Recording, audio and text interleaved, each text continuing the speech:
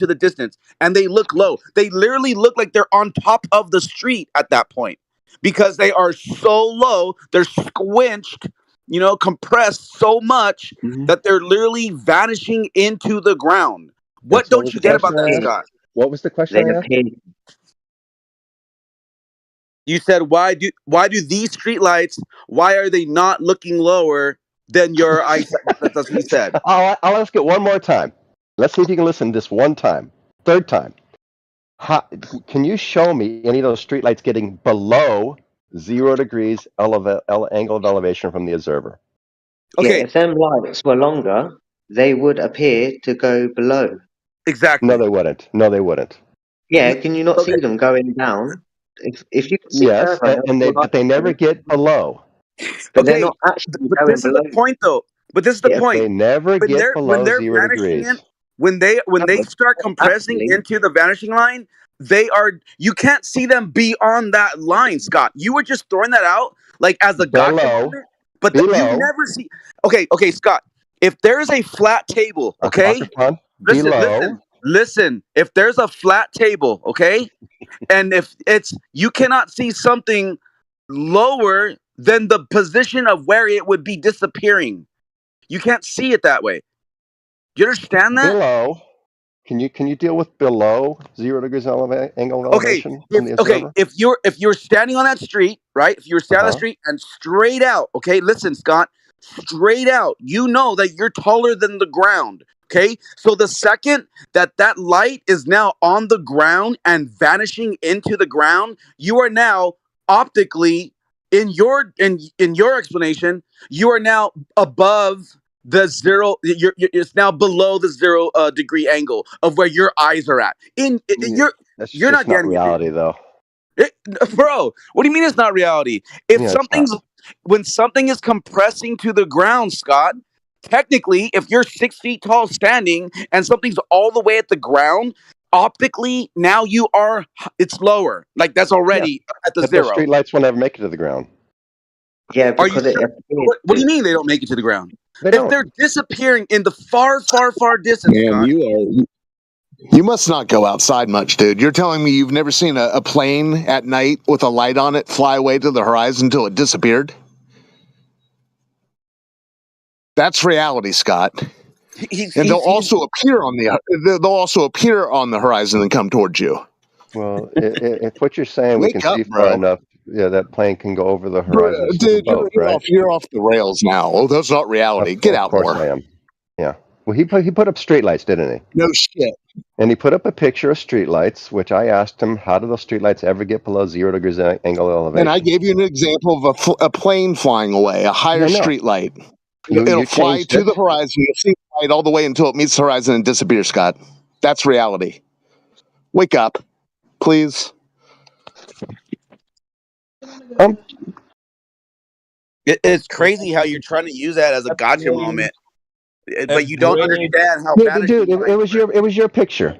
Yeah, but you don't understand how vanishing lines work. You No, don't I do. understand. Do you understand? Okay, listen. Yes, they go to the vanishing line. They don't go Okay, so past it. listen. So Do they ever go Scott, past it, Apocryphon? Scott, It's a simple question. Scott, are Do you points saying go you can past see? the vanishing point? Okay, Yes or no?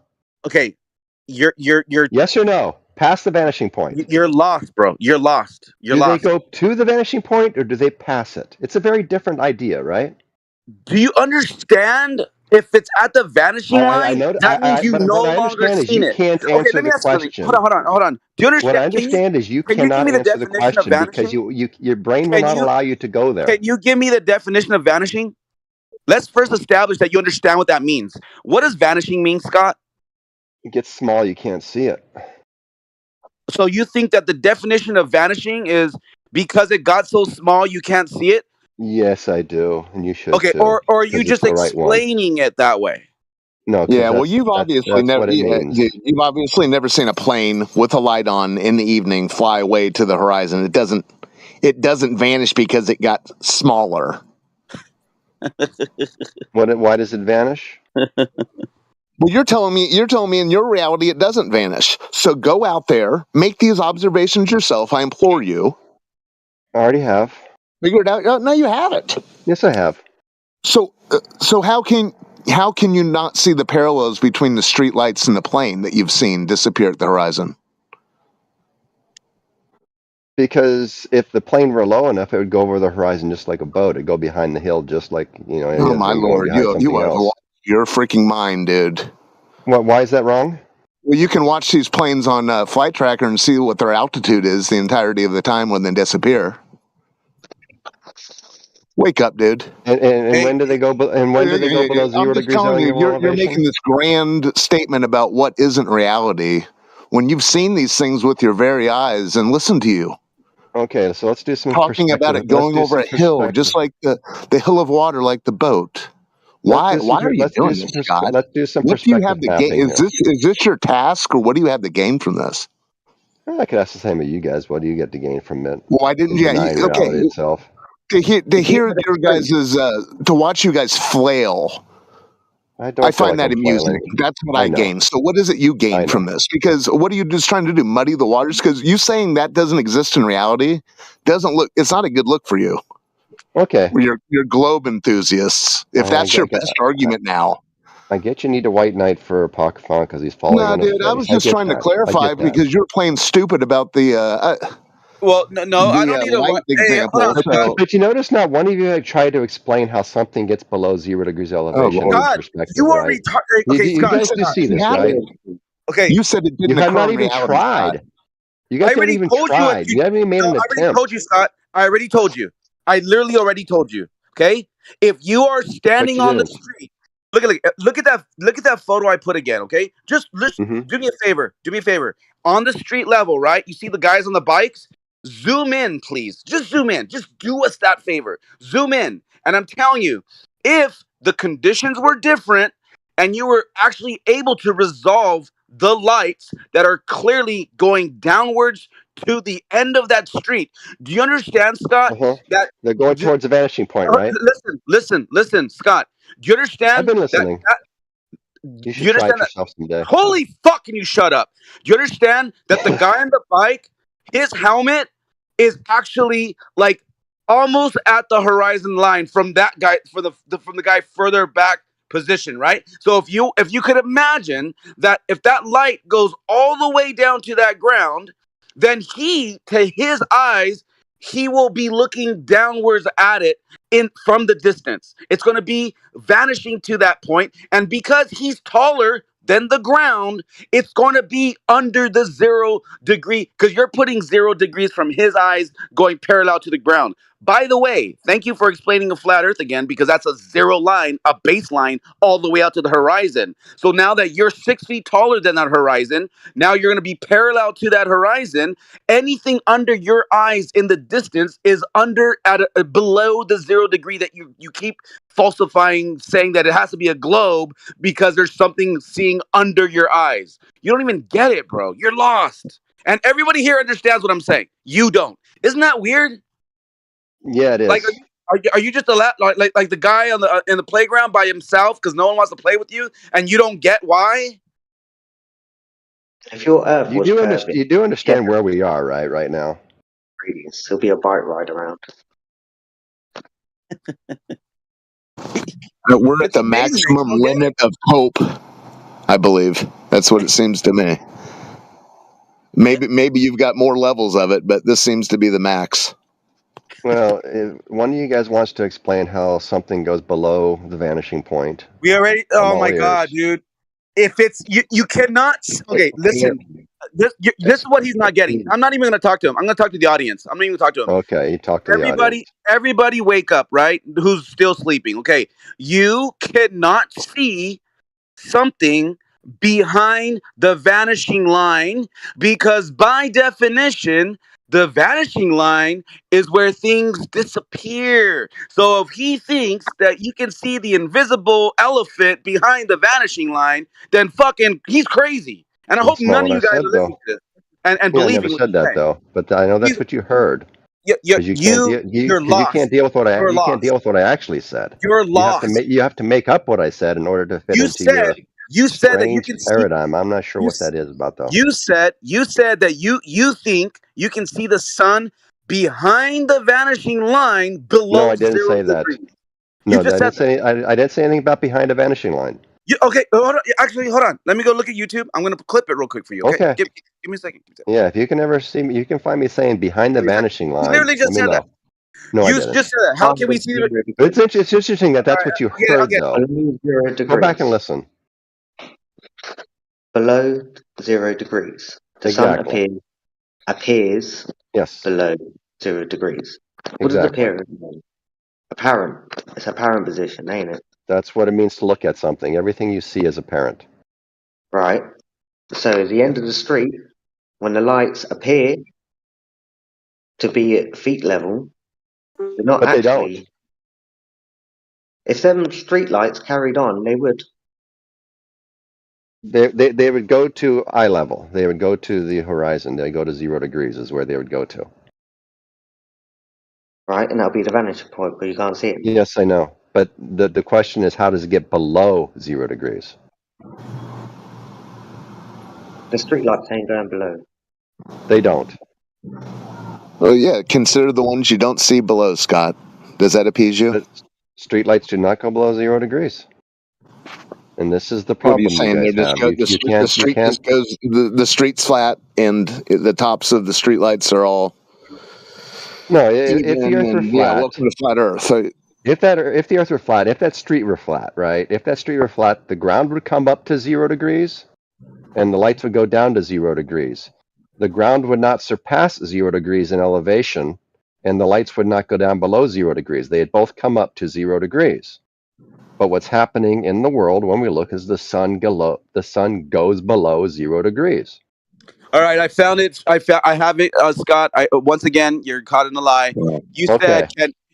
can anybody tell me how the sun can go below the vanishing point? That's what you said. That's No, I did. exactly what you said, verbatim. You want to look like an ass, a total ass, Below and or say no, I didn't behind? say that. Below or behind? You said below. Oh, Exactly. no, And what did you what did you say I actually, said? actually, I think you did You say said I said behind. behind, I think you right? did say behind. I think you did say No, behind. I didn't.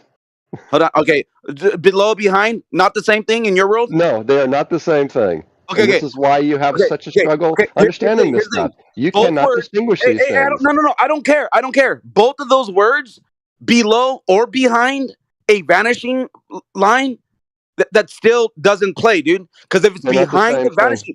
if it's behind the vanishing line, or if it's below a vanishing line, then you're not gonna see it either way. So it doesn't. Don't play semantics, bro. It doesn't even matter. No matter what you say, what you I know. said was I know. ignorant. You're confused. I get it. What you said was ignorant. Okay, and you don't No, get that. what I said is I observed the sun below 0 degrees angle elevation. You brought in the streetlights. You brought on this other nonsense in order to not address the one simple question of how I can see the Let, streetlights let, below 0 let, degrees angle. I mean, to see the sun below 0 let degrees me ask. angle of Let me ask you elevation. something. Let me ask you something. If I'm standing on a 20-foot story building and I look out over the horizon, would you say that the home is below 0 degrees to my eyesight? Yes or no? The home? Yeah, the house, the house that's not 20 stories high. Would you Yes, say it's that the much. house Yes, is it's much below below? 0 degrees. Yes, It's yes, it's below zero below 0 because that's my degrees. eyesight, right? That's my eyesight, right? No, that's not how we measure 0 degrees by your No, no, no. eyesight. We Okay, okay. So measure it see, by that's why 90 I'm pointing it degrees out. off vertical. Where's in your when you say that you saw the sun below 0 degrees? 0 degrees to what? For From your eyes or from the ground? a zenith angle greater than 90 degrees. Okay, so from your eyeballs, that is below your eyeballs, or it was below the ground. I just answered your question. Did you Say not it hear it? again. I know. Why? You're not going to hear it this Say it time. again. A zenith angle of greater than 90 degrees. Okay, so then you're saying that you saw it underneath the ground. Then you saw it No, behind the ground. Then no, that's not what I'm saying. okay. So then once again, let's fucking not be a little child here. I see you just don't want to say it because you know how I'm gonna get you right now. Okay, look at one more time. Are I'm you going to try. calling? Are you calling the line that your eyes created when you're looking straight out of to the horizon or over the horizon? You're just looking straight across the sky I from didn't say your anything about a position. horizon. Okay, listen.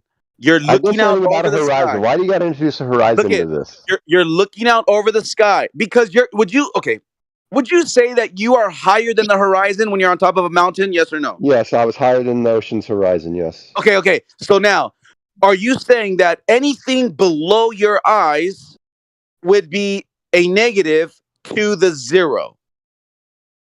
Yes, Because your eyes yes, are it's the greater than plane. 90 degree zenith angle. Yes. Right. So your eyes are the. Nothing So to do with your my eyes. eyes. Nothing to do with my eyes. So nothing has to do with optics here. You're saying that No, none of no. this is optical. I didn't say it wasn't optical, so it doesn't have to do with my eyes. Well, so are eyes optical? God damn it, Scott! You're so Yeah, retarded. please someone clip that. How do you see the sun behind 0 degrees without looking at it? We don't need my eyes to determine horizontal, right? We go 90 degrees off zenith. That So a determines blind person. that determines Hey zero. Scott. 90 Hey degrees Scott. off zenith is Scott. zero. Scott. Okay, Scott. let's go Can from I? that. Where Scott. do we go? Hey Scott. Can I hire a blind guy to be my surveyor on a job site? Oh, Apocryphon, grow up. I'm I just think that pointing is out a how no. retarded you are, bro. Can we deal with what I actually said? It's greater than 90 degree zenith angle. You want to try to deal with that? Yeah, you're lost, bro. It's It's greater like you're than a burnt, 90 bro. degrees. You're like you're burnt, bro. It's like you've been doing this for so long, getting like just destroyed for so long. It's like now you're just like burnt, dude.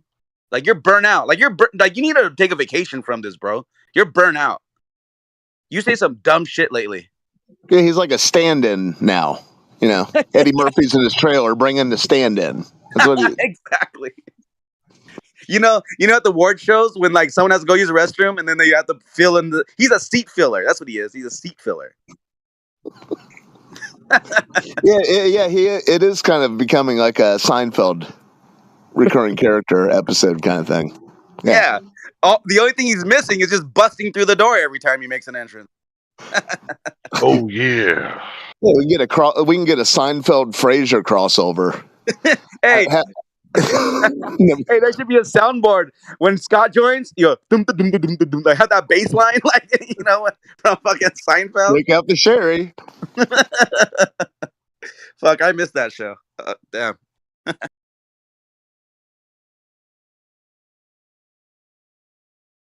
But just remember, optics has nothing to do with the horizon. And definitely nothing to do with the eyes. Yeah, optics has nothing to do with the eyes. That's fucking crazy. He's burnt, bro. Like Yeah, this I guy don't know, needs to take a Scott, vacation. man. To hear you saying some of this stuff now, I mean, I don't know, dude. Maybe you need to go make these observations again with a new spirit, because you telling me that a boat and a plane go over the. I mean, yeah, man, you're lost. You're convinced you're on a ball. It's wild. It's wild. Anyways.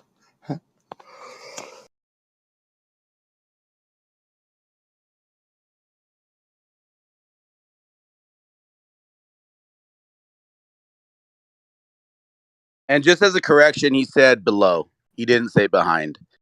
He said, "Do one of you guys want to explain how something goes below the vanishing point?" That's what he said, verbatim. Yeah, there was a lot of attempting of splitting of hairs there. But you didn't Yeah. see it. I was in your fucking jaw.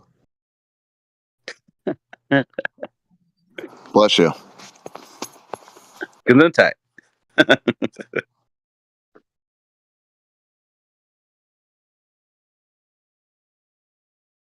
It's just crazy, man.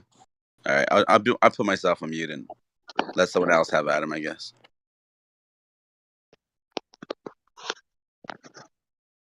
I think I've exposed him enough.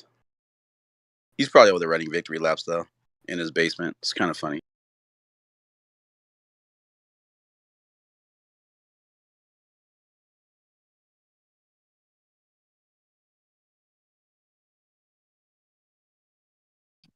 I mean, if he has a quota, I can understand the half-hearted efforts of late.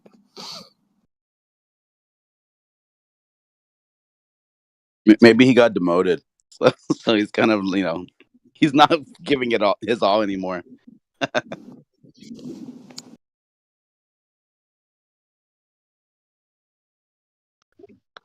It might have been a trick question. You could have seen it in his mind.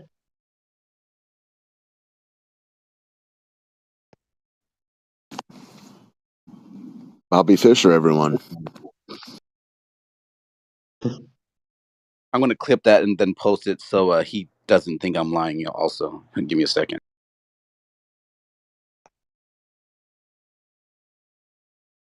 What you clipping?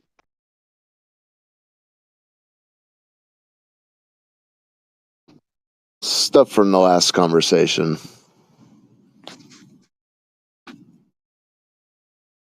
I don't know. The last conversation was sort of intentional muddying of the waters, not-uhs, and sort of contrarian behavior.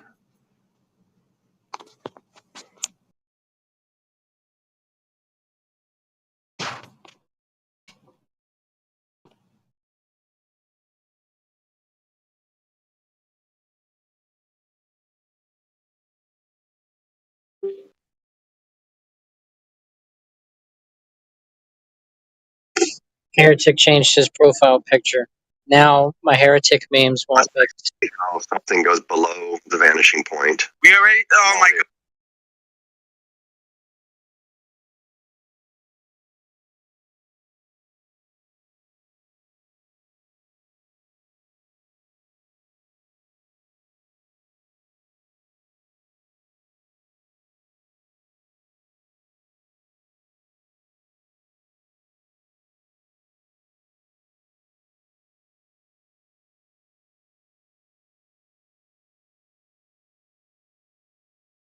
Say it again?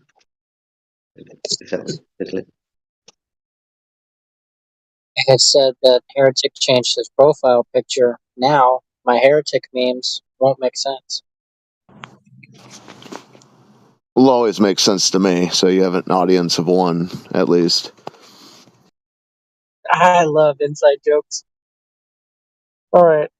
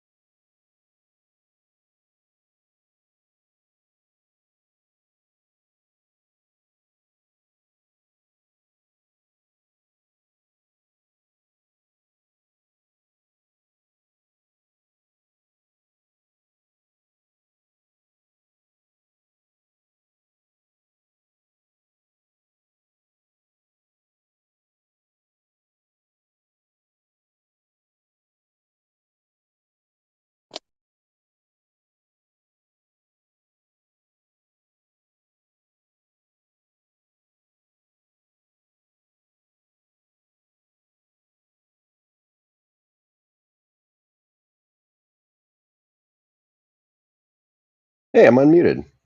What do you know? Hey. Well, I joined and I heard nothing, and I thought, that's not what the VCs.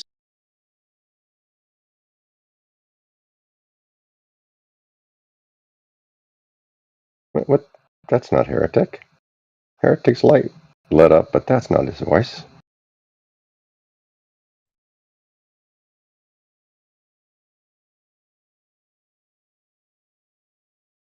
Is it Heretic? It is, Central 2.0.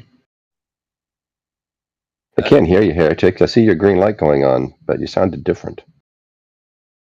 I know your phone.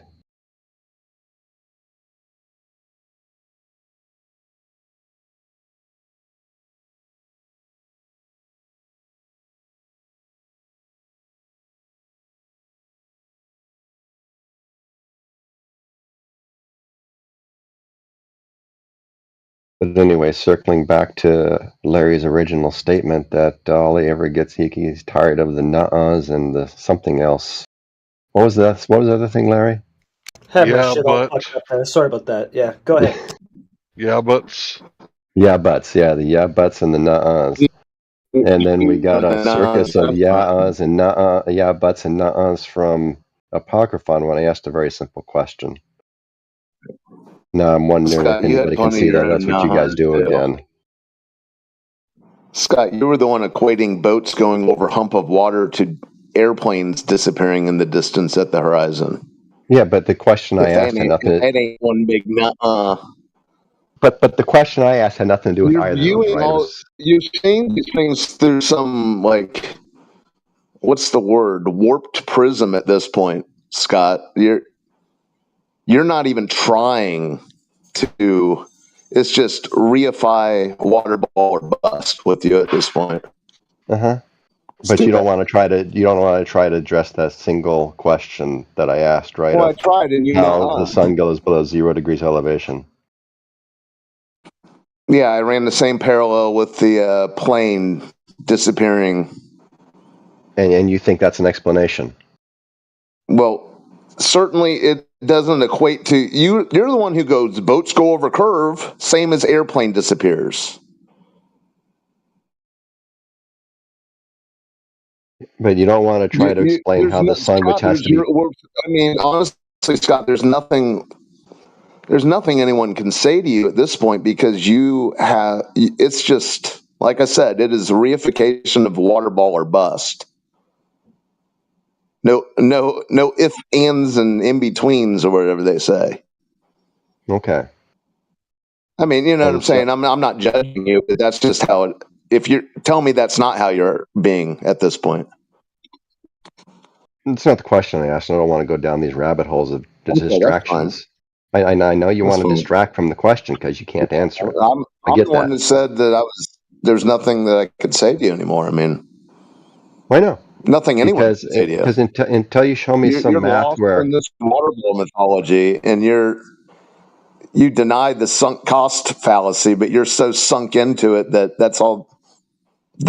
You're floating in it, flailing in it, swimming in it, diving in it. That's all there is to it. yeah, nice diversion. You're doing well. Keep going. Scott, you were asking people why you couldn't see Mount Denali from off the coast of Hawaii Nothing to do yesterday with the from a question I plane. asked today. That's Nice nutty, diversion. bro. Nice diversion. Well, that was a recap of yesterday. I know, I That's get all. that. And for some reason, you thought you needed to do that right now. I understand why you need to do that because you can't answer the question at hand. I get it.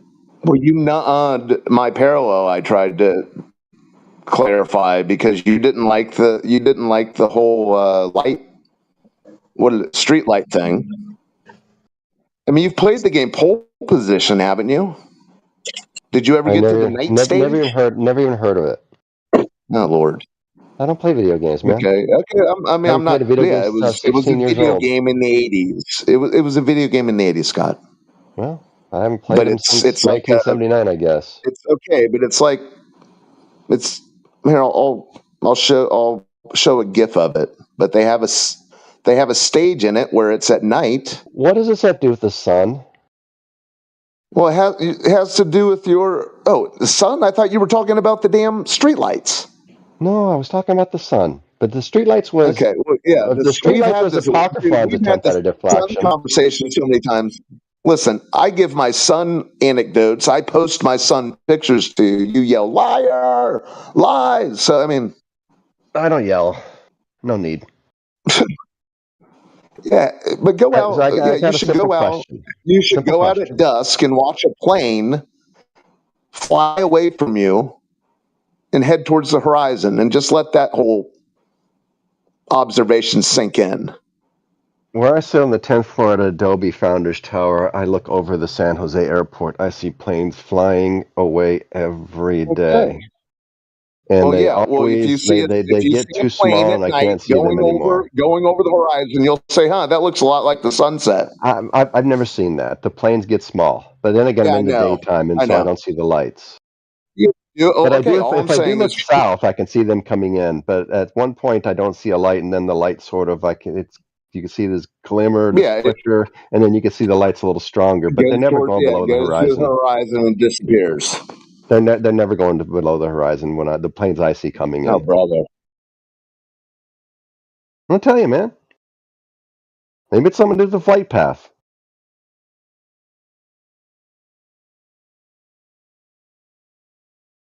But let's get back to the sun. Let's get back to the sun. Well, yeah. It's That's what I below was 0 trying to degrees explain to you. elevation. Hold on, I'm busy at the moment. Just a second. Okay. And if you can, use some of the mathematics that must be involved in the sun, we can let's talk about that because right now you're talking about an Yeah. Well, airplane okay. that's Hold on. maybe a couple of Yeah. thousand Well, feet what off I'm the ground. telling you is, The sun's you supposed watch to an be airplane. thousands of miles off the ground, right?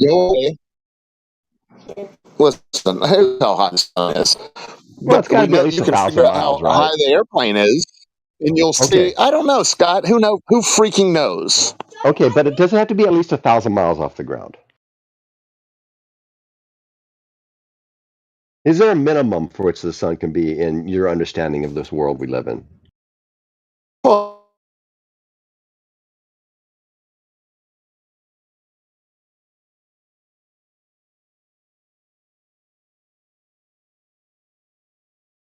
What happened?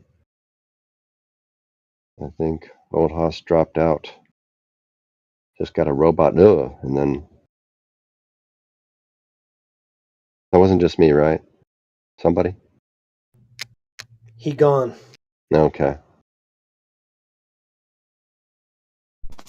Nope, there he's back. Scott, the only thing you're gonna Sort of. When you hear roboting, it's because those Starlink, those dots are going dot dot dot dot dot dot dot across his house. I'm patient though. I can wait. yeah, who knows about the sun, Scott? I mean, sit here and tell me that the sun's not a mysterious creature. You'd be lying to I'll me. tell you that all day long. Yeah, the sun's I'll not tell you what. mysterious. Today, when I was standing underneath the sun this early afternoon, it really had that 93 million mile distant star feel to it. No Well, idea what's going on with the sun. But all I'm telling you but is, it's at if least you're a at the thousand miles beach up at there, right? dusk or evening and you watch a plane fly away and reach the horizon when it has its light on, Well, what if it because doesn't I've have a seen these fixed things position? appear.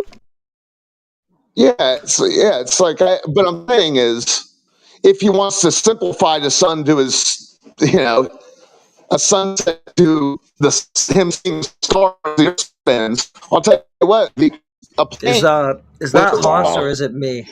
Yeah, Haas, Huge you got to do robot. something about that signal because Huge that's robot. we're barely getting any of that.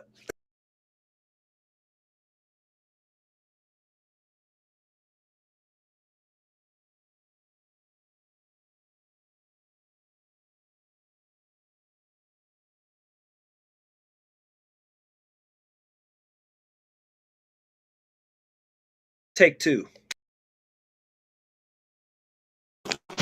Yeah, sort of It's no not improvement. in the best. No better.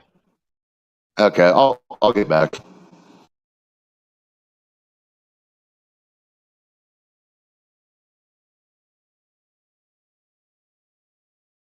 Got Billy all mad already. He's motherfucking people already in the chat. What'd you guys do to him?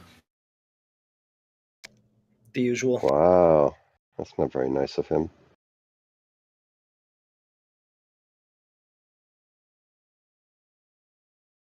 I think he's trying to do the, what's his name's character in Pulp Fiction? Samuel L. Jackson. Yeah. Do you speak it?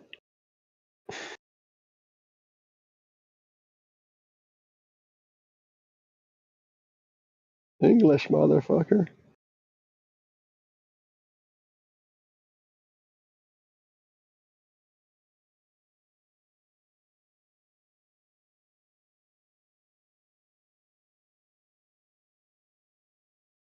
Lawrence Fishburne.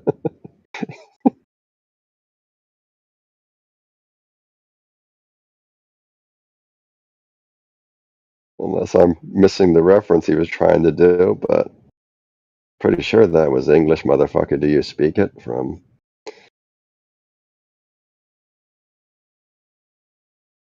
Say What Again?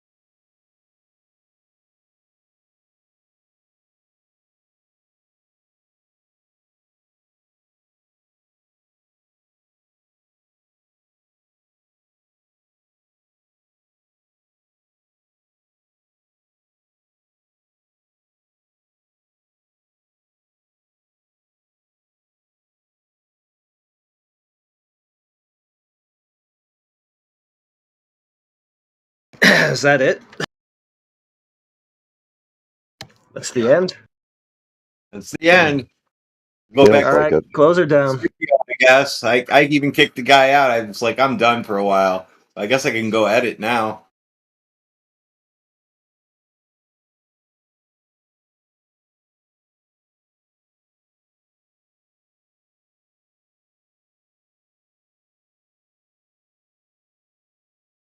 So how do you guys capture stuff on the internet?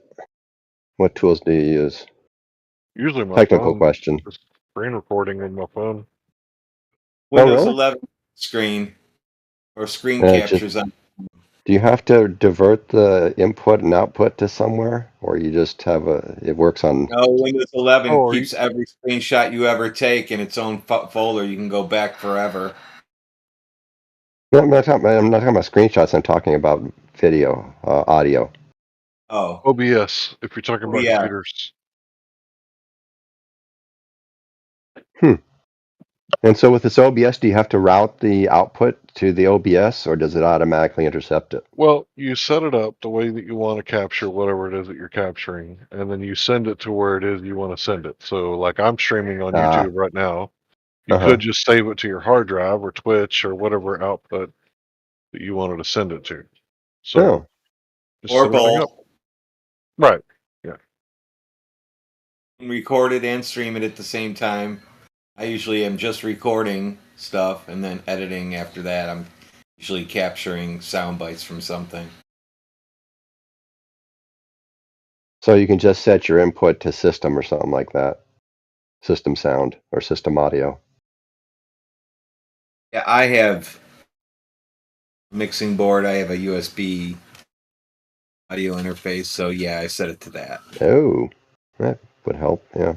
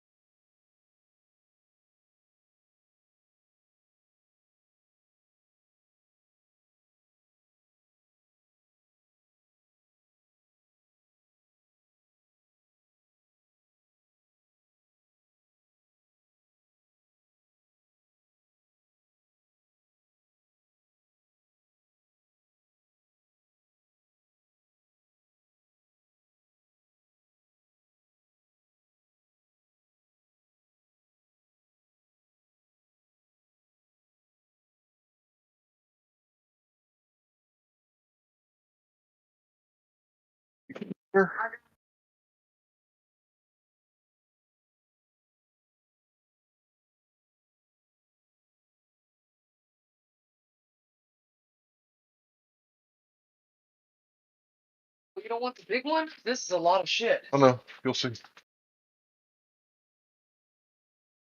The shrimps are small. Get the round one, it'll fit better. You'll see.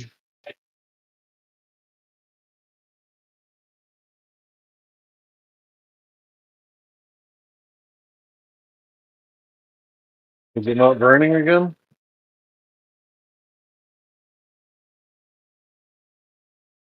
Got something to grab with?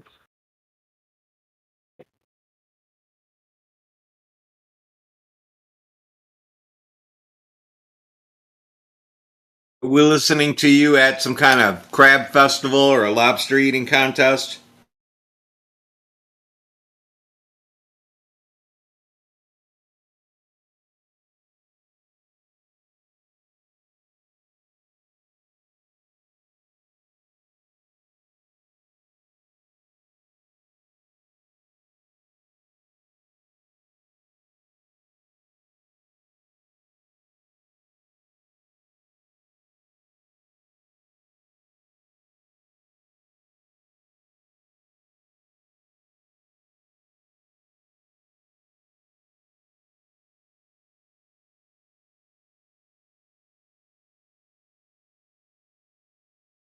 What'd you say about a crab eating contest? Yeah. What are you guys doing over there? Talking about me? Yeah. Doing a shrimp boil out There you in go. hot That mic. was close. That was Yeah. close. We were listening to you talk.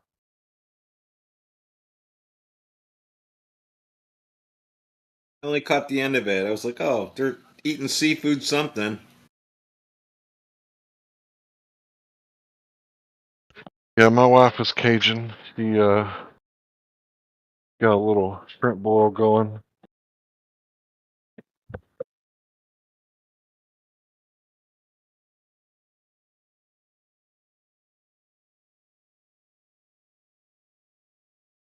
And of course, I'm cooking or I'm smoking brisket because I'm a Texan.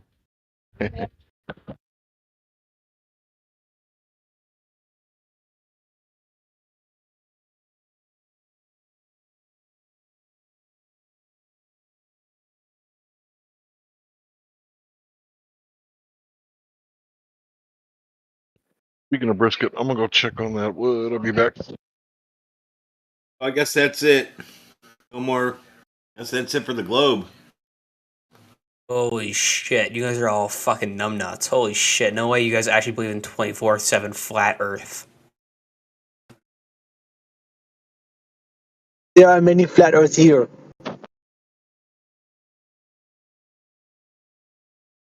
Y'all are retarded.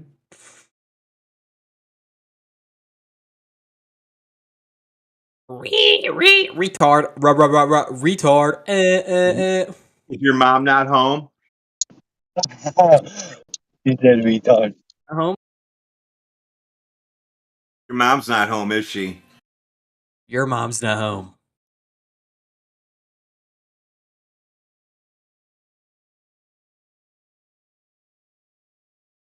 Anybody else have anything good to say? What the fuck? I just joined and I see in the side chat that someone was claiming the horizon changes because the Earth rotates. Yeah, well, that was one of the Globers earlier. John Wick. That's wild. So, like, why does the horizon change? Because of the According atmosphere? to Globers, because the Earth rotates. No, I mean according to the other belief. A belief. The flat Earth belief. The Flat Earth Society believes. Oh, I don't know what the Flat Earth Society thinks.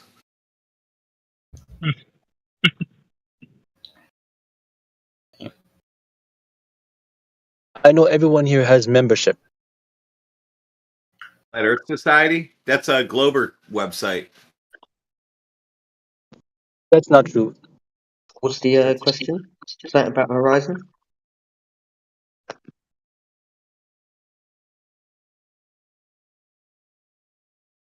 That was quick.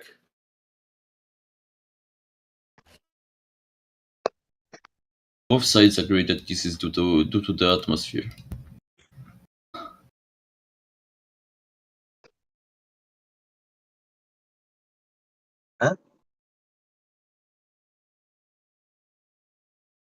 The horizon changing again is due to the atmosphere. How do you say? How do you mean? How do you? The atmosphere, its index of refraction changes depending on what are the conditions in the atmosphere. So this will mean that it will refract the light at different angles depending on these conditions. So the sun is not physically in a different place, only by illusion. Yes, its apparent position is an illusion. But the sun itself is still there. Like because something moves due to refraction between the observer and the actual thing, it doesn't mean that the actual thing doesn't exist. Because if that was the case, then for people, for example, wearing glasses, the entire world would be an illusion. Because they see the entire world through devices that reflect light.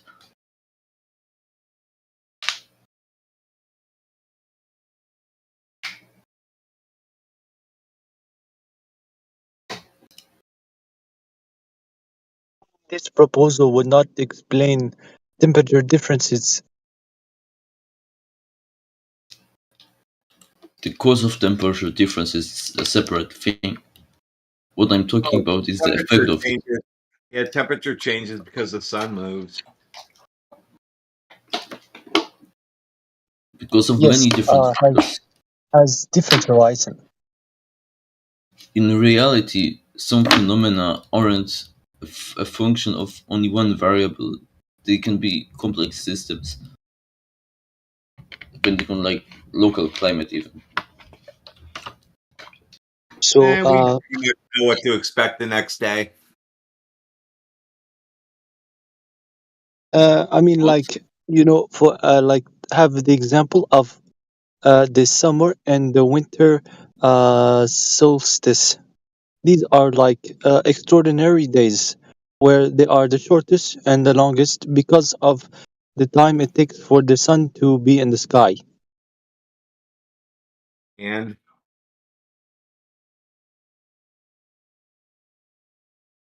the sun moves. And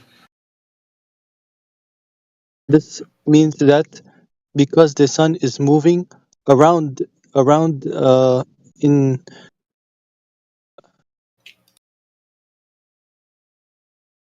Yeah. The sun yeah, moves that's that. from it moves in the Earth's reference frame because motion is relative. So according to simple logic, if you're on a rotating body, then the entire rest of the universe will be appearing to move around you. mm, but we have the moon, for example, which goes around the earth, and then the sun, I mean the earth is going around the sun. So this means that they are both moving bodies, right? Like you both see them moving in the So sky. the sun doesn't pull on the moon, then? Is that what you're saying?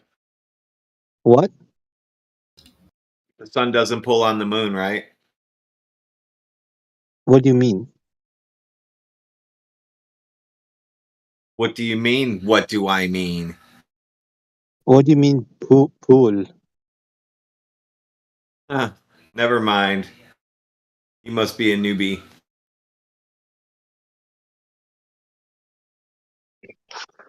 He's saying if your sun can pull the earth, why is it not pulling the moon? Firstly, No, that's they not don't. true.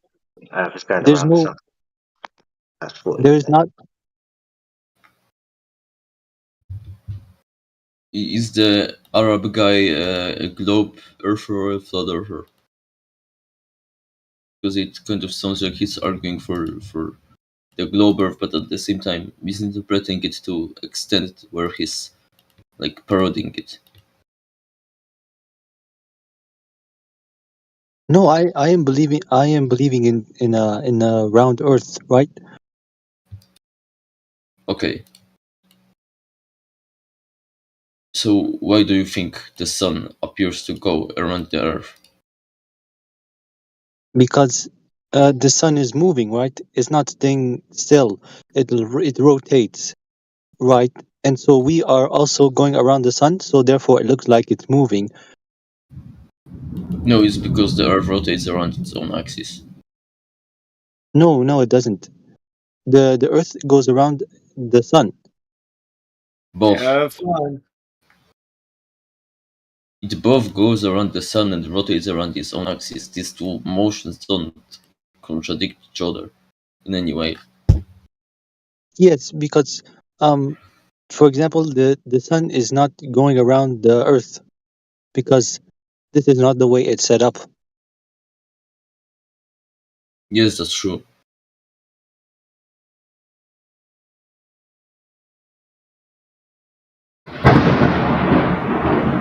Sorry for the thunder in the background, by the way. Is this globe on globe action? I guess so. The Flood Earth guy left, so now I'm only left. The only person who I can debate is another Globe Earth guy. And there is no such thing as behind the vanishing point, because any source about art will tell you that vanishing point is a point at infinity. There is no number bigger than infinity.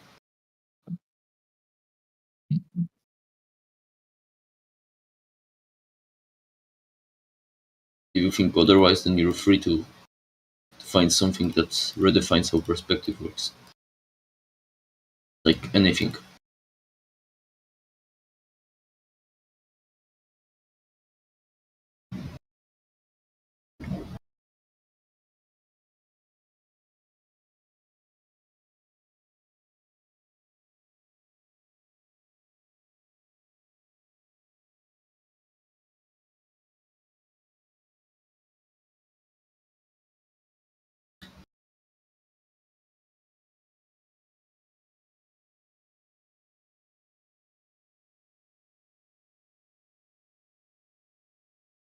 Jumping jack flat. Is there any measurement of the Earth being flat that fulfills the same standard as you expect the globers to give you? To not be any inference based on indirect measurements and observations, but just a direct measurement, like from a measuring tape? Because if not, that sounds a little bit hypocritical.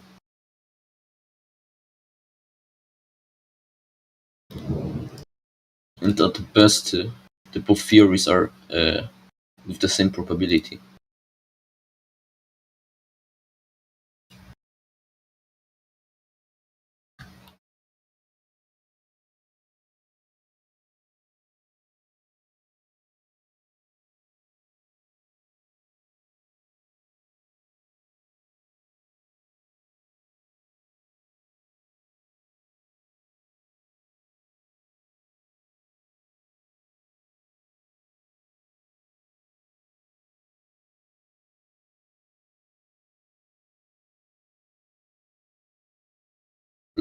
Technically, it's you could say it like that infinity is not a number.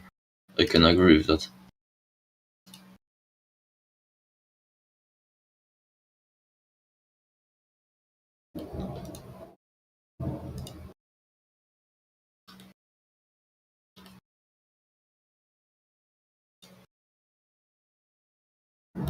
It's something that numbers can approach while they're getting bigger.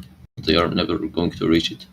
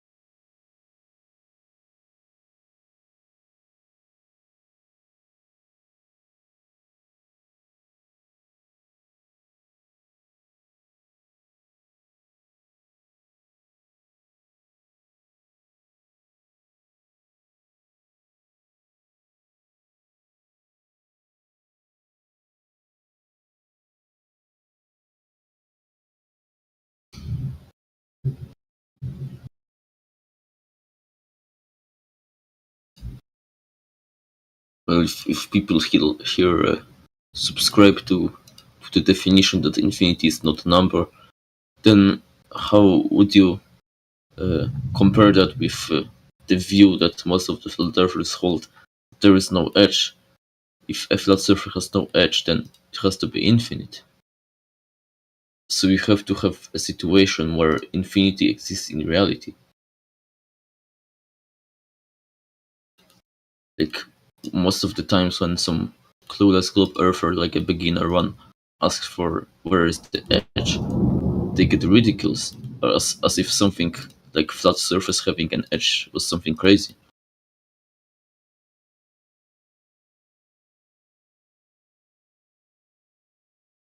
Do you think you can really comprehend infinity?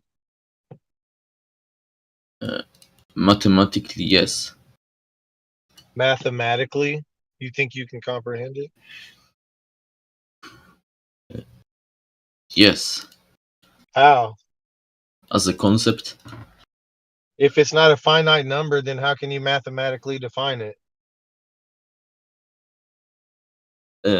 for example, as a limit. Like when you have some function where the values are getting approaching infinity, they mean that they are infinitely getting bigger and bigger and bigger, then this will be the limit of this function.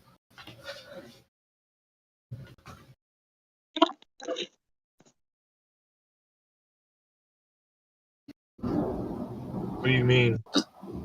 Like, okay, let's, like, for example, let's say you have a function where you constantly divide the value by 2. So let's say first you start from 1, then you have like 1 divided by 2, and then you get smaller and smaller and smaller because you divide it by 2 every single time the new value. So this function, with every new value, you will be getting closer to 0 because it will be getting smaller.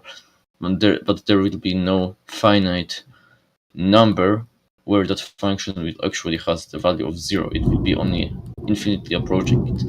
So you could define the 0 as the limit of that function. So in the same way, you could visualize infinity like that. When you have some function where the numbers are getting bigger and bigger and bigger, so infinity would be the value that this function would be approaching, but never actually reach it.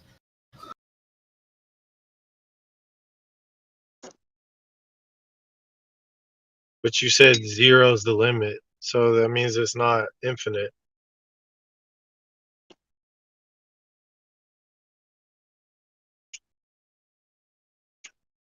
You can't have a limitation on something that's infinite.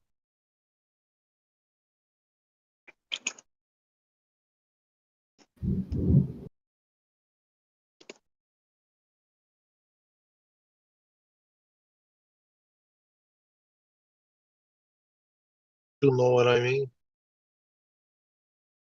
No, because limit is in maths, it's not exactly the same thing as limit in colloquial use.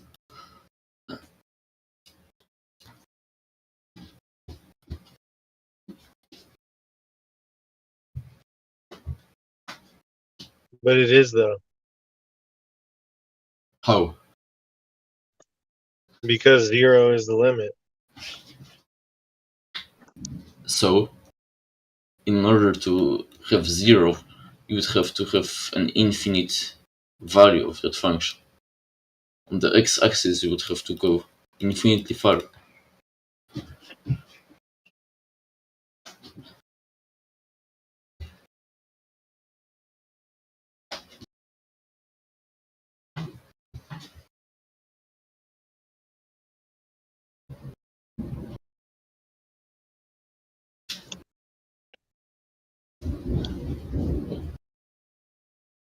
No, I'm the opposite of claiming to be omniscient.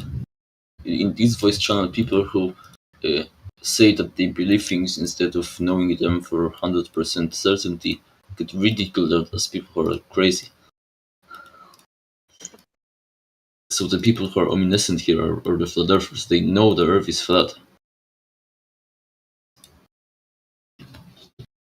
What does omniscient mean? Knowing everything. Okay, so knowing that one thing equates to knowing everything.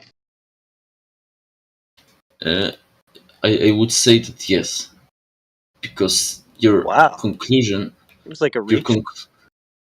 Your conclusion why that one thing is you're certain with 100% certainty, you would have to reach that conclusion through some observations, and these observations could be influenced by some other factors that could hypothetically produce the same result, while physically not with the Earth physically not being flat. So you would have to be omniscient in the meaning that you know that all of the other possibilities that would make you interpret the same observation in other way aren't the true ones. Like for example, that refraction doesn't exist, or at least it doesn't exist in the way the globe model explains. Because if it does, then the same observations that lead you to the conclusion of the Earth being flat would lead you to the conclusion at least that the globe is possible, maybe not that the globe is exclusively the truth. This is only one of the hundreds of alternative hypotheses. You got all these omniscient.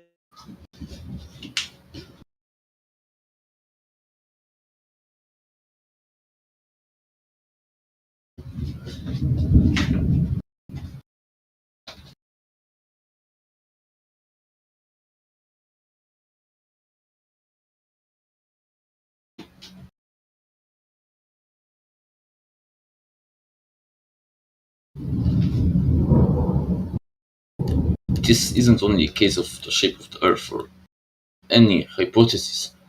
With enough gymnastics, you could invent infinite number of alternative explanations regardless of how crazy they are. There you go with this infinite stuff again, dude. There are explosions in the background.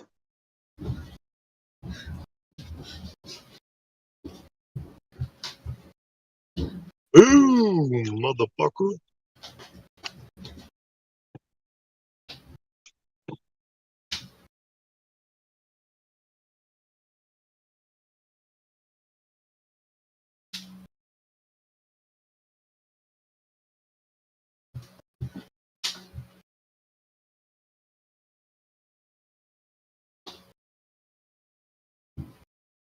I mean, we get it that you like math, dude, but you know, that's math doesn't equate to reality. Yes, that's why your arguments against the globe based on maths are terrible. We don't argue anything based on maths. It's all the black swan? The black swan is a mathematical argument. The what is? The black swan.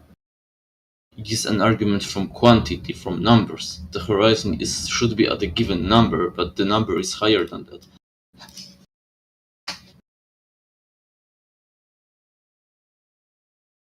And the reason why you derive this horizon should be at this distance is using a mathematical geometric formula.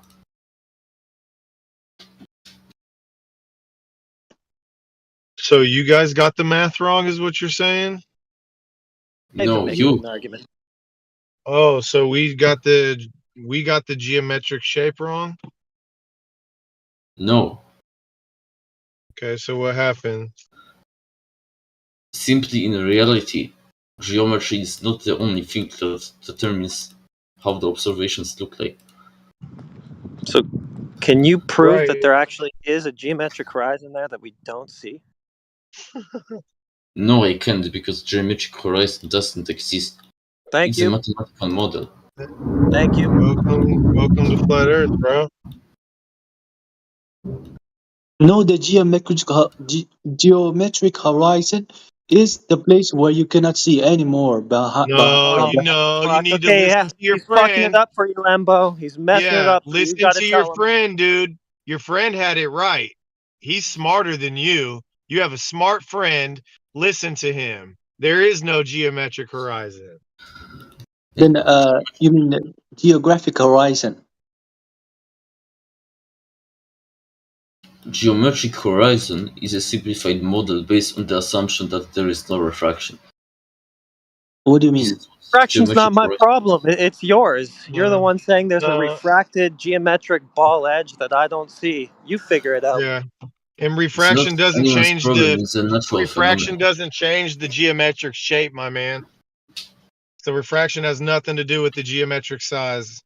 I agree, it changes the perception of a geometric shape. It changes No, physics.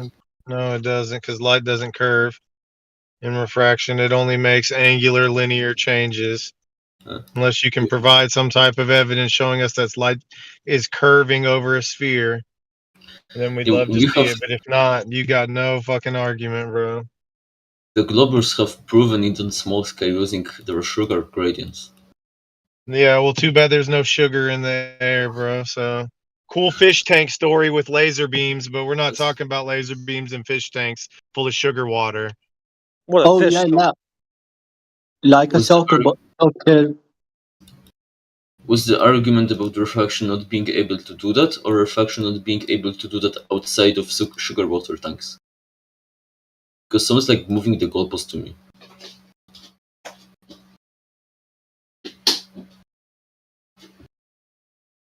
Are laser beams natural light?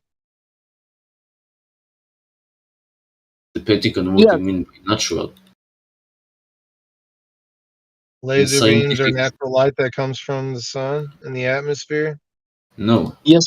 Laser Okay. beam is like from UV light. And it comes Because, from for a natural example, source outside.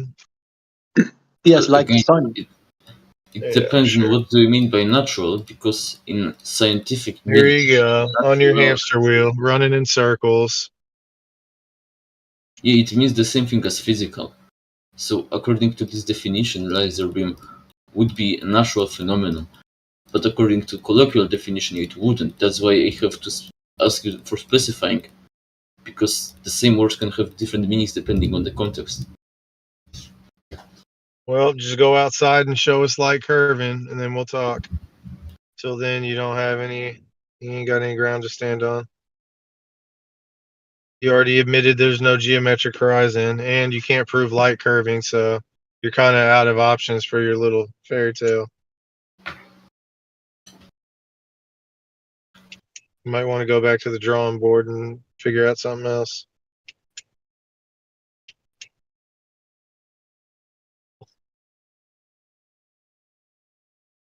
Looking forward to the next cop out. It's always fun.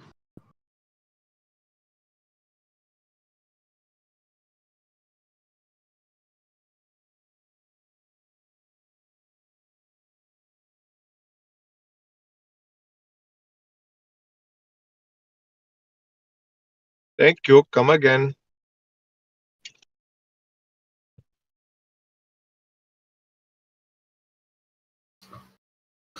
Yeah, if you want to subscribe to the colloquial definition of natural, here is a photo of it happening naturally. In the atmosphere. An atmosphere is a natural system.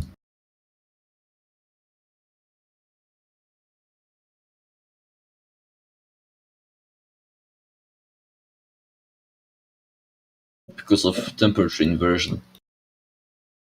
Embo, can you grasp kind of how silly this is now? Where you went to an example of a laser beam shining through sugar water, and it's so bad that you're trying to decide if you can get everybody on board with the colloquial definition of natural to try and shoehorn this silly example in with a geometric horizon being viewed through air. What the heck? Yeah, even I am giving you this definition, like this definition is the one that you subscribe to, so even assuming your definition, this example still holds. Embo. Because it happens in the Bro. atmosphere. Atmosphere happens naturally. Embo. So, okay, so naturally there's lasers shining through sugar water, which is going to get you a refracted, non-refracted geometric horizon.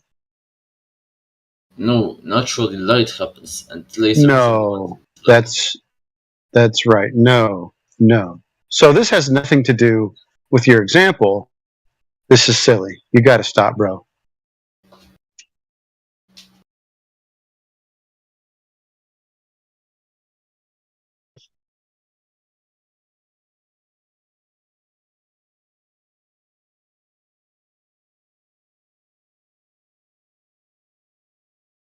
I mean, it's good to see our dear friend Jesse is out there inspiring people, but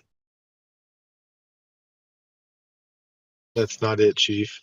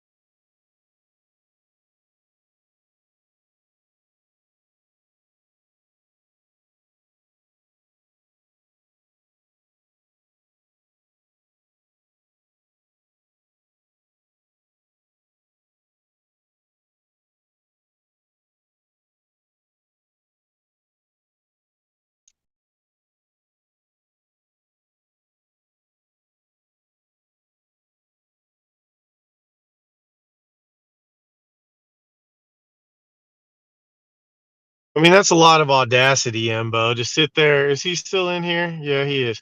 For you to sit there and say that refraction changes the apparent size, geometric size of the globe, knowing that the argument is that the geometric size doesn't change, but that refraction just brings things that are beyond the curve up over the curve. It has nothing to do with expanding or contracting the geometric size. So where you're getting this nonsense from, I don't know. I think maybe you've just been listening in to other people trying to spew out nonsense, and you just misinterpreted what they were saying because you thought it sounded good, and then you tried to fire it off inside of another room. You don't even have the argument right. Apparently, changing the geometric size is simply a consequence of what you're describing, because Stop it. what you're Nobody's describing is. claiming that. I am. You're claiming that refraction changes the it changes the geometric shape and perspective. Apparently. Apparently. Not physically. I mean, it Do you have doesn't any expand demonstrations of this? literally. Can you provide a demonstration where the globe seemingly gets bigger? It's the sugar water videos. The sugar water video. So a laser beam shooting through sugar water inside of a fish tank is your example of the geometric shape of the Earth apparently getting bigger. That's No. what your go-to is? It's not only with lasers. People like Jesse or like Dave McKeegan and Odette Seller have done it with some objects on the bottom of the So you're gonna, of the tank. yes, your answer is yes. You're gonna double down on that. You're gonna use laser beams through sugar water in a fish tank as your example for the geometric shape of the Earth apparently getting bigger because of refraction. That right there? No, I'm going to use I didn't think physical so. objects over curved surface inside of this water tank, without a laser beam.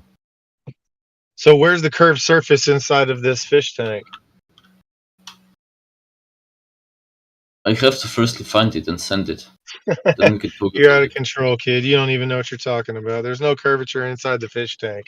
The dude made a gradient with sugar water inside of it and shot a laser beam through there and then claims that it's bending the laser beam. So there's no curvature for any type of. You're just all over the place. I don't know where you're getting this stuff from. Fresh, have you ever checked out a bricks meter? A bricks meter? No, I haven't. So you can measure the bricks of multiple substances or the sugar content, like plant sap. So you can check the content when you get some sap, you put it in this thing, you check how much it refracts, and then that'll tell you how much sugar's in it. But it only bends in one direction. All right, cool. Does it measure how bricked up you guys are that there's no sugar in the atmosphere? I mean, it just shows that, the refractive index of various substances, including weed sap, cannabis plant weed sap, show the health level. But it only talking bends in about drugs. one direction. So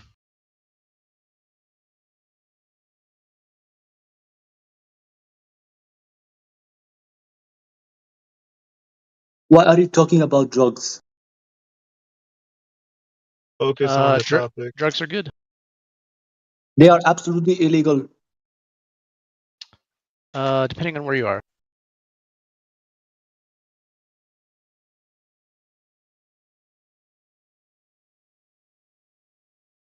Even so, I would say it is very immoral to do these things. Embo, I suggest you just hang out for a while and stay on mute and wait until Jesse comes around and presents his argument again so you can better understand it.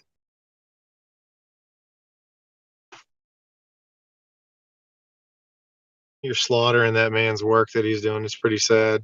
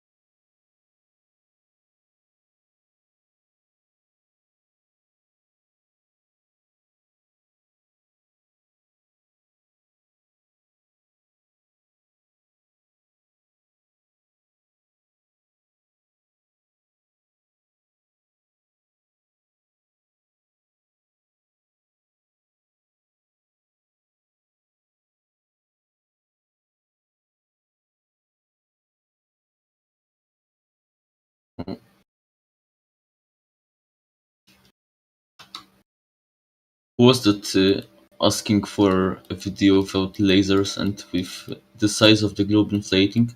I found the video I was talking about. It's also with this is not sugar, this is salt gradient, but it's basically the same thing. It doesn't have any laser. I mean, it has at the beginning, but the later part of the demonstration is simply some curved surface on which there are three objects. And before he mixes the gradient to be homogeneous again, this entire setup appears curved, even though from the side, when he shows it with his camera, it's curved. But if you see it from the front, it appears to be flat. But later he keeps the camera in the same point of view and makes the gradient mix and stop being a gradient no more. And then this surface appears to be curved even from the front, and the furthest objects begins to hide below the horizon.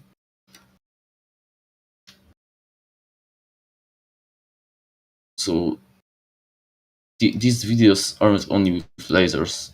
Some people have done it with actual surface on the bottom of the tank.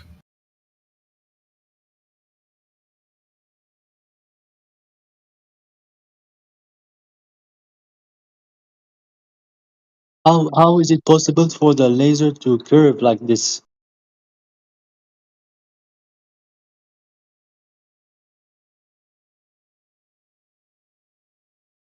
Yeah. Because of refraction.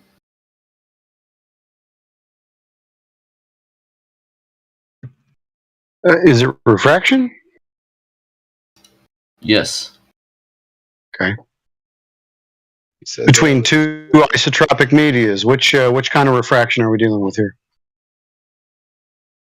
Index gradient refraction. Index gradient. Okay. Using what? Using an anisotropic medium with a gradient of index of refraction. Yeah. What's the materials we're dealing with here? I want to see if this is apples to apples to where we live. The water with a salt. Oh, water and salt. Yeah, salt water. Yeah. So we live in Definitely salt water with a gradient, right? No. No. Oh shit. No, we don't live in a salt water gradient. And how is that exactly relevant? Exactly. Well, why would that not be relevant since this is your, explanation as to why you apparently don't see a geometric horizon? There is no Earth curve to measure. Because these videos done with different solutions, like for example one with a sugar water, another one with a salt water, or another ones with a glass, where there is a more refractive index at one side and less on another, prove that it isn't a matter of a type of medium, but rather just a gradient, because the gradient is the only thing all of these media where can reproduce the same effect have in common. No, that's not the same effect. That is, that's water and salt or water and sugar, not air. Yeah, I can also show the same thing with glass, if that's better. But same thing with what? The same thing without air again? With a glass. Yeah, so no air then. No, this proves that the type of medium is irrelevant. Because regardless of what type of medium you reproduce this with, it still gives a consistent effect if you only produce a gradient. Right. So you just have to produce a gradient, but in this case you're going to use a glass, which is two isotropic media to each other, and call that one media, which is not the same, and then try to prove your point by doing the exact opposite of what you're supposed to be doing? But where is the other medium? So you said a glass. Yes, glass is a one medium. Okay. Are we looking through glass and air or just air? You're looking from the air through the glass. We're looking from the Earth through the glass to the not geometric horizon? Really? Yes. Wow, bro. In these examples. No, I'm talking about in real life, Embo. In real life, are these apples to apples? Are these apples to apples comparisons? No, these are gradient to gradient comparisons. No, these are not apples to apples comparisons. You're right. Embo, why are you wasting your own time with this? It has nothing to do with what we're talking about. We're talking about a single medium and observations inside of that, and you're invoking multiple mediums and laser beams and all this other stuff. Why would you do that if you're trying to create something that represents what we're seeing in reality? The refraction, it happens throughout only one medium. It makes a consistent curve inside of already only water. It isn't only bending on the boundary between the water and the air. Great. So you can go ahead, and because this is actually going to help us out a ton, you're going to help the flat earthers by doing this. You ready? I want you to show me the refraction of the laser through air and tell me what you come up with. There was already a photo posted it above. Okay, so you got lasers refracting in the air, right? Yes. Yes? Great. And so what's that gonna tell us? That the light from behind the horizon can bend. Whoa, don't beg the question. Don't beg the question. I don't need that. How is that begging the question?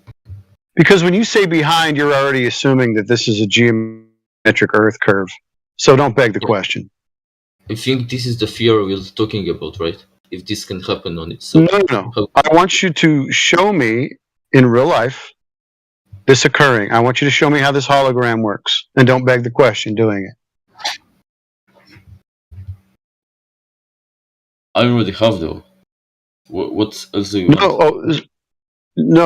no, you haven't. Just okay. What have you shown? Continuous refraction throughout one medium in a gradient. And he showed the experiment Air, in right? real life. You're showing this in the air. Yeah, in the air. There is already one photo of it, but I can also drop the same number of demonstrations with the air. Where's the photo? Where's the photo of the laser bending through air? It is above this discussion. Posted like 20 Perfect. So this is what you think is happening with objects in the distance, or in this case, the geometric horizon. Yes. Okay, so the light is traveling straight and then it bends upward, and that's what gives you the horizon. No, it bends downward. Well, why is this bending upward? Because these were specific conditions like that. Oh, okay. So you only have an example of things bending upward. So you don't have an example of what you need. Yeah, I agree that this doesn't prove that it bends downward in the atmosphere, but it already... Okay, so why were you talking about it again? I just asked you for apples to apples demonstration, and you gave me something that does the exact opposite of what you need to prove your point. And by the way, it doesn't prove your point, it proves ours. That's all he's got, right? Where's Helio when you need him? The fish tank in the sky proves the Earth's curve. Come on, sing it, Helio. Because it already proves that laser can bend in the atmosphere, regardless of the direction. So you it bends up. You can even right? do that. It bends up, right? Right?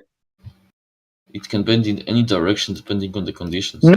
Don't say what it can do. I don't want you to divine or just make up what the light's doing. So you have an example of a laser bending up, which is still not apples to apples, but nonetheless. So you have something actually making it worse for your case and not better.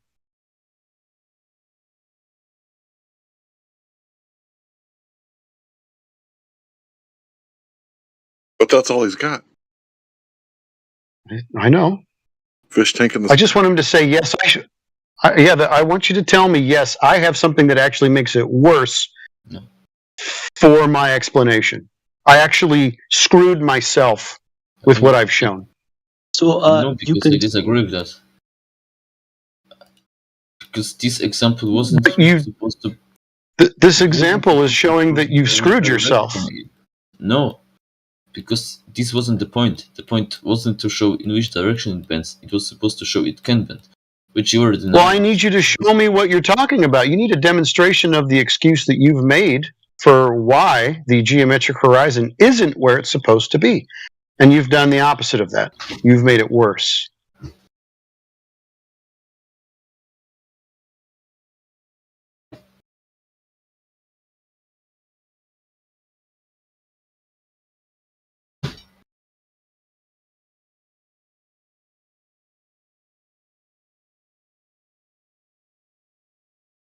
Maybe get on Google and see if you can find it doing something different in the air, like bending down.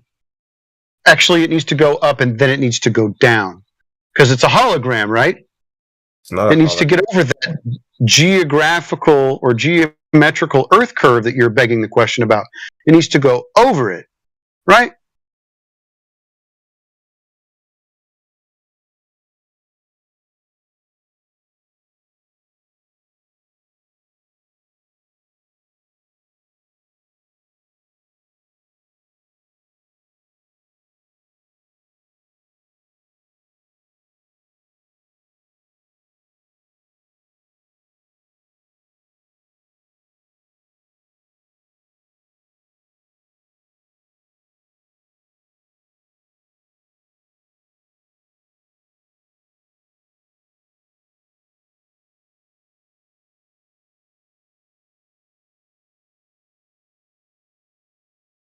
Andre, you say I'm moving the goalpost. What's the goalpost?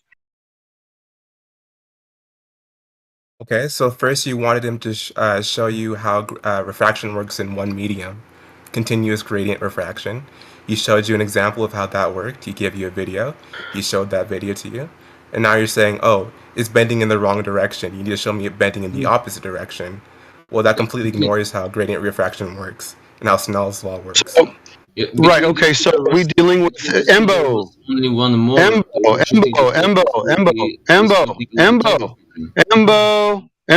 I'm not talking to you anymore. I'm talking to Andre. You can go on mute. Andre, what kind of refraction is bending the light to give you guys the refracted non-geometric horizon that already totally destroys your globe? What kind of refraction is it? What kind of refraction? Yeah. Refraction. Atmospheric refraction. Is there a formula for that? I mean, yes. If you take Snell's law and make it. No, it's not Snell's law. I need you to give me the citation for what you're about to tell me about Snell's law, because it's not Snell's law. Okay, you can use a differential form of Snell's law, which I've posted. No. I'm not telling you. I'm not asking you that. I don't want you to make something up on the spot. I want you to give me the exact formula for what you're claiming. This is not. I don't want you to move the goalpost, Andre. Right? I don't want you to move the goalpost. I've already showed you something in the slide chat. So you want me to say the formula verbatim? Is that what you want me to say? Yeah, what is it? What do you want me to say? Okay. All right, so you start off with... Give me a second here. N sine theta equals theta.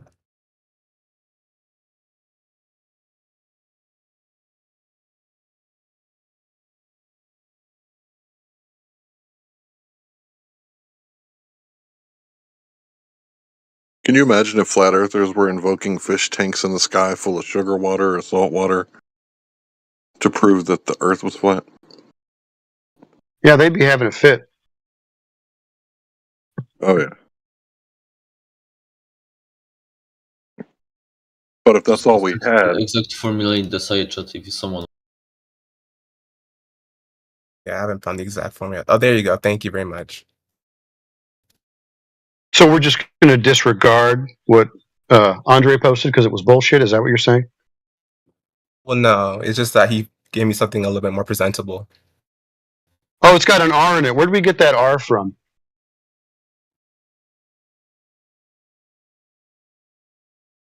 Where is the R in the formula? Radius of curvature of the light ray. C equals 1 over R. It's right there. It's one of the first things, bro. Yeah, it's the curvature of the light ray, not of the Earth. Yeah, but the curvature of the light ray. Yeah, but are we not just affecting the radius of the Earth? Isn't that what R is? Below the formula, you have all of the letters explained, what they symbolize. Yeah, I got that bit. But what is the R that we are manipulating? It's the curvature of the light ray. No, it's the radius of the Earth. Because the way that you work all of this stuff out is that you effectively affect the size of the Earth. That's how this is all worked out. So this curvature of light formula that you've posted here, Embo, this is what is being claimed as atmospheric refraction, yes? Can you give me the citation for that? Yes. Okay. Yeah, so the claim is the evidence of the claim. Yep. That's extremely robust. Well done, Globers. When you ask for a citation, what are you expecting? I'm asking for a citation. I'm expecting a citation. He gave you. Yeah. He gave you something from Walter Blisslands. Oh, where he shows us that surface level is actually level, and eye level is parallel with it? That one? That's something else. Address his point. Address the citation. He gave you a citation. What citation did he present? He did present a citation. Are you talking about Cam or Ianbo? Yeah, I gave you the link. If citation No, is I equals want the true, citation for that exactly what fragment, I asked you about. This is the problem with you, Embo. yeah, I asked you for something very specific, and you won't actually give it to me. Why? It if seems like you're citation, moving the goalpost. You know what, Andre? How come you're not pissed at Embo here for moving the goalpost? when did I move a Why did he goalpost? move the What is the goalpost? original goalpost? He's just not sure what you're asking for. He I thinks he asked you gave you what you specifically for the wanted, but thing that you apparently you're not said. This satisfied. curvature of light formula, right? The curvature of light formula is atmospheric refraction. You said yes. So I need you to give me the citation that backs that up. Where is it?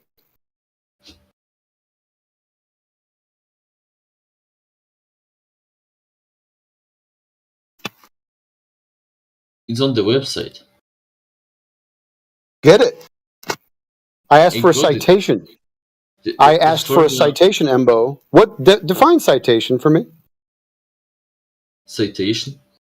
With a citation, by the way. Get me the citation for what a citation is. Citation is a fragment of some paper that's supposed to prove your point. Yeah. So where's the fragment of the paper describing exactly what I asked you for that you affirmed? Give me the quotation marks around what you said is the case. If you want the derivation of the formulas, I can give it. No, that's not what I asked for. How come you're trying to move the goalpost? Andre, aren't you pissed off that he's moving the goalpost? Not doing exactly what I asked him to do? Honestly, I'm just as confused as he is.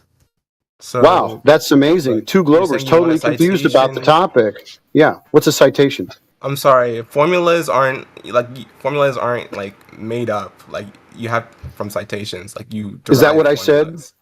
Am I saying that formulas are made Right. up? Is So that what I said? Is that what I said, or now you no, strawmanning but me? the way you're So what are implying you talking no, about? but the way you're asking for a citation for a formula makes it seem that you think that we're just making this up, but these formulas are You are derived. making it Are up. you You're doubting moving the the? goalpost. It sounds like no. I'm saying it sounds that way. Yeah, it What do sounds you? like you guys What are do moving the you? goalpost. I What? totally agree.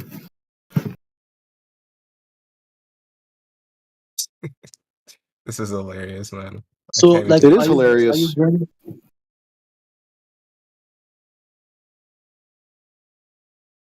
I asked Embo, Like, do you want is to this know how the formula formula what is they derived? cite? I asked Embo, is this the formula that they use for atmospheric refraction? He said yes. I said, get me the citation that says that. He has not provided a They citation yet. use. What do you mean? Like He any hasn't. citation would show that it's used. Like if I could show you the same formula being used in scientific papers, right? No, I show the no. formula What being did I used. specifically ask for? Why are you not bringing up the There is point that I no asked one for primary specifically? source that there's no one primary source. This is not how formulas work. When a I formula didn't is ask for a used, it primary behaves source. I differently. asked for a citation. Why do you keep moving the goalpost? Then I gave you an example of what a citation would be. Would be the same formula being used in scientific papers and being No, that's cross-referenced not in at all other. what I asked for at all. You're moving the See, then you goalpost. don't know what you're asking for. I know That's the exactly what I problem. asked for. I've said it multiple times. I want you to show me where they're using the formula that you used, curvature of light formula, as the atmospheric refraction formula that you guys claim is what's moving the actual horizon or the geometric horizon So to if I be at a give you a refracted scientific position. paper, So I right, where want you they to give use you the that formula, citation. No, I want you to give me the citation that says that because that's what Embo giving you a affirmed. scientific paper would be citing it. No, it's Citation not is citing saying, it. look here. Give me That's the what it is. citation That's that what a says citation is. exactly Do you know what a what I. citation is? Why don't you You get don't the know what a citation is. citation for me? You don't know what a I know exactly citation what the is. citation will be. You don't know what it is. Andre, it will be like this. A Somebody will citation is write. simply a reference to a book, Wait. paper, author, especially in No. scholarly work. If I See, gave you a that's called a scientific paper which reference. used it, Andre, it's called a I reference. You gave you just the said it's Google called a definition just reference. now. No, it's not. Yeah, It's a and what does it say? citation. A citation is a quotation from or reference to a book. Quotation. Oh, quotation. There it is. So get me the quotation in Okay. a source that says exactly what I asked for and Embo affirmed. That's what I've been saying the entire Don't time. I move the gave you goalpost. a So where's paper. the quotation No, that's what I've that been goes saying the ahead entire and time, but you affirms? denied it, and now you're Where switching is the up. quotation that says what I asked for?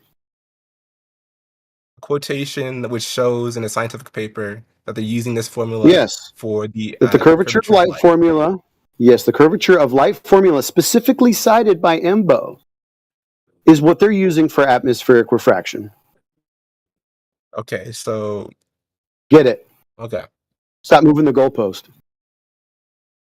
So must be a source, or this Such is a something child, about bro. MBO from MBO's head.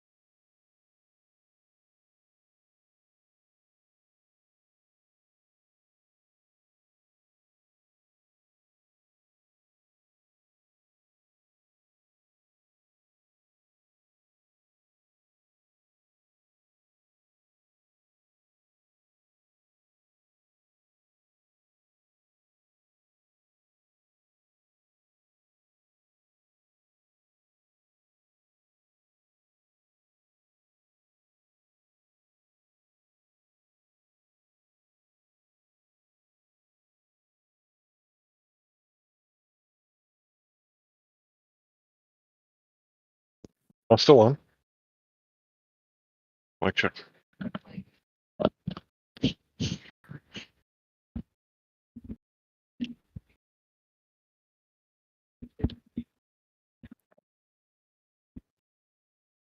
Mic check. Mic check. Mic check. Yeah, okay. I got you, Larry. Yeah, so I talked to Jesse about the fish tank and the sugar water or salt water or whatever different sort of variation that they show with that, and it's a huge problem because they're saying it's a proof of concept. Well, it's a proof of concept using Snell's law where there's multiple mediums. But when you pin them down to it and you say, does the atmosphere have multiple mediums? And they say, well, that's not the only thing that causes refraction. But the kind of intense refraction that you would need to bend around at 8 inches per mile squared, you are going to need extreme differences in densities. So you can't just have small densities like heat waves, like in the atmosphere. You're going to need to take the light that's going in a straight path and consistently carve it down at 8 inches per mile squared to make it look flat. Now, if it's curving at 7 inches per mile squared, the light's going to go over your head and you're not going to see it, and it's going to cause it to disappear from the bottom up. If it's bending at 9 inches per mile squared, the light's going to bend down to the surface of the water and hit that surface and not your eye and make it look like it's bending down from the, make it look like it's disappearing from the bottom up. But all this is based on the fact that light can do that. Light can bend down to 8 inches per mile squared, which hasn't been demonstrated. So it's not a proof of concept. At best, you're just demonstrating what we're saying when we say in order to have the kind of refraction where it's intense refraction, you're going to need extreme differentials. Like whenever you see refraction in a video like Skunk Bay, it's always something like everything's sped up. Like it's a time-lapse video in Skunk Bay. Or you have to get like a fish tank with water. There's always some sort of thing that isn't, in reality in order for you to see refraction. Because most of the time, you don't see it. It's just not the kind of refraction they're talking about where things are disappearing from the bottom up. So from my experience going to the ocean, when I saw those beach houses at 10 miles away from like less than a foot above the surface, they say that, well, when you're really low, close to the surface, that's a really weird zone, and you can't use that zone. Like, okay, if I'm trying to make things disappear from the bottom up, wouldn't I want to go lower? Like, so they're saying you have to go higher to see the curvature. So that doesn't really make sense to me. And if there's any Globers out there that can make me understand why I would need to go higher to see the curvature when I'm at the ocean, right where you guys said that boats disappear from.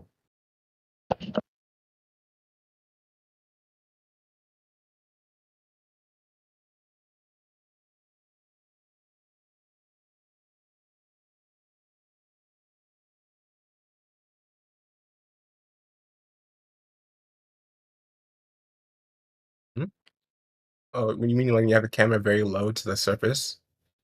You probably wouldn't want to do that because of the way the depth of field effect works on cameras can make it seem like something's obstructing it when it's not. Andre, you got that citation yet? It was really hard to find citations when I can't have access to full academic papers through Google. I have to pay for them. Yeah, bummer. And no one's I wonder where doing you these guys pointless got that information. things. What is it? Where'd I Was get it this made up? Did you guys information move the that atmospheric goalpost? You think reflection? maybe? Where did I get the formula from? I gave you the link where I got the formula from, and it's from a No, reputable scientific source. I'm asking. No, So no, I'm asking for the formula. Where did you get that quotation from? That very specific thing. That very specific thing. The refraction was that curvature of a very specific thing. And you told you where I got it from. did you move the goalpost, Andre? Yeah, you made it up. I gave you the link of where So I that got it curvature of light, no, you did. So the link you gave to me tells me, yes, that particular curvature of light formula is atmospheric refraction. Yeah, it's a yeah, sure. It's a derivation of Yeah. Okay. Find me the citation within that particular source that you posted.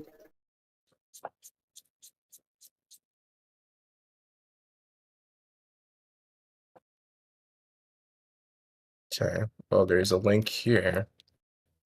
Cited in the same source I gave you. Yeah, it just where's the citation? It says exactly what I asked for. The citation you get, and it's there. But if it's not, would that be moving the goalpost? No, I'm not moving the goalpost. No, you're not. You You're don't know not what giving me moving the something that I didn't goalpost ask means. for. You didn't give me something that I'm not asking for. You didn't change the terms of what we were talking about on the fly. Move the goalpost. That's not what I'm doing. That's not what I'm doing at all. No. Okay, so give me exactly what I asked for. The citation of exactly what I asked for.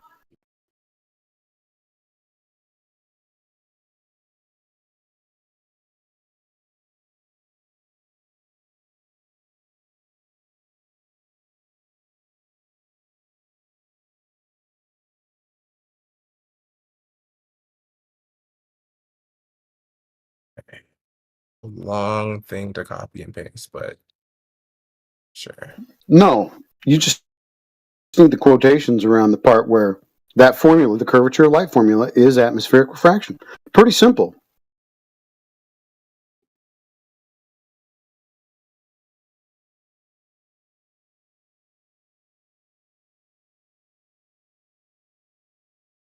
Not as simple as you make it sound.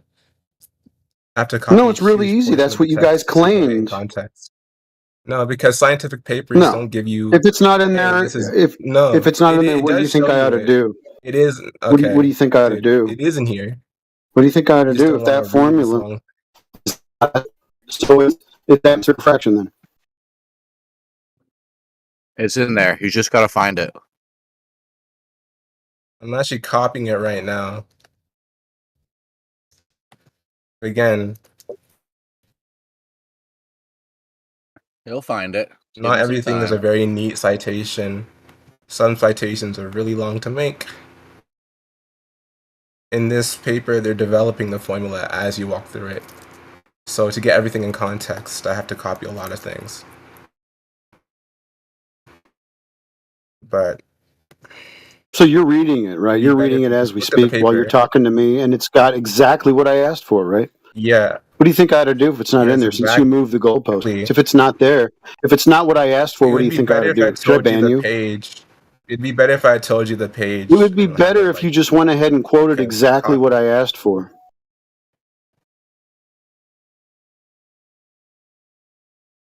They develop the formula as you walk through it, you see.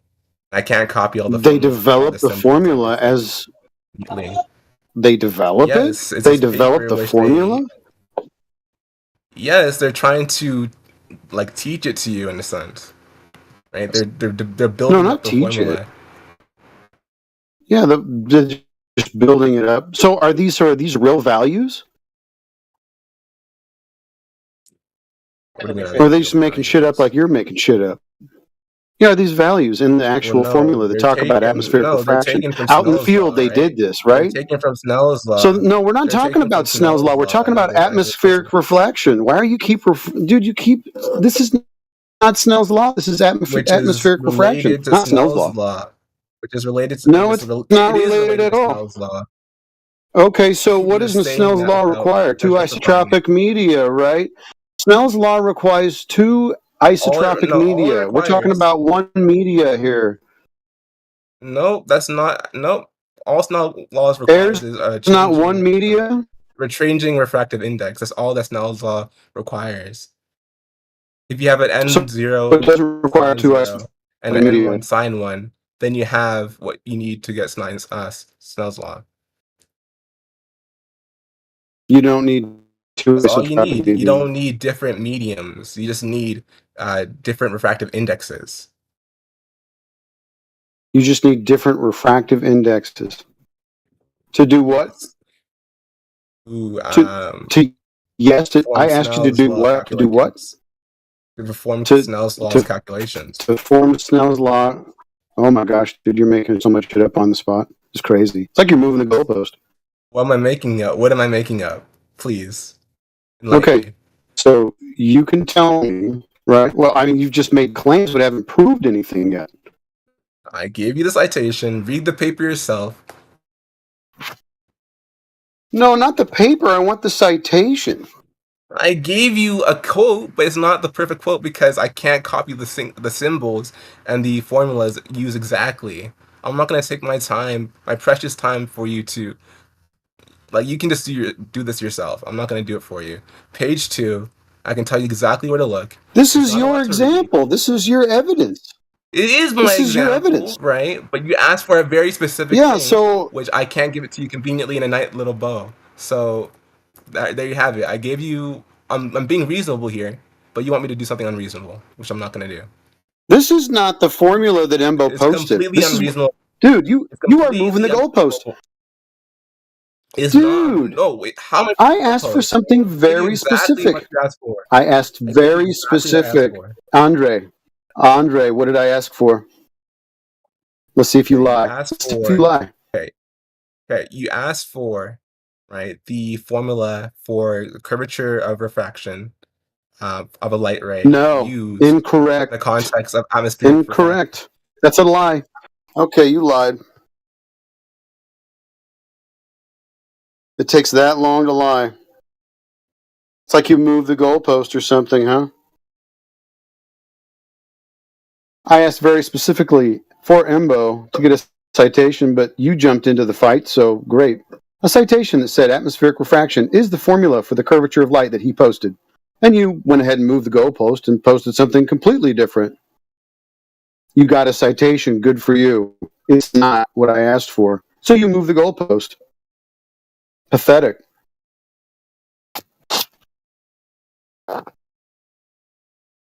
Maybe bleat in the chat. Maybe cry about it.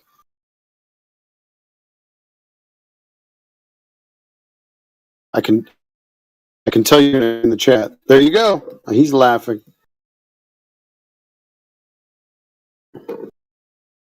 Yeah, I could hear you. Duper's delight when you posted it. Well, I'm not going to post what he asked for.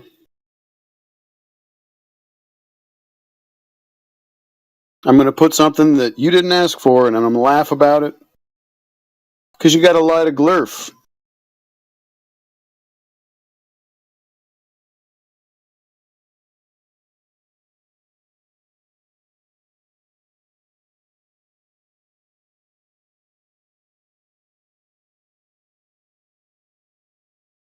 I'm going to unmute you.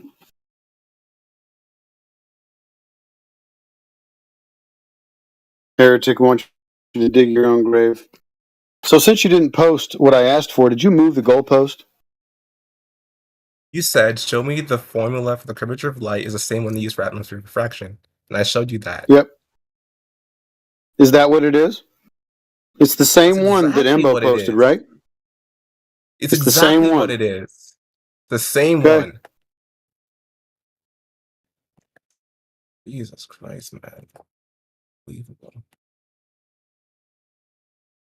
So what's the issue now? You don't want to read what I sent you? What's the issue? Because you still haven't discredited what I showed you. That's the same formula. It's the same exact formula. Dude, are you crazy? It's I obvious can't that it copy isn't. all the What you symbols. posted is not what Embo posted. It's obvious. I can't copy all Are the you symbols crazy? exactly, but I can show you the page. I can No, tell no, you no, the no, page. no. It's not the same formula at all. It doesn't even have R in it. They use a different Where's the symbol value for in this R paper. in what you posted? Where's the value for R They in use what a you different posted, Andre? symbol. They use a different symbol for the radius of curvature in this one. They use rho instead Oh, of really? What's the different symbol? So now they're different symbols? R is no longer yeah, radius? but rho is the Greek substitute for the R. Rho, you know what rho is? It's a Greek symbol, which is used in formulas. Bro. But again, I can't copy Seriously? rho. I can't. What? What do you want from me? I want you to, basically post what I asked you to post and do. You move the goalpost. I can't copy it. I told you. I can't copy it. I told Now you. I can't copy. You're going to have Now to this look is at a the matter thing. of somehow Already copy and told you paste that. doesn't work, right? Yep. I already told you that many times. Andre, shame on you. Shame on me Andre, for and what? For not that copying your something I for can't copy? Andre, your formula, does that I your can tell formula you showing? exactly where it is. Maybe a Can I ask a screenshot will question? work better. Andre, can I ask a question? Yeah, maybe give you a screenshot then.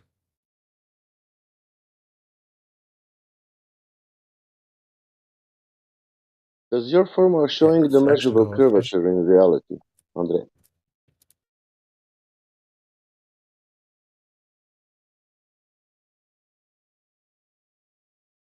If you plug in numbers into the formula, it would.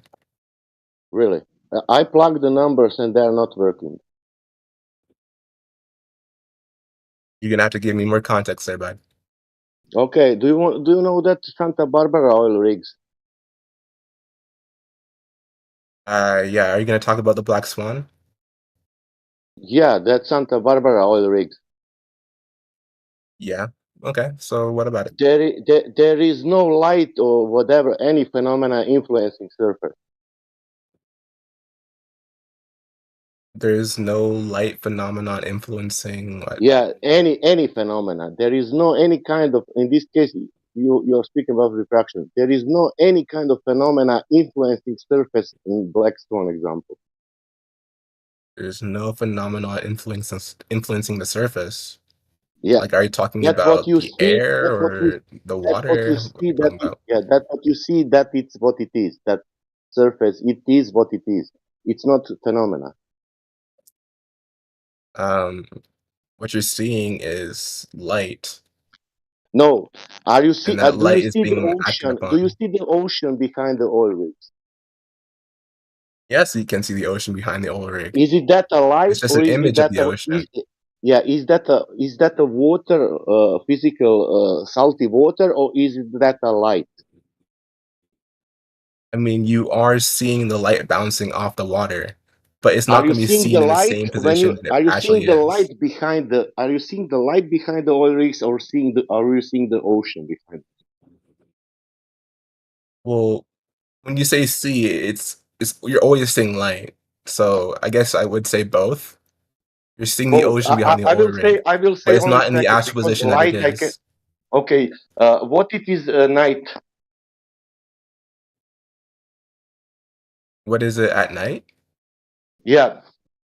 Do you see light if it's night? Um, we'll see some light, but you Yeah, won't see but let's much. say it's totally dark there. Where is the oil rigs? Sure, if it's perfectly dark, you won't be able to see Yeah. anything. It'll be completely black. Okay. Is it the ocean behind the oil rig when it's dark? Sure, it's physically there, yeah. Yeah. And when now the day is coming, can you now demonstrate that with the light that there is a real ocean behind the oil rigs? Because now it's not anymore dark. Wait, you want me to demonstrate that there is no ocean behind the oil rig, or No, we what? had a dark, and you cannot see nothing because there is no light. But the ocean is there Hmm. behind because the oil rigs are Yeah, in it's there. ocean. Now day it's coming. Now you take your photo camera and now you want to demonstrate is it really that surface that ocean there or maybe it's not. And then light is coming, sun, morning, and then you see ocean it's there. Hmm. Okay. And Yeah, I guess that ocean would happen. is it ocean the surface of the earth? Yeah, I mean, yeah, I guess so. Yeah, and when we put that in your formula, that thing should to be on 1.22 miles. You cannot see that surface behind 10 miles, but you see all that surface even more than 10 miles. I think you're conflating the formula for the like drop over curvature and like Yeah. light refraction. because those are two different Yeah. things. What light Like the refraction physically, has to do? What light refraction has to do with the things what you see and what it is in reality? well, I mean, refraction can bring things into your line of sight. So, So I when you mean, see the ocean behind the oil rigs, which phenomena is that doing that? The light or refraction? you're talking about the same thing, and like refraction is it's a property of light.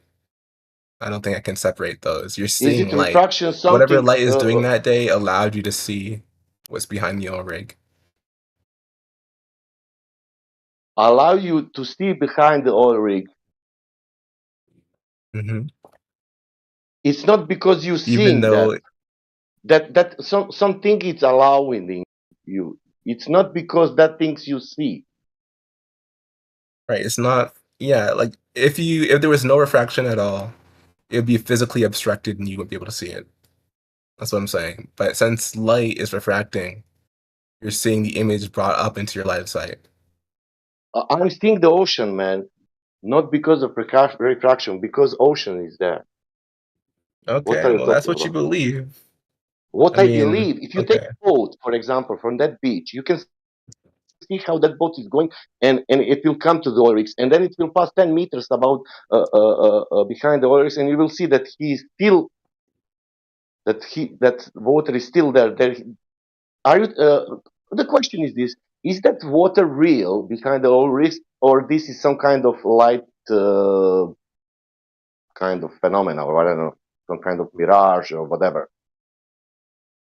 Yeah, there is real water. Like, sure, the oil rig is in the ocean, so it's surrounded by water everywhere from all sides.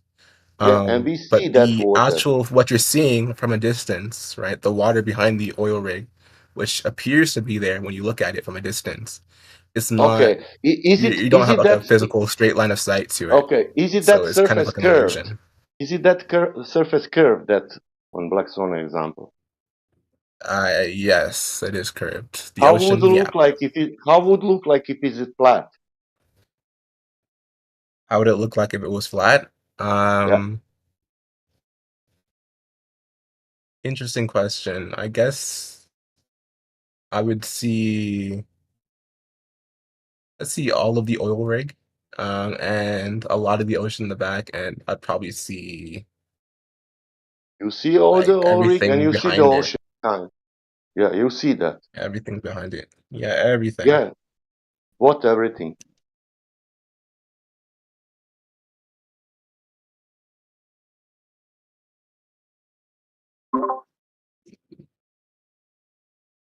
Right. You But think just that you because I can? can say that and You say think it's that if it's explained flat, you under a think that flat you can Earth see like model, let's say you think if it's flat, you can see let's say 400 miles. I mean, yeah, I would expect to see 400 miles. Why then is Guinness Strip record 275 miles with optics? 275. Like, Yeah, you have to give me that's a it. little bit more context here. Like, how high are they observing? What's the thing? There was How high is the thing they're observing? there was some competition for Guinness record. They did that some months from I think in France or something. And guy won the prize with 275 miles. Okay, so he So why would was able we to see. why were we expecting to get 400 miles when we can reach only 275? You said on a flat Earth, so I'm answering Yeah, like if I was on a flat Earth, I'd but see let's say this forever, pretty on Black much. Swan example, how would look like the surface on the flat Earth these 10 miles? You said this surface is How can curved, that on Black Swan example, and I'm asking you now, how would look like that 10 miles if it's flat?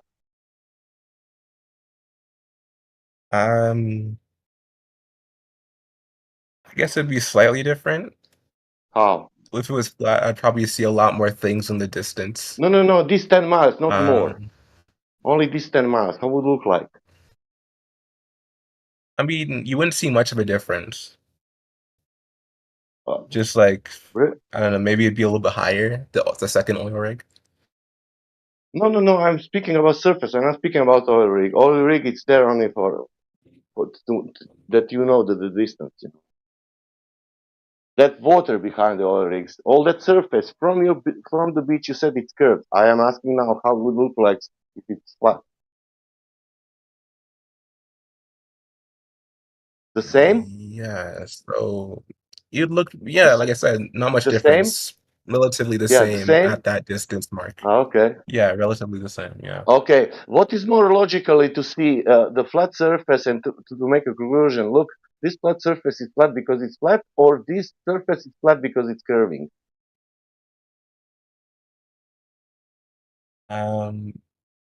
Well,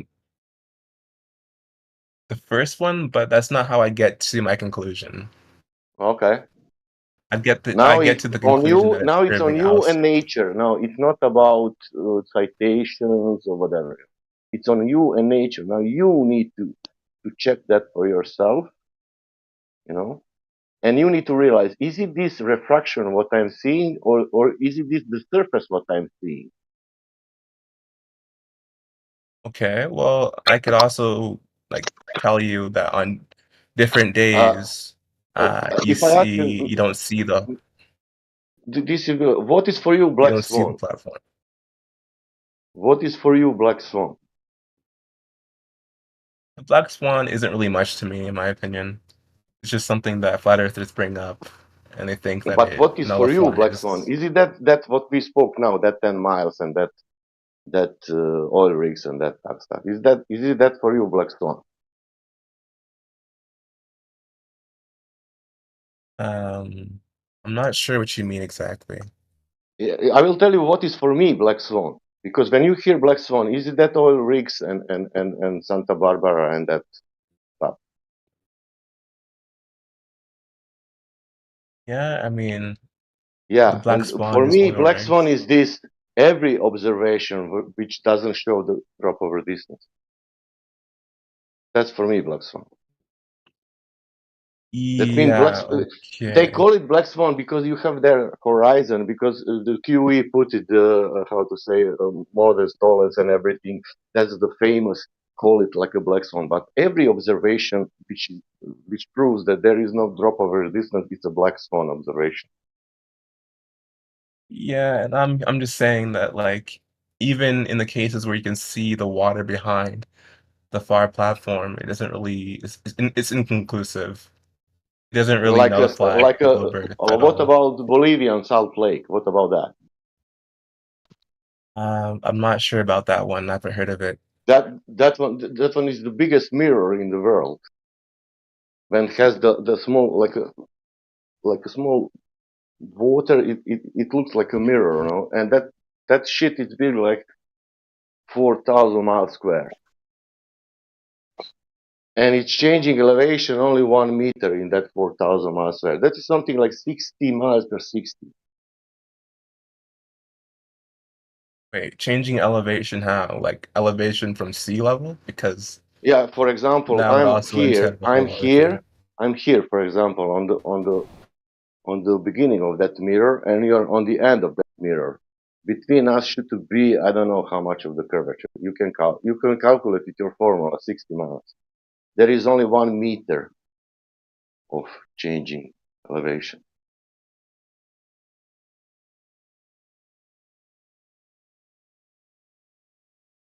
You have in USA that it's called Great Northern Plain, that is 2,000 miles long. There is also, you have hills or something, but not so big. It's also flat, 2,000 miles flat. You have Hungarian Plain. You have Indian Northern Plain. There is two that in India, there are two big rivers passing. It's, I don't know how much, 1,000 miles plain. They are calling plains. 10 biggest, you have video on YouTube, 10 biggest plains in the world.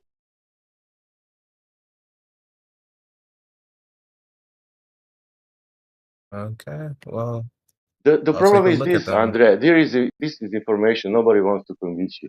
There is no measurable curvature. The Earth is not curving in reality.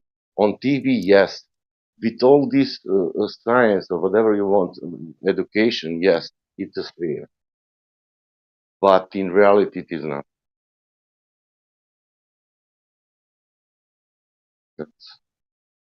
That's of flat earthers.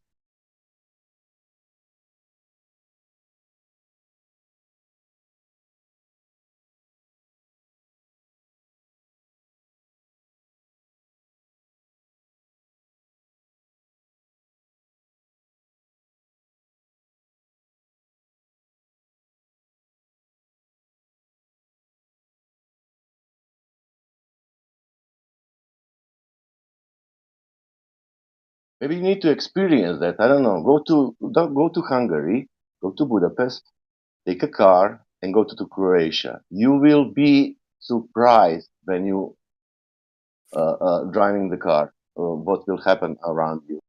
You will not see even one hill of 20 meters. Everything is incredibly flat. And you can say it because you can experience it. Not because somebody told you, look, Earth is flat. No.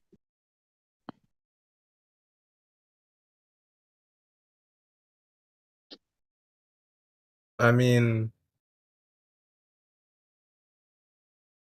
I'm very like hesitant to like say that that goes against like globe Earth because like observations like that can be explained. Like you're standing on a very like apparently flat plane, you see someone from I don't know, like 3-4 miles. Yeah. If you want honestly, like a mathematician in I forget it almost, most things, but I click it with the math. And math is saying it should be 1.22 miles. And this black swan example, for example, do you know how much is of that? For something to say it's almost there, you must say something like, okay, 1 or 2%, okay, it's not near. This is 1000% off. 10 times. And you have an example with 20 times, 20 times, 30 times off. The Earth is like a big, like, I don't know, the radius is 1,000,000 miles, not 3,000. Yeah, but the issue with that is that like those simple formulas, what the 1.22 miles times the observer's height or whatever it is, um, they don't take into account the observer's height and the object's height. The observer's height It goes without. is in the formula. You just said it. Yeah, everything is in Yeah, the but form. also the height of the object you're looking at, right? But It just no, tells you're you. not looking for the object. You're looking for the horizon. No, you're not looking for the object. Well, Yes, you you're can't correct. mark down the horizon. Like, No shit. what do you mean? That's why you use. Are you silly? Like that's why they're using the fucking You're oil talking rig. about something else. Yeah, oil No, rig. you're Can you talking. imagine? I was talking about You the planes and looking at a friend from the distance It or doesn't some other matter. It's landmark. the same fucking curve. It doesn't matter. Okay. Okay. The So what's your point here?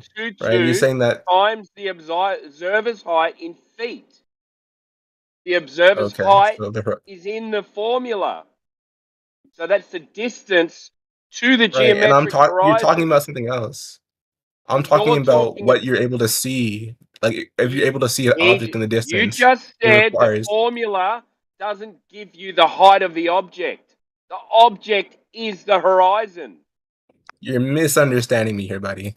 I'm not misunderstanding you. I've been listening to you fucking waffle on like a retard. You sound like an idiot. Okay. What I'm saying is whether or not you see an object in the distance You're not depends looking on at the the object's object. height That's as not the well. formula. That's not the formula for the object. Well, you're not talking about what I'm talking about. You're objecting to something that I'm completely not talking about. So good for you, I guess.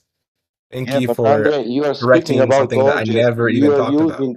You are using objects in distance. If you know the distance, you need to speak about the surface. You're using only for like can you imagine that oil rig, for example? Let's say that is not oil rig. That I build there. a big white screen with a written 9 miles. Do you understand? And now you can have it that you don't see good that 9 miles that is starting to wobbling in the air. That 9 miles, it's that screen, it's bigger, but you see the horizon behind that screen. Do you understand that the surface Right. of the And Earth? that formula That's does the not point. account for a refraction, right? So Okay, But add yeah, in you see, standard refraction. It takes the horizon out to 1.6 miles. what? Well, standard refraction. What was Yep, that? standard refraction, 7/6R. Refraction can change drastically depending on like the temperature and like weather and stuff like that. Okay, by how much? I don't know. Well, there's simulations you can run, Simulations are which not show you different reality, dude. scenarios. What Well, they you're doing represent is reality.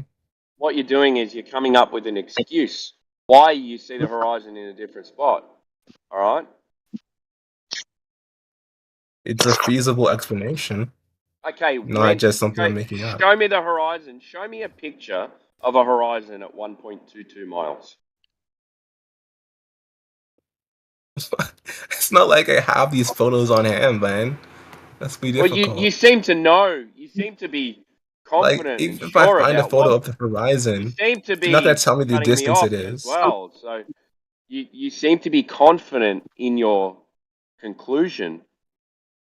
So you should have what convinced you that the horizon is at 1.22 miles from a 1 foot observer? What convinced you that? Um, like just the math and how it tends to work What out math? in real life. Okay, you've got your math, and then you've got to relate it to reality. So take your math outside and go and relate that math to reality, and see what you come up with. Because you know the Earth is a sphere, right? So Yeah. you must have checked the math against reality and come up with the conclusion that the math checks out and reality is the math. So when did you do that? I haven't really You done an didn't. experiment, but It's not an experiment. It's just an observation. So you well, say so the you want me to know horizon is how I at know the horizon is like? 1.22 miles, yet you've never gone out and looked at it. Yeah, I mean, I don't have to like measure. I can just use mathematical inference. I'm not even asking you to measure. I'm just saying, have you ever looked at the horizon and thought about it? Yeah, I can just When? say, yeah, I can. Well, yeah, I can just say use inferences. When? Inference to what? Well, I mean, What are you inferring? Andre, do you I'm know the inferring the horizon is at the distance Inferring what? based off of other. I'm inferring that the horizon's at that distance based off of other facts I know. How would If you you know want to, that? if you know one symbologically, it's like this. If you see the horizon on 10 miles, that means the geometrical horizon in 1.22 miles. If you see horizon on 20 miles, that means the geometrical horizon is on 2.4 miles. Not necessarily. It must work like that if refraction is doing with the temperature, it must have has the rate for every mile. Do you understand that, Andre? If you have, you said it's depending on temperature, density, whatever you want, but every that things must have the rate. That means if we have today 35 degrees, 68 humidity, that means that kind of things in atmosphere, how you want to call it, will give us the rate how much will move this geometrical horizon. You understand me?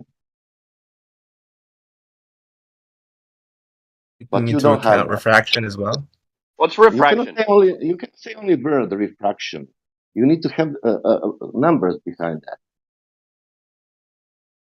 Oh, I mean, if you know the exact like temperature at different altitudes and how it changes, No, Like Can't do that. getting all that No, information to make sorry, a stop. Andrea, listen how this is Stop. ridiculous. What if you observe the oil rigs during the winter when it's -10 and you see the ocean the same if you get and during the summer with 30 degrees, let's say in plus?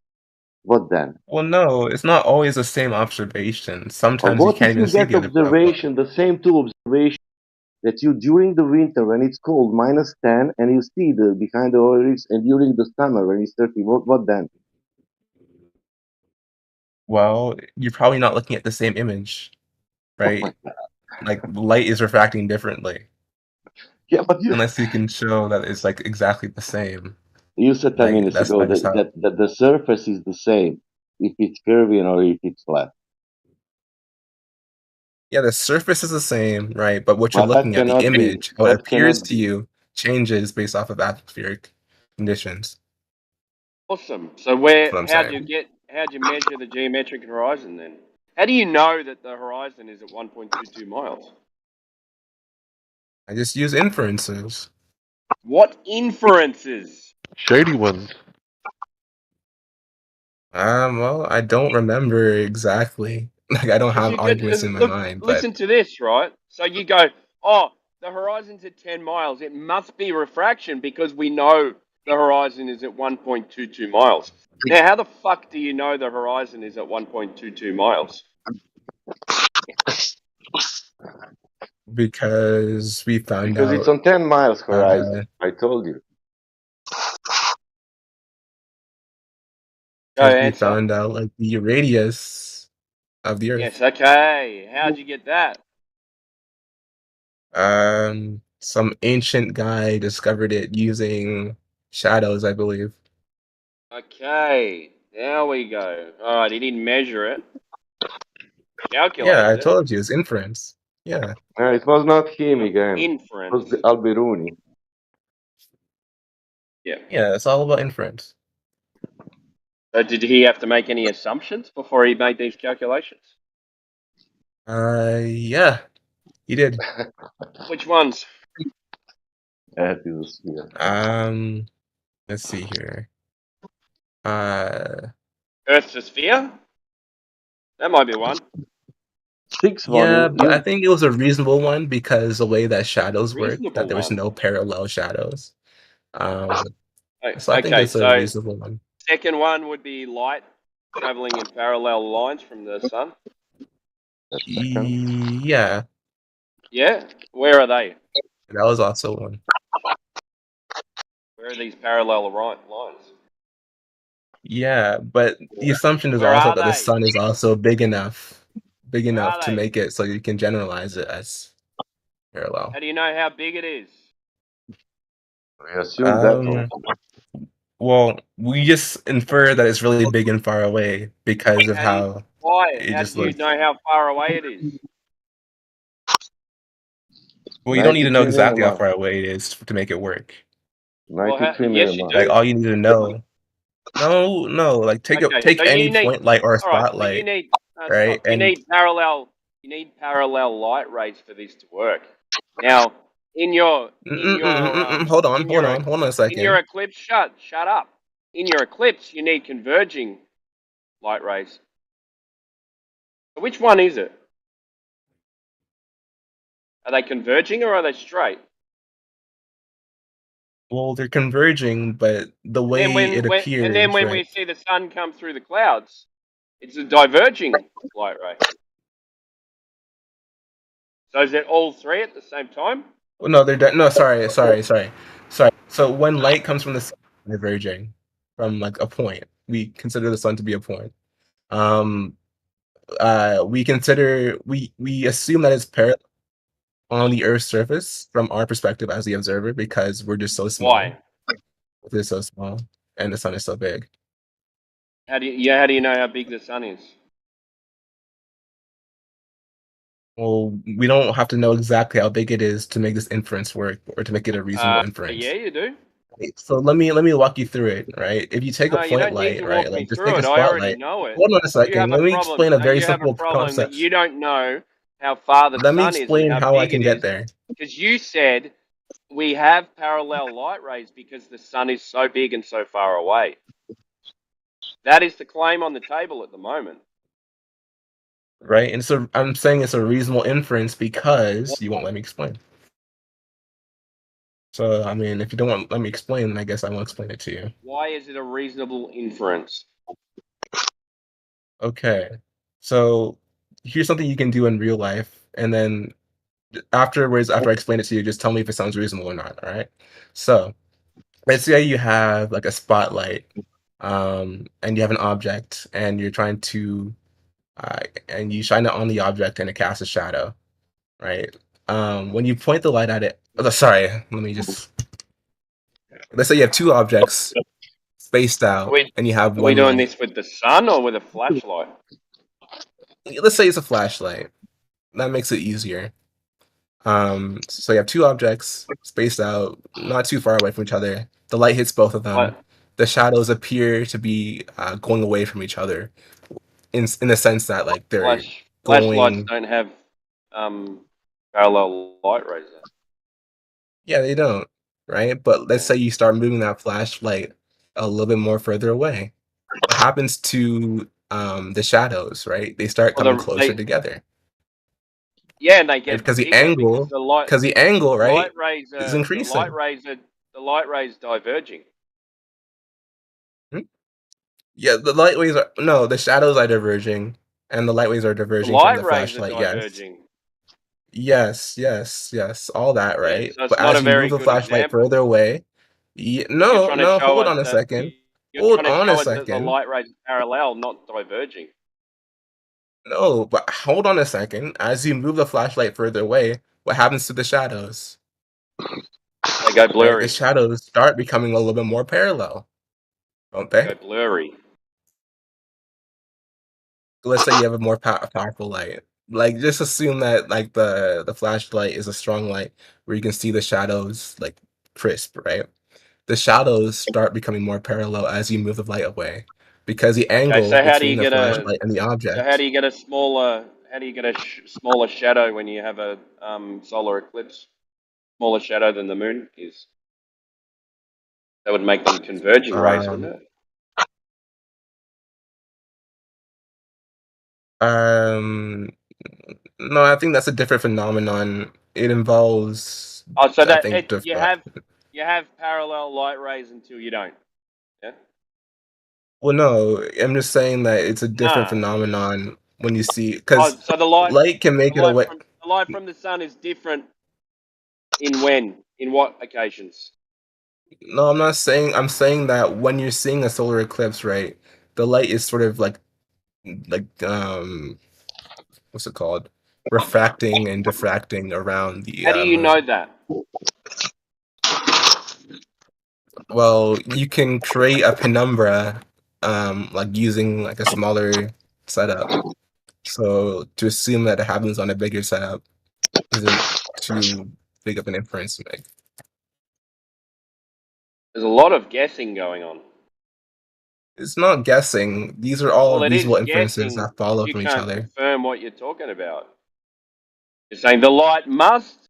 We have a shadow the size of 40 miles from the moon that should be, I think it's 1,000 mile diameter radius, around about that.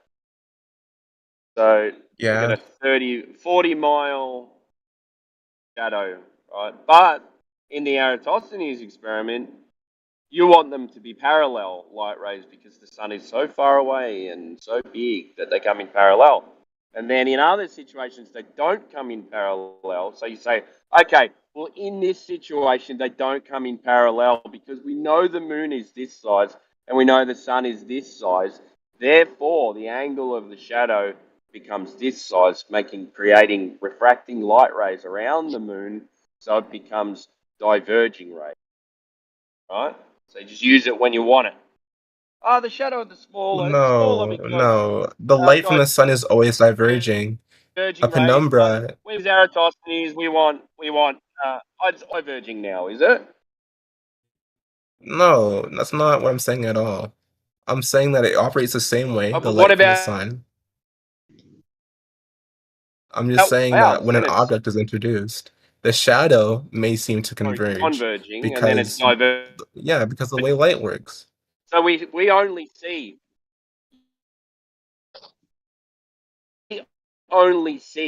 diverging light rays, right? That's all we see, correct? Yes, but they're pretty much parallel Yeah. based off the So distance of the sun. Pretty much Fucking hell, man. converging. Yeah, come on. I mean, from our perspective, they are. It's pretty I much mean, you're straight, talking but about it's very curving. small. Listen, Pretty much white, listen but to it's the like mental pretty much. gymnastics Come that you on, you need to cannot go say through opposite and say just to pretty come up much. with an explanation. Yeah, pretty much, Cal. I mean, these two statements do not contradict each other. Saying that the sun Yes, they Andre, do. I emits told you about diverging light Hungary. rays. I told you about Hungary. Take two sticks, I one don't know. put in Budapest and one put near to Croatia, and see how shadows will change the surface between two distances. You understand? Put the stick on the Salt Lake Lake. Put the 100 sticks on Salt Lake Lake in Bolivia, and see how shadows will change the surface. How Do you how understand shadows me would now? change the Do you surface. understand? If you put 100 sticks, it will show every stick, and let's say 1 mile. Every stick will show the different shadows, but the surface will not change, unfortunately. Even if its shadows change, the I don't surface know will how be you the know same. that. How I know that? You can see that. You can experience that. I'm telling you, the part of the earth. It's Hungary, it's Florida, the flat parts of the earth. All oceans, all seas. You know, I'm not telling you about mountains. I'm telling you about places where there exists. Suez Canal, for example, is not curving. You can put on the beginning of Suez Canal stick and on the end of Suez Canal stick and see what shadows is doing. Meanwhile, you need to watch what is going on with the surface of the Suez Canal when you're watching the shadows. Sure, I guess. Yeah, I mean, what's because the point shadows. of this experiment? And for example, I want to try with your friend, whatever. Let's say that you're in New York and your friend is in London, and let's say put the stick in the ground, and I will put it in the ground in some open place and make a results and measure measure the distance of the how to say measure the shadow, and then tell me how much curvature is between you and this guy. You know, when you both measure the shadow. No? I guess I could do that, but it Yeah. would require the same assumptions that Thala and me. What's his name again? Forgot his name. I want to know how you will get if you have, for example, in New York 5 meters shadow. How that length of the shadow will give you the radius? I'm interested, but okay. Within 5 meters, I don't think that's significant enough. A lot of things could mess that Yeah, up. but you can use because if you use the 1 meter stick and 100 meter stick, the shadows will be different, of course.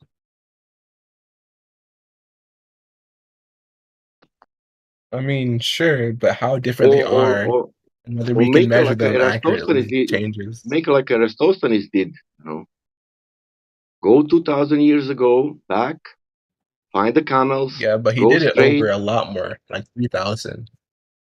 Yeah. But listen, this find the camels, make a holes in go 500 miles straight in another position with the camels 1 month, cross the desert and everything, then come back when you see the sun there and tell other friends there is the sun in this moment and there is a shadows, and then with that shadows what he measured, then you measure all, you know, put all these numbers in the radius wherever you want.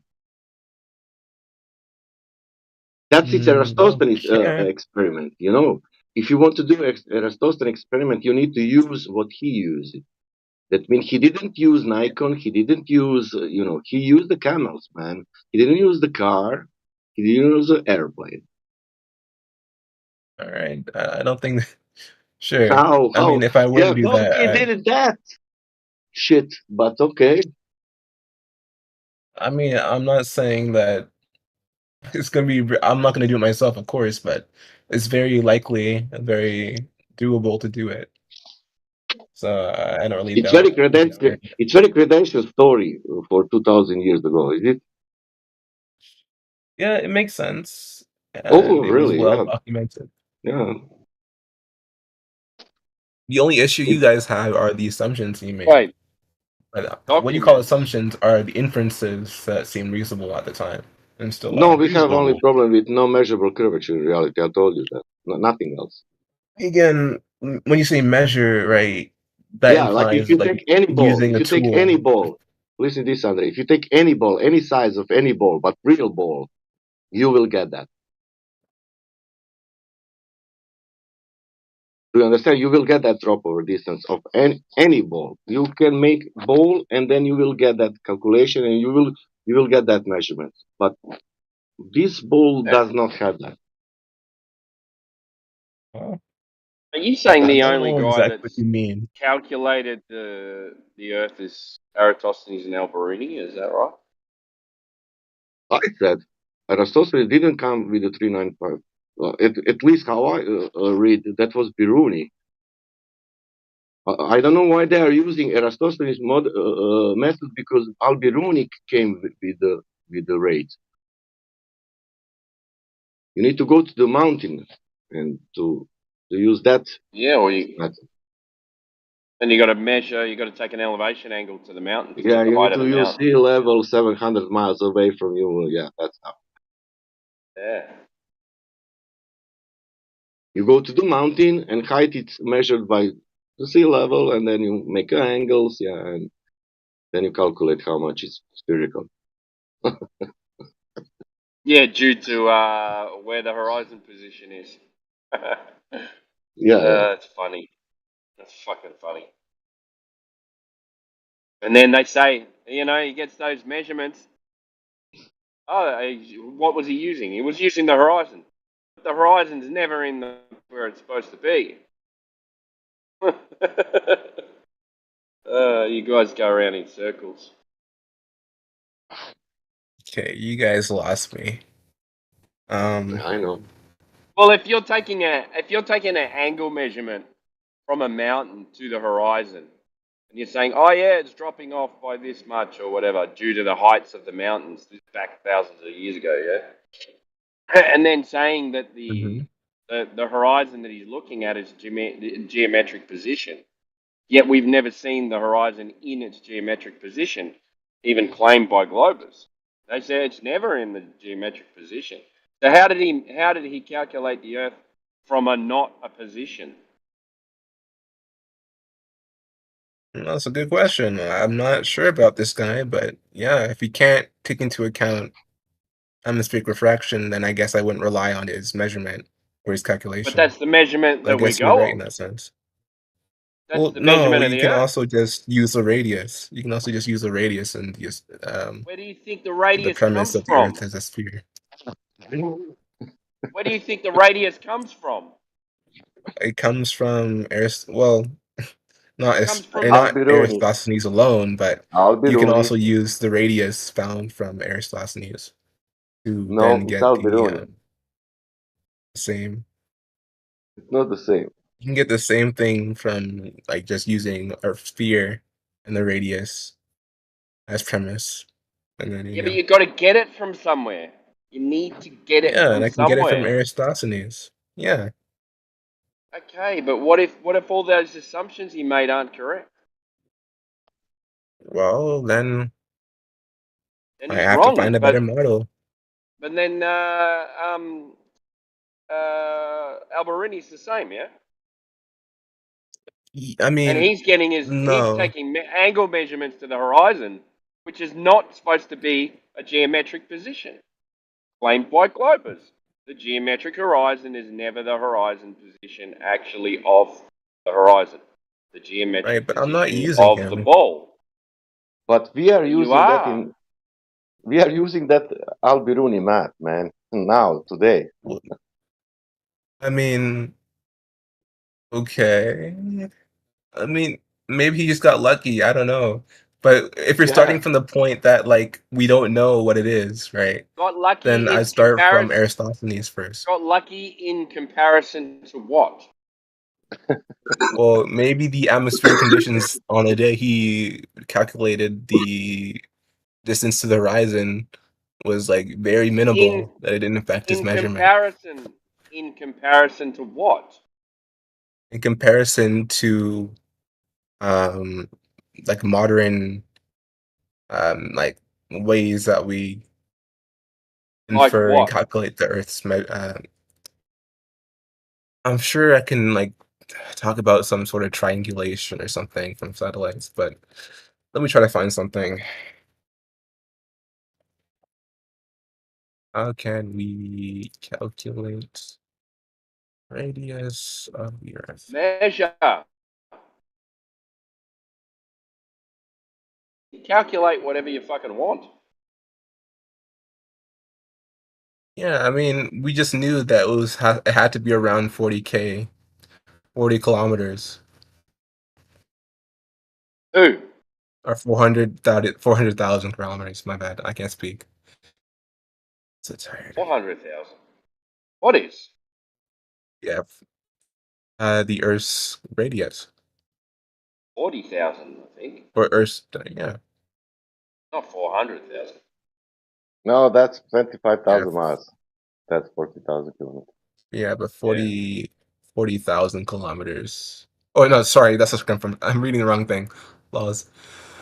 6,371 kilometers 3,070. as a radius. Yeah. Can you type Yeah. now how much I can see with 2 meter height on the sphere?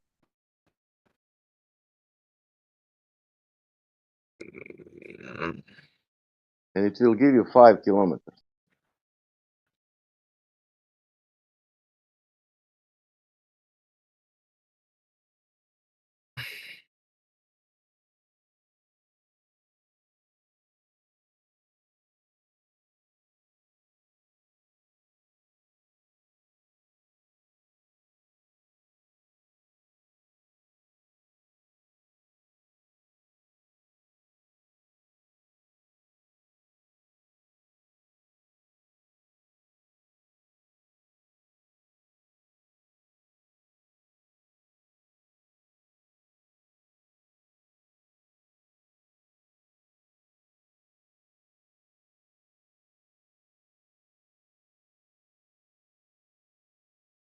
All right.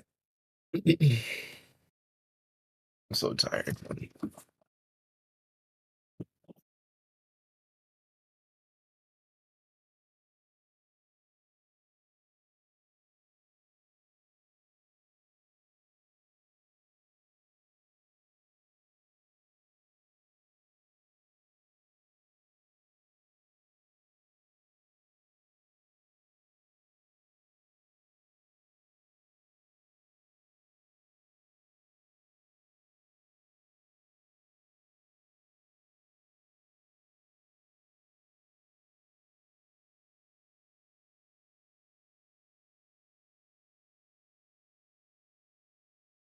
What?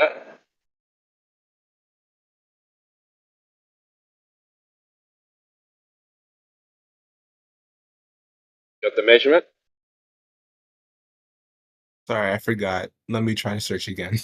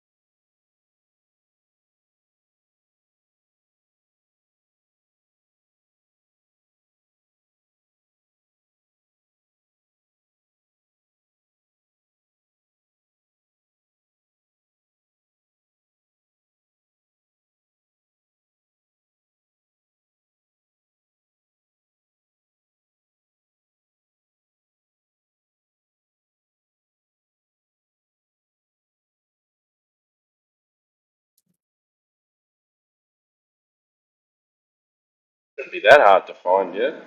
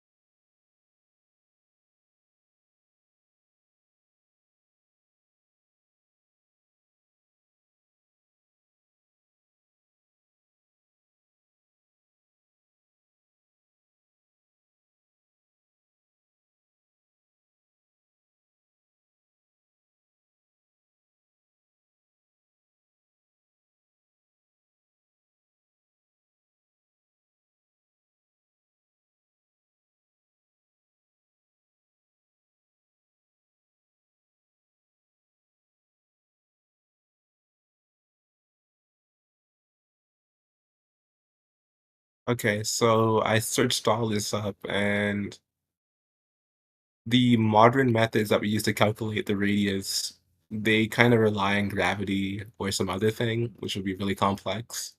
So I'd rather not get into that. I'd rather stick with Aristophanes' So the method. only one that you can come up with is a guy that we don't know really existed 2,500 years ago. Well,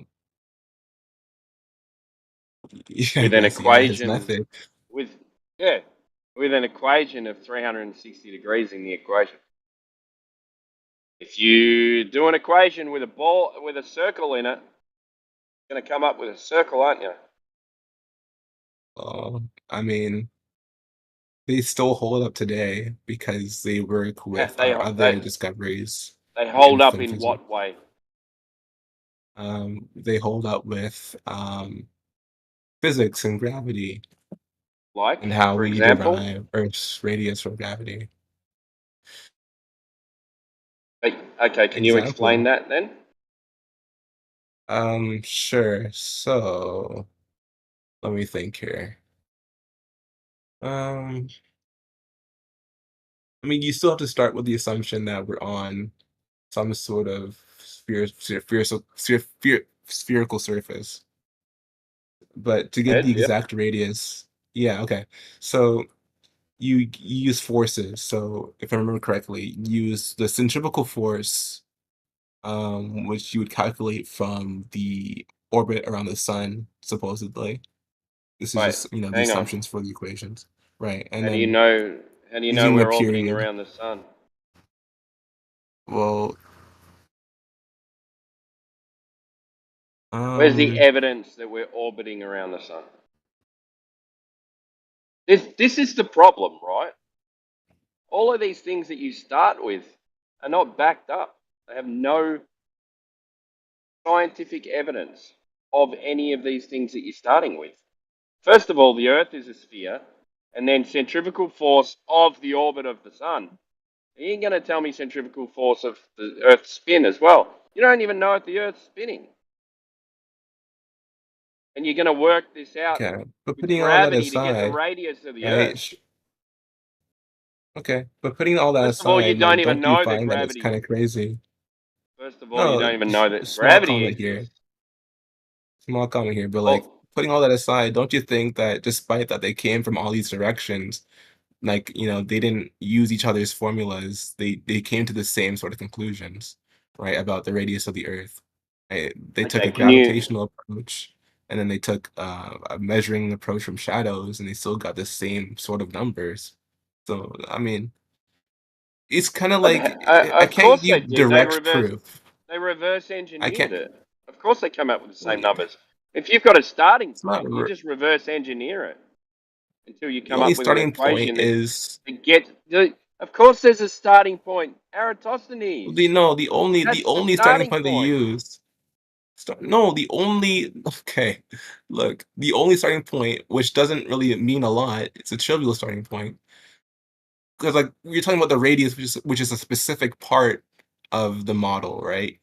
The only thing that they need to start with is like there is a sphere that we're living on and it orbits around the sun.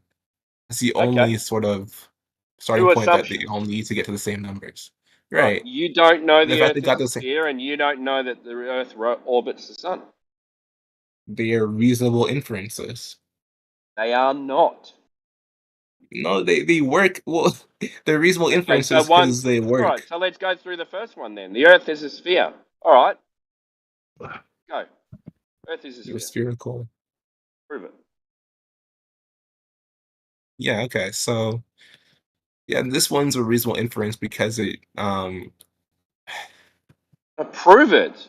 uh, If you start with an inference, you're going to fuck up the conclusion. okay. So Prove your inference so that your conclusion can be somewhat correct. So, all right, okay. if the Earth is a sphere, all right, so Earth is a sphere, go. Okay. So if Earth is a sphere, we'd expect to see objects be obscured from bottom No. up as they move away from you. Okay. That's something we'd expect to see. Objects are obscured bottom up, therefore Earth is a And yeah, sphere. that alone doesn't prove anything. It's probably quite trivial. Yep. When you So combine what if we that with what if okay, we if show the Earth was a you? sphere, Okay, no, because you're saying okay, well the horizon is a geometric position, yet the horizon position keeps on changing. So how are you inferring? So we know that the horizon is optical because it keeps changing. Mhm. So how do you know that that is a curve? The curvature of the Earth is the horizon when it keeps on changing positions, saying that the horizon is optical. Well, sorry. Well, all I'm starting from like bottom up extraction, right? I don't need to know exactly where the horizon is. That just all I need to know is that things are being obscured by some sort of thing from all points of Yep. Earth, wherever you are, right? And you're seeing So the same thing. can things be obscured bottom up without having curvature? Um, it'd be really difficult. It'd be We really can we difficult to can see that, we I can think. show you this if you want. On a known flat surface, things disappearing from the bottom up.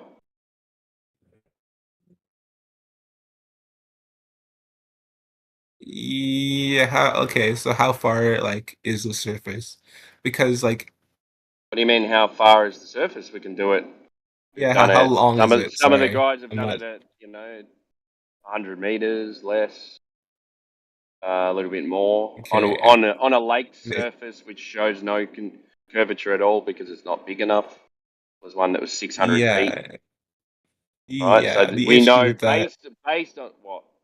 What's the issue with that? well, these videos you're talking about, I mean, I haven't seen all of them, but the ones I've seen, like they have the camera really low and there's a Yeah. lot of bad camera effects going on, like In depth all of them, and stuff. are you serious? Well, I can't say claim for all of them. I just said in the ones I've seen. So I'm a little bit, you know.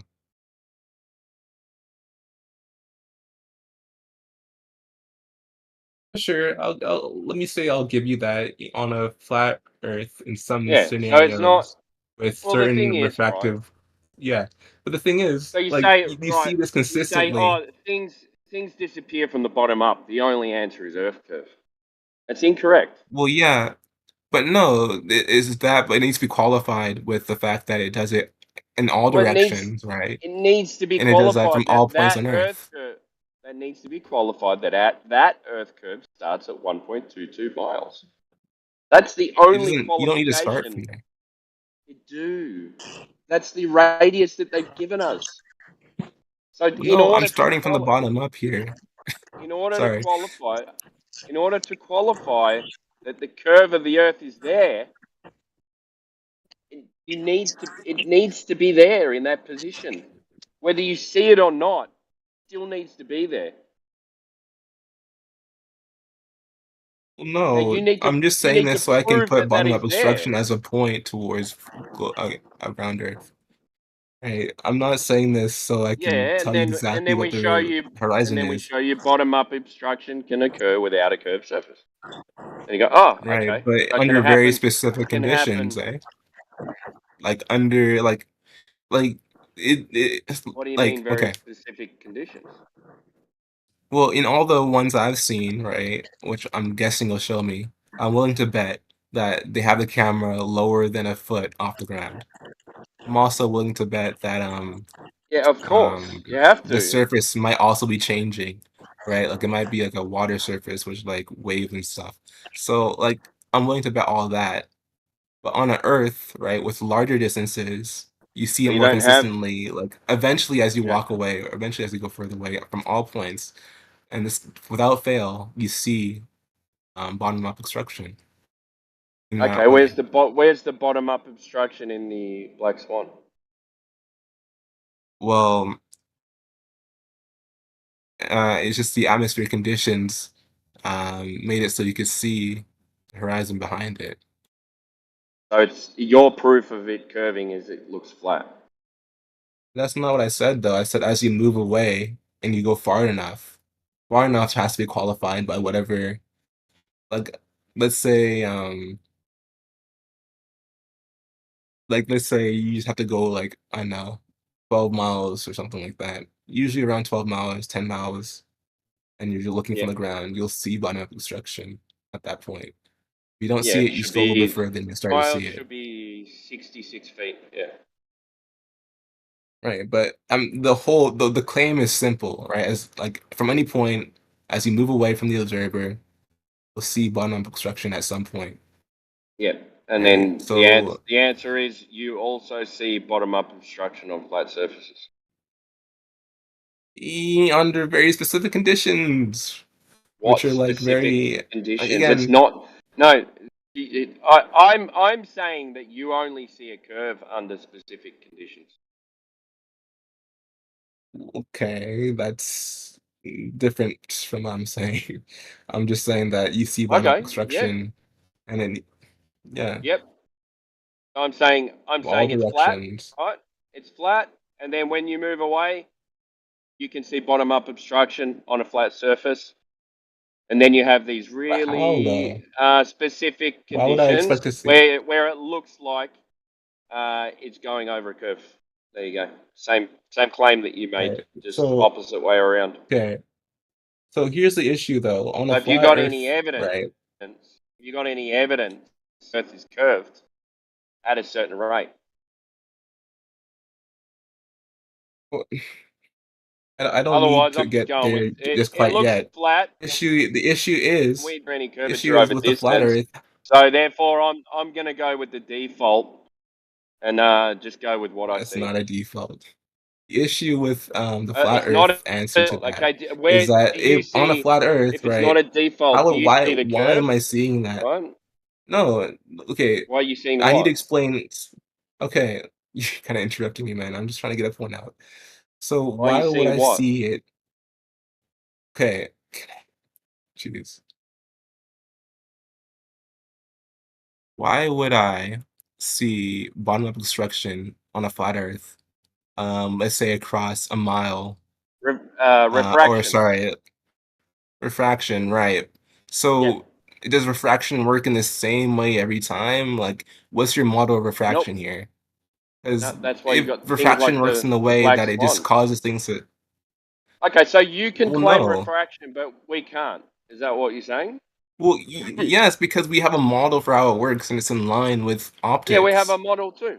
Yeah, we measured it in a lab. No, you're How just much the saying that refractive rate it is. disappears because of some refraction and light bending, but you don't Refraction, explain yeah. how it bends. You don't explain like Well, the you tendency of don't light, like explain how it how. bends either. I'm No, claiming we your do. refraction. Yeah, my They do, refraction bends. My refraction bends down to the surface of the Earth, same as and it yours. always does that with distance, and it always does that to make it Not so that always. things Look are at the bottom black up swan. obstructed. Yeah. Sometimes you see what you're actually No, I'm supposed to saying that see, as you go further away, you'll eventually see something bottom obstructed. So on a flat but not Earth, always. if I go further Not always. away, refraction will just always work in a way that it causes bottom obstruction as I Yeah. move away from Yep. something, right? So Yeah. so I Eventually. don't Yeah. see it, and then I start seeing it after a certain Yeah. distance Yeah. from where I stand. Refraction. Yeah. Yep. Yeah, that's not a valid answer because you don't Why explain the not? mechanism of You. refraction. Yeah. It Well, bends because down to art, the. It bends down to the more dense medium. okay, Yeah. light bends towards a more dense medium, right? But that doesn't Yeah. work on a flat Earth. Why not? Okay, so the reason it doesn't work is because on a flat Earth, the gradient, like the atmospheric gradient, is like completely You're not. parallel, You're not going through a great. Yeah. like No. No. You completely. see. This is where you guys are wrong. This is where you guys are wrong.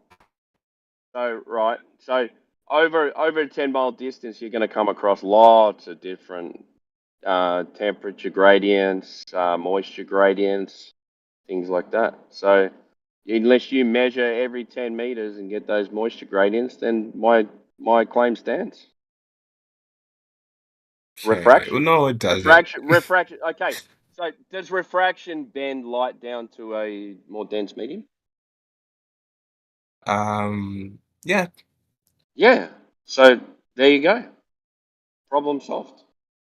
Well, no, it depends though, right? Because light doesn't Why? do that unless it Why? goes from one. Because look, What? think about it in What are you going to layers say? first. Think about it in layer. Think about What it are in the layers layers? first, right? You're going horizontally as Okay, well, unless you've proved the curve. so You haven't proved the curve yet, okay, so that you're sending so light horizontally through the atmosphere. You don't have a curve yet, so it's going straight. On my model, yeah, if it right? goes straight, right? Yeah, Right. and it goes straight, and It's it doesn't go exactly. into a different. I have It I doesn't go have to a different exactly layer. I have exactly the No, same if it refraction as you do. no, it doesn't. No, you don't, because if it's going completely Okay. parallel to the ground, right, How do the you know horizontal that? ground, right, and it's Yeah, not going through different and layers. listen. So at the bottom of that, right, it's more dense underneath that light than it is on top. Would you agree with that? It's more dense underneath than it is on top. Sure. Yeah, Yeah. density Just gradient. more Yeah, just more so the light starts to slow down underneath and curves it around. There you go. And then that nah. picture that you see, what do you mean? No, because light Why not? you Prove it. because Prove that you're that's not not the talking case. about the path of a light ray. You're just talking about, oh, it's less dense underneath, so light will just zoop. That's what you're making it sound like. That's not what happens, Okay, right? yeah, Just prove because me the wrong then. air is more dense underneath. Okay, so light only bends, right, when it goes from one atmospheric index to another atmospheric index, right? Do you accept this? Okay, Right? Yeah. yeah, that's Yeah. right. So if light Yeah. is going parallel to the ground, right, Yep. it's in the So same sort I of already layer. explained to you, right? I already explained to you that over a distance of 10 miles, you're going to have different weather conditions. Yeah. Sure. Vertically. Yeah. Okay. Yeah. And What? horizontally. Right. Vertically and Okay. horizontally. Yeah. Have you ever The been nature surfing of that. before? Hang on, dude. You ever been surfing before? No. You've never been surfing. Okay. So what happens is, right, you can be sitting in a cold patch of water, and then 10 seconds later, that patch of water can be warm, right?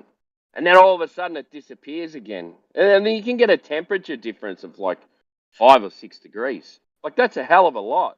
Now, if you've got conditions like that when you're shooting over water and different patches of hot, cold water, then you've got different air temperatures as well.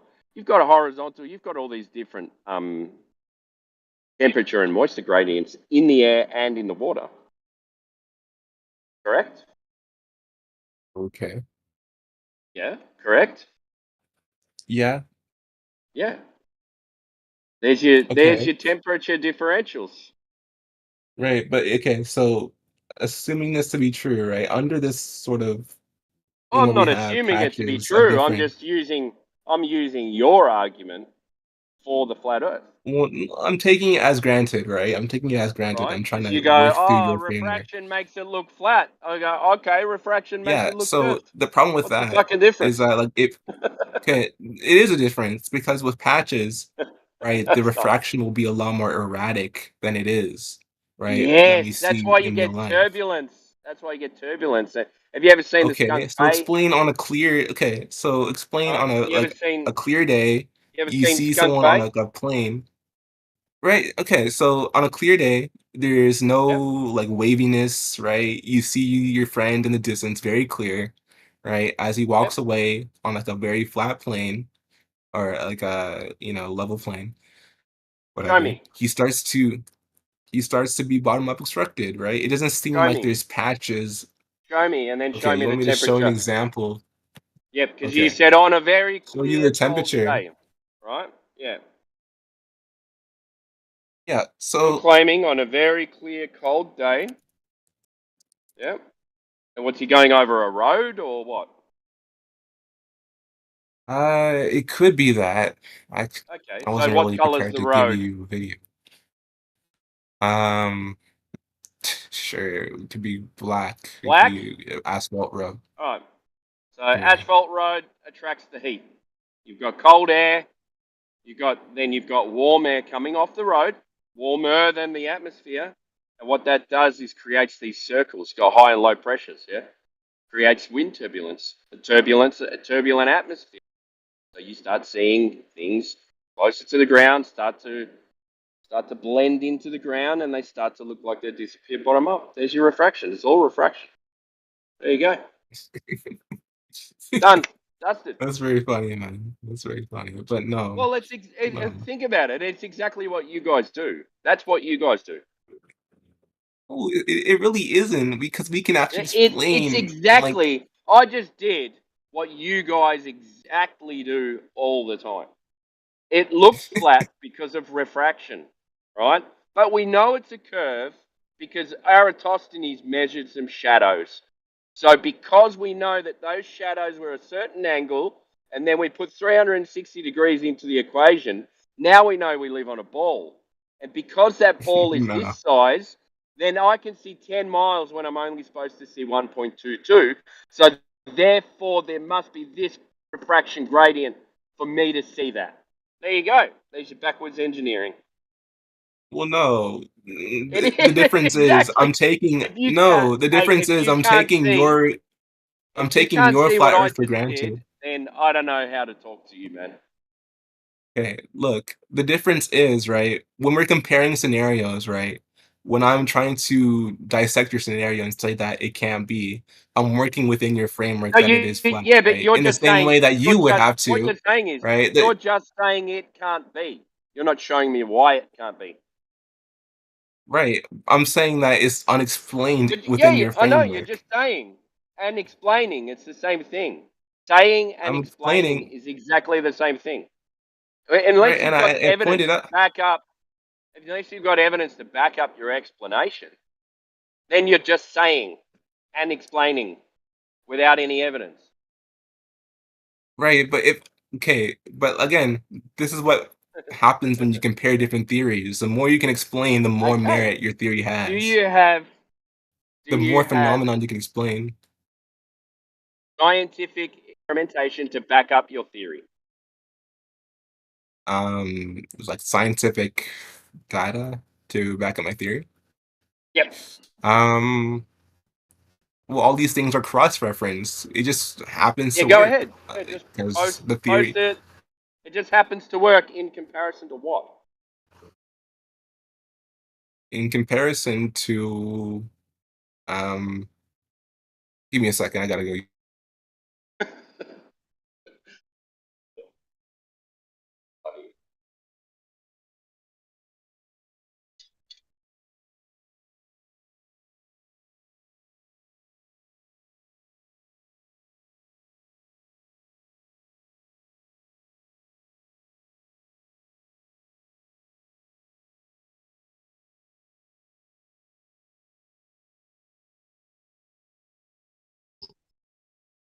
You guys making any good sourdough lately?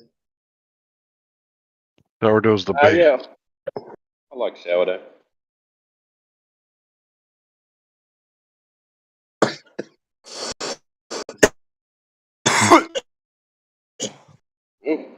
Made a little loaf in a Dutch oven last night. Smoking a little joint. Yeah, I'm good. The Bears Just are got done with some freaking nighttime notorious for gardening. sourdough. There's freaking, I probably got 100 different people that'll send me sourdough starters. Sourdough fanatics, the Bears are.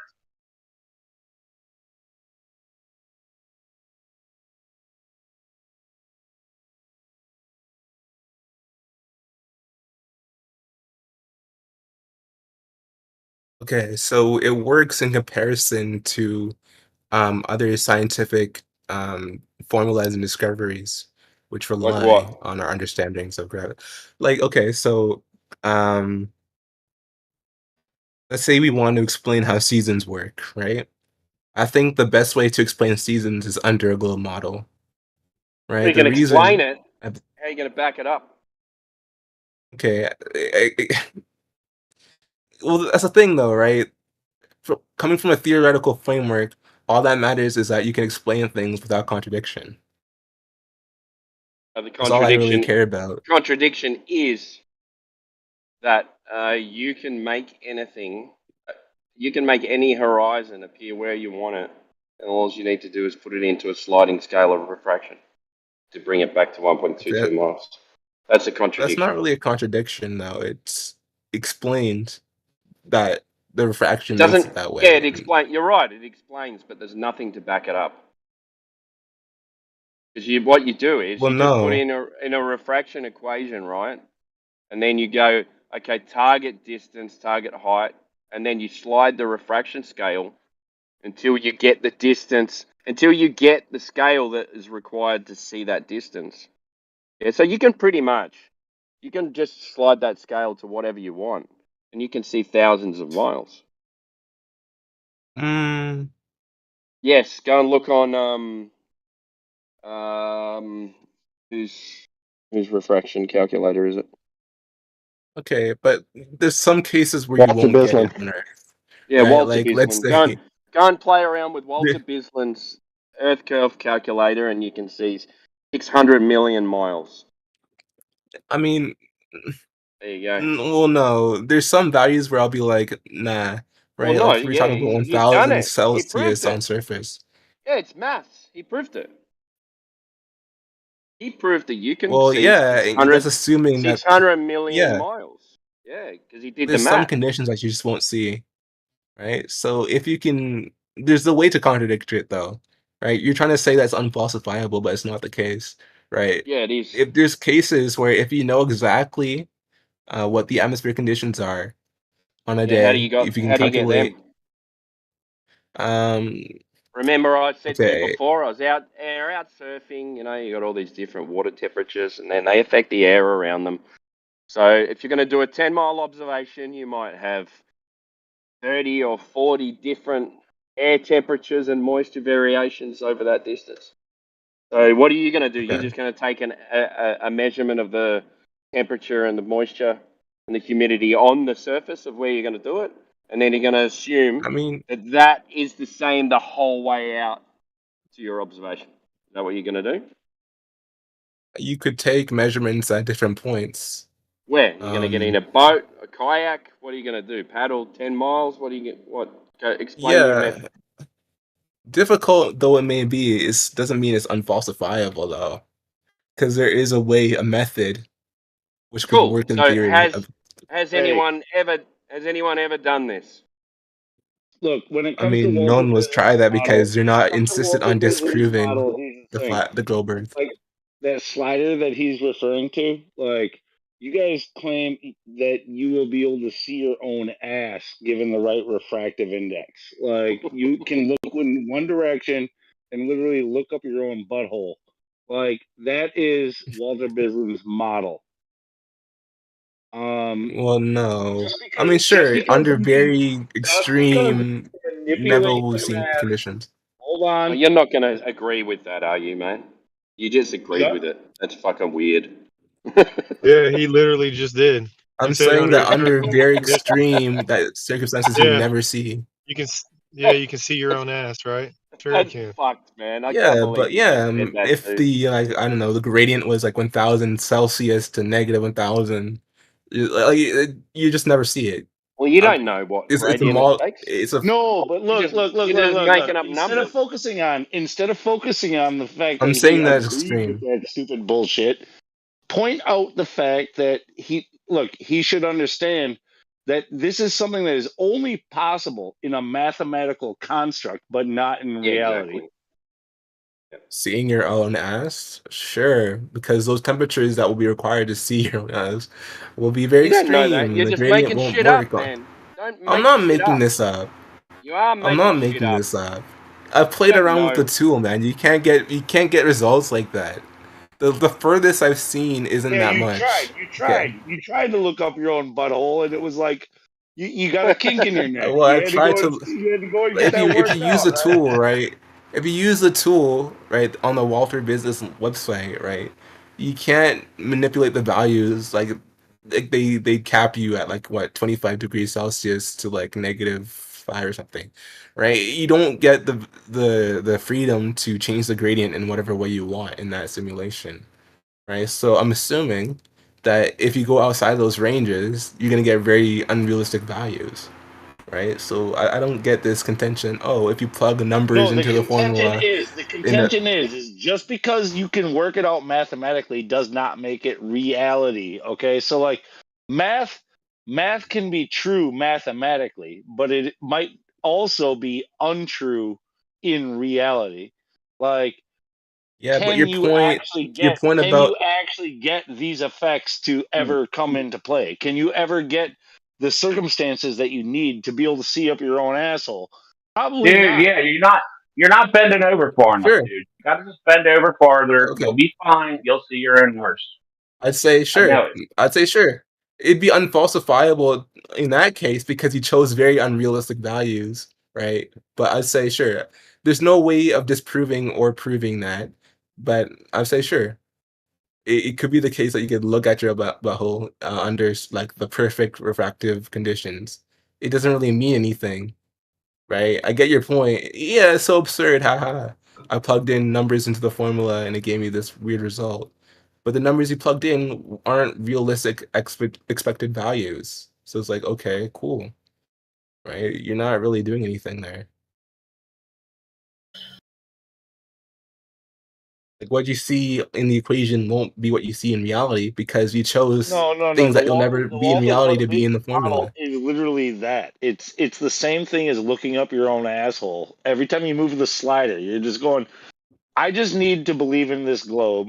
How do I believe in the globe? Move the slider further up my asshole, and there it is. That's not how it works.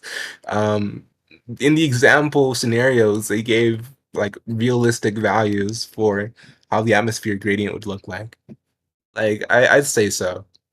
Like based off of readings that we've taken in real life of how like the atmosphere, like temperature works. I think the example scenario where they made the Hill House thing work reasonable. I could check again if that make you guys feel better, but at the same time, That's driving I me. feel like this is Holy it's a shit. mute point. It's a moot point.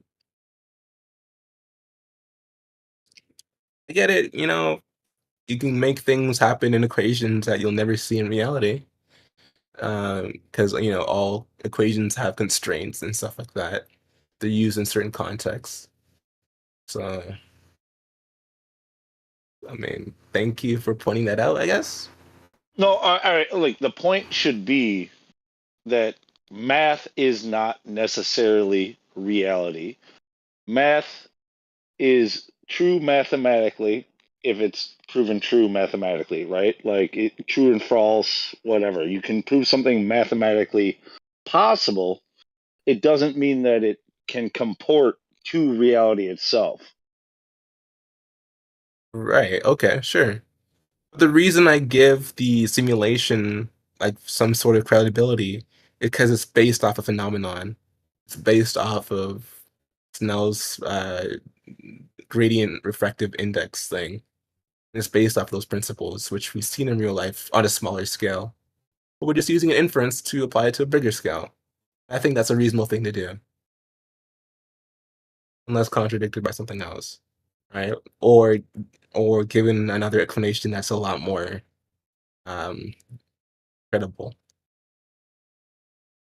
The whole reason my point is the globe Earth can explain things without contradiction, and I think that the best explanations we have for certain phenomena like seasons and like years and I don't No, know no, the no. things we see. That's Yeah, again, like all that not stuff only works out Absurd. Absurd. mathematically and doesn't comport to reality. We have plenty of It's things the that best contradict that. explanations. I think that they're the best explanations we have. When It's you a say it, explanation, you I mean would by say it is a good explanation. It's like a well thought out, like well collaborated on and like explanation throughout millennia. You know, like it's taken quite a long time to come up with this so-called model. But the thing is sophistry and the way that like just the academia is and everything. Like you guys love to live in this world of theory and mathematics and so on and so forth, and you've become more separated from actual observation and reality itself and true experimentation. So, like, just because you can think of something in a certain way inside of your mind in a mental experiment, a thought experiment, as you will, whatever, doesn't make it what's really going on in reality. You have a way of to putting it down on paper that looks good, no doubt, but there's lots of flaws in it. I hear you. I mean, hear me out, man. Like, I hate academia as much as the next guy, right? Like, I don't really like reading on very technical things where they talk about very theoretical concepts. So we're like, what does this have to do with real life, right?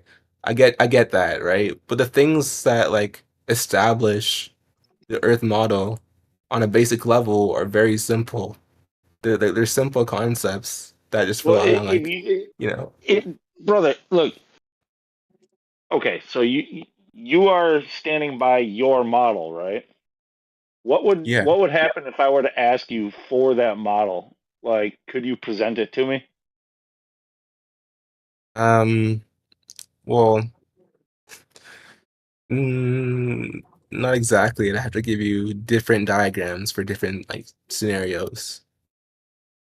Like So if you're what talking about a model then? lunar eclipse, I'd have to give you What a model then? diagram for that. The How do model you know? is like How an do you know idea, that a everybody thinks of concept. it the same way as you do? If you don't have one model that is like what there's a succinct model. Like you want to combine multiple different mathematical models that might have contradictions within themselves, and you have your interpretation, and another guy has his interpretation. But give me one succinct model that I can go and analyze and say like this is either true or false. Um, hmm,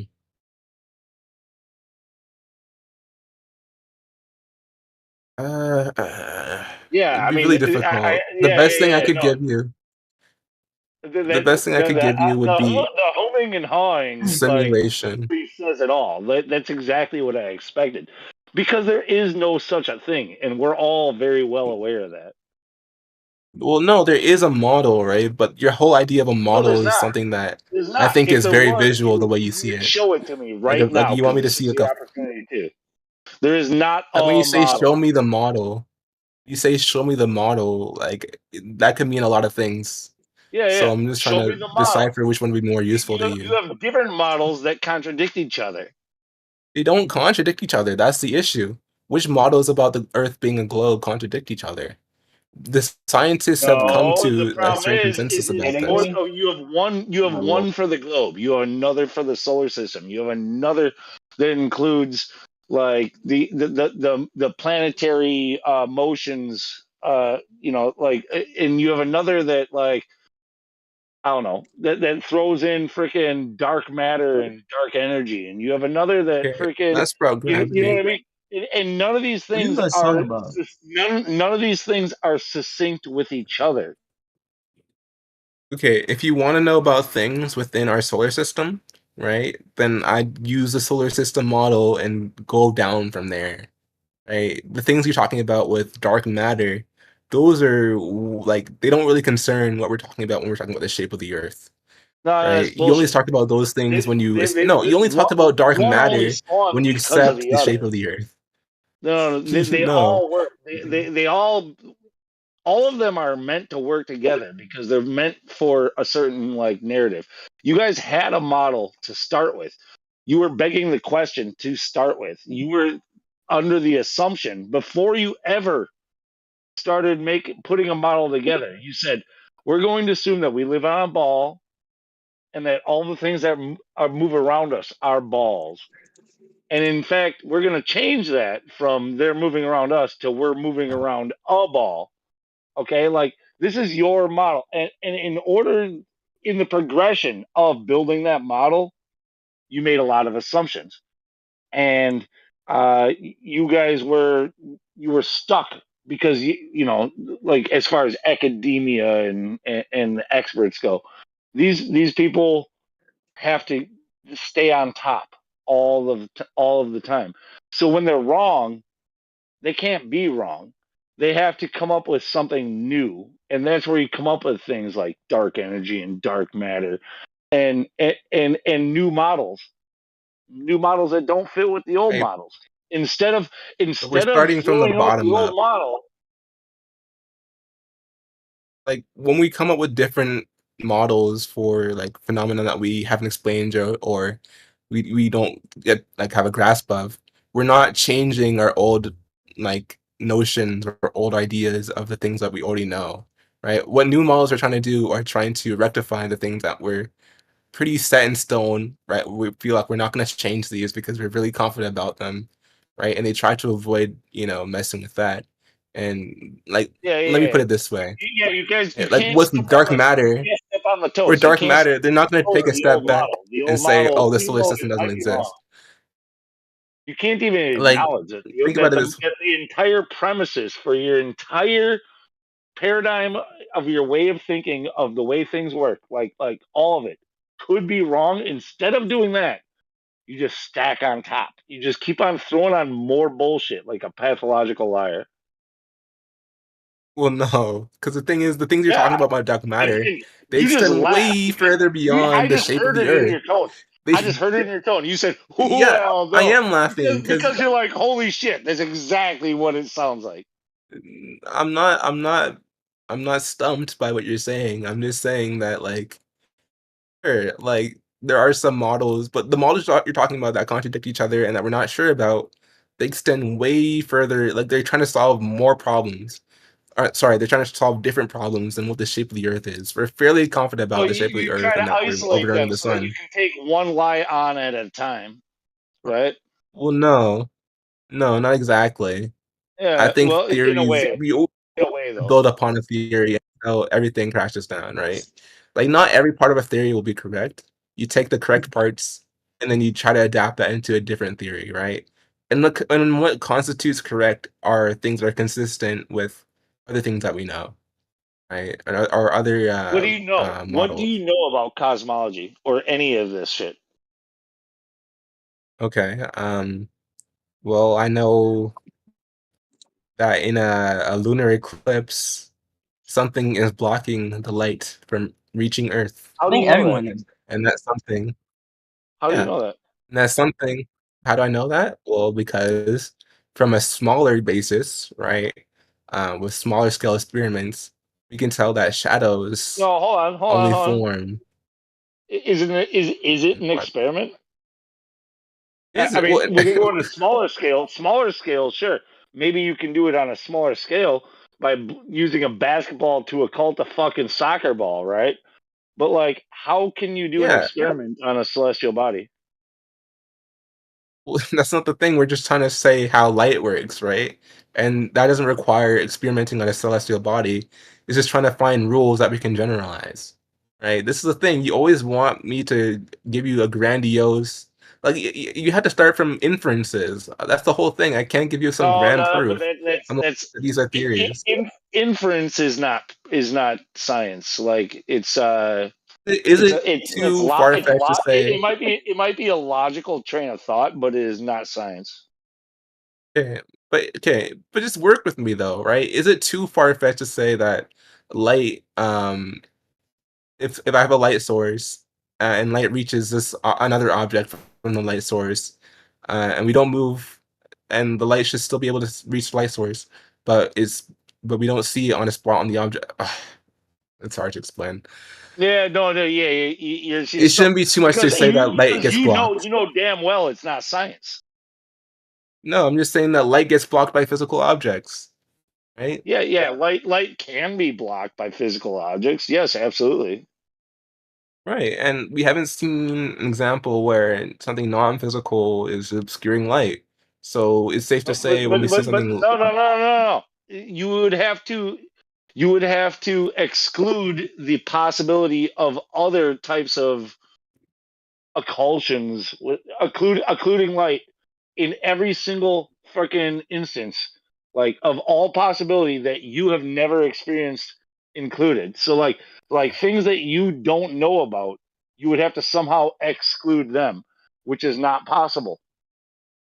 Well, no, you don't have to exclude anything. You're just trying to work with what you have, and when something new comes along, then you'd be like, okay, I changed my mind. We're gonna incorporate this new thing that we found. Right? I'm just starting with the framework that okay, if light gets blocked, it's probably blocked by an object, right? So let's say probably. Let's not say for Well, sure. how do you know? How do you know it's being blocked and not occulted by another phenomenon? Like, for example, let's bring it back to the Well, surface of the Earth. it's the Like most reasonable explanation based off what we have. ships going over the horizon. Are they actually being occulted by a curved Earth or not? Can you exclude other optical effects for their occulsion, the occlusion of your line of sight? How do you know that it's not another thing causing the occult occlusion in your optics?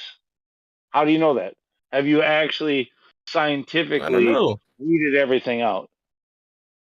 I'm fine with saying I don't know. Maybe there is. I don't know. But I'm gonna Right. So use anytime Occam's you lose line razor. of sight, anytime you lose line of sight of something, it's because something else physical is getting in the way of it. That's usually what it is. I haven't seen a case Well, otherwise, so that's I'm gonna assume. I'm often going that's to what it assume is. that. But we can demonstrate to you many of instances where there are other effects that are going on that you guys just simply like try to didn't like hand wave away. Like you'll admit that there are optical effects that happen anytime you're looking at visual things, like until it comes Sure, I can to. emit compression, mirages, that sort of thing. But those sort of things don't operate in the same way we expect bottom-up construction to work. So anytime At least not something simply. disappears, It take a lot of finagling. bottom up against the surface, you think it's because the Earth is curving? Is that true? Yeah, because I feel that that's the Okay, but simplest, the best explanation. wouldn't that be dependent on the size of the object and the distance that you are viewing it and the height of which you're viewing it? So like there's a few different things, like Um, the height you're viewing it from, the distance at which it is, and the radius of the thing occulting it. uh, I mean, well, you don't even have to say a radius. You could just say If it's a the sphere part of or the a object. spherical like object, then the radius is definitely imperative here. So like there would be, dependent on the size of the object that's occulting, you would expect to see a certain distance based off of your height, right? Not exactly. like I'd start from a simpler framework that just things start to disappear from the bottom. Now I wouldn't start No, going for no, no, no, no. measurements because that That entails that something right there, else. that right there is trying to skip a very important part. Like you're trying to say, How? look, okay, so you're trying to say if something disappears from the bottom, then globe or then sphere. Not caring about the size of the sphere. I'm trying to point out that the size of the sphere, occulting it, would determine the distance at which something would be lost, dependent on the height of your observation. Geometrically factual. I mean, sure, but I'm not too interested in finding the distances and stuff. I No, mean, no, that's no. cool. You only care if something disappears bottom up, but that's something that a flat Earth can explain too. You want to make that exclusive to a globe. You want to make Right. bottom up Okay, and I can do that. exclusive to a globe. Not Hmm. having anything to do with the size of the globe or the height of the observer, but just the fact that something disappearing bottom up means that you are on a globe. That is weasel. Well, I'd count it towards. Okay, we can count it towards both of them, flat Earth and globe Earth. Um, sure, whatever. Um, I don't really want to go down this line of argument because, well, it's gonna be the same thing where you're gonna start talking about refraction. The No, other guy told me I that mean, refraction can cause the same thing on I a don't flat really Earth. need to talk too much about refraction. You do though, because it's your explanation for how things can show themselves over a physical obstruction. Right, but I wanted to go back to my simpler thing, which I was building out, which is that when we see light getting blocked, it's by a physical object. And I was going to use that to talk about eclipses, talk about how we know that the light from the sun is being obscured by a physical object, right? How And you then know? we can there are certain properties about this physical object. Or I mean, sorry, maybe not a lunar I eclipse, don't not know. a This not is red hair. This is literally just you an escape freaking like a jettison it's pack right not. here. It's not. It's just that this is a You're just simpler line of caught argument right for me. now and jettisoning I don't want to jettisoning. go down this whole because if I talk about I feel like I'm getting sort of sidetracked here. Right? I didn't want to go down Yeah, the no, no, side no, no. the You're path where I could sidetracking yourself. You're sidetracking away from the conversation that you and I were having. well no. I started off saying that I we don't can know get to the what you globe Earth started out saying. by I jumped in, started talking with you. We talked about this for quite some time. You got yourself in a catch 22, and now you want to talk about a complete red herring, something different than what I was talking about you with. If that's the case, I will quit talking with you. I jumped in in to my talk about you a opinion bit. this is a Okay? it feels like the whole line of argument about the oh, I have to explain that refraction only works on a globe is sort You brought up of a red refraction. herring. I'm just Nobody saying else that it's the brought up only refraction explanation before that you. works for me, right? I'm just saying that's the only explanation that works that I found, right? And any flat Earth Refraction explanation will makes be the something about impossible compression or possible. something else. Does refraction make something that should be blocked by a physical object reappear in reality? Can you show me a citation that proves that that happens through refraction?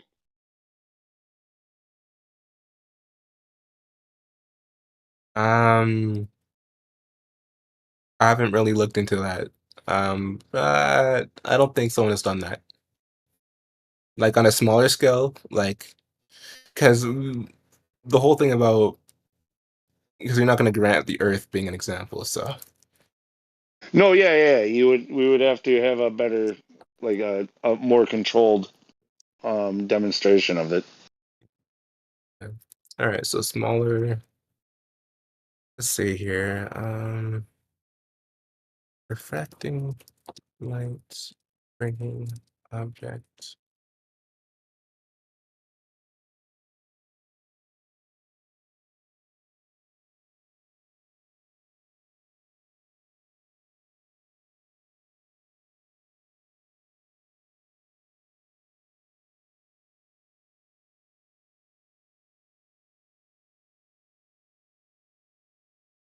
Okay.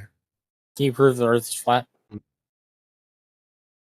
Well, the only examples would be examples with like very distinct, right? And it'd be like refraction from side to side. You could change it to be like up and down vertical refraction by like changing or rotating the media. But What is for something a little bit more pertinent, it would have to be a gradient thing, and you have to see the object being shifted, which would be a I little got bit more. I got the I haven't citation seen it. from NASA website, which says that if you're standing atop of a mountain 1 kilometer high and your horizon should be at 112 kilometers, we neglect the refraction of light in the atmosphere, which may increase this value. So they claim that refraction increases the value of the distance to the horizon. the the distance to the horizon? So like, but it's always in respect to the horizon, right? So like, if something is either shown above or below the horizon, it's not making the things appear from behind the horizon. Well, if something is risen from behind the horizon, then logically, if it's enough risen, it will completely reappear from behind it. So, what you're saying implies that if refraction is enough strong, it will make it so. This is looking up your asshole again. No, this is a logical implication of what you're saying. You're saying that refraction can only rise things that are behind the horizon in respect to it. So I'm rising. A smaller and smaller part of it is disappeared below the horizon because of No, it. And I would argue. after I would some, argue that the horizon is given the best optical limits, like the best viewing conditions possible. The horizon will be extended farther on a flat Earth, right? But at no time could you bring something up from behind a ball. I So would say that we've already demonstrated that. the refractive index might extend or shorten the view of the horizon itself across a flat Earth, but would never bring into view something that has been obstructed by a geometrical sphere. But Jesse has already demonstrated that. No one demonstrated that. No, he Jesse hasn't. has. And why are you bringing up this stupid fish tank with sugar water thing again? We already went over this earlier, and you got quiet after we checked you about it, and now you're gonna try to bring that bullshit up again. Because it demonstrated that the refraction can bring things from behind a physical No, he didn't. obstruction. No, he didn't. All he did was put a gradient inside of a fish tank and shoot a laser beam through it and claim that it's bending the laser. He Do you doesn't want the have any physical comparison? obstructions. He doesn't have any type of curvature. He didn't claim any of that. You can get him in here and he'll denounce everything that you're saying right now. He has. It's in the video.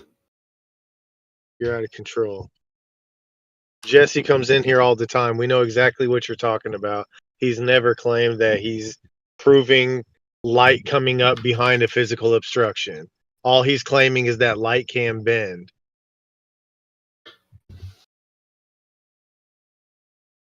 Let's see here. Okay. Do you think light bends? That's all we need. do you think the structure on Stop the it, Matt. screenshot I posted is straight or bent? Lasers bend. That's great. That's not natural light. That's Not not a le- single you're gradient. not even look you're not even looking on the photo. There's no laser there. Okay. I think it's I don't know. It looks a little bit bent in the middle, but maybe that's just refraction. I don't know. Can't tell, but I'd say straight. For me, it looks pretty bent. It just looks a little bit curved. Yeah, it looks a little bit curved.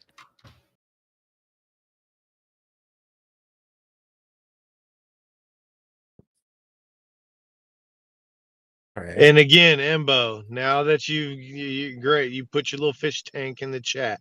What the fuck do fish tanks have to do with long distance observations? Do we live in a fish tank? Well, no, I think it was about seeing stuff over Okay, so we don't look obstructions. through fish tanks when we make observations, do we? No, No, we don't. the whole point So was this about doesn't have seeing things anything to over do obstructions through a with what the media. conversation was, does it? No, it doesn't. No, I think you shifted the goalposts a little bit. It conversation was about wasn't seeing about- objects over obstructions. No, that's him yes. jumping in the conversation with something that's not even relevant to it. I Because think it we're was talking really about relevant, actually. looking at light. We're talking about looking at light inside of a single medium, natural light. And we're not talking about Right, and the looking fish through tank, fish tanks with lasers. the fish tank is a medium. Yes, it's a single medium. No, it's not. The glass is one it's medium, air, and glass, then the water. liquids inside of it is another medium, and then the air before the glass is a third medium. That's three mediums that are in play here inside these glass fish on tanks. top of that, if it's the same fish tank thing that I'm thinking of, they filled it with sugar water. Like Exactly. Yeah. He's got one with sugar water and the other one's with salt water. Neither of those are in the air on long distance observations with what we're talking about. Again, you're missing the point. As it No, relates you to are. refraction, as It it doesn't relates to matter. We don't live in a the fish sugar tank. water. This isn't a No, you're missing the demonstration point. You're missing of the any point, and you're optical doing a phenomenon whole that sort we of could thing see. here. No, you guys are trying to doing bring a this up whole as if it has shift anything the to do with goalposts. it. You're shifting the Lasers goalposts aren't again. natural light. Lasers aren't You're natural shifting light the that we're goalposts. talking You're moving about. the goalpost. No, Yeah, you guys are What's the moving the argument about goalposts. the refraction being able to bring things from Even if we behind were a to physical accept the sugar obstruction? water, even if we were to accept the sugar water as a demonstration of a gradient, like you would have to take it from within the fucking tank, and you would have to have an external source that is not a laser, not a like aimed beam of light. You would have to use something more on the like a full spectrum light from above it. You know, like you would maybe use a full spectrum grow light. You know, like and try to put some kind of scale to it. Yeah, the observations of the objects he put in the fish tank are observations of full spectrum. He put objects, three things along this curved structure, and before he mixed up this gradient to equalize it, it was visible due to refraction. But after he has mixed it, so the gradient wasn't there anymore. It was obstructed again. I see. So are these taken from the same angle? Like they didn't move the camera at all? Yes. You can see it's at the same angle because the fish tank, the frame of the fish tank, is a reference. It's at the end of the video. He placed the camera and then he started to mix the water for the gradient to kind of dissolve. And the apparent position of the objects along this curve, it changed. See, so the And only they thing got that obstructed changed again. was the so the only thing that changed was the media, right? And the gradient within the media, which is the fish tank. I mean, they're saying that the glass and the air that the camera is shooting through has an effect, but even then, it doesn't explain the before and after because the only thing we're seeing change is the gradient. Yes, And nobody denies that there's a gradient. It's just a matter of whether or not it can make. Okay, so the thing is like every long range observation that we make on Earth makes the Earth appear to be flat. So you guys need to come up with an excuse for how the bending of light makes curved objects appear flat. That's a claim, though, which I don't agree with. Yeah, I don't know. I don't agree that every long-distance observation makes the Earth appear flat. I would say that the only ones are the ones that are taken on enough small distance, and cherry picked where refraction is enough strong, where the horizon can be completely behind the furthest observation point. But if you placed, for example, in the Black Swan video, a mountain like 100 kilometers away, it That's, would well, already be thanks for obstructed. highlighting that as well. You're also demonstrating how we are observing things from well beyond the curvature limitations of the globe that you claim we live on. So anytime we make an observation that defeats the size of your ball, you need to come up with an explanation that mathematically works. And this is the Walter Bisson slider again, by the way. No matter what it is that you see, you slide it up or slide it down to make yourself live on a ball. Well, no, just to show that it doesn't contradict the globe model. No, it does contradict the globe model.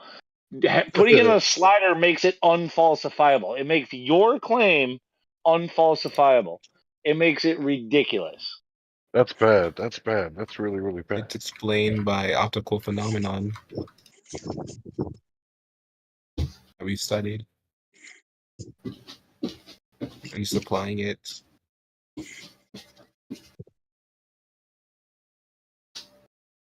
Like, I don't think it's something that we're pulling out of our asses here.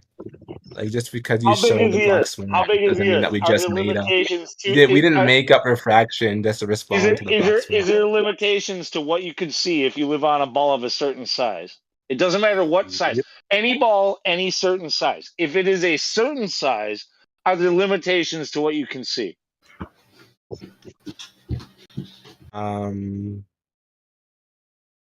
No, but this is assuming that you don't know the atmosphere conditions. The answer is any ball of any size, there is no limitation to what you can see. Logically, no, but like physically in the real world, yes, there will, because, well, the atmosphere conditions have to be in a certain range, and if the observations that You might be able to like look seeing up up your your own own eyes, asshole, right? out your mouth, and up your No, asshole again by this fucking model. you won't be able to do that. You won't be able to do that on our model under realistic conditions.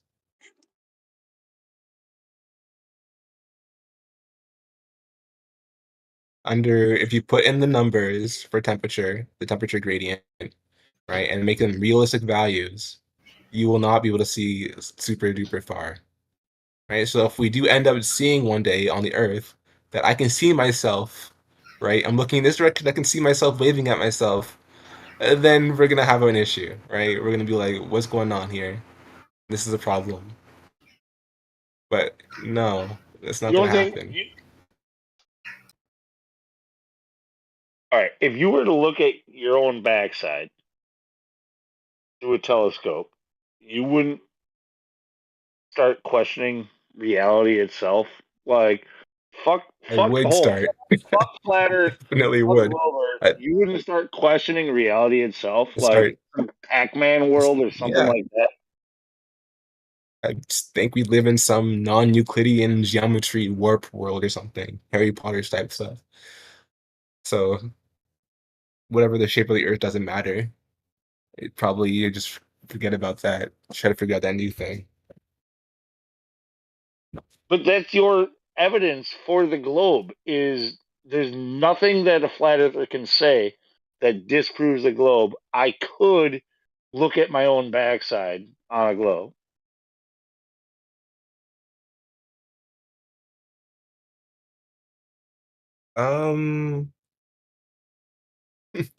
Yeah, it'd be really hard to explain that, I'd say, but I mean, at the same time, you guys say that because things disappear bottom up, it has that's proof of your globe.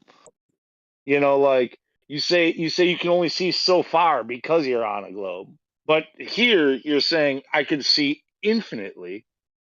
I could look at my own ass because I'm on a globe.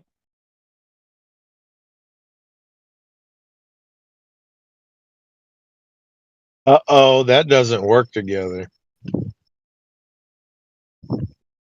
Either it brings it Well, up I over the wouldn't curve say. for you to see it, or it blocks it and it obstructs it from view. Which one is it? Why couldn't it be doing the same Refraction, thing? refraction can bring things up into view, Yeah, and it can why couldn't also it obscure do things. both of these things depending on different conditions? Yeah. But I thought we can't see anything because the curve's obstructing it from the bottom up. Huh? Well, no, the ground is You guys obstructing can get things from the bottom information up. and you can read it too. Refraction is After just you making it so agree. you can see further or further back. But no.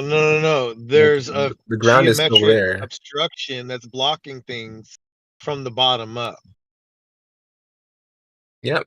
That 1.22 And distance that's thing. your Yeah. horizon, right? Your horizon is blocking things.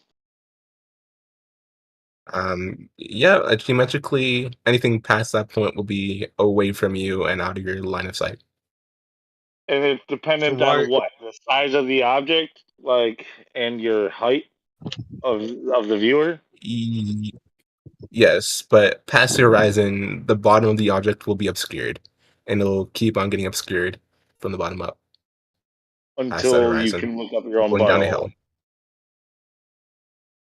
Um, Under some very unrealistic conditions, maybe, but I Oh, start now to they're doubt reality itself unrealistic at that point. conditions. Now they're unrealistic. Yeah, yeah. Well, Honestly, how if that come your? happened, I would doubt. I would doubt the state of the earth at that point. Yeah, But why wouldn't your I butthole wouldn't be say it blocked from proves the bottom flat. up?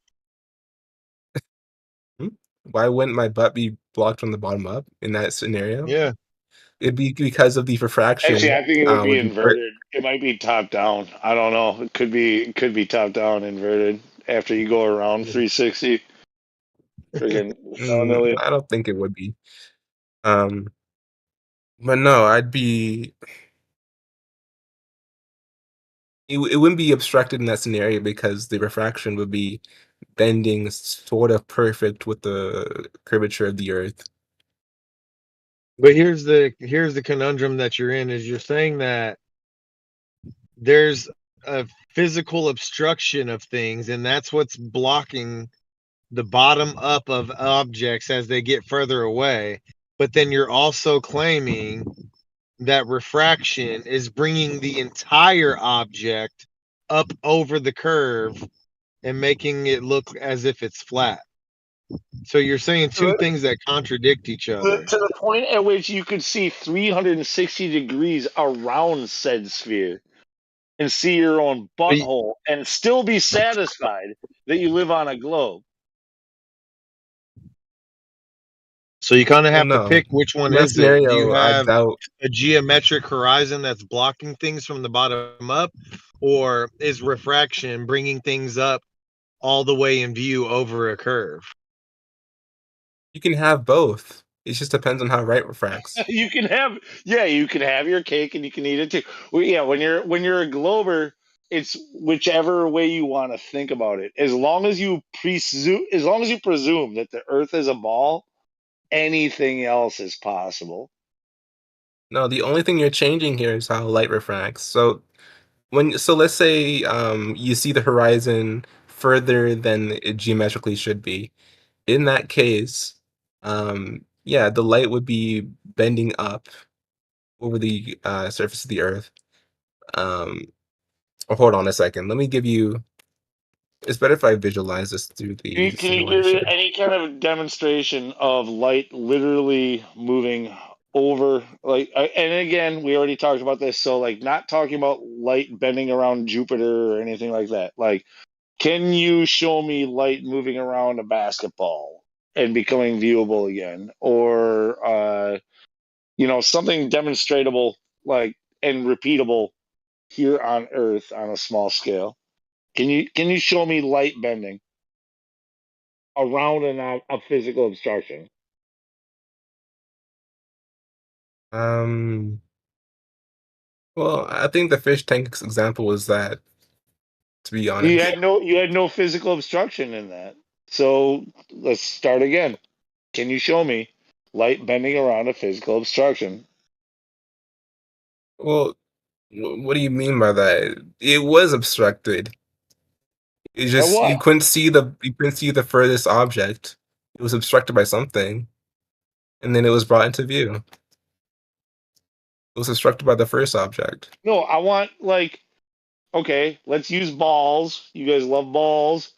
Let let's take a basketball or a soccer ball or a Oh, volleyball or a baseball or some kind of ball and make it block me from seeing what's on the other side, right? And then also demonstrate the light from what's on the other side of the obstruction, said ball, become visible again. Can you do that? No, because that's too difficult to set up. To do that, I'd have to set up a whole gradient, a curved gradient around a ball, which can't happen So it's unless I that use is some sort of. unfalsifiable claim then. It'd be too difficult for me to do it. It's just not feasible, Is it and there's no possible to do? real Is it? reason for anyone to do Yeah, it. yeah.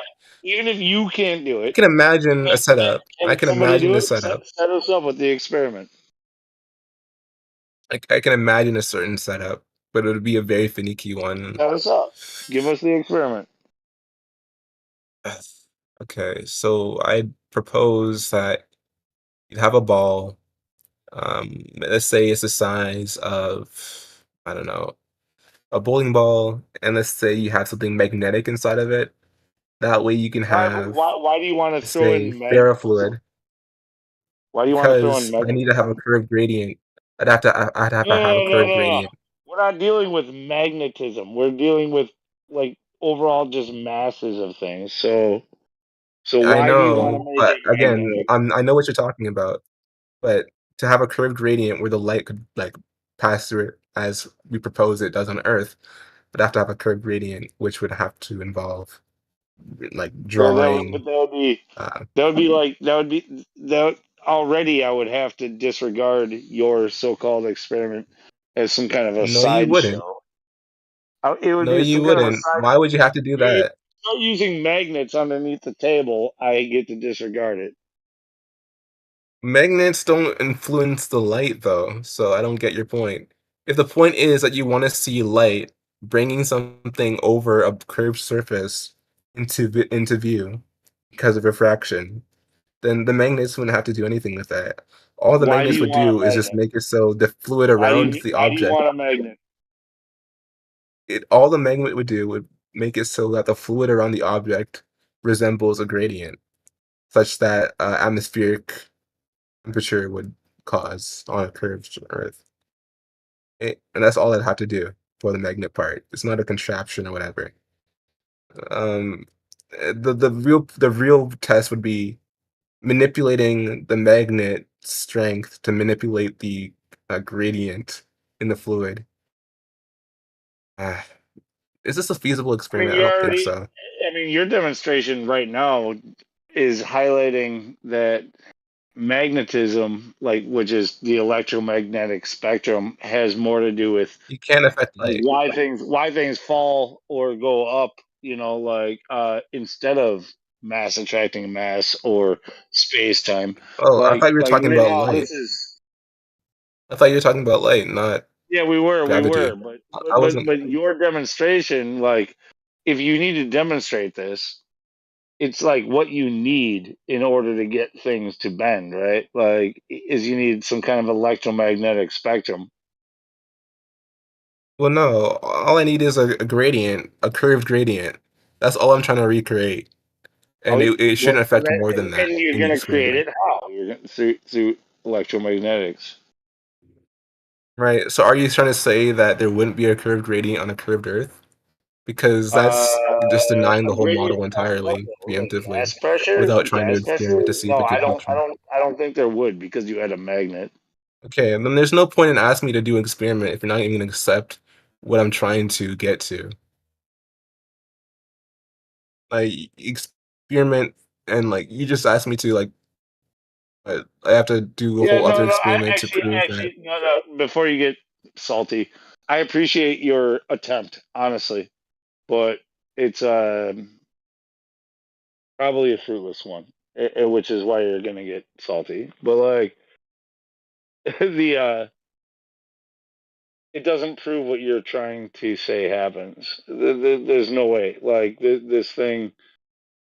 In fact, it'll probably prove something that you don't want it to prove. I don't know about that. But if I had the resources, I would probably do it. Just out of curiosity. I think it would work. It just has to be a very precise setup. And at the end, it would prove, if I get the results I want, it would prove that light can bring objects around a curved surface into view from Through magnetism. beyond its curved surface. Yeah. But magnetism wouldn't have to do anything with the light. That's the part you're getting mixed up. I'd be taking pictures um, of an object, and then I'd be manipulating the gradient around the sphere as I'd be manipulate the analog. The analog for the magnet is sort of like the temperature, right? That's the analog here. So manipulating the magnet would be like manipulating the slider, so to speak, on the Walter Business website. I think it's a fair experiment. There's no point in talking about it because I wouldn't be able to do it in real life because I don't have the resources. It doesn't sound actually that difficult. Like, I mean, you wouldn't need that much money to start playing with magnets and electromagnets. If you need a really strong magnet, you just need, like a good generator, or maybe you need to scale it up with some, Mhm. but that stuff's not Yeah, really the only terribly issue expensive. yeah, the only issue would be trying to make a spherical gradient around an object, which can bend light. Because if I But what could would do you a be? Let me ask you this: would you be proving if you did that? Would you be proving that mass attracts mass and that light bends around a mass, or would you be proving that the electromagnetic spectrum is the force, like sorry, electromagnetic force is actually what's more coming into play there. What would you be proving with that experiment? Mhm. I'd be proving that um, a gradient can cause. Gradient, what? You would have to prove that you created a gradient first. You don't even know that you're creating a gradient. You are speculating that this would create the gradient. And I'm telling you it wouldn't. Okay, like that, I guess that's what your proof would be. You would have to try to create some kind of density gradient through the magnetism, which would actually be in line with like all the shit that Witsit says, who's a flat earther. They can't agree with it. Mm, It's against their okay, policy. maybe not magnets.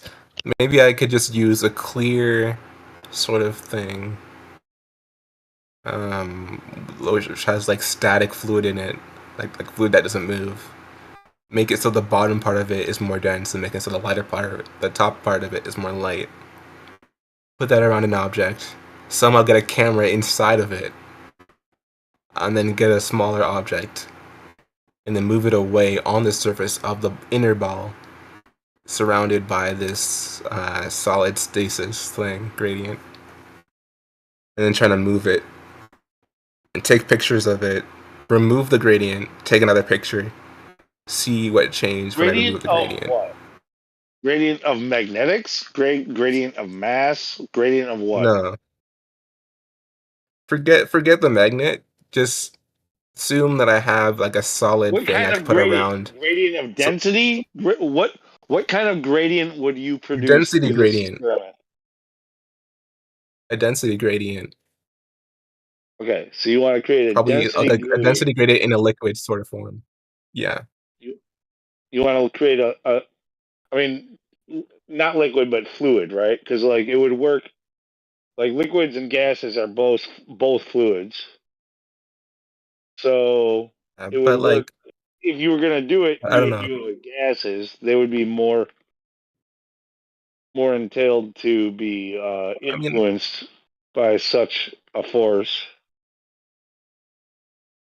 I don't know. A gas would be a little bit more difficult to create the gradient in. I think with the liquid, You I would can need a make it lot more. so there's different. You would need a lot more power to do it with fluids. Mm, well, think about it as like I have an inner sphere, right, which is the Earth in this analogy, and then I have a shell. In this shell, it's like I'm a sorry, shell with not some with thickness on it, right? liquids. I meant to say liquids. Yeah, because I was just sorry. I Yeah, had to yeah, correct yeah. myself. And within this shell, sorry. Yeah. So within the shell, there's liquid. Towards the inner part of the shell, there's more dense liquid. Towards the outer part of the shell, and like this whole shell is like a spherical thing, which goes around the inner thing. You get the picture. Somehow, if I could keep all that still, make it so the gradient stays the same. If I take the shell off, take a picture of an object glued to the inner shell without the outer shell on it, without the gradient on it, and then put the other shell back on it. Somehow the camera being inside the shell. I don't Oh, know. that'd be dope. You're laughing, and we're not laughing at you, which means even you think it's ridiculous. Well, you asked me a pretty difficult question, but I'm trying my best to be a scientist, come up with something. All right. Yeah. That's my. And nice attempt, but I don't think it's going anywhere, man. I don't know. Maybe I'll ask someone from a university to do it. But just. They're not gonna know what the fuck it is Mm, you're talking about. I just got to tell you that right now. I thought I explained it quite well. I don't know. The inner ball, outer shell, which has thickness. Put the outer shell on the inner shell. Take a picture of an object on the inner shell. Try to see if you can see it or an obstruction. The gradient on the same All right, thing. and that proves what again? Just It make sure proves we that all the know. gradient can bring. Yeah, it proves that the gradient can bring an object over a curved surface, like the Earth. Okay, so it A proves curved that something surface that should beyond be the point. it proves that something that should be obstructed by a physical object can be viewable again through Yeah, your experiment. yeah, through an atmospheric or through a refractive gradient. A magnetic refractive gradient. Um, it doesn't really change what causes the gradient because, again, light can't be affected by magnetism. Ooh, well, Well, doesn't not that kind of throw a hindrance in your whole spiel? no, it doesn't because the magnet is only there to manipulate the gradient or the fluid that the light is passing through. So Think about it as a any gradient, camera no matter shooting. how it's done, proves that it can be Well, done no, it would have through to. another means. Well, no, the gradient would have to be um spherical one, so I can make an analogy to Earth. So Um, you're just doing a really freaking expensive analogy. I don't think it'd be expensive. It'd just be It would be if you're very gonna difficult to set up. if you're gonna require like you know university scientists and stuff to do your experiment just to come up with a correlation analogy instead of an experiment. Yeah, it would be expensive. Well, I think it would be an experiment because you'd be manipulating whether or not the gradient is there. The effect you'd be seeing would be It wouldn't whether be a an camera picks experiment up because the object. you wouldn't determine a cause and effect relationship. It Yes, would you only would. be your whole You have a idea manipulated variable. is just to create a correlation. say I can create It wouldn't be a I correlation. can create a gradient in this way, and I suppose that any gradient would also act in such a way. That would be a correlation, not a causation thing. Well, no, it wouldn't be just any gradient. It'd be a gradient in the way that we'd expect it to work on Earth generally. So to generalize it, I'd make it so it's more dense on the inside because there's more atmospheric density towards the center or towards the surface of the Earth, less on the outer. So I think it'd work as a general thing.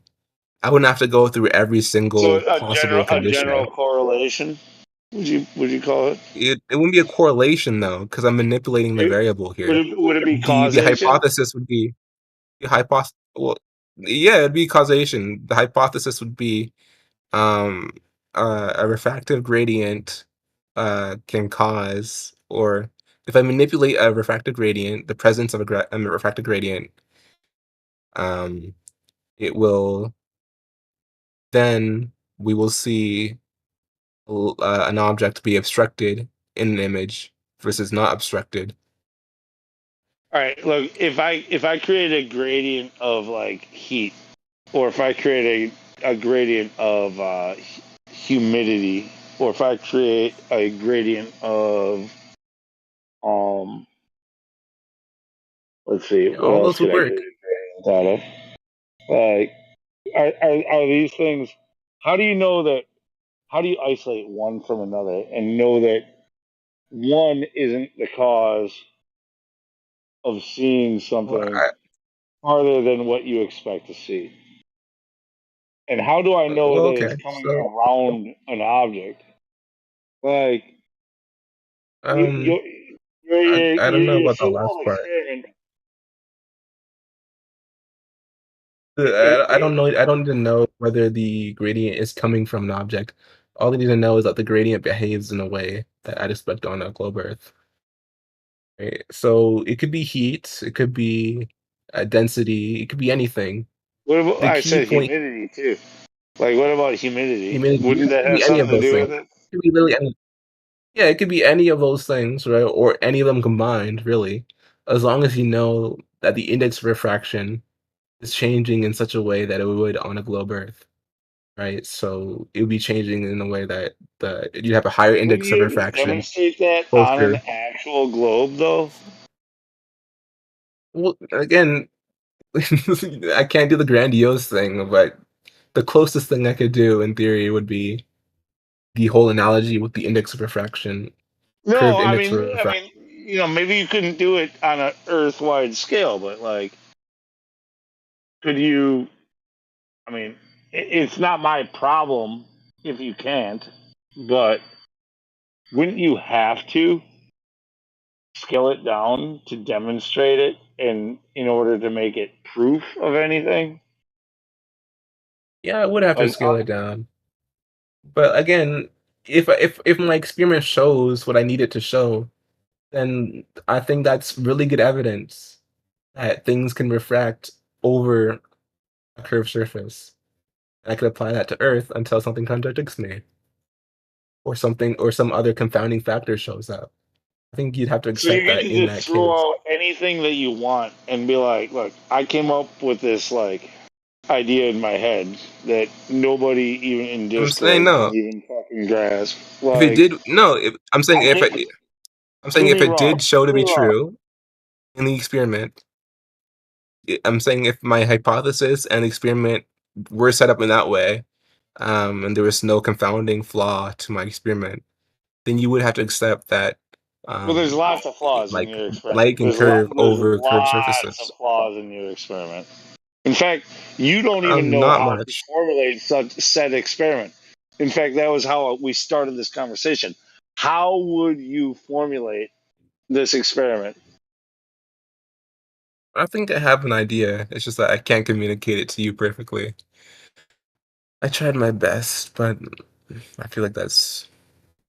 I don't want to do this whole thing. I don't think you want me to say it again. So, No, I definitely don't want you to say it again. Like uh, all of that was like, oh, I couldn't follow like 99.9% Yeah, 9% of it. yeah. But I do have an idea, and in this idea, where we have a curved thing that we can manipulate, like a gradient we can manipulate over a curved surface on a smaller scale. Take a photo. Like, okay, so imagine maybe if I draw. I actually don't feel like drawing. But in the scenario where I have like a sphere, a camera, let's say on the sphere, right? Like on So if you have a sphere, hold on. I might be able to make this easier for you. Instead of trying to demonstrate it in reality, what if we all just like thought inside? Like, what if we all smoked a big joint, right? Like, and then we started talking, and then we did a what we call a mental experiment. Would it become more plausible then? I guess so, yeah. I've been trying. I think that's what I've been trying to do. Yeah. Well, you can smoke your joint, but does that make it science? Well, no, I'm saying that if this was a true experiment done in real life, right? I'm not just saying this to say it. I'm saying that Well, here's the thing. if my A experiment, lot of what you think is science is literally just idiots thinking, coming up with mental experiments. Whether they smoke the joint or drop the acid is on them, but it's right? But if they do it, unfalsifiable. They cannot even formulate an experiment to either to prove or falsify their claims. It's literally just but thought experiments, mental experiments, like the one I like came up trains and with logic. can be That's it. falsified. But no, that's not what I'm doing though. The one I came up with can be falsified. Yeah, we could And easily I prove think you it's wrong. Yeah, your shit can easily be proved wrong. You it failed can by be proven not right if taking my the second hypothesis is dose correct. of acid. I mean, the whole issue is that you can't like conceptualize my experiment because I can't explain it to you. But No. It's not that I can't. Like, I actually followed you probably way better than I should have. I get what you're trying to say somewhat, but even you have no faith in what it is that you're saying. I have no reason to no, believe you and follow you. well, I believe in what I'm saying. The only reason I laughed is because I was thinking about how difficult it would be to set it up. But if all things are in order, it makes logical sense. I'm only laughing at how absurd the idea of setting something up like that would be, or going into a university and saying, "Hey, can you do this for me?" That's a funny idea. But I'm not saying that to say I don't believe in what I'm saying. No, you believe you're saying what you're saying, but not in what you're saying. I heavily believe I'm saying. If someone were to set my experiment and they took the photo and nothing changed, the gradient didn't do anything, it didn't bring the object that was obscured without it into focus or into view, then I'd be like, okay, I was wrong. I'll have to use something else.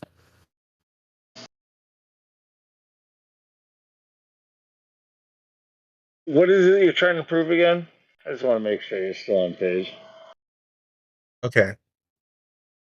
So what I'm trying to prove with this hypothetical experiment is that a curved refractive gradient, like let's say like the one we'd see on globe Earth, would cause you to see an object uh, beyond the horizon when it should be obstructed geometrically. Okay. No, you answered my question. All right, so you didn't lose track with that.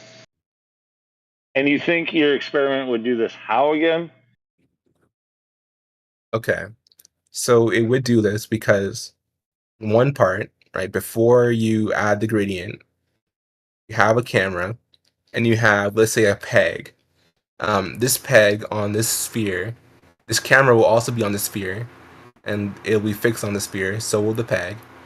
You have the camera taking a photo, which is like the camera will be pointing tangentially. Actually, I want to stop you. I Right. want to stop you. You're actually more on page than I thought you were going to be. All right, let me ask you this now. So, if we could demonstrate using flat surfaces the same type of optical effects that you're talking about, would that falsify the globe for you?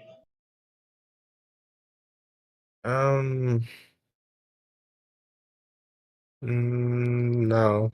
It would just mean that the flat Earth would be a lot more plausible than I thought it would be. Right. So That's a good answer. You're right. It shouldn't falsify it, but I really appreciate that last part.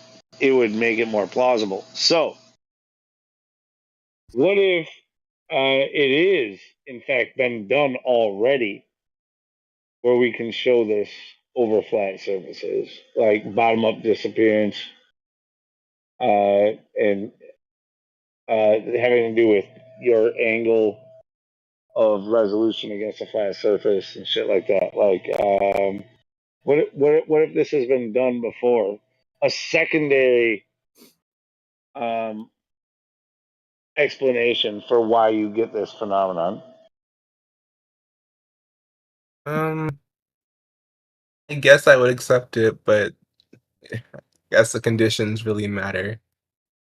My whole issue with these experiments, 'cause I've seen some of them before. I think I mentioned this earlier, but there's some like camera like artifacts and some things that you have to be mindful of in order to regard a result as being I mean, indicative you do understand of that, bottom-up like, destruction. you do understand that what you're talking about might as well be freaking like unicorns or Narnia or you know,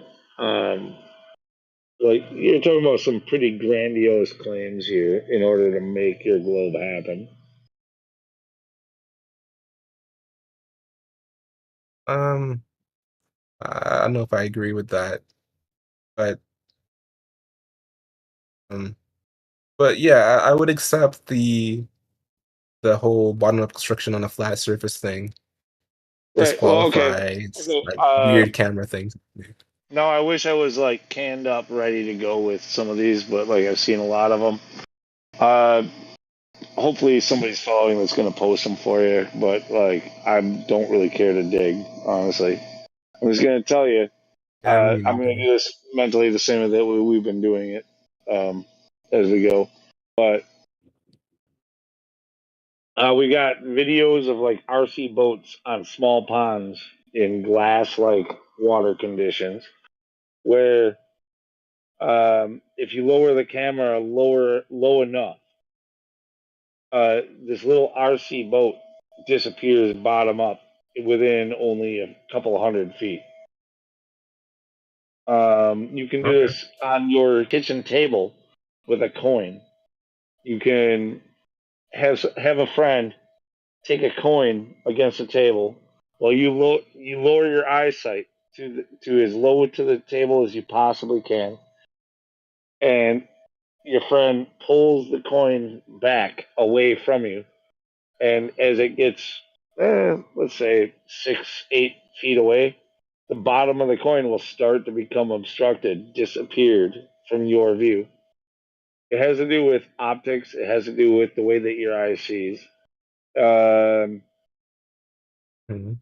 You um, and then there's other demonstrations like on bridges, especially during like hot days and shit like that. Stuff we call miraging and refraction, where we know that there is no Earth curve involved, but yet people's legs are being cut off because of you get this miraging effect, this like wavy heat wave kind of a thing that you know makes makes their bottom portion blend in with the surroundings, but there's There's a lot of things that come into play, whether it be perspective, whether it be refraction, like heat, humidity, all that stuff, or just angle of resolution. So angle of resolution against the surface, like 0.02 degrees, anything beneath that angle, your eye cannot resolve. There's a lot of things that are coming into play here, and none of them require a ball. All right, I'll take a look at that video. Um, yeah, but I'd say, yeah, like the stuff you talked about, I've heard about them. Um, like the whole coin on the table thing, right? You have a camera, which is supposed to be level at the table. You don't have to You use a push a camera. camera No, no, away. no. In fact, I encourage you not to use a camera. The camera is only introduced in order to show people on Discord. I encourage you to do this without a camera in real life.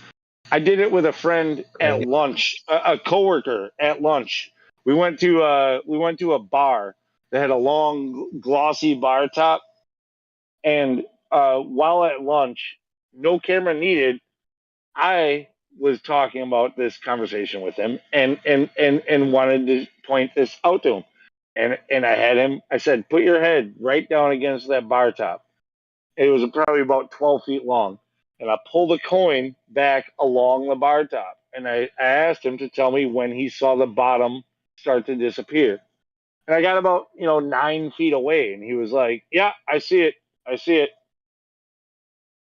You don't need a camera to do this because your excuse is going to be about the optics of the camera. No, you need to see this with your own eyes. It's a phenomenon of optics. Okay, one question. So your friend's head, was it like above the table? Like he was laying his head on Of top course of it the was. He table? can't he can't literally set his eye on the table, right? He just got it very low to the table. He pressed his cheek. He pressed his cheek against the surface of the fucking bar top, and I pulled it away. And at about 9 to 12 feet, he basically shouted out, "Yeah, I already see it." I have a question. Did he look at the coin with one eye or both of his eyes? I we would have to do it again. I don't know. I don't know if it was one or both, but Okay, because but that's one of my things. Is like it. I mean, if he was looking at it with just one of his eyes, like you're taking a 3-dimensional thing and turning it 2-dimensional because you're just using one eye. the It's point just a being work. is that it's a phenomenon of perspective. It's something that happens against a surface. So like when you have an object that becomes low in angle to the surface, your eye can't differentiate the difference between it and the surface around it. And so it becomes muddied and grayed out. It starts to vanish and disappear, like what you see on a hot day down a road where everything looks kind of mirrored and shit like that. It's similar to that. Like it all kind of blends in together, and you lose it at the bottom first. I mean, that kind of makes sense. I guess I can't really say anything until I do it myself. Are you This is talking about my lingering. looking out into the ocean? I'm talking about all different types of stuff. Yeah, I mean, it would work in the ocean as well. Yeah, but I'm literally talking about losing a coin on a bar top. So I don't mean to deviate very much, but like I've been thinking about trying to prove or disprove anything involving the ocean. And I wonder if the tide changes things enough to where you really can't like make clear observations using the ocean. It would. I mean, yeah, there would be times where if you're trying to make specific observations where the tides could come into play there. Yeah. Well, But I mean, if you would think like it's always it could potentially always be playing with the angles of the camera or anything if you're ever looking into the ocean. And that kind of like defeats the purpose a little bit going both ways. That's just been my thought lately about like the ocean.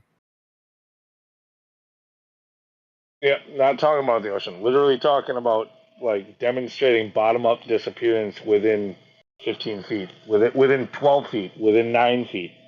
Like I'm talking about things can disappear bottom up without an obstruction and is demonstratable. That's what I'm talking about.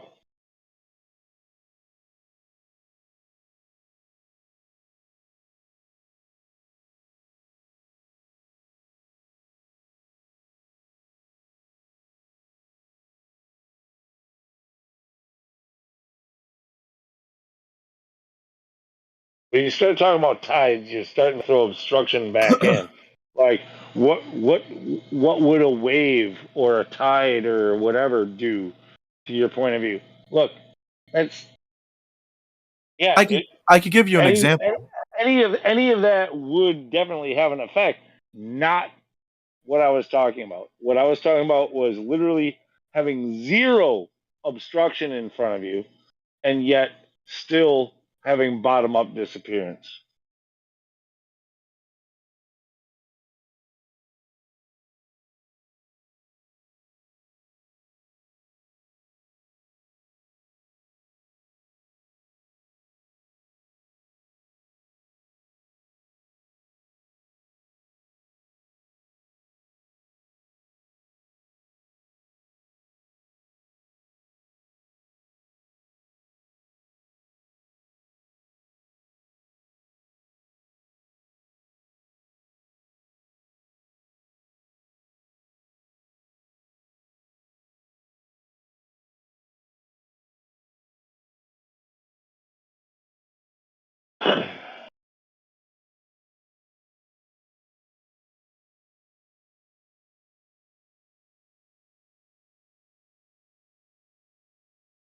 The problem is that yeah, the Globers, especially for those, it sounds like you might be one of those sort of on the fencers. Like, no, I'm not on the fence.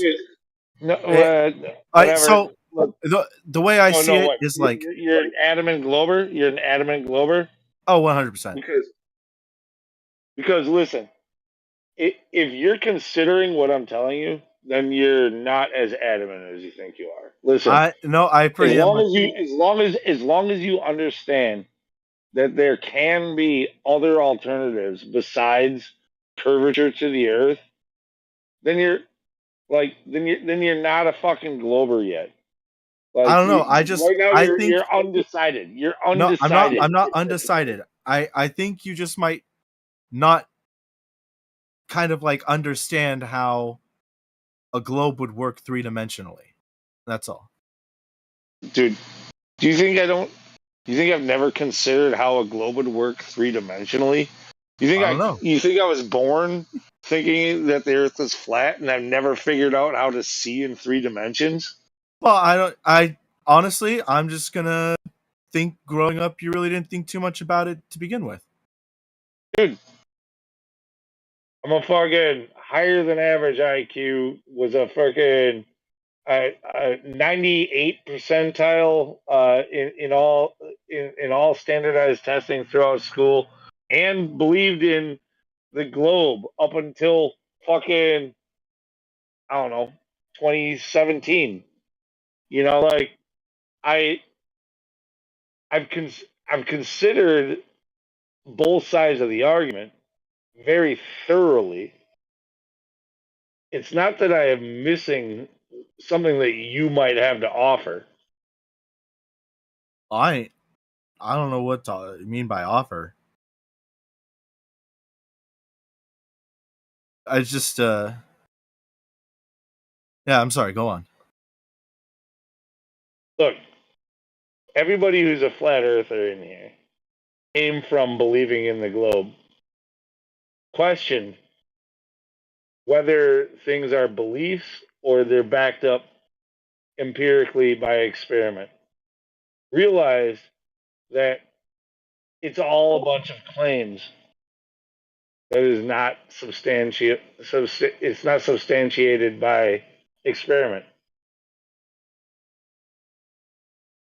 and that the way that the world presents itself is the way that, like, it just makes sense. Like, if somebody's going to tell me, I mean, all the Globers have to agree, if they're going to be honest, that the Earth presents itself as flat and stationary. Whether that's true or not is another question. But that is the way that it presents itself. Now, all of the claims that they gave us to try to back up this globe Earth are unsubstantiated claims. Well, I wouldn't go that far at all, actually. Well, I mean, like, substantiate them for me. well, so I mean, there's a bunch of ways. There's earthquakes. What does that mean? So let's say there's you know how like there could be an earthquake in one country, and in a completely other part of the country they might get some like really tiny wobble. No, I don't know that. Never experienced that. Never felt the Earth move in my life. I have before. It's trippy. Like I experienced one of those. It's kind of like an aftershock thing. So there was like there was an earthquake. No. Okay, so you're talking about penis waves, right? I call them penis waves, yeah, right? So PNS waves, right? Where they say they claim that an earthquake happens on one side of the Earth and that they can like pick them up on the other side of the globe, and that because of the shape of the globe and the size that they say it is, and the frequency at which it goes through, that they can kind of determine, like, and verify like a radius, right? Right, yeah, that's it. So it's kind of like, yeah, it's a sphere, and like something happened at the surface, and it sends off a vibration, and then it bounces off one side, and then it hits another. You're telling me that because an earthquake happened in California, that people in fucking China or Australia are picking up that earthquake? I haven't felt it in Wisconsin. Well, I'm in the Northwest, and I experienced one once. Because so like it wasn't anything crazy. It was just like this really like quick little tremor. Like it kind of felt like somebody was like a kid was rocking a chair you were sitting in. Like it was real small and short. And it's like, whoa. Like it wasn't anything. So how would what else would it require though, if that was the case, where they're saying that they're picking it up on the other side of the ball, and then like the return signal of it, right? PNS yeah, waves. well, there's an angle to it. That would require for the wave to travel through the multiple different layers that they say that are there, like the mantle. No. So the earthquake the comes crust, from the mantle, the right. core, The earthquake inner comes core. from that. Right. It comes from that, and it's enough to shake all the way down into like the liquid part where it's like magma, and then it shoots like this vibration across, and then it like reflects off of one part of the globe, and then it hits another part. Yeah, and then totally that's where the aftershock is all experienced. unfalsifiable claims. Well, I mean, it's not unfalsifiable. You could. Yeah, it is. Like, How far has anybody dug? Do we even know that there's a liquid core or not? well, I'm pretty sure there is. How do you know? So you're Well, pretty sure. Where does lava or magma come from? I don't know. It comes from it's the same reason why islands get formed. It comes from pretty near the surface, from what I can understand, what I can get. Well, sort of. Like sometimes you've got like tectonic plates. You know what those are, right? You got a 3,959 mile radius, right? And the farthest we've dug is like 7.6 miles. So then you've only gone through like 2/3 of the uppermost layer that they claim, the crust. never, ever, ever dug beyond the crust. Check it out. How do you know? How do you I know that there is a mantle? How do you know that there is an outer core? How do you know that there is an inner core? Okay, I could give you a series of clues. Number one is, do you believe that islands can form?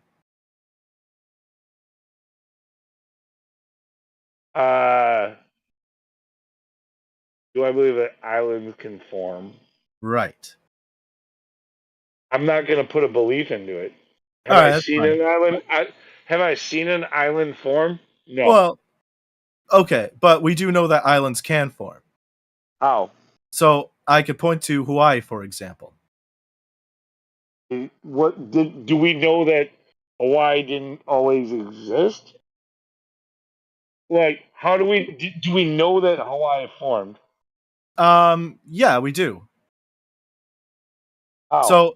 So how it was formed is, so magma comes up through kind of like a hole in the mantle, Right. and so it's kind of like a hole that goes all the way down to the magma level, and it pushes magma up, and but since it like hits ocean, it kind of like turns to rock right This is away. all just like an idea. No, Nobody it's no witnessed. idea. Nobody in history ever witnessed this. I'm just telling you how like Hawaii was formed. How you don't know that? Nobody witnessed it. Well, sure, nobody witnessed it. However, if you like look at Hawaii and the series of islands, you've noticed they kind of follow like this little path, like they kind of follow a line a little bit, a kind of curve. So what? So that's because the tectonic plates have been pushing, but the hole's been in the same spot. Okay. That's it. So that means It's you just know what you're talking kind of about? trippy thing about Hawaii. But you know, it, well, there's evidence that tectonic plates exist. You know. Even if they do, what does that prove? Well, how do you think these tectonic plates like kind of fit with each other? They lay flat and they bump into each other. That's what they're called plates. Yeah, but what's kind of keeping them from? I don't know. Shouldn't there be like, if it's flat, what's keeping pressure on them? Who says that a plate needs pressure? Well, if there was no pressure, then things would just kind of like flow away. Why? Because you Well, believe okay, you know what? That's okay. So check it out. because it's This is still trying to prove your no, molten core. no. That's the thing. Is okay. So you say that I'm operating under the mindset that the core is molten. So my bad. I was putting that in the thought. Okay, so no molten core. All right. So you guys don't believe there's a molten core. No, So we just have no. It's not that we don't believe in it. It's that we have no substantial evidence to suggest such a thing. Yeah, and your Like, hold on. Yeah, go ahead. Your proposition about how islands form and things like that. Uh-huh. The only evidence that we have is that all the land seems to be connected, and that water recedes to expose more land, or land is just jutting out of the water, or it would cover up more land because it would, the water would roll in. There'd be more water in an area, and it would cover up the land, or it would recede and expose more land. That's how that works. That's what we can actually observe. I think I have seen videos of islands technically being made. It's just basically like a volcano erupting under the ocean. Yeah, no. In fact, something like that definitely plausible. I think I've heard reports of something like that.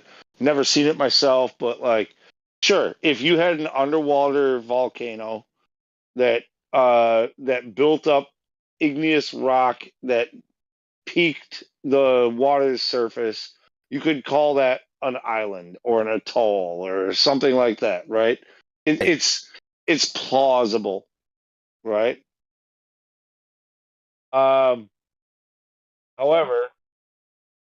how does that prove that we live on a ball? How does that prove a molten core? Well, that's just one thing. I mean, I could throw wild accusations like like the Earth operates like a gyroscope.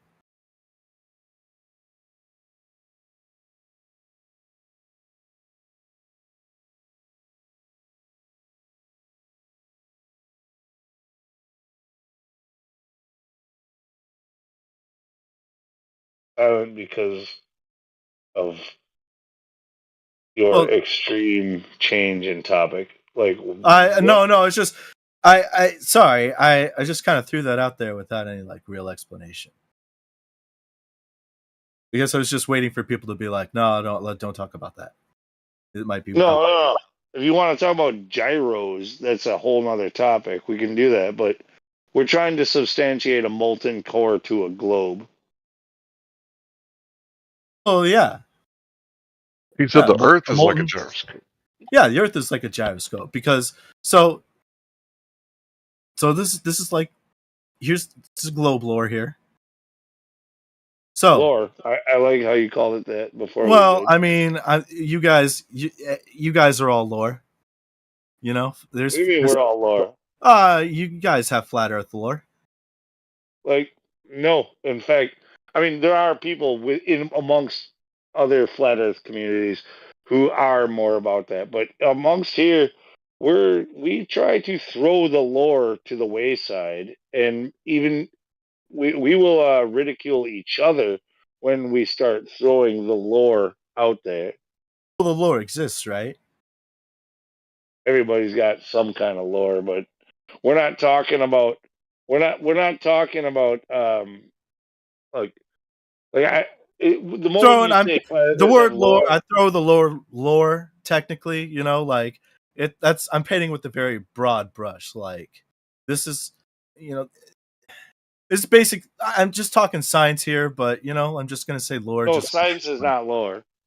So like lore would be anything that's if you're gonna put the two together, lore would be anything that is anti-science that you still believe in, right? So I think that science proves that the Earth is spherical, but you know you're not going to really believe it. So like it's, you know, you would consider it to be lore. It's a category error. Well, if you can't substantiate it, then it's your lore. I mean, I was going. So check it out. So I said Earth kind of works like a gyroscope, right? You said that, but right? That sounds like lore. So, do you guys know how a gyroscope works? Conservation of momentum. Yeah, you get something spinning, and you get it spinning fast enough, like it kind of gets locked at a certain angle. It's hard to turn. You can't really flip it. Well, the core is spinning. That gets the Earth to rotate, and because we're rotating, we're operating like a gyroscope. You know, we've got the Earth's got magnetic waves. You know, compasses work. We got a north and a south. You're not really putting these things together. You're just kind of like spitballing shit. No, I'm not spitballing things. No, these things all operate together.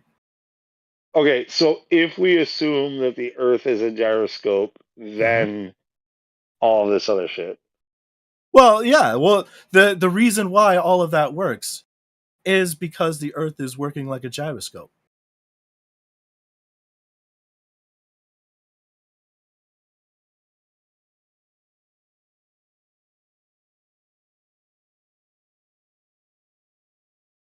Therefore, molten core?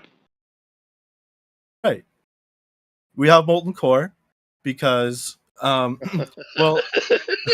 I mean, I can explain why. I mean, there's like I can give you two reasons. Okay. So like everybody knows gyroscopes have molten cores. No. I mean, like gyroscopes that we don't have molten cores because we get it to spin, it spins, and it works the way a gyroscope works. But the Earth is a big globe, but because the core is spinning, it makes the whole Earth operate like a You gyroscope. know what's funny about a gyroscope is it's like actually a flat disc that No, it it- doesn't have to be a it's flat disc. yeah, no, they are.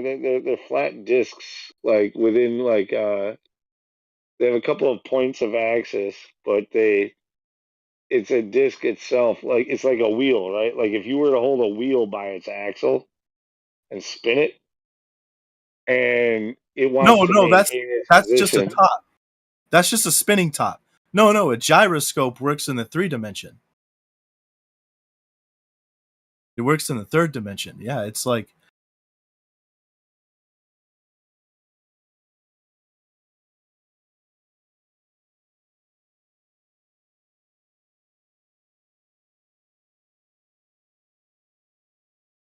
I've never seen a spherical gyroscope. They all have a disc in the middle that spin. As far as mechanical gyroscopes go, have some weight in the center.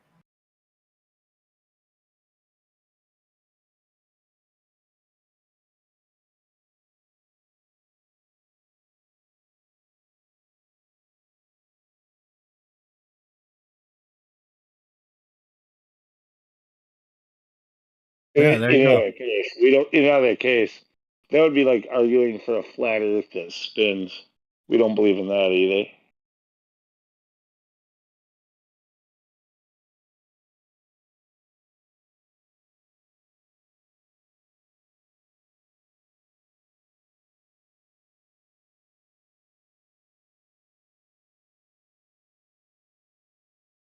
So, what you think about So, that?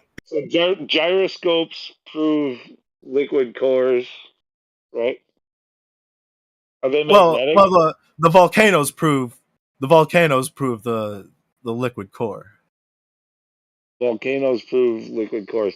Well, like we said, I mean, just because there's volcanoes doesn't mean it's coming from the center of the Earth.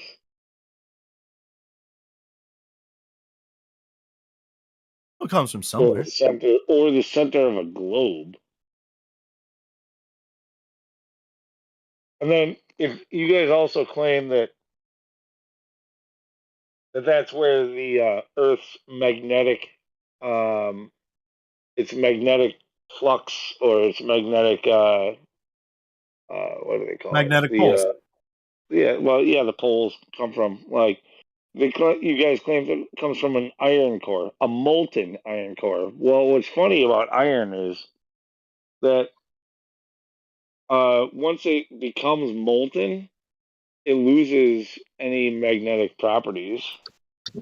Well, so check it out. Because it's molten, you've got a lot of friction that happens, and it causes molecules to bump and interact with each other, and that causes electricity. Well, I wouldn't say electricity, but it causes it causes like a polarization.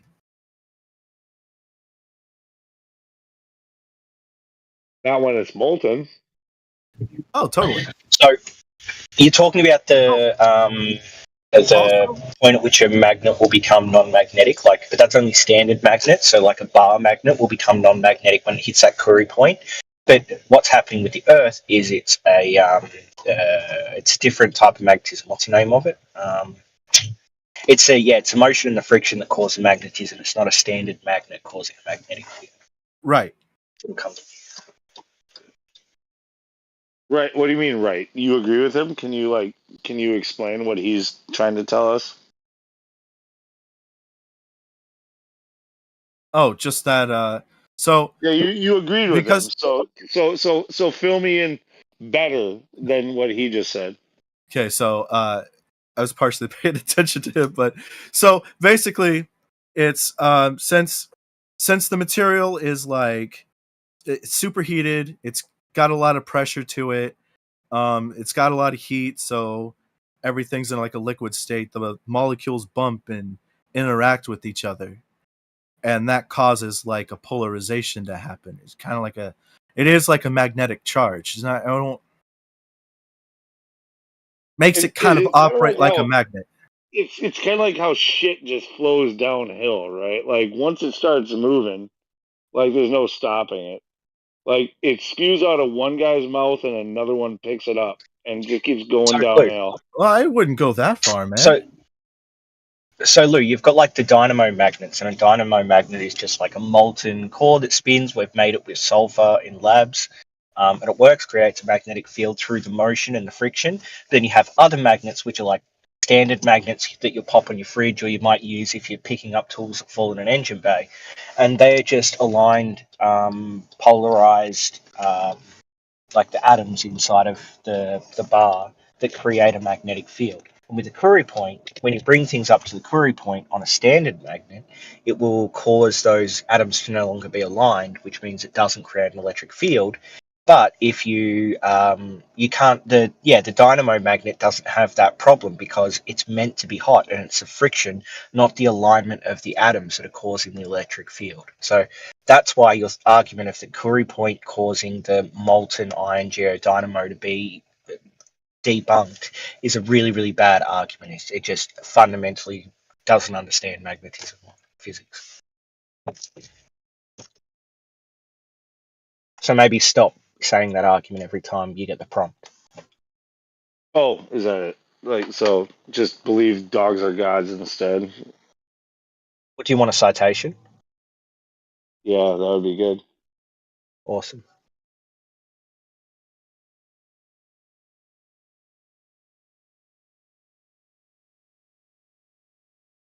Citation that iron doesn't lose its magnetic properties when it hits the Curie point would be great.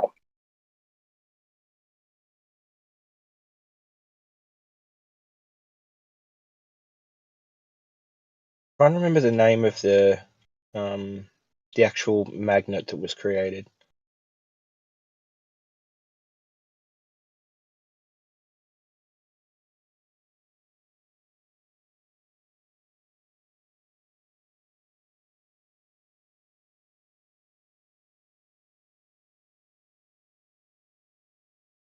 Molten metals are not magnetic.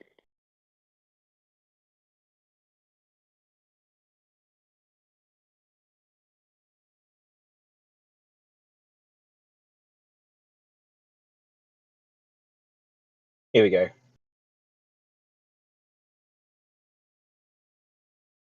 So this is a molten metal magnet using liquid sodium. It generates an electric field. So not iron then. Liquid sodium. No, it's not iron. Why would it have so to then be iron? why are you talking about it? Because the claim is that we've Why got would it have to be? the claim Why would is it we've have got to be an iron? iron, Why would it molten have to iron be core. iron though? Yeah, Why would it have to know be that. iron? Why would it have to Just be thought you iron? should know. Just thought you should know what the claim Why is. would it have It's to all be good. iron though, Ray? All good, bro. Why All would it good, have mate. to be iron? Just thought you should know what the claim was. Why would it have to be iron, Ray? Why would it be sodium? Sodium is not even a metal. What? Sodium is a metal. Sodium is a Yeah, metal. just Considered to be a metal. go to chemistry or So physics or look at a periodic I'm table. willing to be corrected here, but it's a mineral. Like I mean, No, it's but an alkali metal. considered to be a metal. I Yeah. doubt it. Yeah. Do you want a citation for that as well? Like I said, willing to be corrected on that. I didn't think sodium was considered to be a metal. Yeah, I've never heard of that either, but I mean, he's thrown down a citation. I think I don't know. I'll have to look at it, but I mean, just go along, yeah.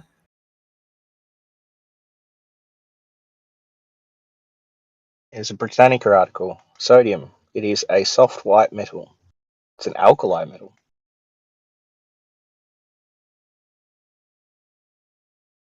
It was cute that you came in, Ray, with like, oh, well, sodium's not iron, so debunked, when I'm really just trying to show that there is something that can create a I didn't say magnetic field debunked. out of a I didn't say standard debunked. I just said magnet. if you're gonna put a citation, put a Outside relevant of a citation. standard magnet, there are things that can create magnetic fields using the Who exact same cares? The claim process is that that we've we got a molten theorize the iron Earth is. core, So so I'm show a sorry, buddy. citation that pertains to molten iron, mate. It's not that hard. Oh, if you want to move to that, we can move to like a citation for why That's It's not fine. potentially moving. Yeah, That's where we Earth yeah, we started. will. may You're the one who core. moved it to sodium.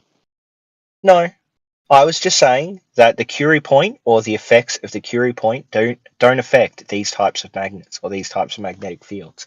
And I provided a citation of it being done in a lab showing that heating isn't going to stop this magnetic But it does field. affect It's going to iron and actually removes its cause the magnetic magnetic field properties. because it allows it to have a dynamo effect. So I'm sorry, guys, but you're debunked.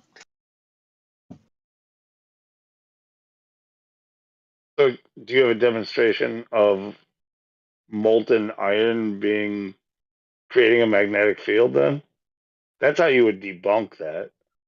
No, That it's was not how I debunk it. I don't need to use that to debunk it. Why do you even come in here? I don't understand.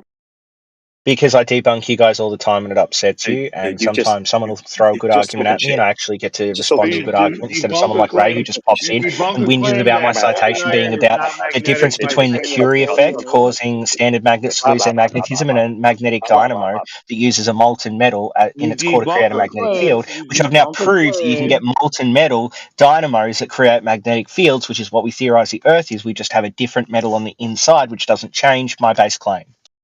You debunk a claim that molten iron is not magnetic with saying sodium is. No.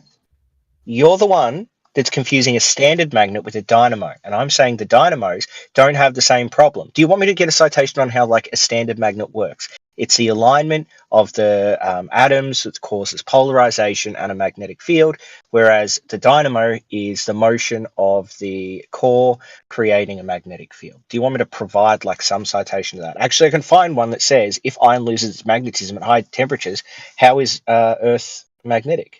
Well, whether you get a That's our citation of it or argument. not, it's different than having a demonstration of it. Like this, you could cite somebody saying such a Theory's already been thing without demonstrated, Lou. demonstration. Well, all he's basically just saying is that the reason why like it works is because it gets polarized. The core gets polarized. So the atoms face one direction, the other atoms face another direction, Yeah, and then yeah. you got your north and your south, like No, Yeah, to magnetized. be like you guys. I get that. Like I literally just did a demonstration with this with my 10-year-old daughter like a few weeks ago, where because girls, I mean, kids at that age are just astounded by magnets. In fact, I think everybody is, even as adults, just Yo, less so to a fun lesser amount. little.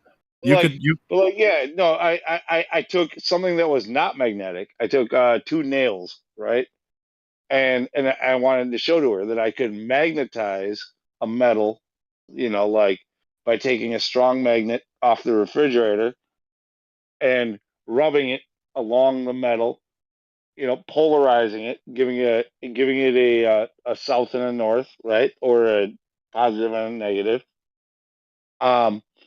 And then it would have a polarity, and then it would attract another nail. And when I did that, I took a second nail, and from tip to tip, I dragged one nail across the table with the one that I polarized, right? And she was astounded. She was like, "What?" She was like, "That's amazing." And she's like, "Can I do that?" And I was like, "Yeah." And I handed it to her, and she dragged it, and she was like blown away. And then I was like, "Now watch this.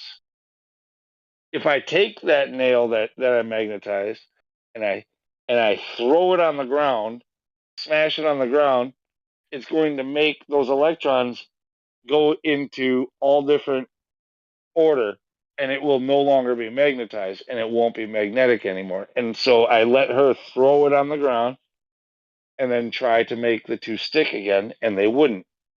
And she was like, "What did we just discover?" She's like, "Can I try that?" And I gave her the original magnet and let her rub it on the nail. And this time it didn't work tip to tip. She's like, "What did I do wrong?" And I'm like, "Hold on, try it the other way." And this time it worked head to head on the nail. Like, like this is demonstration of like the alignment, like the theory anyway, like the alignment of electrons and shit like that. Yeah, I'm aware of the idea, and now my 10-year-old daughter is as well. Bro. So how does molten sodium have that same effect? What causes the atoms to align and stay aligned to their north and south with molten Liquid salt? metals don't do this. You would have to. I've never seen a demonstration of this with liquid metals. Okay, so does molten sodium create an electric field? Yes or no? Well, I didn't. I was unaware that sodium was considered to be a metal up until like 5 minutes ago. Yeah, I'm with you on that one. But however, he is he is right. He is right. Like sodium sodium conducts electricity really well. In fact, that's why your body needs salt, is because it's got an electrical charge, and it uses the sodium as a medium to move electricity through your nerves. But yeah, so I'm just telling him, yeah, sodium does work that way.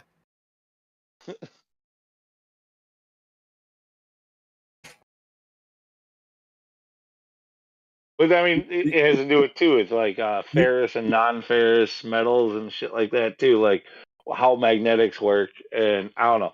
I'm not a chemist. I'll be the first to tell you that I'm not a chemist. You could polarize water. You can, like, at home you could polarize your own water, like, and just drink polarized water. It's Dude, really and different. It's I weird. knew plenty of that. Oh, yeah. As far as that goes, I don't know anything about that shit, but I've got the world's second most pure natural spring, like in my literally like within 100 yards of my house, and I've been ever since I moved here drinking nothing but that shit. It was the same water that was piped to the Chicago World's Fair back in like the late 1800s, and it's considered to have like magical like healing properties and shit like that, or it was back then at least. Still is with some people. And I gotta tell you though, like the water tests are incredible. It tastes incredible. It's living water. It's good. It like I don't drink water that's not straight out of the ground anymore. Now that I got that right next door. But anyway, yeah, that kind of polarization is what happens at the core, and that's why Earth has its magnetic field. Yeah, that proves a globe. You got good spring water, therefore Earth globe. I know. I felt like we accidentally deviated a little bit. That was my non-subtle bring it back, but I was like, oh man, what have I done? I let this Yeah. fail out of course. Whoops. Polarized water, Earth globe.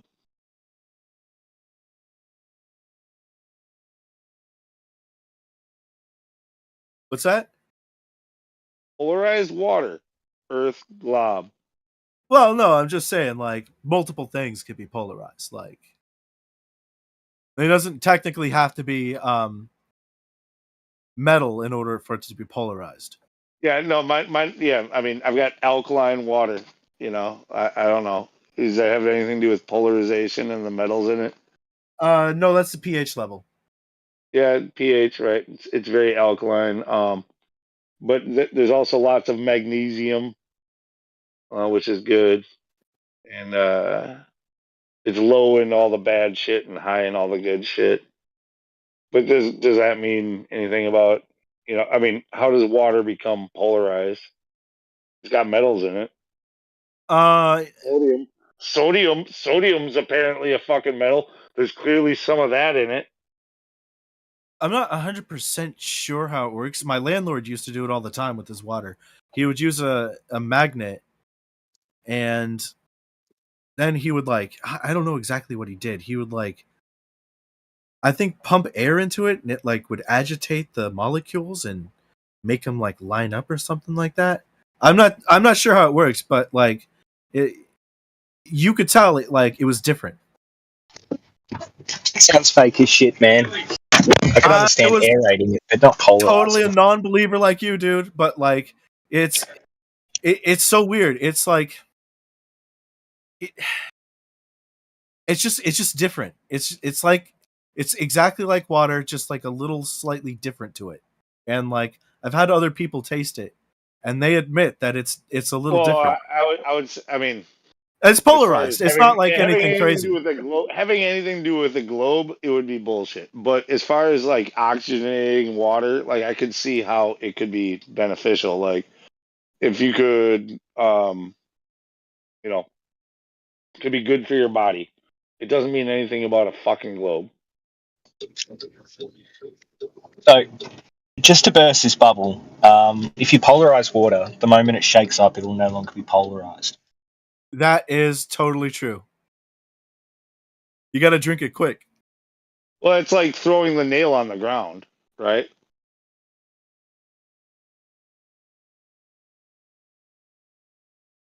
You take something that's a metal that's not magnetic.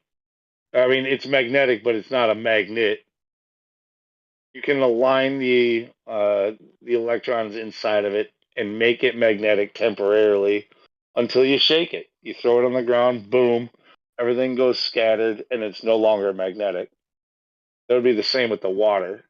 If you could align the electrons in the water, it would be very temporary, especially with something like a fluid like water. Like it's always in flux, it's always moving.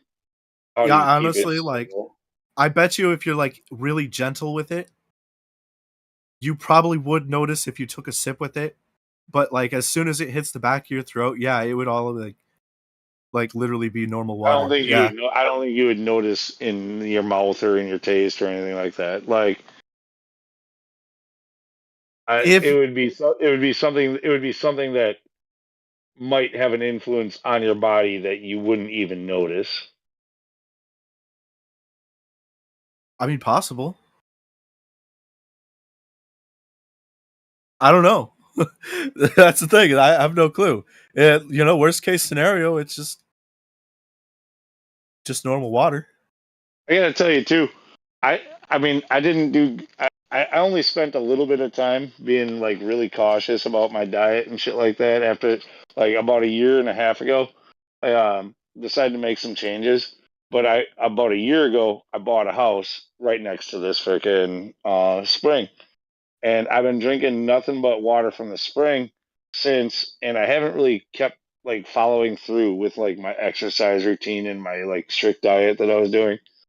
Um, However, I went to the doctor again recently, and man, I got to tell you, like uh, a year and a half ago, they were like, "Oh, your blood pressure is," you know, like they wanted to watch it. It was a little bit concerning on the high side, and I went to the doctor actually just for like actually I had strep throat like last week, and they took my blood pressure and they said it looks good, and I was like, oh, that's always nice to hear, especially because in the past, like they're always like, oh, well, this looks a little bit high and we want to watch it. And she just looked at me crazy. She was like, no, I wouldn't say it's concerning at all. It's like good. Like I don't know if that has to do with the water or what, but like whatever the changes I've made, they're fucking working because yeah, they're not at all concerned about that shit.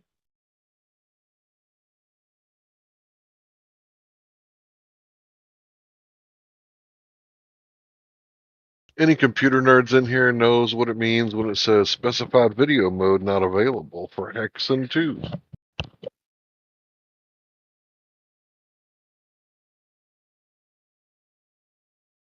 I bought a really old game and I can't play it. What game? Hexen. Are you trying to run it in full screen or Yeah, I don't have the like option can you to pull up. It like won't load. my screen?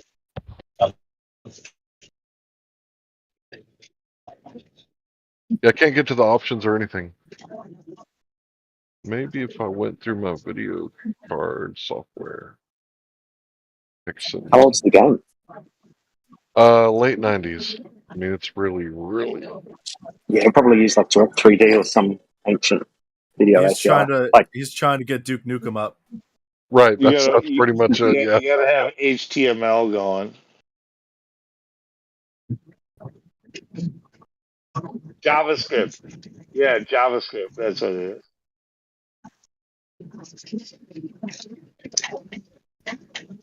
You might need a potato to play it. Guess I might have to pull like a old computer out of the trash somewhere.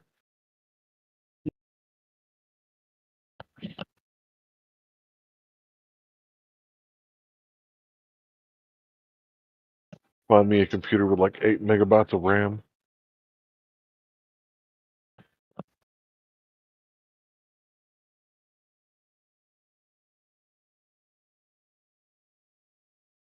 I mean, whatever the game is, you could probably find it for free as like an emulator, as like just on the like web browser or something like that.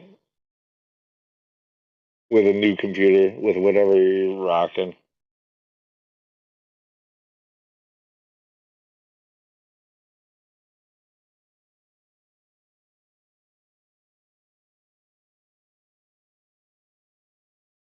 Yeah, the reason I got it is because it's a really, really hard game. Dude, my game that actually got me into gaming was from a PlayStation 2 when it first came out, but SOCOM, US Navy SEALs. I like never really was into gaming at all, but then I shattered my heels snowboarding and I was like in a wheelchair and and one of my neighbors was big into this game and dude, I freaking got locked in and like I never was a gamer before that, but kind of became one for probably almost 20 years afterwards. But for 10 years it was nothing but SOCOM. I swear to God, that game was so badass, so hardcore. Isn't that the one Like, where you had the microphone? It was kind of like the first one where you would be like Alpha dude, Team Bravo. Yo, are you yes, talking yes, about PlayStation 2? dude, yeah. PlayStation 2, SOCOM US Navy SEALs was Yeah, I like played the that. best fucking shooter game ever in history, dude. That's the one that sucked me in. If that shit came back, if somebody could emulate it or whatever, I would be balls to the wall with that shit again, dude. Like that game, nothing's ever done it the same as it did so early on in like the online shooters. Like it was pre Halo, it was pre Call of Duty, and it did it better than either of those two games. And those two games destroyed it and the genre. Dude, I know exactly what you're talking about.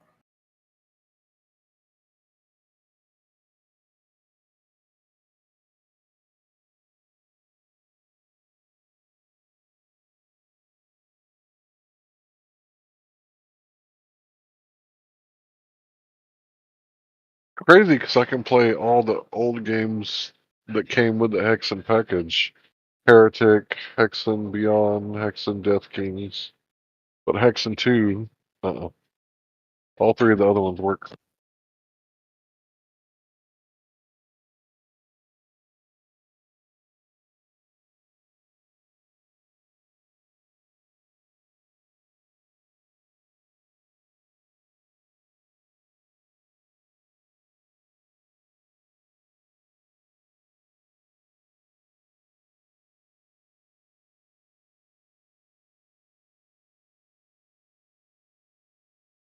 It's crazy because it's on the Quake engine. Hexen 2 is. So, I mean, it's not really that old of a game. I don't know, it's weird. Do you have like as a separate game? Did you get it through Steam or some other platform? Good old games. GOG. GOG, yeah. So someone who got it on Steam had the same problem, and they're saying that they had to run it in windowed mode to get it to run. So in the launch commands for that, they would put dash windowed to run it, and it would work. I don't with GOG games. I don't know if you can do that, but maybe worth. Yeah, what it does is it makes me boot up GOG Galaxy, and then when I try to load it from there, it doesn't work. So You should be able to set like a launch command for the game. Like there'll be some settings in there where you can choose like specified parameters to launch the game. Just have a quick look. Let's see.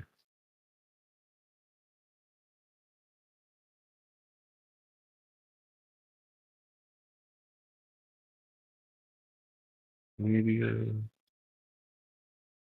Nope, not yet.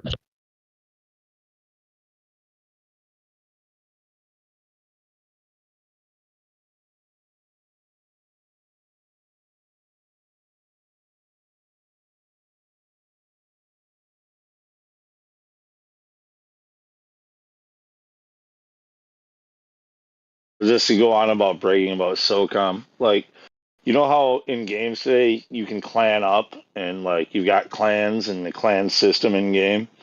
Like SOCOM was the game. Well, I suppose it might have been originated from World of Warcraft before that in PC.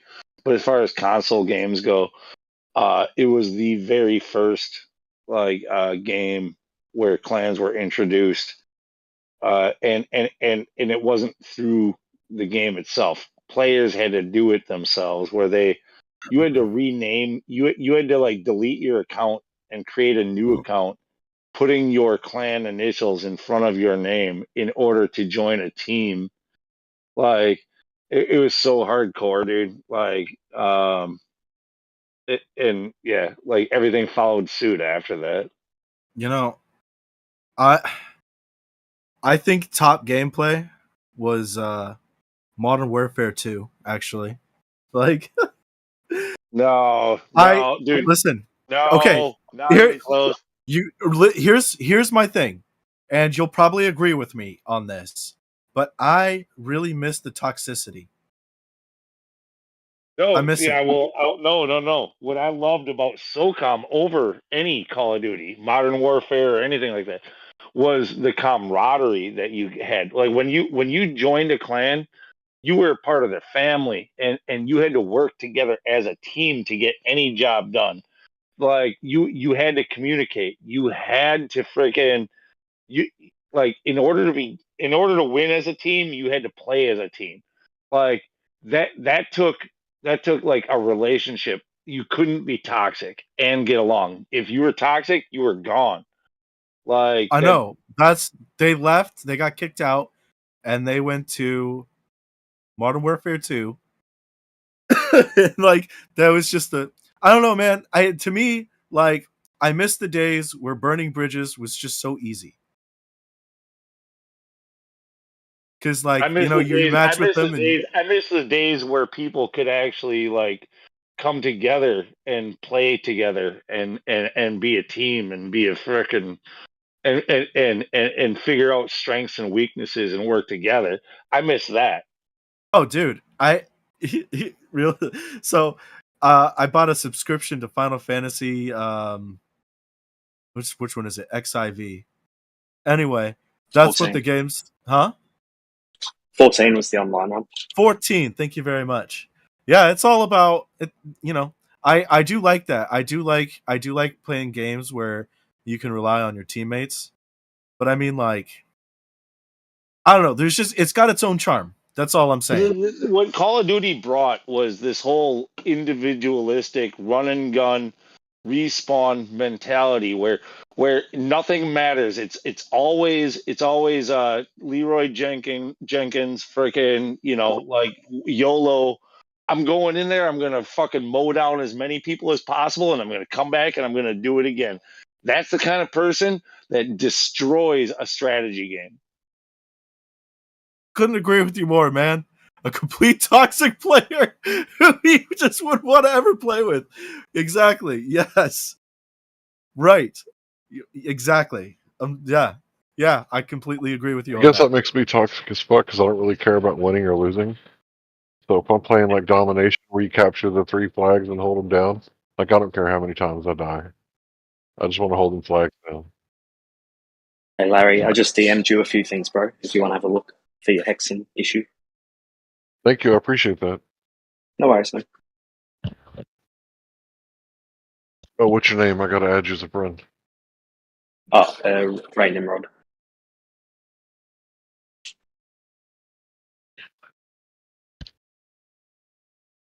with Call of Duty and respawn, first person respawn and zombies and all that shit, it turned all shooters into that mentality.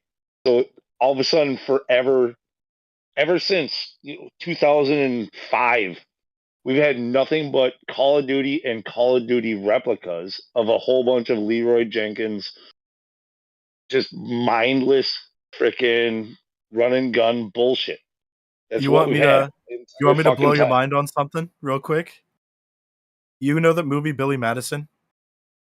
Yeah. Modern Warfare or Call of Duty is the exact same thing as Billy Madison in like movie terms. Yeah, like running at the ball, Well, okay, so think about it. Like Billy Madison was such a stupid movie. It got really successful. So a lot of people were like, "Oh, if we made a movie like Billy Madison, well, it'll make a lot of money." So they started making movies that were like Billy Madison. And honestly, like it really like I think it just like really lowered cinema as a whole, cuz like every movie can't be like Billy you Madison. Like know, getting a little deeper. Okay, so you know how the Matrix 4 sucked recently? no, cuz I never watched it. Okay, well, it did. But Matrix trilogy was pretty epic, especially the first Matrix, right? But the trilogy was great. I like the Um, trilogy. It was good. Yeah. Yeah, I agree. so so I don't like what they did with the robots though. Like the sorry, latest never mind. Go ahead. the latest iteration, though, however, was really bad. And here's my take on it. It was actually bad, even though it came from, like the Wachowski sisters. They're both trans and shit, and like it's like everybody expected it. It's a little bit.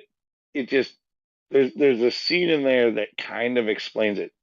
So the what they call the Merovingian comes back in Matrix 4 as a hobo, whereas originally in the trilogy, he was this really like wearing a suit, always had the hottest girls. He was a very high class citizen and well spoken.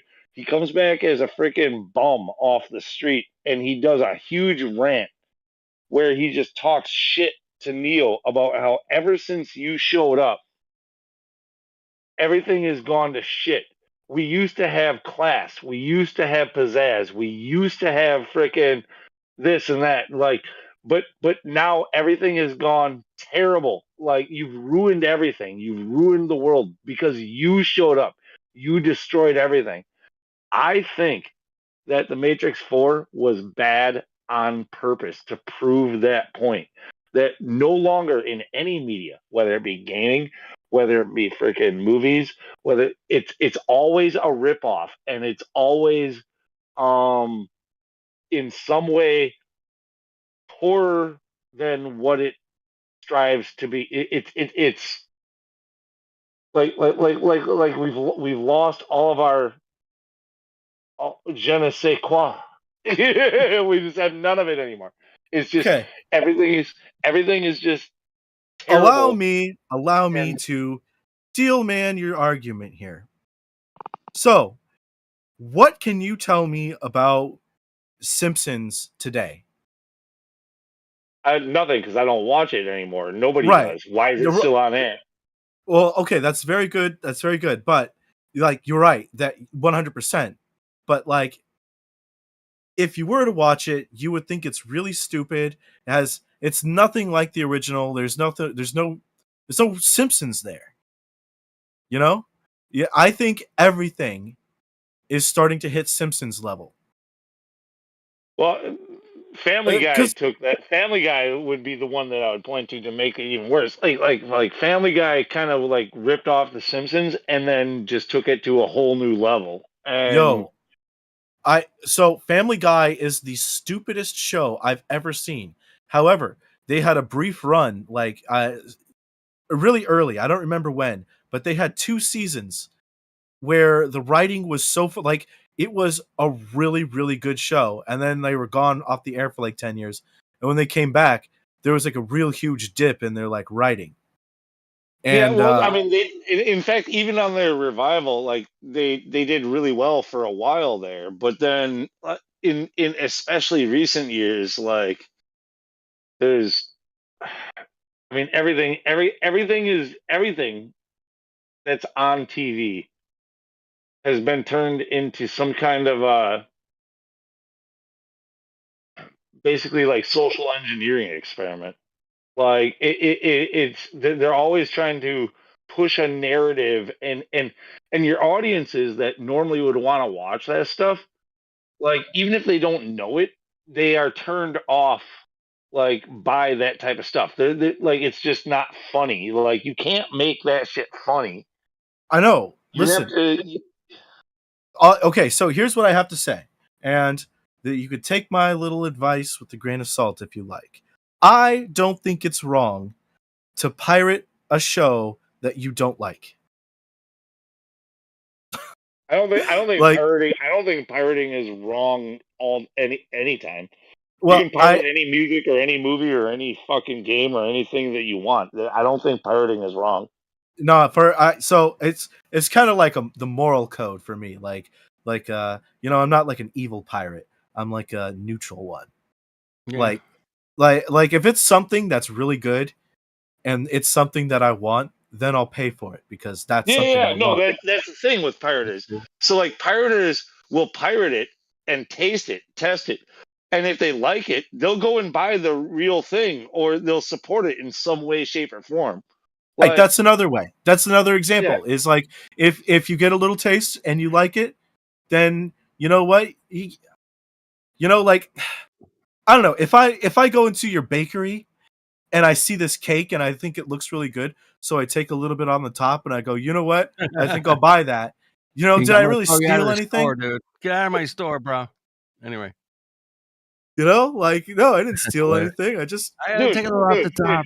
See if I like it. I don't want, dude. I'm not gonna just hear like this place has a great cake, and because they charge a fortune for it, I'm gonna be like, oh, I'm gonna eventually get the cake, and then be disappointed. No, I want a taste of that fucking cake, and if it's really good, then dude, if it's really good, I'm gonna buy some of that cake, and I'm gonna tell everybody else to buy some of that cake. That's why they give you cupcakes, Lou. Come on. I already know if something's worth pirating before I even watch it.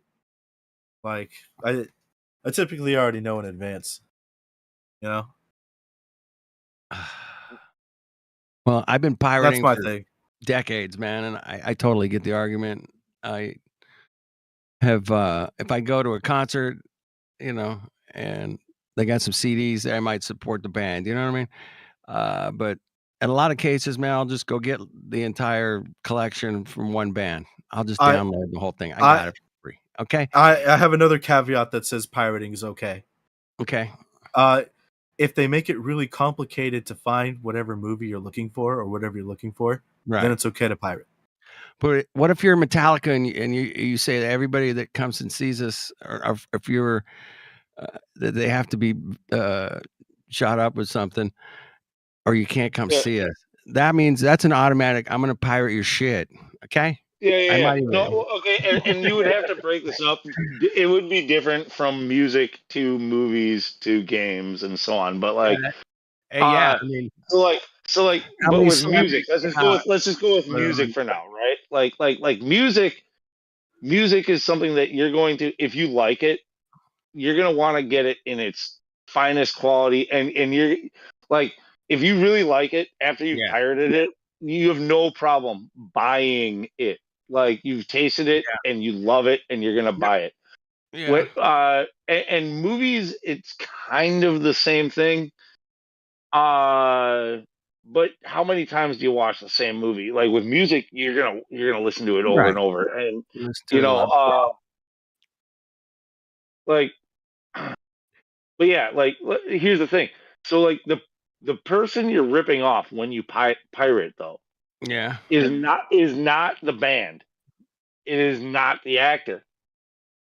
It is the movie studio and the production studio. It's the record company. Yeah, these people are not the artists.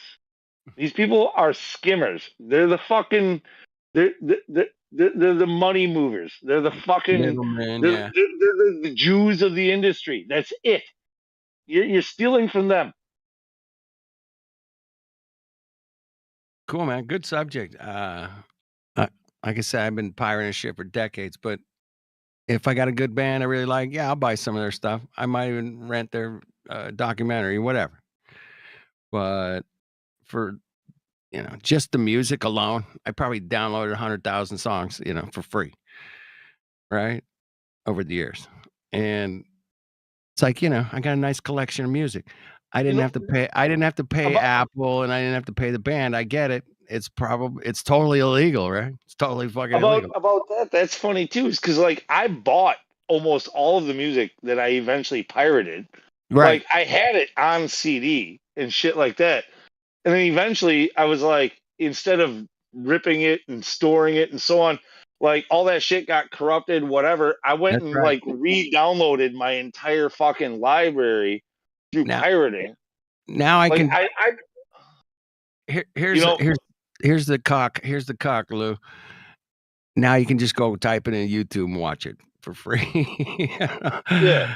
It's like stupid, bro. I go, what do you want to listen but to I tonight? want a hard copy. I want to be able to access it when the power goes out. I want to be able to fucking when there's nothing else to do. I want to be able to throw on a fucking album. Yeah, I get you, man. I'm down with an album, bro. I like Bro, albums. you should save up the money and get a vinyl set. I got a really nice vinyl set here, man. I'm good. Dude, I got a nice vinyl set. You got to get vinyl. 100 albums. That's my max. I can't go more than 100, bro. I have enough for half a milk crate. Yeah, I got like. I think that's a good accurate I got one measurement. full crate, milk crate. Yeah, like or maybe 1.5. I don't know. I think I got 100 songs. Most of my stuff isn't trash. Yeah, Like- me too, man. Most of my shit it's got to be great, or that shit. Yeah, I don't. No, I didn't pirate anything that I didn't know what I was getting. You know what I mean? Like, and when I did, like I said, I've either paid for it in the past or I freaking, I paid for it somehow. Let me ask know you. what I mean? And then even on the other side of that, where I didn't pay for it, I freaking advertised the shit out of it for them. I paid for it that way. I freaking passed the buck forward. Yo, when I watched Ring of Powers, man, like when I watched Ring of Power, yeah, I knew I was gonna hate it, so I just pirated it instead. Like, right. Like I knew I wasn't gonna like it. That's it was a then cuck it's shit. okay. Let me ask you guys, man. So I go to the record store or the secondhand record store, bro. Secondhand or the thrift store, wherever. Go where same, go to a bro. yard sale, and I paid like 10 cents for an album, man. Is that pirating or what? No, man. Listen. Nope. As far as I'm concerned, you can't pirate things that you can actually hold in your hands. Interesting.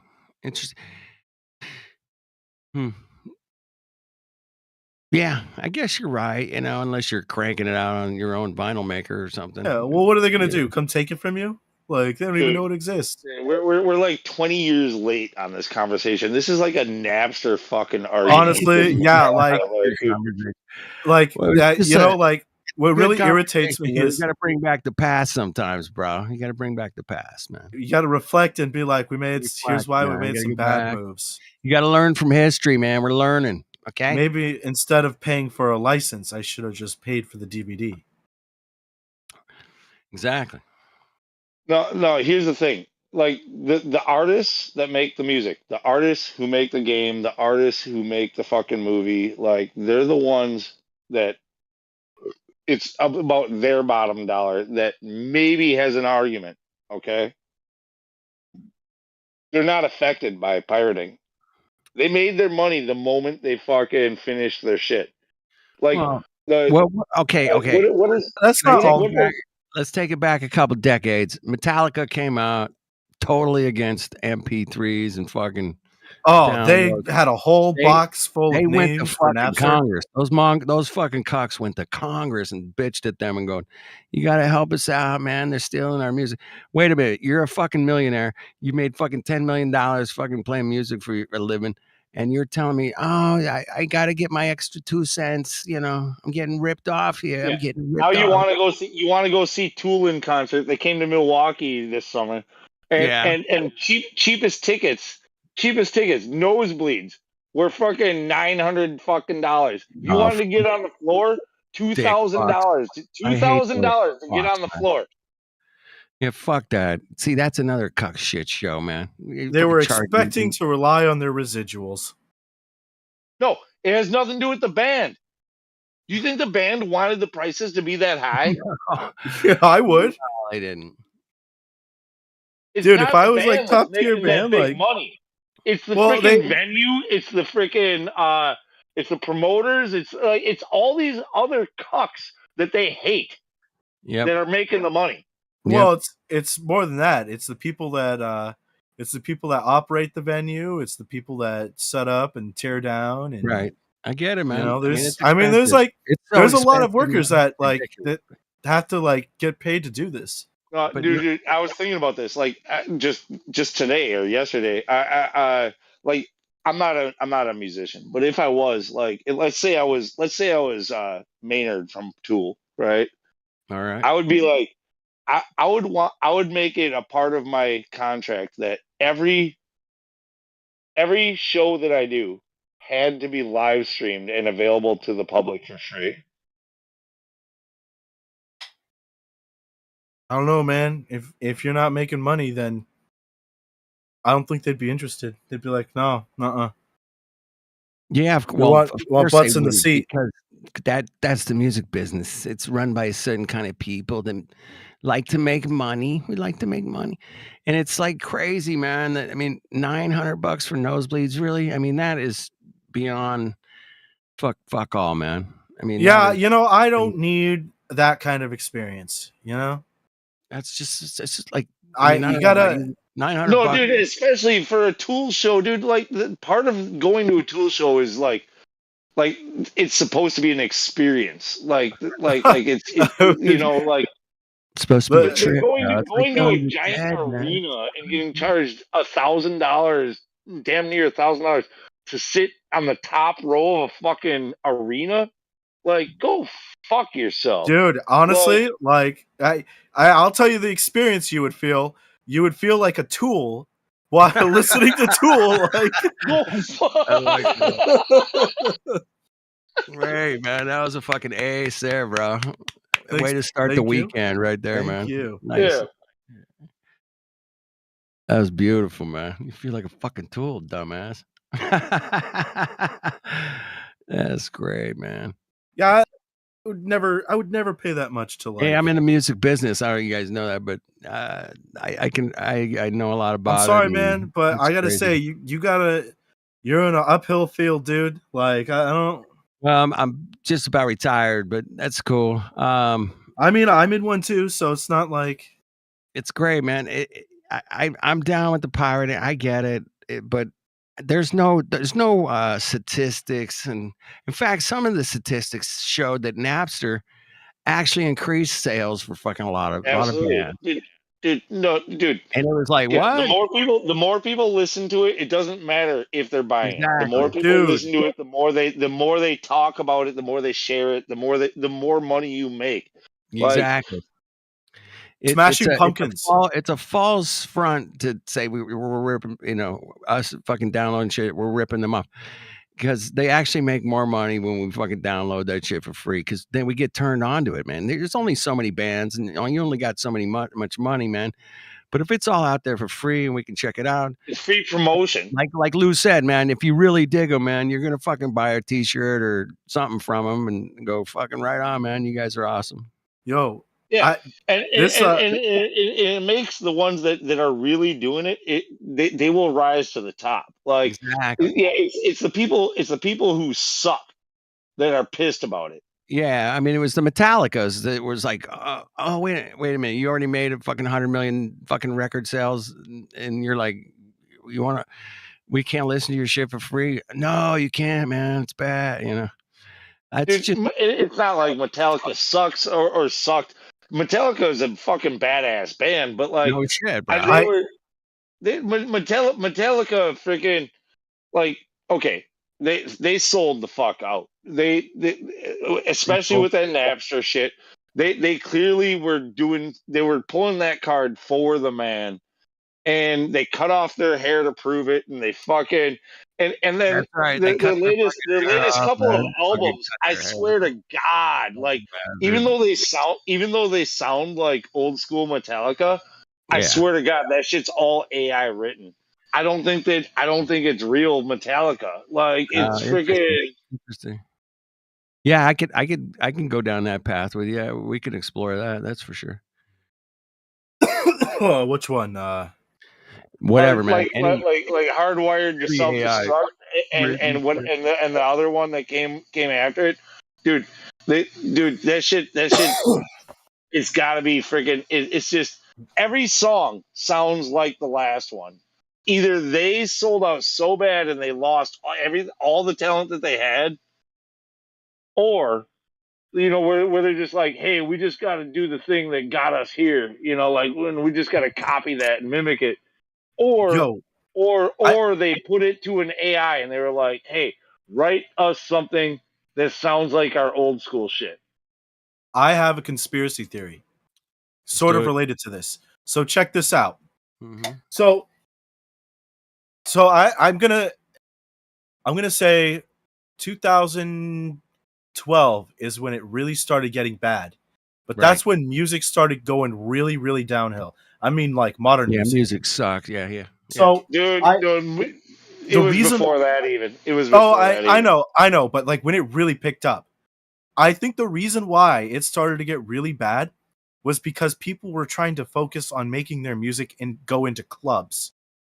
Yeah. Like who's that one guy who like he puts his name at the front of every one of his songs that he Well, it does? sounds like we're all rockers, and rock was out for all of that. So like from like basically We can't do rock in a club. The moment Eminem came Yeah, onto the scene, you can't rock a club. rock was You out. can't rock The a moment club. Eminem came on, rock was out. It was all hip hop, and hip hop was all about singles. It was all about putting out just a single, and then rock tried to follow that trend, and it was antithetical to what rock music is. So like rock music was more about it has hung on its hat on being like a full album, being a masterpiece, being where you could start it from beginning to finish and it would follow a theme and take you from place to place to place. But singles is where it was at. That was what was hip. That was what was hot.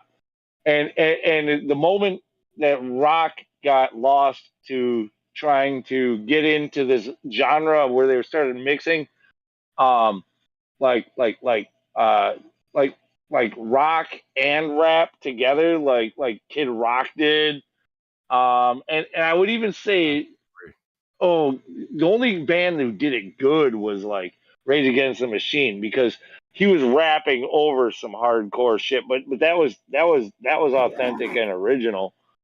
But like that's what kind of ushered in like this genre of like rock rap singles and stuff like that. And then rock disappeared. Rock got overshadowed. All right. Big time. So here's the timeline, Lou. 1999 Napster, 2003 for iTunes. So like 4 years later, you had to pay for it. But there was like a good couple of years we had Napster. It was just like, fuck yeah, man. This is what I typed in fucking Mojo Nixon. It didn't matter. I could type in fucking dickhead surfers or fuck what. Yeah, it just fucking came up with anything I wanted, man. It was like it was the craziest thing for us that all went out to the record store and bought tapes and CDs and freaking records. And for us, that'd be just go to my fucking computer and type in, any band I can think of. And there it was, man. And I can download it right now. Boom. That was like too fucking heavy for the industry, man. And like, I go back to like, there's so many bands I ran into I never even heard of. I'm like, holy crap, who are these guys? But dude, if you were a really cool kid on the block, you'd have a burner. Oh, I burned the shit, man. That's the thing. That's what would make them angry. Did you have toast? Toast? Ding. dude, as soon as burning was possible, yeah, they were all like, "Burn, Stella! You can't give it away CDs to have our music on it. Crush that them, was Congress! a big Help!" deal, bro. It was. And yeah, you had guys all over the streets. Remember those days when you guys on the streets they were just selling Yep. you freaking Hustling, bro. burn CDs and DVDs You and want the freaking Stones, bro? I like got the Stones, man. I got the whole Stones collection here, boob. So I realized once the DVD burners came out, I realized that you could burn a DVD with MP3s on it, and you could fit 73 albums on one DVD of MP3 music. 73 albums, bro. I was like, I showed that to a couple of friends of mine. I'm like, dude, check this out, bro. I got 73 fucking albums on one CD. And they're like, get the fuck out of here. Well, it's called a DVD, and it worked, man. It worked on a computer, man. It was like, dude, I was handing out 78 and then PlayStation freaking came into the play where it would play that shit too. Yeah, Popularize it. PlayStation and all that. Okay, so I will admit the worst part about all of this was what it did to the Dreamcast. Dude, that pirating like single-handedly brought that system down, and it was like, yeah, Dreamcast had like only a few years, and it had a ton of titles in those few years. It was gonna definitely real talk it was here. gonna definitely beat PlayStation, except for their adaptation of DVD format. Yeah, the Dreamcast was way ahead of its time. Like, that was the good system. It's just their controller sucked. Their controller wasn't even that bad. It was pretty similar to like everything else at the time. Actually, I accidentally cut my brother with the controller, like on the chin. like that thing is dangerous, man. Like I didn't even do that on purpose. Cut my brother with I was like, yeah, that thing was. It had the single analog stick in the middle, if I remember right. Right. Well, it also had that like stupid little. Okay, so it was cool. It was kind of cool how you could like play a little like what's that stupid game that you could play on it? Chow Quest or Chow Adventure or some stupid game, and then you could like put your Chow on it. And I don't know. It was stupid. I guess it's kind of cool if you think about it, because like you could plug it in and it's got this little screen with a dumb display, and it could maybe the game will probably display images and it'll like do things. But like that's where it saved all of your memory and stuff. It really sucked. It wasn't good. Like, but the system itself was really good. It wasn't any worse than the PS1 was though. Literally, PS1 won it because of the DVD format. That's it. Yeah, I think you're right, Lou. Yeah, and it was pretty high. It was pretty high quality, man, for its time. I mean, they did PS1. I think they did really good for their first system. I mean, it was way better than anything before, man, for sure. Hey, Flat Earth dude. Yeah.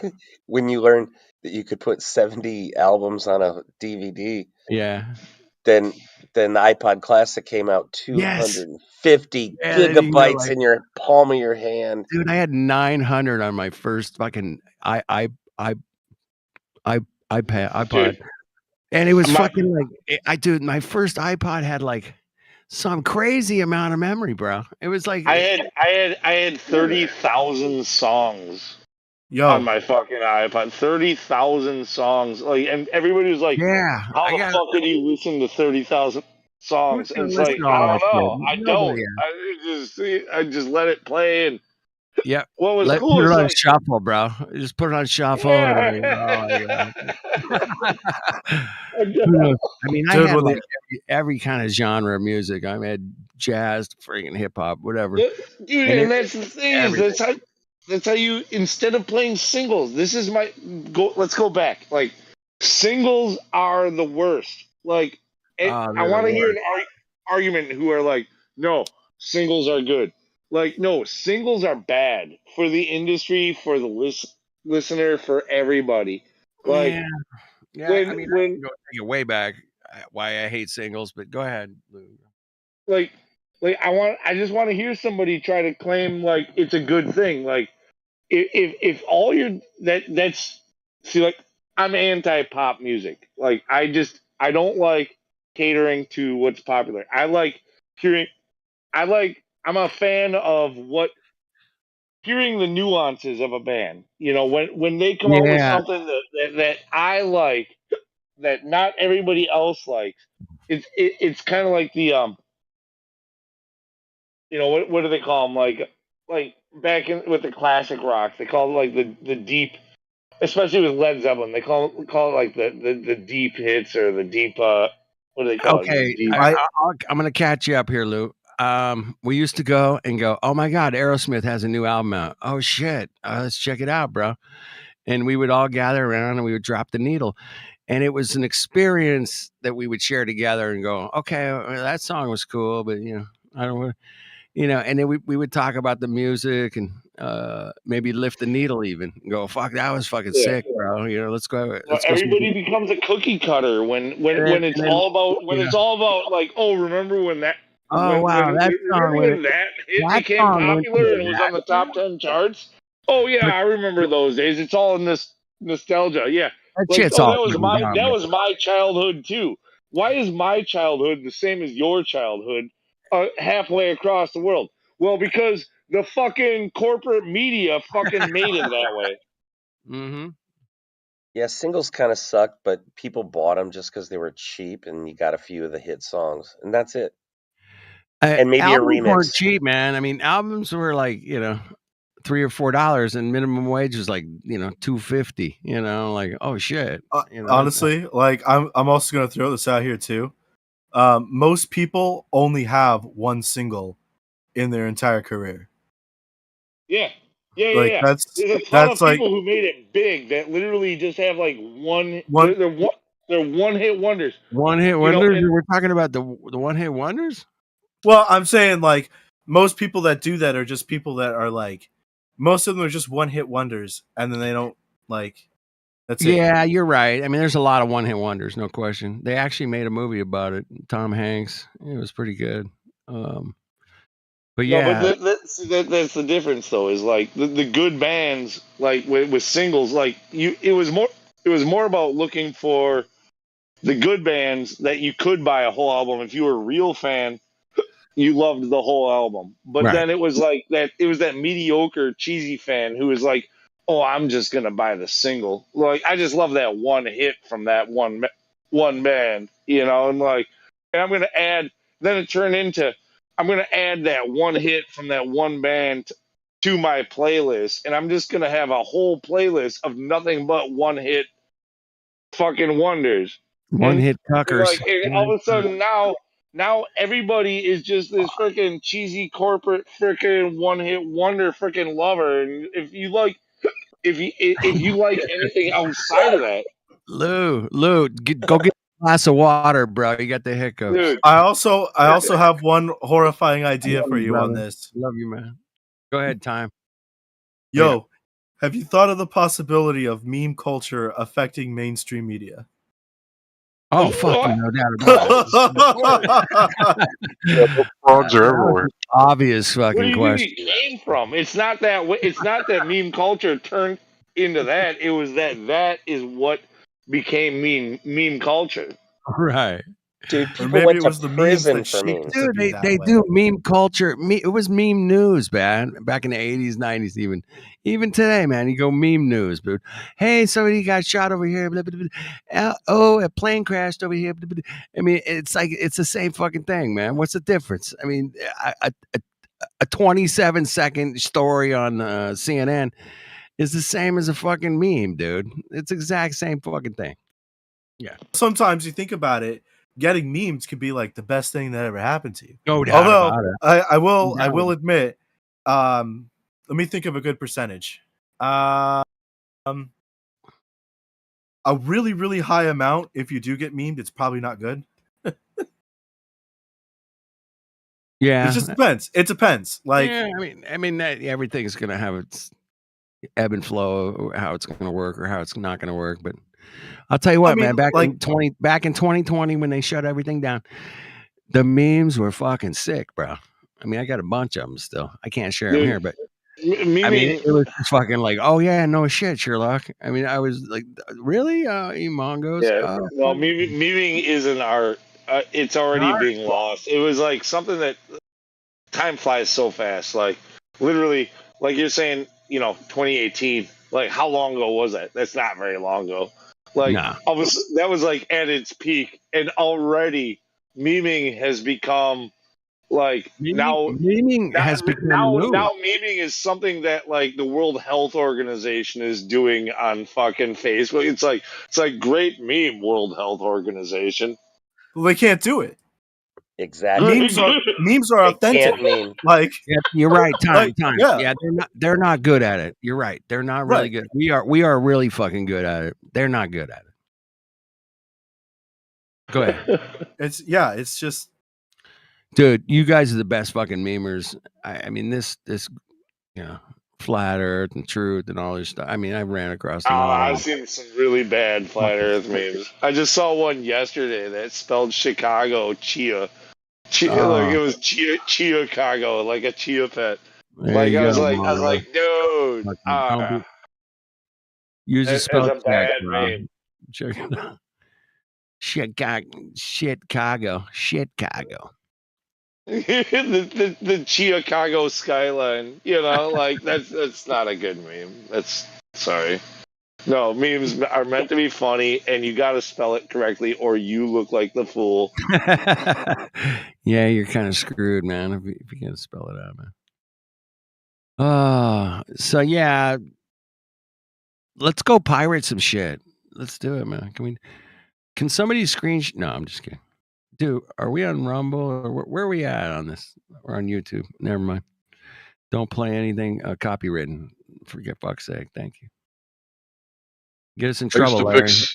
I used to fix people's computers, Yeah. I would say, hey, I'll fix your computer. I won't charge anything. I'll just take care of whatever you need done. And just give me access to your freaking webcam and we're all good. No, I would. Charge them? No, I wouldn't. I wouldn't charge them because I'd take their music. Oh, that's a fair trade. I like that. Hell yeah. Back in the day, man, I want you guys to realize that, man. Just access to music was not a thing that wasn't cheap, man. It was so expensive.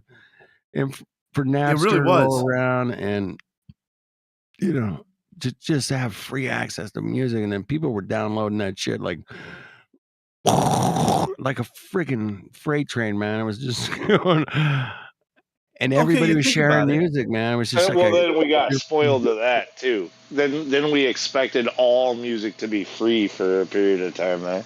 Yeah, I think it's a psyop, Lou, man. And the more I think about it now, a little retrospect on it is that, yeah, they always give you that first hit for free. You know what I'm saying? Hey, man, check this out, man. This is some free shit here. You can get all the music you want. What do you want, man? You want some Zeppelin? You want some what do you want? Some Tupac? I got it, bro. Right here. It's free, bro. It's free. Flat Earth, and they sucked everybody in to fucking download music and playing it on the computer. Well, and you know what? Because of that expectation of free is why we got low class music. That's why we don't have real talent, real art. That's why the real artists don't get promoted, and the shit that we grab is trash. But here's the deal. You know how they get promoted? You know how they get fans? They go out and do the work. They go out and do shows, concerts, bro. That's the money. That's the roots, the grassroots right there. Then they sell albums. That's how you get it. Being a big Tool fan, here's the thing: is like Tool, their last album, their shortest song was like 7 minutes long, and on the radio, the only radio play they're gonna do is like 3 to 4 minutes long. They guaranteed that they would not be played on the radio with their entire album by making long music. Like real art doesn't give a shit about what the mainstream media and the fucking radio stations are gonna play and promote. Lou. I agree, Lou. 100%. You're right. Pink Yeah, you Floyd, don't. Roger If you're a Waters. true artist, here's a 37-minute song, dude. We jammed, bro. Check it out. Yep. Yeah, That's dude, they had on their last album, Tempest. Like it starts with a 7. They spelled T with a 7. Tempest was a 14-minute and like 57-second freaking song. So almost, yeah, it's a 15-minute song. It's like, in my opinion, it's the best song on the album. 15 minutes. It will never be played anywhere and promoted. It's something that we have to listen to, we have to talk about, we have to turn each other on to, and then they get the listens. Like that's the way that music is really meant to be. Where through word of mouth, just like good advertising is through word of mouth. Like it's the best advertising. Like you tell somebody and turn them onto it, or you show them and have them listen to it, and they go, "What the fuck is that?" Yo, here's the thing. Like, I'm sure a lot of these bands hit that certain point, and then they kind of hit like a ceiling.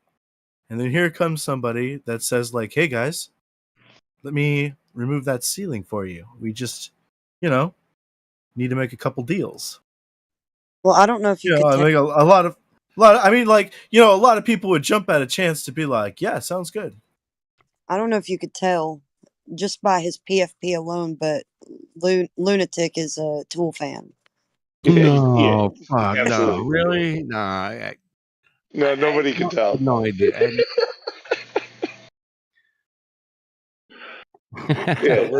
So Nobody Lou, can tell. where Tool may have lost people by having long songs, he made up more so by creating Perfect Circle, and he's probably got more albums with that band than his original band. Actually, even Don't bigger than Perfect Circle would be Pussifer. Yeah. He's been doing Pussifer. Pussifer for 20 years now, and he's created more albums with Pussifer than he did with than with Tool and the Perfect Circle combined.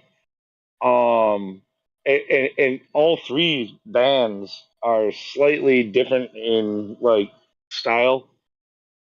Yeah. But in all three cases, none of them are mainstream. They all have to be kind Yeah, of word of mouth, like I was just yeah, saying. they're totally not mainstream. You're right. They're not even close to mainstream. Yeah. Well, But Perfect Circle's been on radio.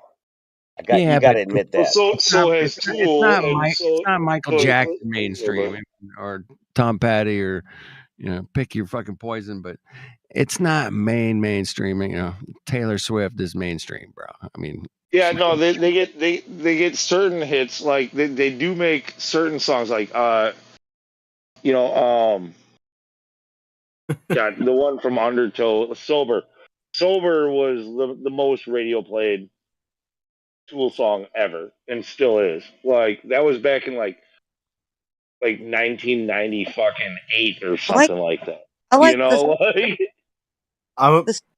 the song Undertow was awesome, but I could play Three Libras by Perfect Circle on guitar and sing it. Maynard didn't even do that. yeah, actually, it's Three Libras. Yeah, I think that's the one. You've done. I've seen your version of it, and you do a pretty good job with it, actually. Better now. That was back like a Yeah. long time. yeah, I'm more refined now for sure.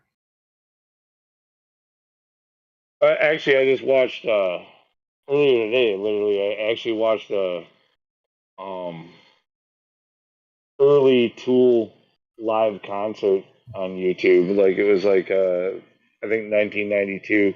It was clearly in between the Undertow and Salival, because it was mostly Salival music, but then there was a couple of songs from Undertow on it at a live concert in Philadelphia. And it must have been in front of an audience of like 100 people. I swear to God, I was like, like damn, like, but it was cool. It was cool to watch. Yeah, there's a video of Zeppelin playing at a television station, I think in Austria, 1968. And there's like 12 people in the audience, bro. Like, what? It's crazy, bro. Black and white, but high quality video back in the day. Anyway. No, I guess what I'm saying though, like to get back on more on topic, was about like what makes good music versus what makes popular music. I've never been a popular music fan. I don't like pop. Come on, man. Listen, man, if I kicked out a fucking, early Beatles tune, right? You'd be like, that's a cool song. You'd be like, you're not a fan of it, but you'll be like, okay, I can dig it, Yeah, but the thing with the Beatles is they had such a long stretch where they had their pop they had their pop period, and they also had their deep cuts. They had their right. like You're right. crazy They had a lot of shit deep like cuts later on. Yeah. They started molding the young minds into psychedelics. I get it. Well, I think they were a product of their time too, and like doubt, man, much no doubt. like their time is way past. I'm not talking about like them being replaced. I'm just talking Yeah. about the way that they can do things a normal person can't do today. You know what? I want you guys to remember that. I mean, even if you are completely shadow banned and censored across all internet circles, if you're a really good singer and a musician, if you put some shit out now, which you could not do this, 20 years ago. I mean, maybe you could do it 20 years ago, but it was a lot harder. But now, man, you can just do a live stream or record something in your basement, and you can get fucking like 1 million people to fucking. You didn't even leave your fucking house, bro. You get 1 million people to fucking love you, bro. But because the technology's all there, It's you there, might be bro. relying heavily on it, and you can only do it behind your computer. You can't go out in front of an audience and do it. Yeah, You you don't know can, how man. to. You're not gonna get nearly as many people coming out to see you as gonna be with the internet, bro. No, even if you did get an audience to come and see you, you don't have the ability to do it, the talent to do it. You don't know I how know to do it. plenty of musicians that do it for a living, bro. So I don't know where you're at on that, Lou, but I know a ton of musicians that's all they do. They're musicians. They go out and play every night, dude. That's all they do. There are voices that we'll never see And again. they make a shitload of money, bro. Like, Okay, all right. what I'm saying is there's a Why? lot of Because they're really fucking good. But wannabe nobody knows who musicians. they are. Nobody knows who that band is because it's in the middle of some place in fucking the Hamptons or. No, it's actually because they're still alive. What about like Chester Bingham, like Linkin Park or fucking Freddie Mercury? Like their voices that like AI and oh yeah, there's AI going on. Yeah, you're right. Auto-tune just cannot replicate. Like the human fucking element is still alive and well. In my Damn straight it is. The only thing I was saying a moment ago was like I did the one song that I mimicked the Butthole Surfers for Butthole Flurfers and shit, and it came out sounding all right. It wasn't great or anything, but like I am not a musician. I don't know how to play an instrument. I'm not a singer. I don't have great tune. But I got some AI. I got some AI, and I can do some shit. Right. Yeah. Auto-tune was like the first generation of fucking up music, and they did their thing. But what's up? So I was gonna say, I forget who it is. I think it was Kanye West, or it could have been someone like that. But he used auto-tune on purpose on his songs, and he would tell everybody, "Oh yeah, I do it on purpose, but that's because I like the way it sounds when you auto-tune things." Yeah, it's expected now. It's expected now. Like I hate auto-tune, bro. What's that fucking Spider-Man song? Ripping on like that's auto-tuned. Like but it's a popular fucking song. I hate that shit, man. It's Like just so bad. it raises the tone. Like it sounds like honestly, I like that It song. sounds like a computer, dude. Sounds like a computer. Well, I like that song, but like knowing what I know, like Yeah. it takes it brings it into the realm of the everybody. The Hey, and there's everybody. hey, hey, What makes a good band or a Lou. good musician is somebody who can perform it live, like What the Sigma? where What the Sigma? the live experience is just as good, if not better, Uh-oh. Who's than playing when it? you know it. Stop playing it. Stop playing it. Who's playing the music? Oh, you touch my tra-la-la. That's triangle. My ding ding dong. I don't want to get it. By the Yeah, way, no, but look. When I live want music takes way more talent than having it recorded, where you can take multiple Course. cuts and edit it and put effects on it and shit like that. Yeah, anybody can make something that sounds good to the ear, pleasing to the ear, No shit. to share online. Lou.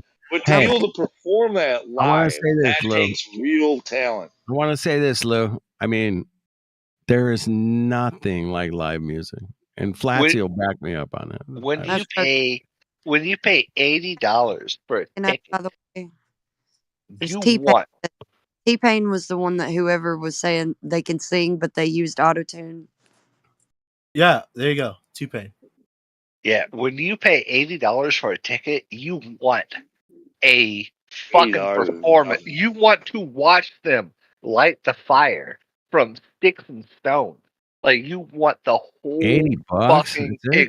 Yeah, experience. $80 a ticket. That was. I mean, 80 I paid one 120 for. I paid 120 for Tool to sit in the nose fucking bleeds in the 10,000 days freaking thing. Like and I that's said, because in we're talking Fear about Not to Tool. Them. Not now this year. Now this year it costs $900 to sit in the nosebleeds. $80 that gets you that's only a little more than a fucking like bar Hey, than a Lou. bar I think cover. Lou, you missed the point, bro. I mean, Because $80. I don't do these like big band things. I don't do So big bands either anymore. I did a lot of them in the past, but yeah, I don't do them anymore. But I go to shows. I like shows where you're right. I can get right up front, no matter how much I pay for a ticket. I can get Yeah, right up no, because I elbow my way up there, and I'm not. yeah, I I bet you do. hell yeah. yeah, Flasky. that was the Hell scene yeah. that was the scene that I always liked to be in because like back in the day as a young adult, yeah, it was more about being on top of uh the the up and coming bands that it didn't I cost a really, lot to get to go and see them, and so like when you got to go and see them, yeah, it was in front of an audience of 1,000 or less, and and it cost you $30, I or $50 to get in there, and yeah, you would just elbow your way to the front and freaking mosh your ass off and yeah. freaking yeah. I've stage dove, and that got me a hug from Josh Scoggins, if you guys know who that is, from the That's Chariot. fine. Hell yeah.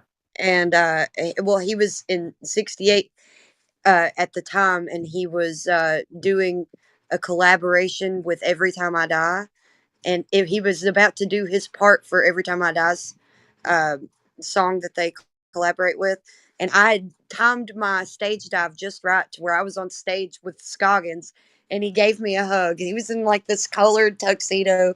It's so funny. It's kind of funny, like the argument where we're talking about where I'm bitching about the cost for Tool tickets.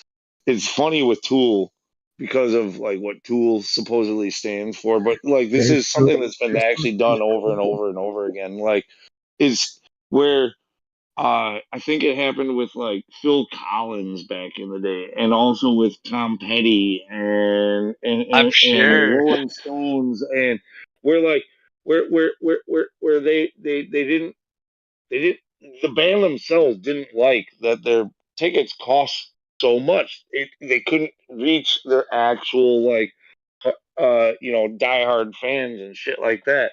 But the thing is like as these Gen Xers friggin' grew up, and now look at where Gen Xers are today. Gen Xers are like so many But of the Gen told X you Tool that they fans are the big money makers in Silicon Valley and shit like that. You know, But But like the people but buying their tickets, Lou, are still gonna be those old fucks, like the fucking Van Wires, like. but Lou, that you know that Tool told you that they sold out. They had it in their lyrics.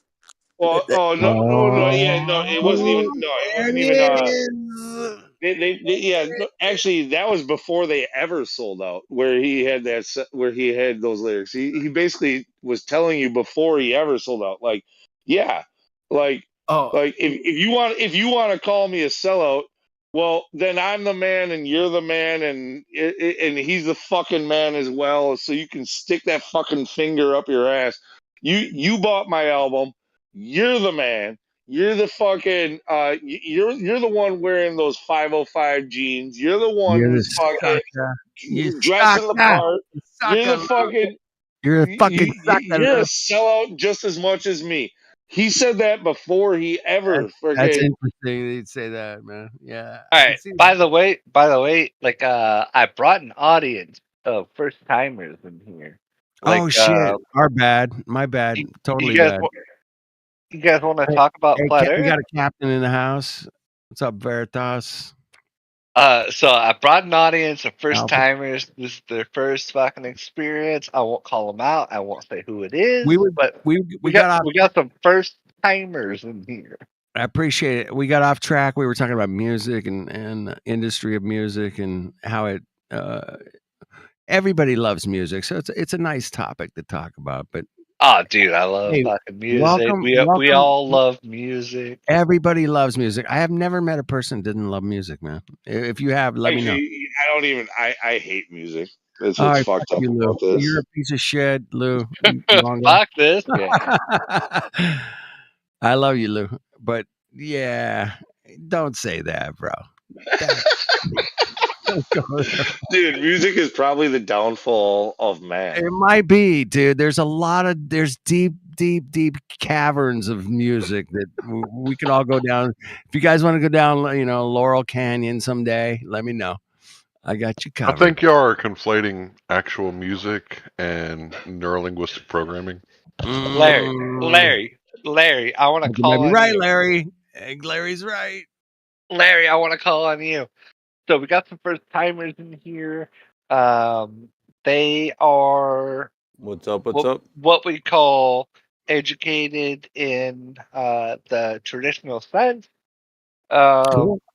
So they're going to be globe earthers. I'm a globe earther. I won't deny that. I'll fight it Cordigo, tooth and are you nail. sharing the mic with them? I'm just trying to say that I have some friends in here, and they would like to know what flat Earth is all about. That's And fine, but they're are you sharing the mic with them, or are they in here separately from you? I do not expect them to take up the mic. I expect them to no. just Are they be in the same observers. room as you, bro? Yeah. Okay. They're in the room. Okay. That's all we're asking. Don't expect them to rebuttal. They're just here to listen and learn. Okay. Well, since they're new, man, maybe they got a question that have they ever talked to a flat earther before or something, or why? Yeah, the interesting part about this is that we want them to engage with their critical thinking. So if they have questions, I think this is the best time for them to start. Like, okay, I get what you're saying, Cortigo. Like, you want them to just listen, but at the same time, that's all they've been doing in school. It's just listening. We're not here to tell them what to think. We're here to tell them how to think. So thinking about things critically is the most important part of the new engagement with people. So if they're brand new, it's best that they not be too shy, right, and ask some questions. Because like in school, they would say, raise your hand if you have some questions. But at the same time, here we want them to like think about the things that we ask them. It's not so much of like a okay, we're gonna smash on some globers. This is what it is just for them to understand what they know about anything that they've learned from the education system, telling them how the Earth is a globe and so forth. That's what it's about. Can we all promise not to dunk on my friends? No, this isn't. Listen, We don't the dunk here. Listen, the objective is basically what this is like a mirror. You can think of it like a mirror. What you give is what you get, right? So if you're looking for that, that's what you'll get. If you don't look for that, there shouldn't be no cause for it, right? Whatsoever. It should be just a learning experience. That's all it is. All right. It's Fair? that seems reasonable. Boots. Birdie's probably gonna chill, but like Boots, like if you want to engage, you're welcome. If you don't feel it, you can stay mute. There's nothing wrong with that. If you just want to be a bystander in the channel, that is your prerogative. But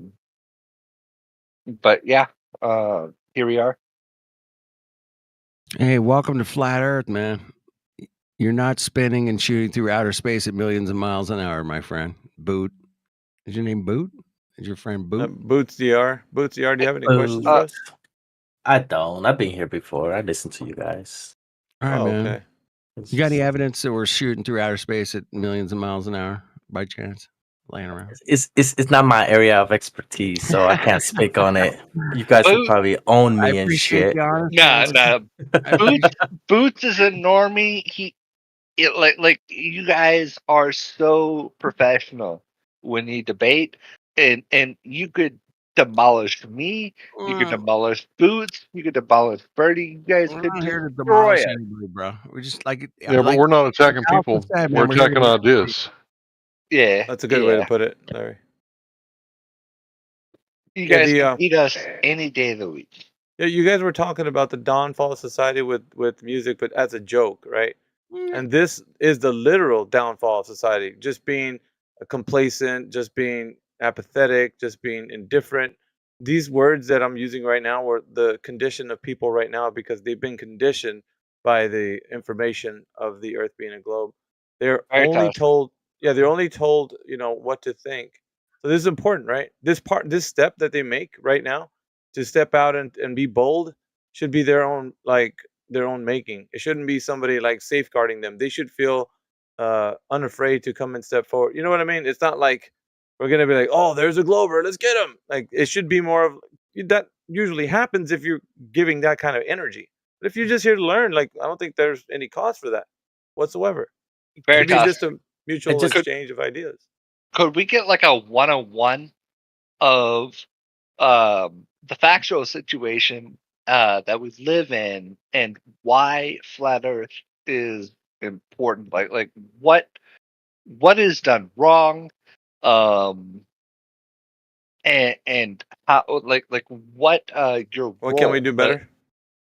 What the 24-hour flat Earth people why you're important, like why it matters. Well, like the people that have been doing this for a while, like there's a bunch of us in here right now. And I guess what we've been doing for a while has been closing the gap on why people are the way they are in society, like just accepting everything and not questioning anything.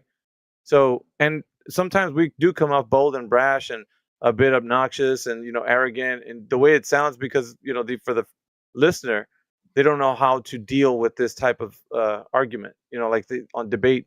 When it comes on online stuff.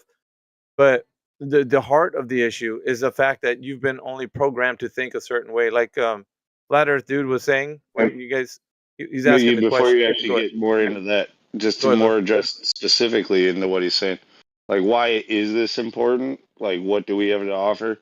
This has to do with it's basically a sociological issue. So like in sociology, they talk about a thing called like the functionalist perspective. As a functionalist, you think that nothing that exists in society can exist without a function.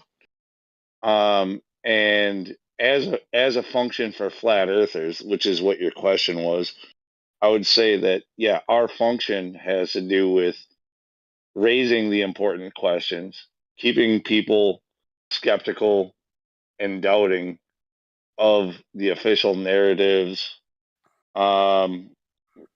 raising the right questions so that people can actually interrogate and not what's the word I'm thinking, like Investigate. Investigate. Yes. Investigate. That's a good word. Yeah, it's a good Truth word. claim. Yes, that's the one I was actually looking for there. Yeah, thank you. But to investigate for themselves, like now, we do want you to be able to formulate your own opinions and everything. But if there's only one narrative and one side that you're given to be acceptable truth, like our function is to be that other voice. So that's a great way to put it.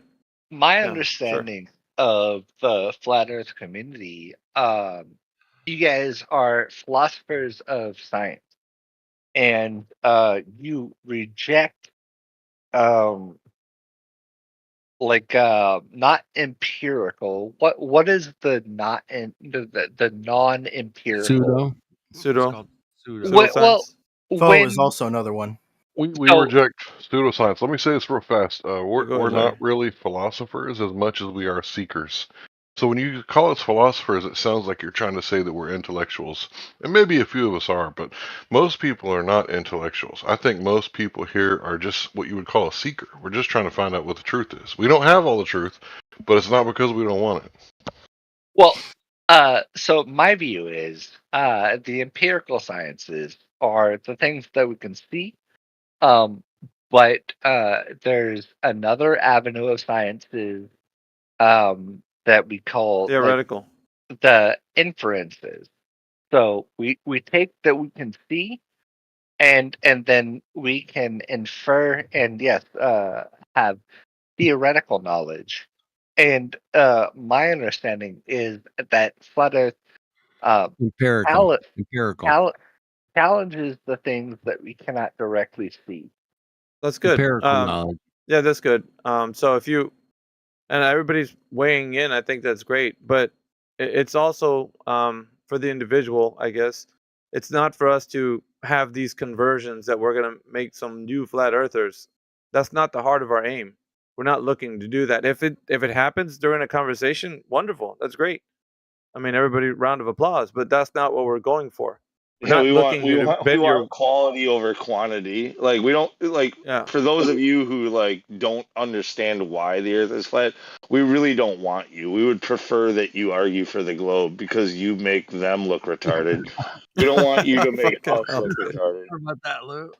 Oh no, but see, wait. I think he has a point though, because we do have on this side of the fence, right? We got people that are they really don't know how to articulate points, and they just make a mess of things. And I think a lot of the group think has got them that way, right? Because we have to kind of collectively be, some type of we have to raise up a a leader, and that guy is going to be the one we're following behind and stuff. But everybody in here is their own individual.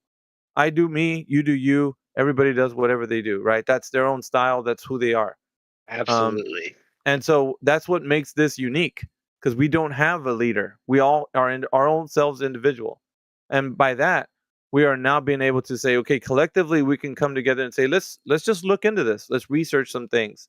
Does this pan out? Does the math check out? Does everything that we were told, this specific narrative, how does that look if we just accept it without even investigation, right? What is the Now- there's a saying here, hold on, Cortico. There's a saying here. What is it? Belief without investigation is the height of ignorance. I'm probably getting the paraphrasing of it wrong, but it's kind of like without looking into something and you just believe it, like just because without somebody tells you something like, "Hey, have you taken a second look at this?" and you've never done it. What's the harm in doing so? Because I think what happens at that point that we ask people, "Hey, have you taken a second look at knowing if you actually really do know the Earth is a globe?" We get the kind of resistance back from the people saying, why should I look into that? If I do, does that mean I have to look at everything in my life like with the microscope? That's not what we're saying here. What we're challenging is the fact that you've been told, ad infinitum, that the Earth is a globe, and it's in the colloquial speech. Vernacular is all about globalists and all this. So you've been conditioned to think that way, and so what we're saying here is, so all this time that you think it's something, have you actually looked into if it actually is?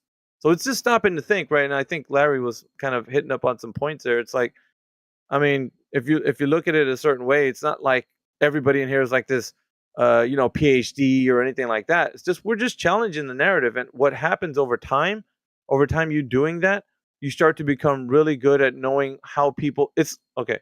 It's like you realize that the community of people in the world, they're running on a script. So these answers or rebuttals that we get back from them, it's not like it's 10,000 different avenues. It's like maybe 10 different ones, right? They're not very many. And so people are only going to say a few things like, why would they lie? Is a very big one. Where's the edge is another one. Like there's certain ones like where's the dome? Like certain things that they ask immediately once they start finding this information out. We know this. It's like a part of the process. Also, we're aware that people just they spiral. The moment they hear this, the mind puts up its wall of defense immediately. It's like, no, this isn't true. You guys are crazy. You're idiots. Because we've been through it. That's what I'm saying. We know because we've been through it. So all of that, it Of resonates course with you us. have. Of course you have. 1,000 times over. And the thing is like when new people are introduced into this, traditionally, they think like these are established principles. Like they are like why do we even need to debate these things? And What about eclipses? And why would they lie? And yeah, we've heard it all. Yeah, we get the of rebuttal. course.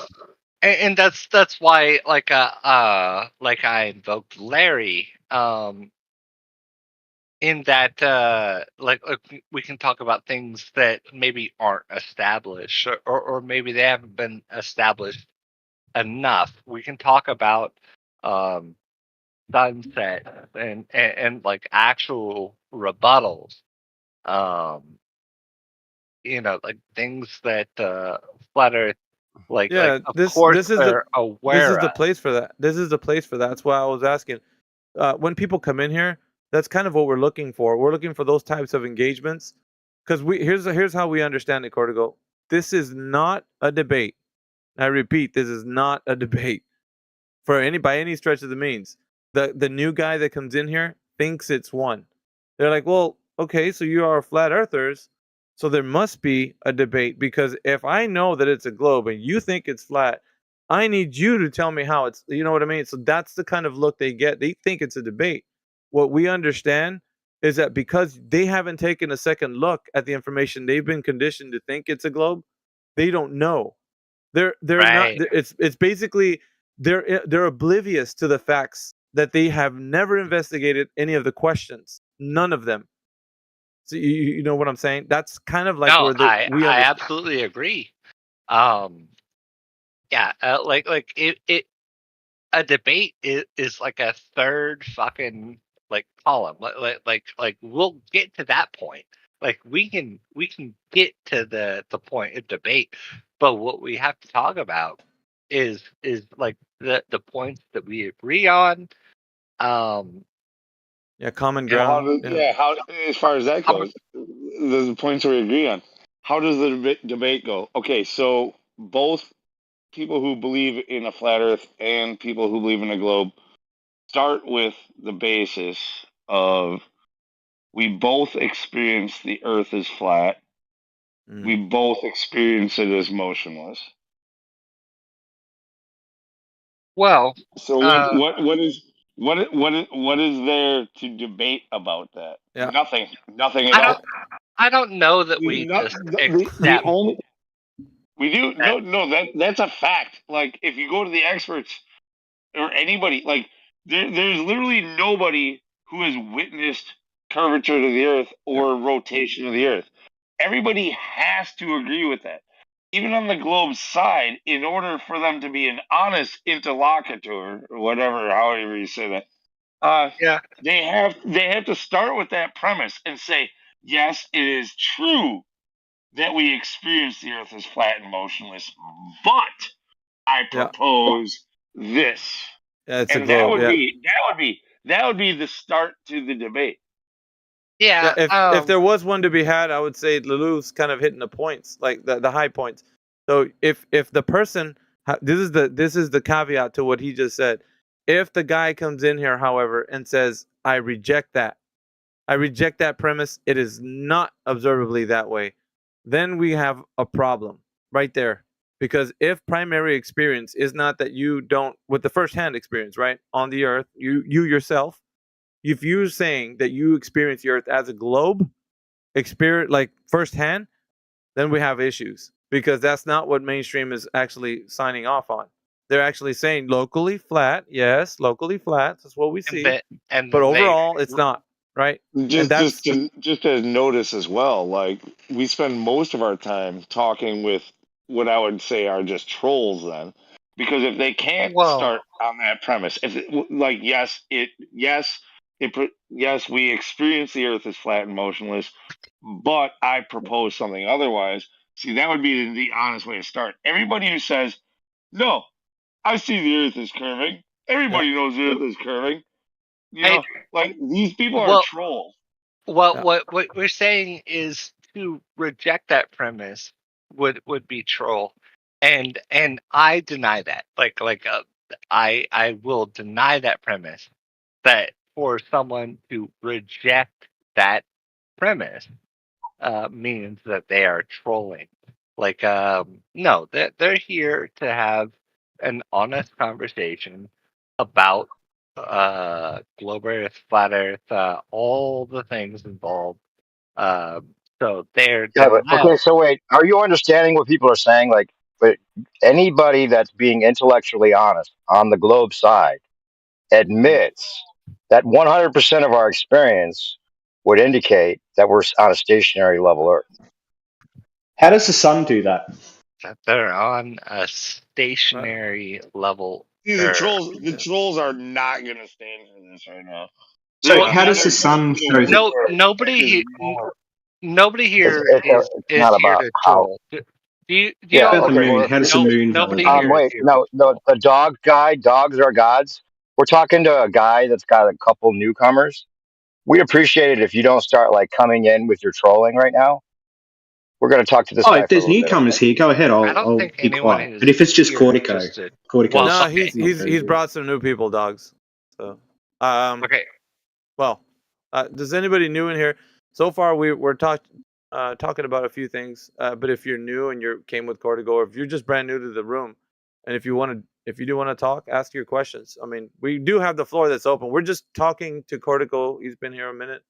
So if you guys that are brand new, like I see Birdie in here, Boots DR, I think you've been around, but yeah, please jump in. Weigh in on what you guys think of what we're saying back and forth. Well, yeah. Just to follow up on the point that we were making, though, Vertigo, or what's his name? Cortico. Cortico. Like, okay, so if you were just born on this earth, right, and you weren't told anything about the interpretations of the sky, making it seem like it's a ball that you're on, or that make you interpret it as a ball, like you weren't told anything about the ball Earth, right? You weren't. None of those theories came around. You would just assume it's stationary and level because that's what you experienced. Do you understand that?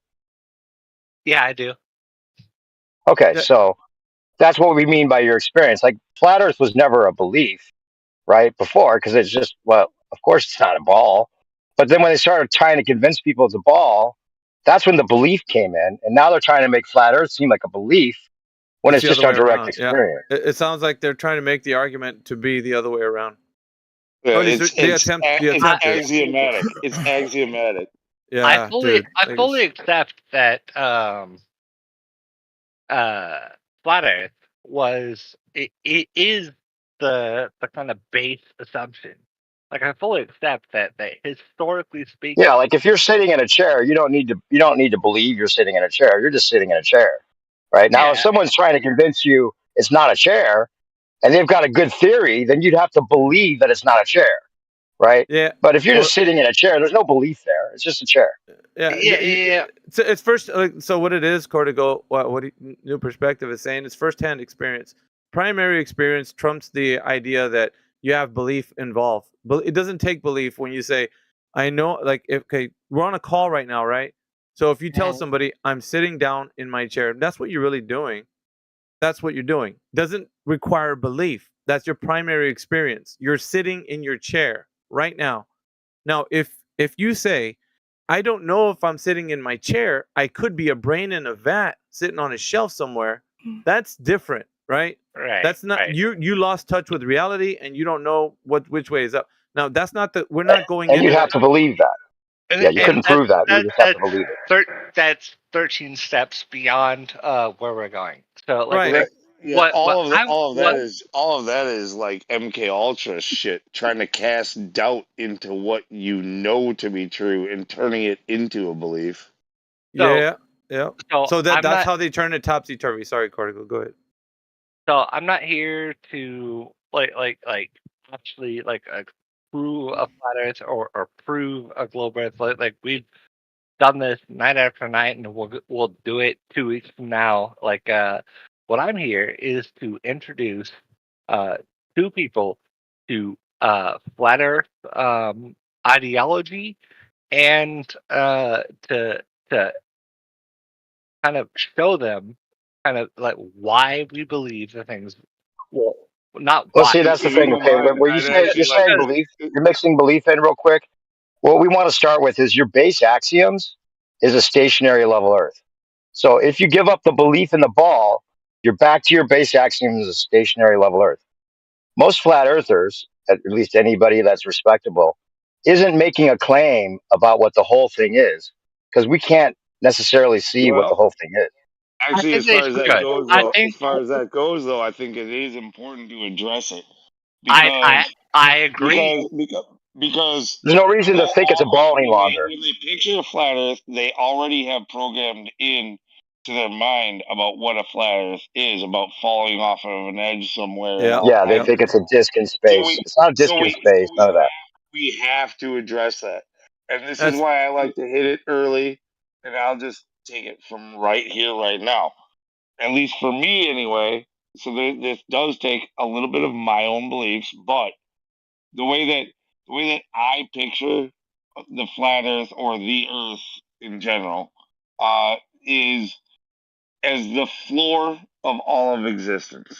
There is no outer space to be differentiated from the space that we know. This is just the ground you walk on is the same ground for anybody anywhere, and what is above your head is literally above you and never goes below you. It's the floor to everything that you can ever experience.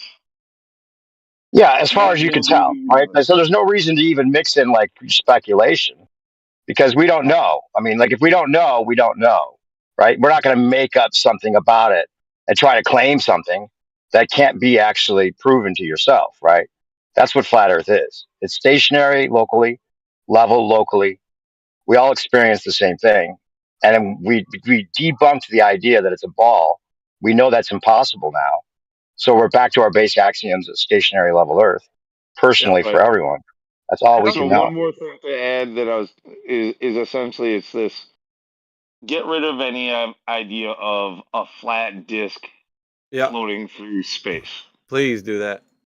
Please do that. I don't think we've done enough work to convince like an outsider, myself. I'll preface this: I'm a globe No, Earther. that all has to come first. We have to address these other issues. Well, I mean, Yeah, I don't know. Hey, Cortical, how long have you been looking into this topic? Cortical is a glober. Yeah, I know. Maybe 6 months. Have you watched like all the videos? Because I'll send you a bunch of links to show your friends that will totally show you how it can't be a ball. I've watched a bunch of videos like there's the common ones like the Scott Mackey and like but Scott Mackey. I would Scott be Mackey. willing. He's a baller. You just watch Scott Mackey videos? I don't just watch Scott Mackey videos. Like Or have you done any flat Earth videos? research? What are you talking about? I don't have any videos, dude. Leave me out of it. I watch videos that seem interesting. I fall asleep to videos like you Why know. did you say Scott Mackey videos? I think he meant Dave Farina, but I could be wrong. It's just a name. It's just a name. He's just equating Scott Mackey for Dave Farina. It doesn't sound like you've done much research. I'm going to send you a bunch of links Just right mix now. it up. Stuff you can't just find from like typing into YouTube. the actual name of the video because they algorithmically don't let you just find this easily. I So respect all that. these links are things you can't find any longer, and you have to just actually watch them, and then be I'll watch. objective as possible. If you're interested, I mean, would you want to know if it's not a spinning ball? Would you want to know? That's the question. Yeah. New Would you want perspective. to Do know? me a favor. Do me a favor. Can you Yeah. hold on, Cordigo? Can you link those videos in the text channel for whoever wants to know? Sure. Yeah. Oh, holy That, shit! that, There's so many of them. It's got a there's, little. It's got a there's a little. lot, bro. It's got a little note like that I put in the very beginning, just to kind of let people know that it's not what they think. But I'll put the whole thing I pasted in there. I appreciate you, man. There's Yeah, no worries. there is the model, the AE map of the Gleasons. I don't know which one you guys have seen before, but those Wait. Can you expand upon that? So the AE azimuthal model equidistant of projection. the Gleason's map. So the Gleason's map for anyone that I brought in here is a flat Earth map that wrong. No, wait. Yeah, hold on. You have to let us tell them. All right, so I'm gonna tell you like this. Most people don't know this, but NASA came up with that. I hope you don't. This catches you by surprise, because if a lot of flat earthers, No, NASA didn't come with the Gleasons. Yeah. Gleasons. Okay, the AE map let me is bring it used by NASA. The Gleasons was in the late 1800s. That's where the map basically comes from. But it is a projection of a conceptual globe. Okay, so like it is essentially a top down a polar projection from the North Pole.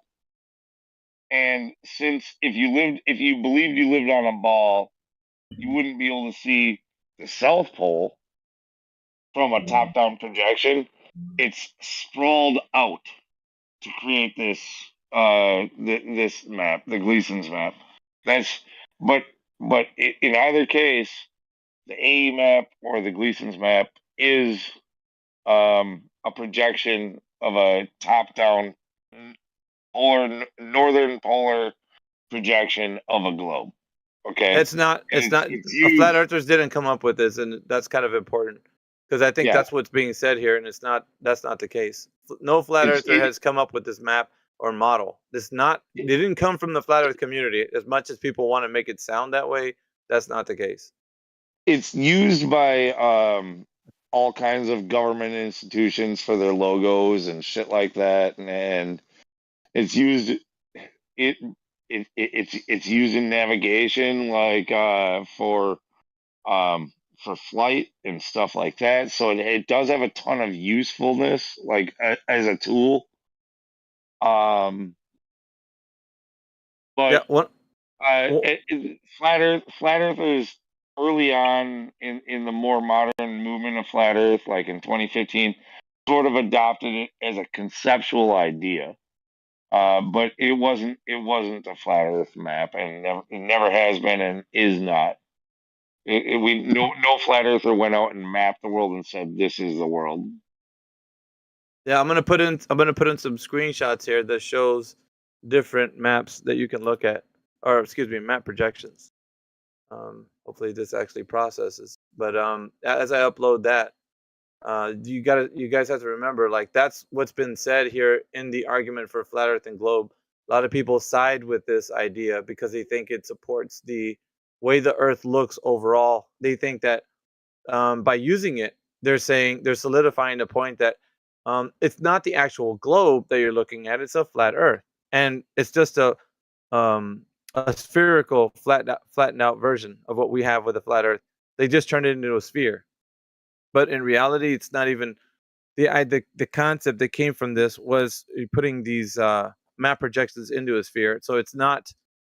It didn't come from flat earthers per se, right? Like not the flat Earth community. It came from cartographers who were thinking that the Earth is a globe, but they're just using flat Earth, or excuse me, a flat map projection to kind of show all the continents, because you can't do that on a sphere. When you're demonstrating that you want to show something on a 2D map, you can't use all the continents on a sphere model, because you'd have to rotate that sphere to see all the sides of it. So with this, gives you a perspective of what it looks like for all the continents to be viewed at once. So that's why it was useful. So that's not the way they put the continents in that on that projection is not to scale. It's not even corresponds with like an orientation wise, like exactly. These are like basic approximations of where they think things are according to like travel and such. But in no way do they say that this is exactly what the Earth looks like. And I think that's where people fall short using these arguments where they're arguing these maps. Like, well, you got your flat Earth map, I got my globe Earth map. We're gonna debate. That's the wrong thing to do, because you're starting off with the premise of like reifying that specific map or model. It depends what you think it is. But if you're doing that, it's like kind of a disservice, because you're a flat earther and a globe earther, arguing with the map as their premise. They're not going to be able to substantiate the claim that that's what they know is going on with the Earth overall. Like, flight paths work on my map. It's a AE map. Flight paths work on the globe. It's a Mercator projection over a sphere. Like, you can't. If you go from point A to point B, you can't use a map to solidify that, to say that's correct using this specific model. So sometimes I don't like Crit's way of going about it, but his point is still solid. So like when he says, people think that the AE map is the flat Earth map, and people come in and say, "Well, I can debunk that map," and then he'll say, "Well, what are you debunking? Are you debunking this map, or are you debunking the globe?" And they don't understand the question. Well, like, that map is a map of the globe. And if you think you can debunk that map, you're debunking the globe that you believe in. You understand? So if that map is not true, then neither is your globe. I don't think a lot of the globers that come in here are arguing don't understand that, because they're really arguing against them. Because like the map projections that I put up there, and the snippet at about 15 minutes after the hour shows the different ways that you can lay out all the continents in different projections. So all of those don't equate to like that being the true version of the Earth, what it looks like overall. None of those. So that's the problem that we have within the context of map projections. So they're useful for certain tools, like if you're going to do something with them, but each one has different problems within like how they're trying to portray the landmass orientation, landmass sizes, distances, and all kinds of things. So more or less, people have a generalized idea of where they are, but in no way can you actually depict them accurately on a gold standard map. That doesn't exist. That's like, something that you claim is real, but in your mind you think it exists. When you try to actually figure this, think about it like this: you're as small as we are, and the Earth as big as it is. Trying to say that you know what the Earth looks like overall is a really tall order to fill. There's no way that you're going to be able to complete that by looking at a map projection. It's just no way possible. And cartography, if you think it's an exact science, you're fooling yourself. It is in no way accurate. And if you think that behind that, you're going to have to support the claim that that's accurate. And you're not going to be able to. I guarantee you. No one in here is able to support that claim. That any specific map you point to is accurate, like true to scale, like 1-to-1, like from what the Earth is outside to what your map is. We're taught that early Let on. him finish now. Even in elementary school, we're taught that. Like they tell you, like your teacher pulls down. At least back when I was a kid, your teacher's got like 4 or 5 different maps on a roll. It pulls one down, pulls another down, pulls another down, and tells you, like, well, here's one way of looking at it. Here's another type of way of looking at it. Here's another type of way of looking at it. And they explain to you, like, none of them are accurate, like not perfectly anyway. Like they're all accurate for a certain purpose, but not use case. Yeah, but they are not the world as a model, so to speak, right? Yeah, a scientific model has explanatory power, and there's many different models that they use for the globe, different ones. And a lot of the globers that come in here don't understand what a scientific model is or its use case. So in the case of them actually explaining what it is, they kind of fumble over the trying to explain, because we're kind of arrogant when we do it, right? Like, show me a scientific model of the Earth right now. they can't do it because it's not possible. There's many different ones, but they're not all equating to what they think in their mind, what they think the globe Earth model looks like. This specific one that explains a phenomena is not able to be depicted in a school classroom globe. You can't do that. That's just a toy. It's not actual, like, one-to-one. There's no way that you're going to use that and then say, well, this is as scientific as it gets. And I think a lot of the people that are in here that come in brand new, they think that's a scientific globe Earth model. They're kind of stumped with like us asking them that. So they kind of like, they don't really know which way to go. They're like, well, the globe in the classroom, that's the one. And we're like, no. Do you know what a scientific model is and what its use case is for? And so when we get into those questions, it becomes known to the person because they're just like, wait a minute. Okay, this is weird because I thought I knew what a model is, the globe model. You know, that one. Then the they, one. Yeah, go ahead, AJ. Yeah. So then they start conflating science with geometry because they think they have a scientific model when they're looking at their ball, and then they think somehow science proves this ball. And it's a category error because science doesn't prove shape. And a lot of times that's people, correct. So a lot of people don't know they're in a category error, which is the problem, right? We have to explain to them science doesn't deal with the what is question that you're asking, like what is the Earth in a geometric sense. It deals with the how, why. Like how does this happen? Why? Now, let's ask those questions. But in no way does shape come into it when you're trying to figure out, the dimensions of a shape. That's more of a geometric question. What is this thing? Like, is it a spheroid? What is it? So that's the kind of questions we want to ask. But see, all of this is not known to the person who comes in here because, once again, you're conditioned to think a specific way. And the people in here, they've been doing this for a while, so they got really good at kind of making people think about it. So, see, for me though, it's I sort of feel like it's a Dunning-Kruger kind of a situation. Like they were only conditioned into thinking that way if they didn't pay attention when they saw the different maps and the teacher explained that none of them can be accurate. Like they took that and understood it as though, oh no, the one that I saw the most, that's the accurate one, and that one's true, and that's the world. Like this was literally taught to you that none of them are accurate, but yet Well, you I actually had still this discussion go on through to your Facebook with someone, adulthood. man.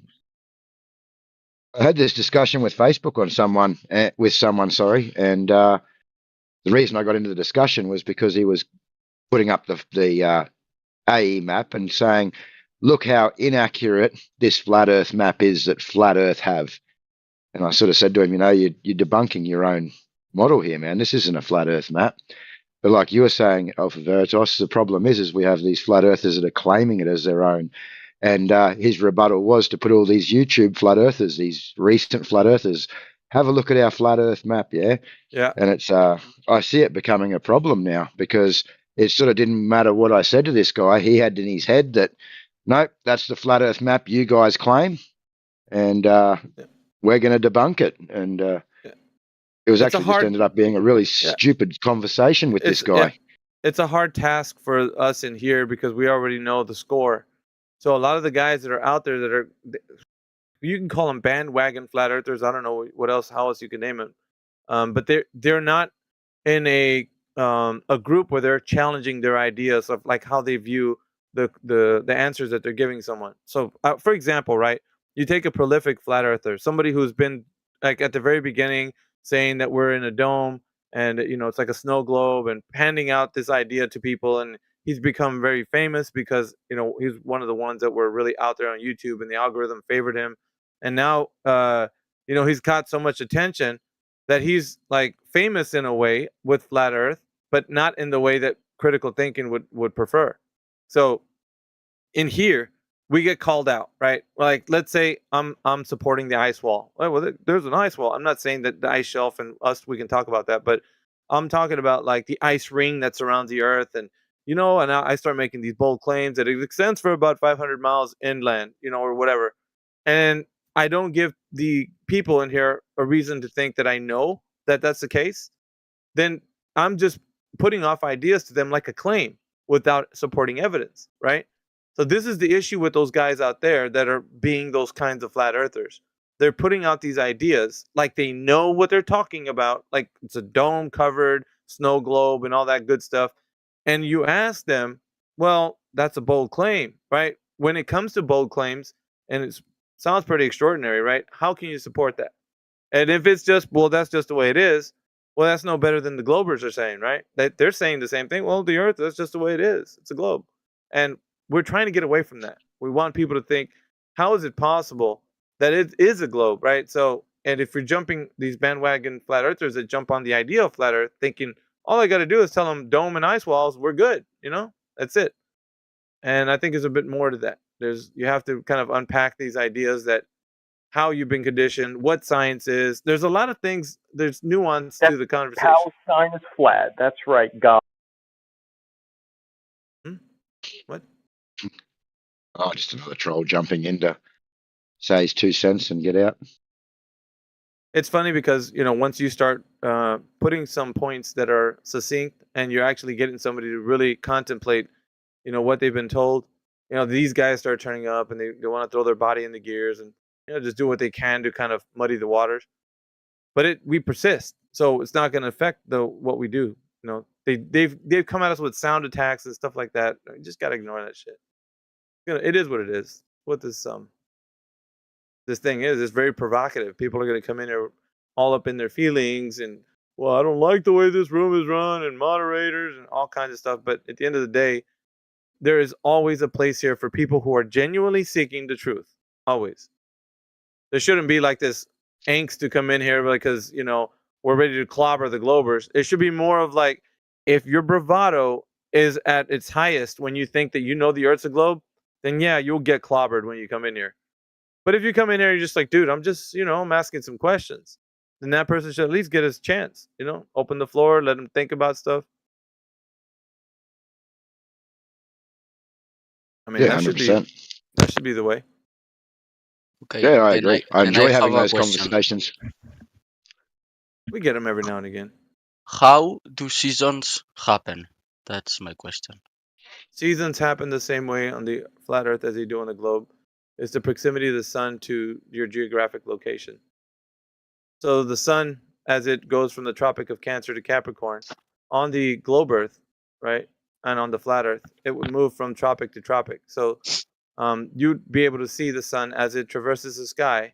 It angles at a very specific differential rate it does from summer to winter, wherever you are on the Earth. So geographically, wherever your position is, how far away the sun is to your location dictates how cold it gets. So the further the sun, the colder it is. The closer the sun, the hotter it is. Pretty simple. That's how it works. And it's explained on both. So there's no difference. No, in globe Earth, it doesn't matter the distance. In fact, in winter, in the globe Earth model, the ellipse, we are closer to the sun. It's about the angle that the sun hits Earth. I didn't say the sun to the Earth. I said the sun to your geographic location, where you are on the Earth. Like, let's say I'll give you an example, Michael. Let's say you're on North America, right? As the sun's proximity, it moves to the Tropic of Capricorn. If you're in North America, what happens is it becomes colder. The weather changes, right? The sun's proximity to your geographic location changes. Do you understand what I'm saying, Mike? Yeah. All right, right. So that doesn't change from idea to idea. So like if you're thinking of the Earth as a globe or the Earth as a flat stationary plane, it's the sun's geographic location proximity to you. Where you are on the Earth matters to how the weather will change in relation to the sun's distance away from your geographic location. Does anybody want to say anything else about that? I have a quick question about that. Yeah. Like the sun moves away and it gets colder. Like, this might sound super nerdy, but what dictates the pattern of the sun? What do you mean? Like, what dictates the pattern? Why does it? Yeah, why does it move between summer, spring, and then winter, fall, and then back and forth? Why? Well, we can tell the sun is cyclical in nature. Just based on observations, it moves throughout the celestial sphere. Now, the celestial sphere is a specific model that everybody observes the celestial bodies apparently concentric to the observer. or the Earth, depending on what you're thinking about, right? So if you think you're living on the globe, it would be the idea is concentric to Earth. But if you're thinking about a flat Earth, it's concentric to the observer. And both ideas can be conceptualized within the celestial sphere.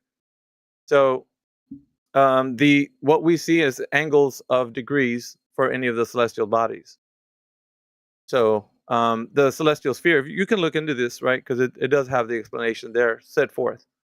So the celestial sphere has been a pretty old model that has been used as early as 6th century BC. And Babylonians been using it and so on. So it's showing the predictable patterns of the celestial bodies. Of course, annually for the sun. It'd be monthly for the moon. The stars move by seasons. So you'd be able to know because the sky is basically a time clock. The celestial sphere would give the predictable movements of these celestial bodies. So in the celestial sphere, it's divided within the northern and southern hemisphere, with the equator being the middle point where it shows the dividing line. But it's all in the sky. It's not on the ground. So everything You're asking for a causation. I think he was trying to ask for a causation of what causes. Yeah, you talk about the movements of the celestial bodies. Are you talking about that? What causes them to move? Yeah, so it moves from like different seasons. Yeah. For different parts of the world. But you know what makes that work exactly? What makes it work? Yeah, what's the cause of the cyclical? What's the cause of the cyclical of the cycles? Yeah, you might not like this answer because it's not gonna jive with your idea, but it's not gravity. It would be a divine creator. So the creator of this place set forth laws of motion, and those laws of motion are abiding by cyclical patterns. So whether or not you want to get into a bit of philosophy, that's another thing. We probably couldn't dive into that as far as like right now, but I could go a little further, but not at this moment. I think what's important is that you're understanding that the answer that you would have as being gravity is not supported by causation as well. It's theoretical, which means it's just the best guess. But as far as the effects that you can see with gravity, because gravity in your head might be a cause and effect relationship, you can only understand gravity as an effect demonstrated. But as far as what's causing gravity, you wouldn't be able to tell me theoretically that's scientifically proven. There's no way.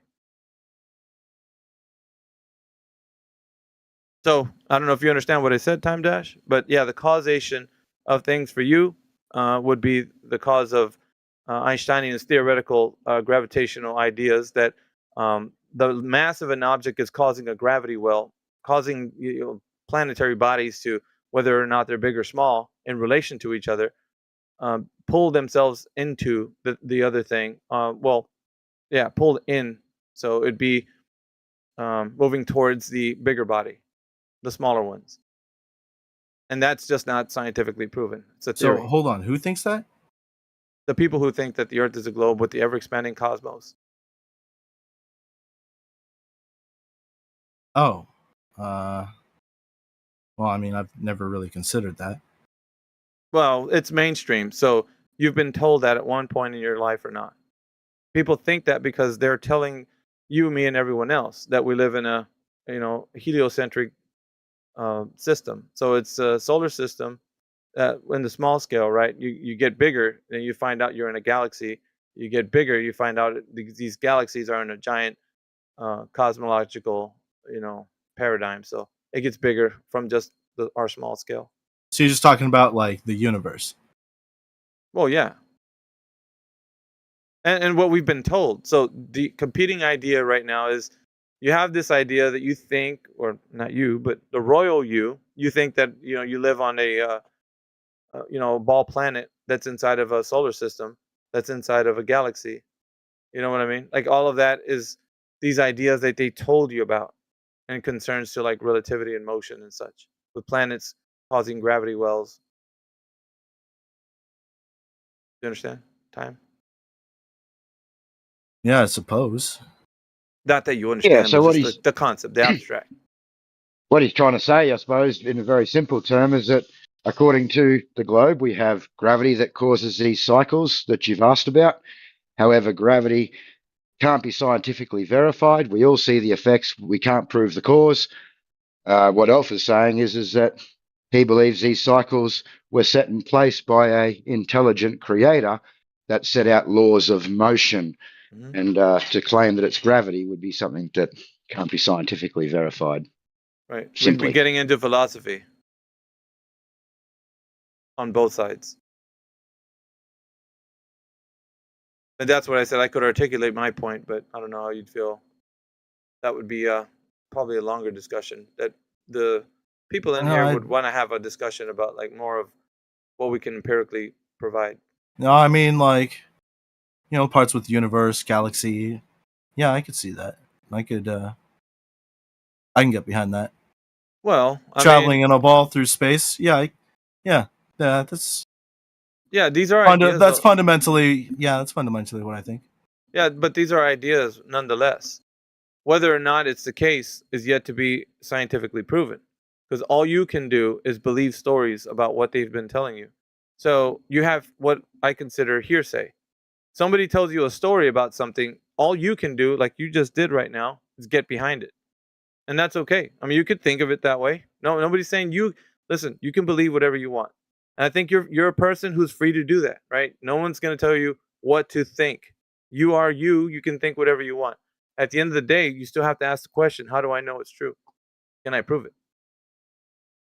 That's the most important thing. Like when somebody tells me something, how can I prove that to be true? Now, if you agree that, well, I can get behind it, I can believe that. Okay. Good enough for you, but it's not for good enough for someone else.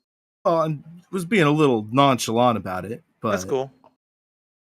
I mean, we can calculate. For example, do you know when thunder strikes? We can calculate from the top of our heads how far is it based on when the sound comes to our ears. Yeah, every that second, has to do with like that has 1 to do kilometer. with like how sound moves through the medium of air. Yeah, that's more. Yeah. That's you could. There's applied sciences, Michael, that I think nobody denies. Applied sciences are something that are wonderful, and everybody can learn a lot from them. Yeah, and we can calculate when you throw like a penny from the Empire State, how long will it take to touch the ground? Yeah, of course. We Thanks got to terminal Newton, velocity and thanks to Newton's formula, yeah. the formula is more of an effect that has nothing to do with the theoretical construct that they have for like what causes it to do that. If you get me. There's formulas that are used in mathematics that are used in applied sciences that have to do with how you can quantify an effect. Has nothing to do with the cause of the effect. So I think that gets conflated in these discussions. When you're trying to say that the cause of the effect of Newtonian gravity is the reason why we understand the basic fundamental laws, right? The laws are what happens always.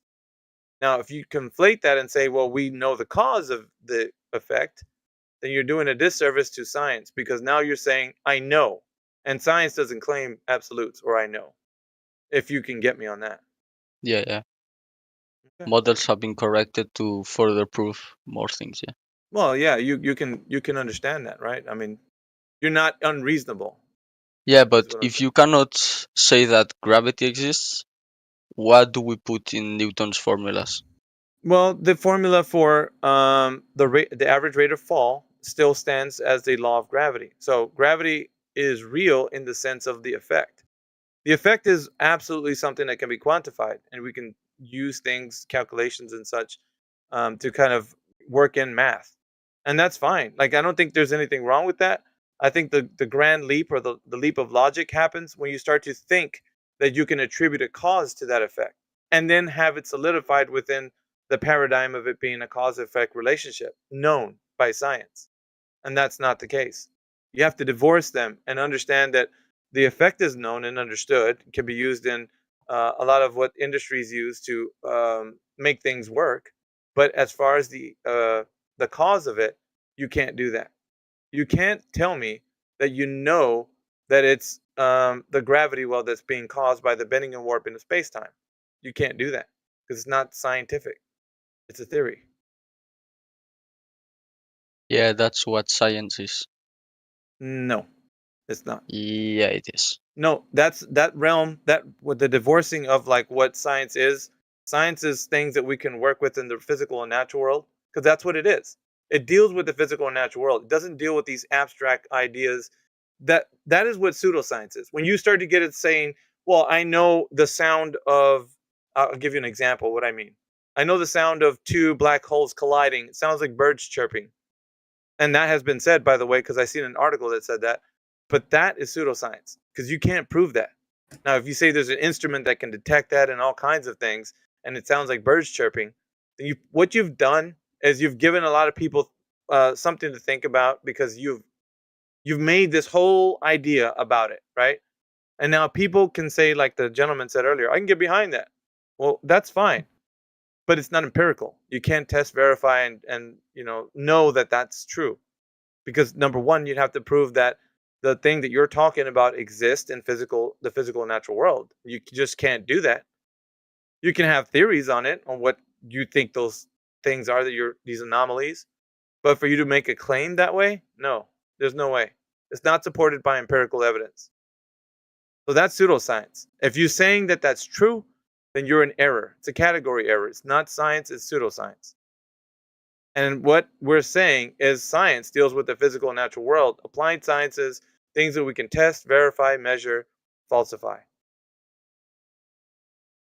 I mean, so let me get this straight. If when we discovered like the first model for 8 atoms, like the Dalton model and stuff, are you trying to say that those previous models were in science, but now the Schrödinger model is it's reality? The term atom is a placeholder for something that's happening within the test that they're doing. But the atom itself was not something that was discovered, it was invented. There's a huge blow to the atomists out there.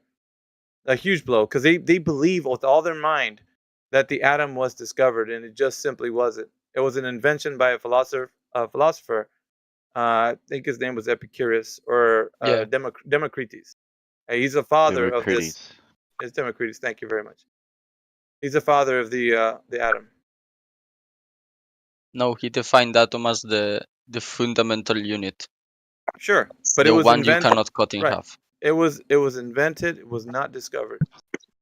No, then we discovered the atom. No, we did not. Discovered that I just told you it was in philosophy. As science being philosophy. It started off in philosophy, but then later on was discovered. But no, it was not discovered, because if it's, listen, you're getting it wrong once again. Something that's invented cannot be discovered because it was created as a thought. So the thought couldn't be discovered. What it was something that they were using as a placeholder for the thing that they call atom now. Yeah. If you get what I'm saying. So the thing that they're calling atom now was hypothesis. You're close, but yeah, it's they're the idea of what they were saying, or what they're trying to say, that now people are working with things that are atoms, are not what the guy was saying. Okay, we didn't discover it; we proved it. No, that's wrong, dude. I'm telling you, it's the name. So the name that he said, it was a placeholder for the thing that they're using today. It's not what semantics. You think. That's a placeholder for what we're doing right now. Being pedantic about this is important, because a lot of people think that the invention was a discovery, and it wasn't. It was these two guys. Well, Democritus is the father, and Epicurus was his pupil. So he learned more about how to expand on the idea that Democritus had. So if you just don't take my word for it, it's history, man. Go look at it. Okay, I won't. You'll figure it out. So and this was all I got. Honestly, to be honest, bro, I was shocked the first time I heard this. I was like, dude, I never thought, because the atom, was not something, a part of my, study of when I was researching flat Earth. Like, none of it was anything. Indio brought it up, and I was really super curious about it. And I was like, this is crazy, man. How do more people not know this? So I'm just bringing it to you. Whether or not you want to look into this and continue to persist to say the things you do in here, that's beyond me. But I'm just telling you. If you persist to say that it was discovered, you're going to be very incorrect. It was not.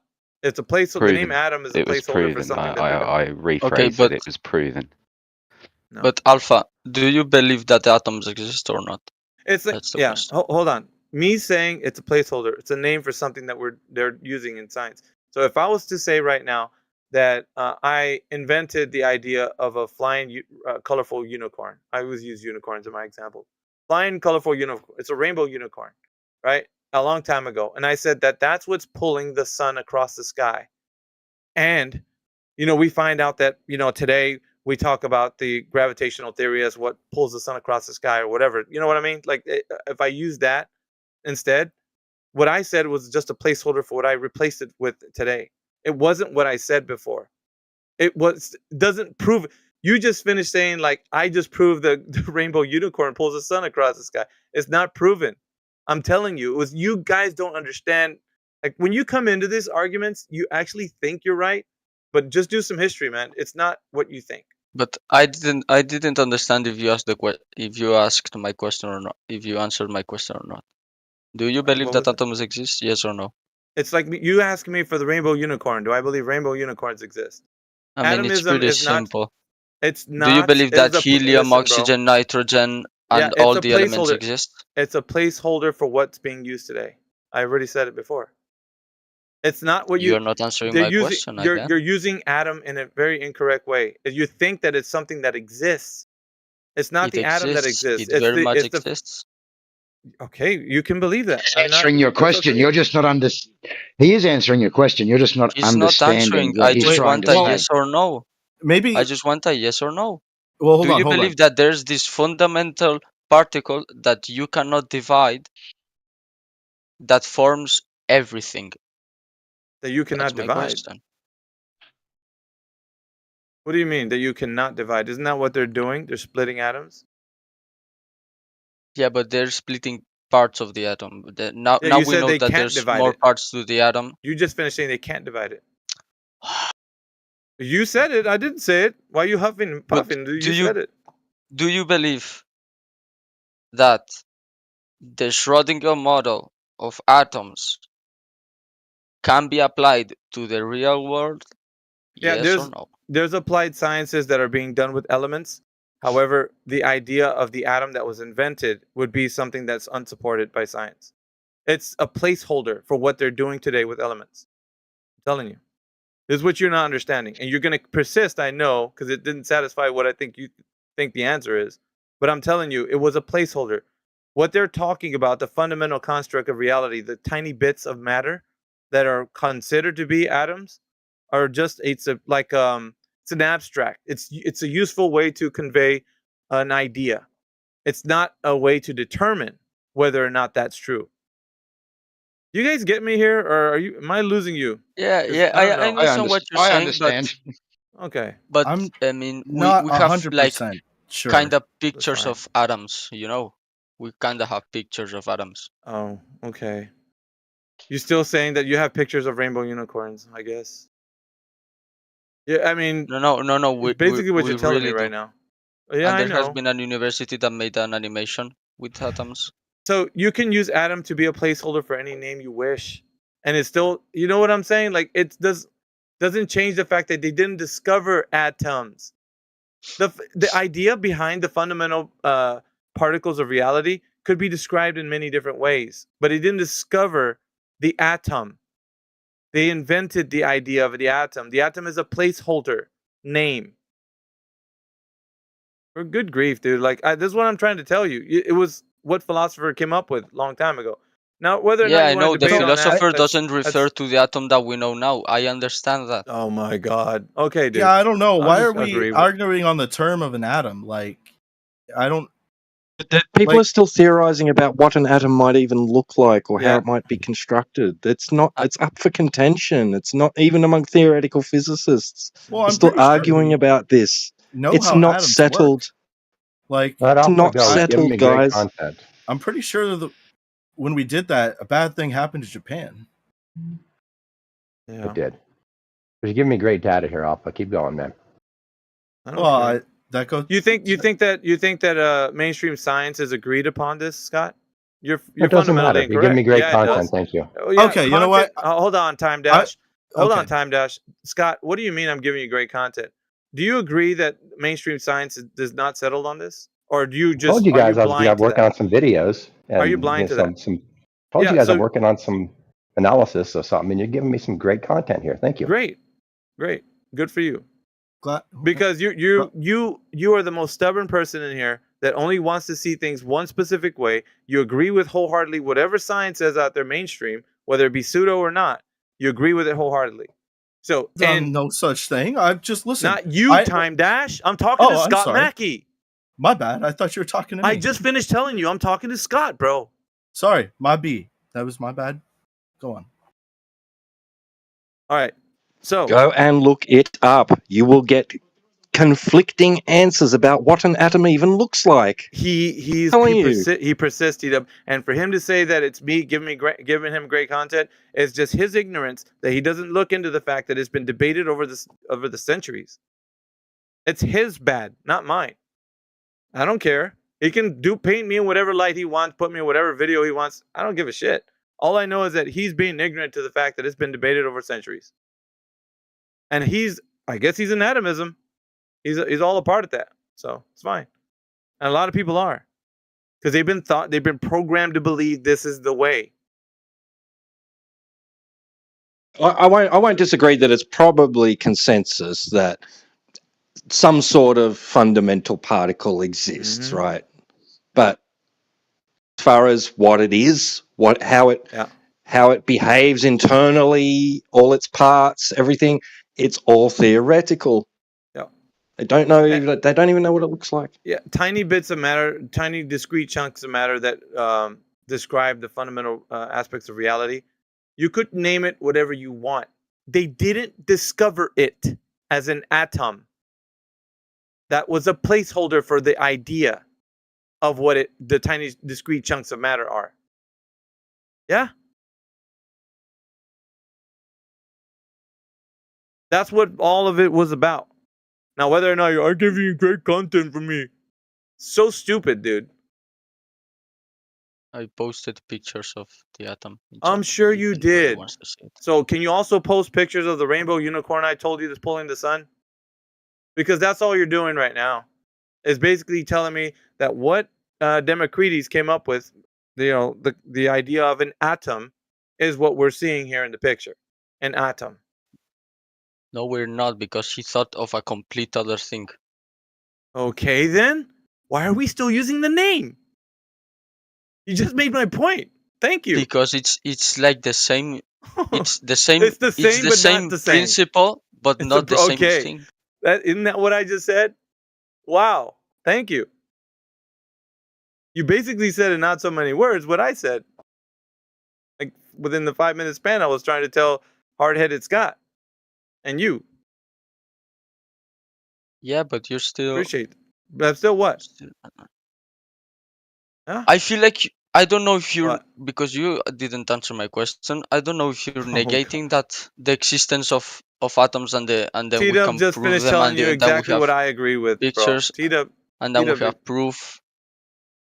T-Dub said the same thing I went along with saying. We're all basically, I think we're all in agreement. You're just not getting the point of the reason for being pedantic, because somebody came up with the word atom and used it in philosophy and applied it to this idea of discrete chunks of matter, and you're saying it's an atom, right?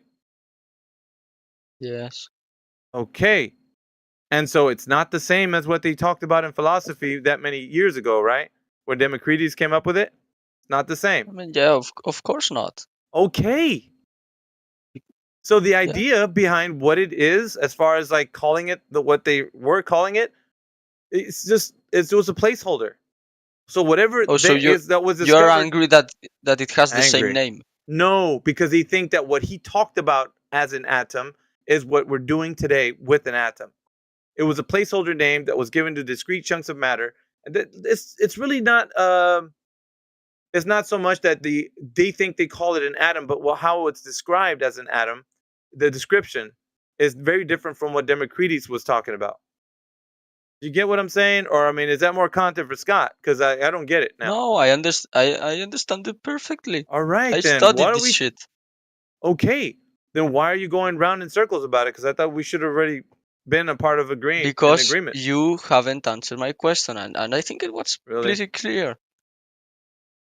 Do you believe they exist? The atoms that we say now, not the ones that the Democritus or whatever that guy, I don't remember the name, was. The ones that shouldn't need to be believed. Should be something that's like knowledge.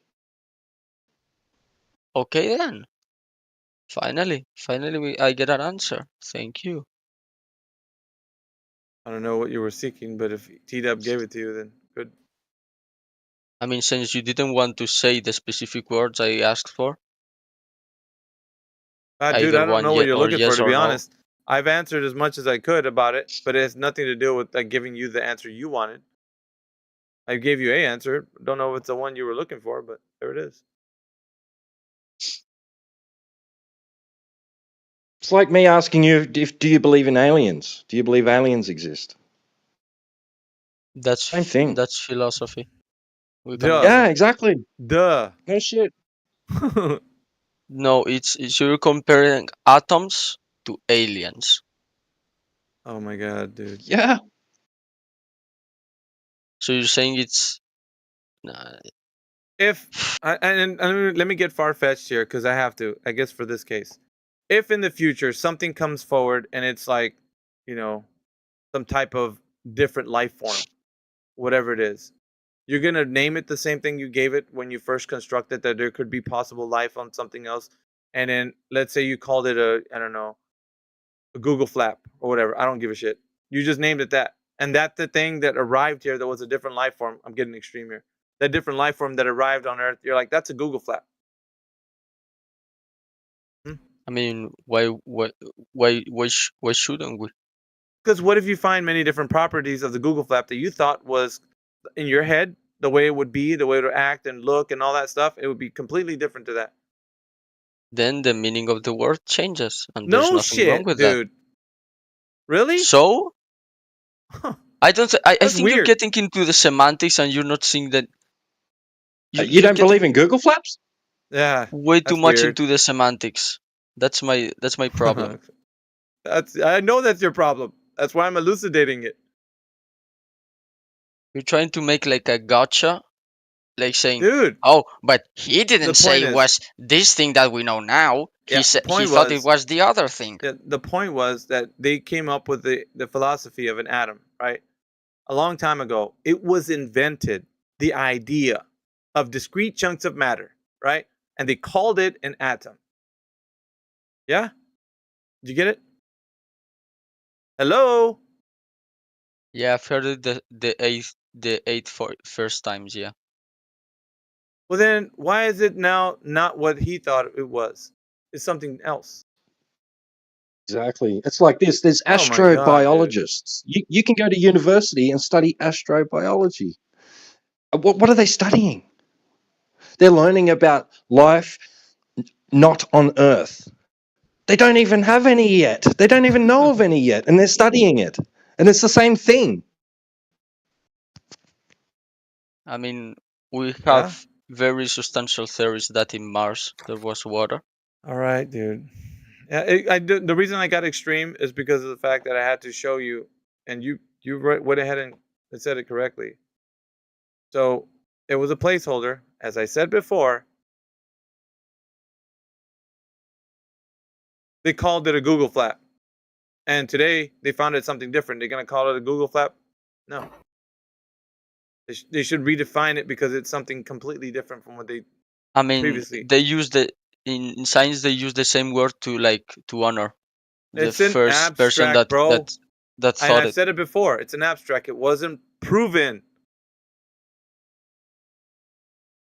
Space-time, do you think that can be bent? I'm going to show you. It's an abstract. Yeah. Space-time can be bent according to the theories that stand now. How do you bend an abstract, a concept? How do you bend that? Oh, you're gonna flip when I tell you the answer. No, go ahead. How do you Gravity. Yeah? Gravity What's gravity? is What's gravity, Mike? Well, this the bending of space-time is due to mass. Okay. What is gravity? And not a force, according to Newton. It's a force according to Newton. So is that the current scientific rhetoric of what a gravity is? I mean, we have the two theories right now because they can't get along. They can't get along. All right, which one is the Newtonian dominant theory? science and relativity?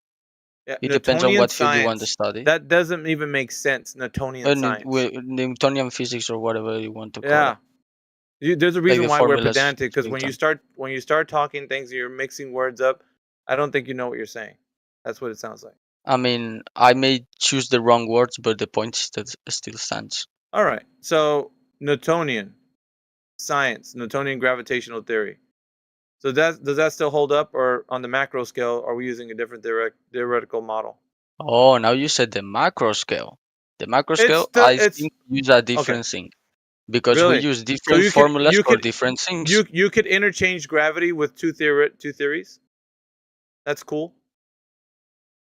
I mean, you're asking very, very, very hard questions that not even modern scientists know. You're doing. You're trying to make me prove that I can reconcile the two biggest branches of science in the entire history, and that's stupid. But it's not science. Because I can clearly not do it. It's not science. Okay. It's not science. Gravity is not science. No. Albert Einstein wasn't a scientist. Listen, not the word gravity, the theory that they say the cause is science. That's not science.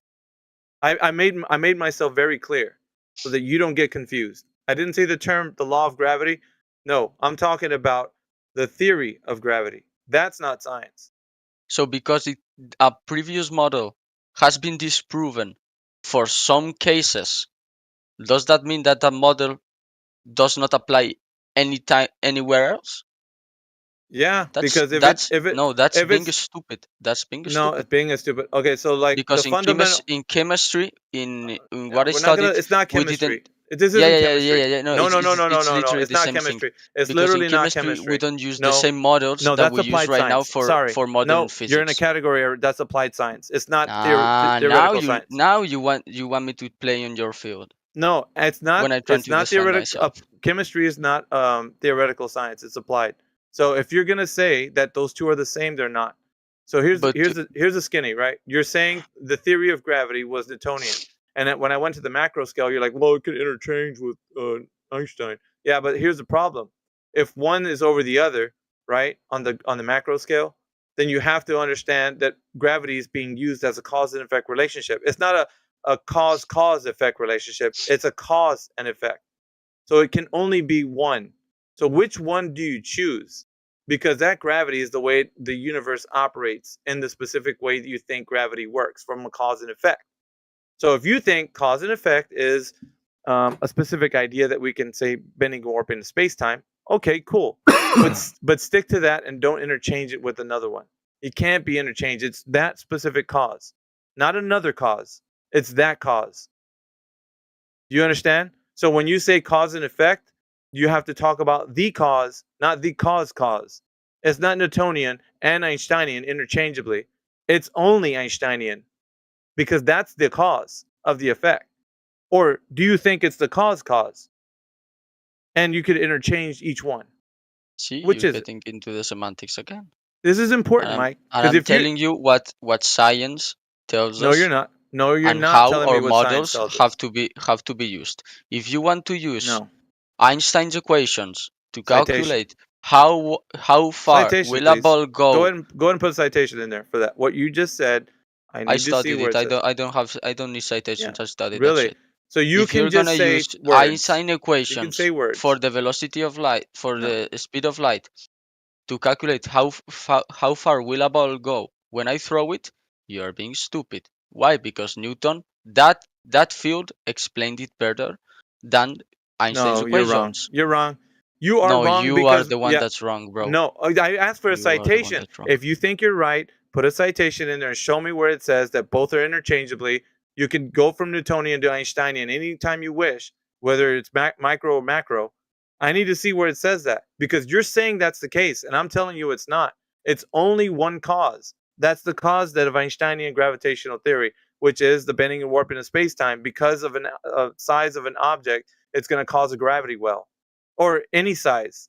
a little, like a ball in your hand has a miniature gravity well around it. Everything has a gravity well according to relativity, general relativity. So if you're saying that the cause is Newtonian, then you've just interchanged back and forth from Einstein to Newton, and you don't have an explanatory. It loses its explanatory power when you're trying to tell me how the universe works. Okay. You're doing that.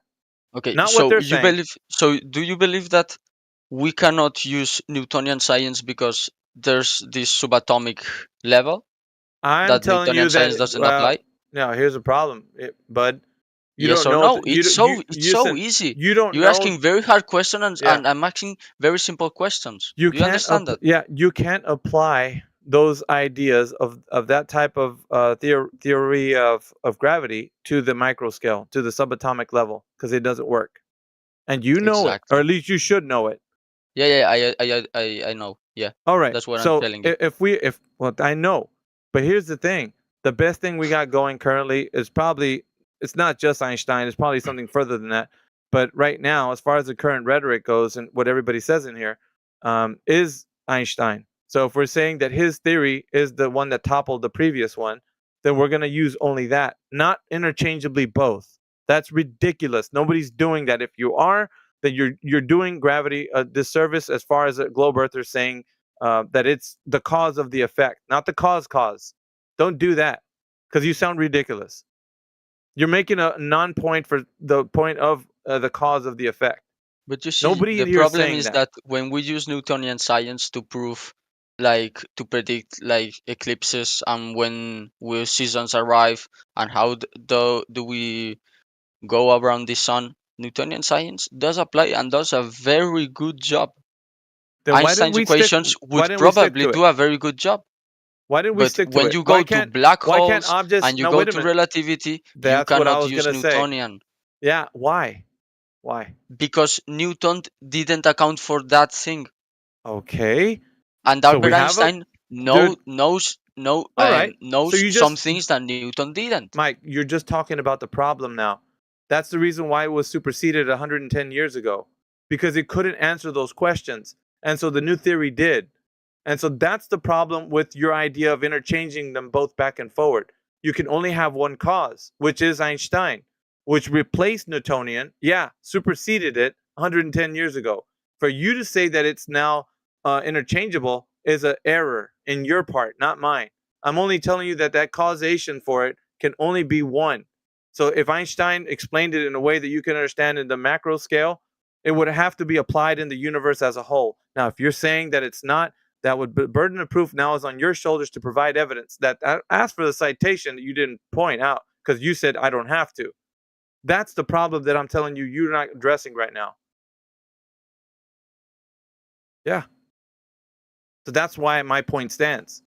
And it will still remain because you cannot get away from the fact that his gravitational theory replaced the old one. It superseded it 110 years ago.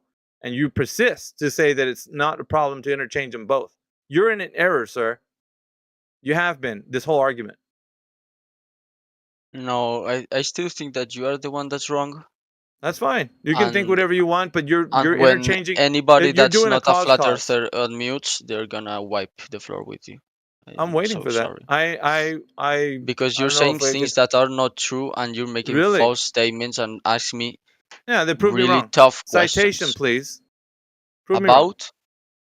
Repeat it. The argument that we've been having for over 30 minutes now? Why do we not use Newton's equations when Einstein's equations do better? Interchangeably, like the way you say. No. I didn't say interchangeably. Yes, you did. You're using both of them, aren't you? You're using Newton and Einstein. In some cases, there you go. do a better work than others. There you go, Mike. That's what I'm saying. That's science. You've conceded. You've just said no, it's not. That's you making shit up. Science. No, it's you making shit up because science isn't like the mainstream science isn't saying that. You are. And in this call right now. Einstein's equations don't disprove the things that Newton did right. So we still use Newton's equations for some things. Yeah. Listen. No, you made that shit up. You are saying that. Then prove it. Then prove it, dude. I'm asking for citation. I'm telling you, we can everything. The stations that we have improved. Just point a citation out. Yeah, put a citation out, dude. It would be so easy, right? It'd be over with by now. Put a citation out. Let's see that shit. There you go.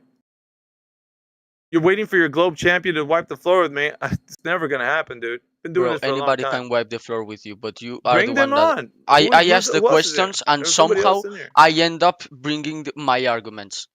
Well, and you flat earthers never But you have to can't prove back up your anything. claim. You can't back up your Never. claim. You can't You do guys it. never have to prove Interchangeably. Come anything. on, dude. That's a joke. Nobody's doing that. You are. No one else is. At least I hope not. Because if there's anybody that jumps on the bandwagon that you're riding right now, then they're going to get the same treatment. They're going to be asked to provide the evidence that that's the case. There's no different, dude. You have to realize you're in an error at some point. Hopefully. That's all there is to it. Like, there's no more other than that. I don't even know what you guys were even arguing about anymore. Oh, he's saying that you can use Newtonian and Einsteinian gravitational theories interchangeably. And I said, no, you cannot. In the globe Earth, you have to only stick to gravity being a cause and effect relationship for gravitational understanding. So the effect being the thing that we see when objects fall through the medium of air, quantified by the 9.8 meters per second squared at a specific rate of, or excuse me, at an average rate of how the elements fall to the ground. And you can't interchange it between back and forth from Newtonian to Einsteinian. No. If you say that's the case, you are in error right now. Because gravity is the way it's explained as a cause and effect relationship, not a cause effect relationship. That's ridiculous. Hey, Alpha, before you get too far off topic, what does an average rate mean? Oh my God, dude. Come on, man. Do I have to put up with you for the all record, night, Scott? For the record, no. I just want to know what an average rate means to you. You use the term. No. Help me clarify. I don't want to indulge in your little side chats, dude. We'll talk to you in a minute. I want to deal with this guy. Damn. You're great content, man. I know. You are great content every day you're in here. But we only call upon your name whenever it's time for content. So, at the moment right now, we're dealing with this guy. Which pretty much took all the wind out of his sails, hopefully. If he's got any more energy, well... No, bro, I know that I'm right. But going. explaining it, it's like explaining it to somebody that has never seen science in his life. So it's very hard. You know, well, goodness gracious, that's kind of funny. And if you don't want to learn, it's even harder. Yeah, learn from Michael Myers, the expert, right? Is that how we're doing it? Yeah, learn from someone that studied physics for 6 years and not for some guy that thinks that the Earth is not a globe. 6 years, and you think you can use Newtonian gravity and Einsteinian gravity interchangeably. That's cool. A lot of good stuff to bring forward, huh? See, you're twisting my words again, and you are not winning you the argument. Actually conceded. You are not winning Everybody the argument, heard you, bro. Mike. You've conceded, bro. I'm saying that you can use one in some cases and it does the work better. I'm not saying that you can use both whenever you want. I didn't say that. You just did, and then you just backtracked that you did. No, I'm saying, bro, why do you make things so hard for everyone?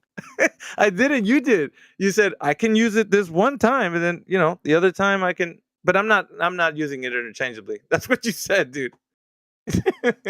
That's not.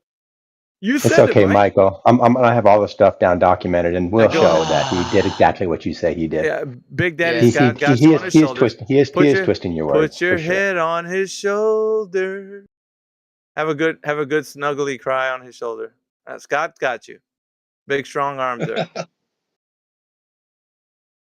You polished your badge, Michael, and then Scott Mackey came and braided your hair. I mean, you can guys say to me whatever you want. I know that I'm in the right, and I can predict things with my science, and you guys cannot. I'm sorry. Awesome. That's a big old claim. How did you guys know that there was an eclipse coming? You didn't. That's easy. Because the news told you. Because the news told you. The lying government told you. Go, Scott. You want to take a stab at it? No, I think it's funny that you accuse me of braiding his hair, whatever, blah blah blah. But you sit here lying about him. And it's on record, man. This stuff is recorded. I'll co-sign it, though. Yeah, this stuff is recorded. We can show without question that you said exactly the opposite of what he said. Okay. It can be shown. All right, Scott. It's so funny that you guys don't even realize this. Vindication. So it's not recorded. Right? So it's not recorded where he said, "Well, you can use it if you want, but you can use the other one." But no, I never said it. You can use the one and not the other. Like Yeah, I mean, because what he said. What he said. What did he say, Scott? Go tell ahead me and what I clarify. said, Michael. That in certain situations, one's more appropriate than the other.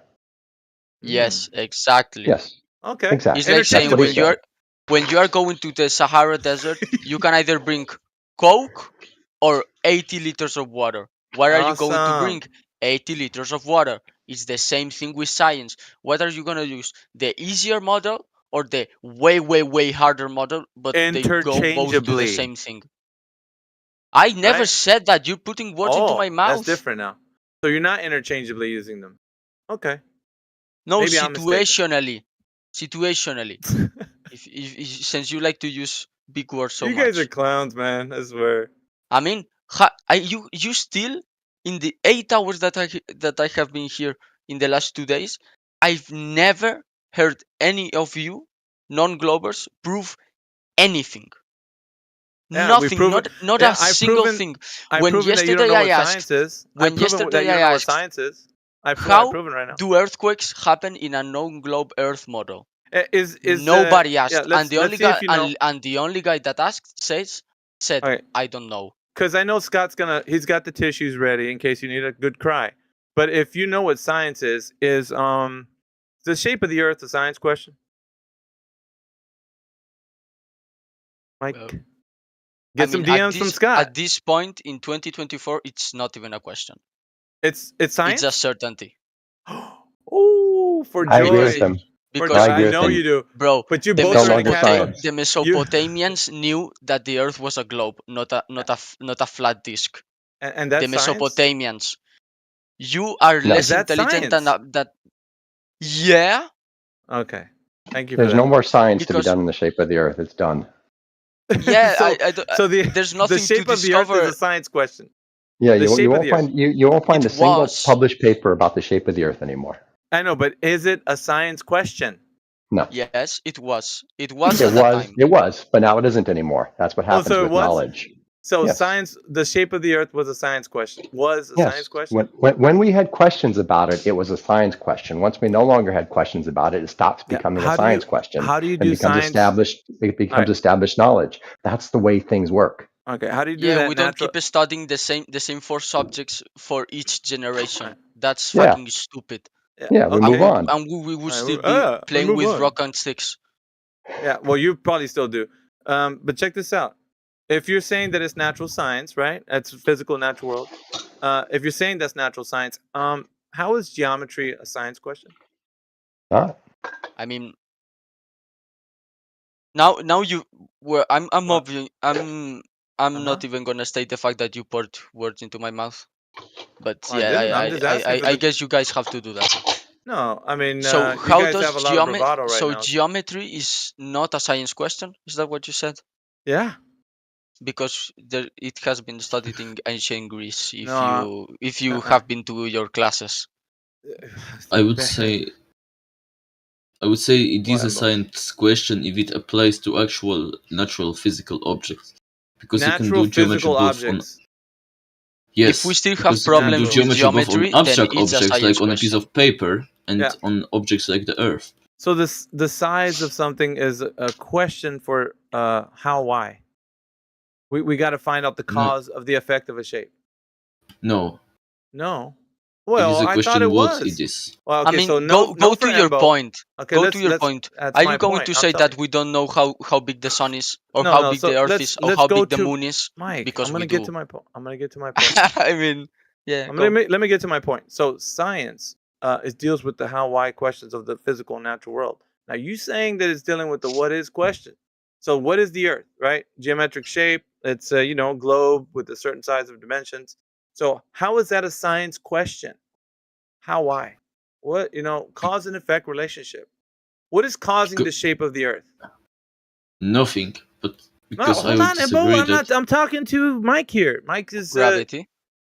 Okay. Newton defined it see, as we're getting gravity. so So can you formulate that in a hypothesis? Cause and effect, please. Independent variable, dependent variable. Go ahead and do that for me. I mean, first we've seen that the Earth curves.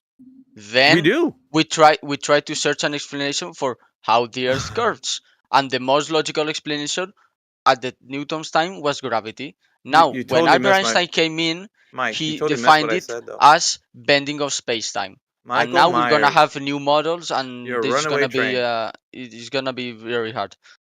But Mike, yeah, you ran away from what I just said. Like, don't no, do I that. explained it, and I I explained know. it, and I Listen, I explained know 4 Scott's got questions some nice, strong in front of shoulders you. for you, but I need Thank you you to very face much. this question. Face the question. Answer it, please. All right. Yeah. So if science is a how I question, what is the independent variable that changes the dependent variable? What did you do for the size of the Earth? Go ahead and walk us through that, will you? I didn't understand what you're asking. Well, science, right? We're dealing with science when we're talking about geometric shapes. And I'll go to Scott next. I'll go to Scott next. Can you rephrase So the question is, the question is, if the Earth is a specific set size of dimensions, right? It's it's a globe Earth. What did we do with science to figure out the cause of the effect for shape? So you want me to explain to you why the Earth is that shape? The cause of the effect. You are saying the I'm cause of I'm the basically rephrasing what you're saying. You want me to explain how? Yes, the cause of the effect. So the cause is what, and the effect is what. I want you to formulate that for me. Tell me how science is dealing with the shape of something. Go ahead. Again, we go into the same arguments as 10 minutes ago. Gravity. Thank you very much. It's not a mic drop, and because we're talking about I gravity. mean, but we've been I want you to talking tell me for how. 50 Yeah, minutes. you said gravity, but how specifically is that affecting, or can you use an put it as hold on, Mike. Put it as an independent variable that can change the dependent variable. What is your independent variable, and tell me what your dependent variable is. What you're trying to change, and as for the shape of the Earth, right? Shape of the Earth. I need you to tell me how that's science, because we're going to find out whether it is or it isn't. Because you're Mr. Science right now. 6 years, you told me physics, all that good stuff. So now I need you to apply some of that knowledge to what I'm telling you now. Can you do it? Okay. Do you want me to start with the cause of an shadows effect of Alexandria? No. With the boats? No, I or want with you to. the Okay, so do it this way, Mike. What I'm asking for, just simply give it to me.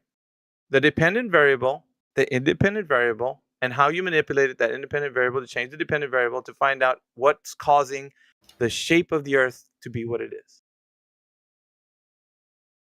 That isn't required for science. Do you want it's just something that you made fast up. or the slow question? No, I want you to describe. Answer. I want you to give me the answer to what I asked for. Gravity. Specifically. Everything that has mass attracts every other object. Okay, how did you manipulate that independent variable? The independent variable is what? Is it gravity? Because is it gravity? The independent variable. Yeah. I don't understand what it is, if I gotta be honest. Okay. Well, I that's don't fine. understand I'll that take. term. I kind of get what you're trying to say. Yeah, that's cool. But hold on, time, because I get that. I know. I just need him to kind of go through it. It's just critical thinking, right? So that's fine. That's cool. I agree with that, Mike. But then we understand the how I question that should apply for the physical natural world being studied by science is not an actual science question. What is questions deal with the shape of something? Science is not used. You can use math, right? Measurements, but as far as science goes, no. On the case for Scott actually wanting to jump in and do that, I won't go through that with him because we've belabored the point with him. But for you being brand new, I mean, it was kind of a walk through this logic kind of thing with you.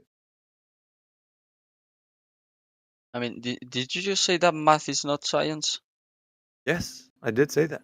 You can use it in math is not science. No, you can listen. You can use it in science, but it in and of itself is not science. You can use it in science. You just can't. Not a science. No, it's not I science. mean, I guess I learn something new every day, even if it's not true. Sure. No, it is true. Math is not That's science. why Yeah, they're two because we separate can apply subjects. math to the real world. We have the theory in the math, and then we can apply it to the real world. But math, I understand. Listen, you can use math in science, That's science, but it's not science. Yeah, it's a science. No, it's not. Mike. No, that's why there's two separate classes at school: mathematics and science. They're both They're integrated two for them. They're two separate. They're just No, two separate because things, when you choose the science option, when you want to study, you agree to math, physics, Not yet, chemics, manufactotum. and other I'll look at it stuff. later. I'll engage you later, manufactotum. That's fine, Mike. But I it's mean, not. if you want to get into the semantics, we can, Yeah. but So we okay, don't you get said. anywhere. Listen, you said that math is actually science, right? You said it's science. I said you can use it in science, but in and of itself, math is not science. You get what I said, Mike? Do you agree with what I said, or are you still going to hold to that math is science? I mean, Mike? if we're going to be literal with the words, yeah, math is more like philosophy math. that you can apply. That would Right, be but the it's most not. literal approach, but it's Dude. not a fair approach because No, it's it's not no, philosophy. no. What I was saying though is, math is not science, Mike. I mean, you can believe whatever you want. No, it's not a belief, sir. It's what's being used, right? So the method that you use with math is not the same as the method used with science. You Yes, can it is. totally. No. How many people think that math is science in here? Q Well, says it is. I'm gonna say I don't. math is a tool. Right. That's what I'm saying, right? Time dash. Well, I agree that see. math You can't by make itself a isn't house without the science. tools, can you? No, You I'm can't make the saying house without the tools. no. Here's the problem, though. You don't need the tools to make the house in this case. I can use something that doesn't use math in science. I don't need math to be in How? science. But then surely that makes Oh, your that's argument easy. less valid, doesn't No, it? but Because if you're using no, the but wrong Then tools, do it. no, I can, Embo. I'm gonna tell you, but Q, do you have a point? no, go ahead. All right. So, how many agree that math is science? First of all, before I go into this example. It's an I do applicable not. tool. Well, No. We're we not. say that No. it's a tool. Guys, listen. I'm not saying that you can't use it in science. I didn't say that. I said math in and of itself is not science. You know, can yeah, maths use isn't it. science. Yeah, You it's something can created use by it in humans. science. Yeah. Nah, okay. One guy agrees with me. Anybody else that says math is science? Who else other than Mike? Because I can show you an example that doesn't use math and you use science. I mean, that's Pretty simple. philosophy. It's just philosophy. Defining is math is science or not doesn't prove anything. Yes, it proves that you were wrong by saying that math is science, Mike. Okay, No, gotcha. but You have one gotcha with me. Yeah, No, I but lost it's the not. I don't argument. look. Listen, man, it's Mike. not about Good that, man. bro. It's not about that. It's all we're doing here is Yeah, just it clearing the seems. air. That's it. We It don't seems want because you people to said be. math is not science, then I said math is science, then I search is math science, and then it says it's a philosophical question and doesn't get you anywhere. So yeah, you have a gotcha. the foundation of physics and science is borderline. It is constructed via mathematic theories and used by mathematical tools. You can't do anything in science without maths. No, that's Can you? incorrect. Yes, That's you incorrect. can. Yes, you That's can. incorrect. Well, okay, if you wanted accurate results, right? No, you would no. need Wait. to No, rely that's a on caveat. science. That's a caveat. Q. Caveat. You didn't say that. If you want it accurate, that's not the point here. The point is math science or not? Yeah, but That's all. you're listen. You can't ever beat an argument if the other person has more accurate results than you. No, it's right? not the point. Accuracy also- isn't. Listen, accuracy isn't the point here. The point is it what people think it is? Is it science? I don't think anyone in here thinks. What are it's you? What are science. you? Well, what are yes, you doing? dude, Okay, you go just ahead and finished- make your point. Listen, Go time ahead and make dash- your point. You time just dash. keep saying You're- maths isn't science. yeah. Go ahead and make a point. Yeah. So my point is, it's not science. You can use science without using math. Yes, it's possible. So now Mike is saying that time dash. For you that weren't listening, he's saying that math is science, or was. Now he conceded, but he was saying that. Now my point is that when we have these discussions, there's a lot of preconceived notions that people have when they come in here, and they think they're correct. Now, through the course of our discussion, we can just agree that some things we used to think of were true, or looking them up, we find out they're not true. What's wrong with that? Nothing wrong with that. Right. Okay. Are you gonna? But yeah, we have some questions there for the new guys that are jumping in. We got Q in here. guys. And if you want to talk about any subjects, switch topics, because we kind of belabored a point with Mike. But if you have any questions about the shape of the Earth conversation, or if you think it's a globe, bring your evidence, man. If you just want to ask us questions, you can do so. Yeah, I realized I didn't ask you. What's the shape of the Earth according to you, or what do you believe it is? The shape of the Earth is unknown. That's the correct answer. It's unknown. We're not making a claim to it, so we'd say it's unknown. Oh, that The surface, makes more however, sense. yeah, I don't know. Does anybody tell you that there's a shape? No. According to your arguments, that makes more sense that you don't know what the shape of the Earth is. Yeah, it's unknown, of course. I have one question. You don't I have know. a question to follow up for that. So if we don't know the you're shape asking me, I'm telling is, you. well, no, so then is there areas you Go believe that we are unable, or that we haven't gone? So there's unexplored areas because if we don't know the shape, we don't know the extent of it. Is that The my extent understanding? of it? Yeah, that's cool. I agree. And where have you been? And so then where are we being stuck? Like, so where are the if you wanted to say where the boundaries or the parameters to Earth? Kind of saying, like, we're saying, like, so say you wanted to go outside of what we currently, our current world as we know it, like, so the countries as we know it, where would you try to, like, so where would you attempt to? So if you had like a boat or a plane or something, If you wanted where would to you know, go? the extent of the Earth realm that we're in, where would you go? Where would you head? Yes. Yeah. It's been said amongst the people here that it would probably be the direction of south and continue going that way. So, and what people say that when you go south, you would probably enter into an icy realm like Antarctica. And so what people known as Antarctica would be that, but the extent of that couldn't be reached because there's like political issues. You couldn't go there. And not only that, but there's like boundaries that were set as to like where we can go freely and such. And that would be a place that you couldn't just freely go. There'd be restrictions. Of course, people can go there, but there's not like a free roam to go investigate and find things out. For certain people, individuals that apply to go there, they're either going there on like scientific expeditions, or you can take like a chartered boat to go and explore certain areas that they take you to.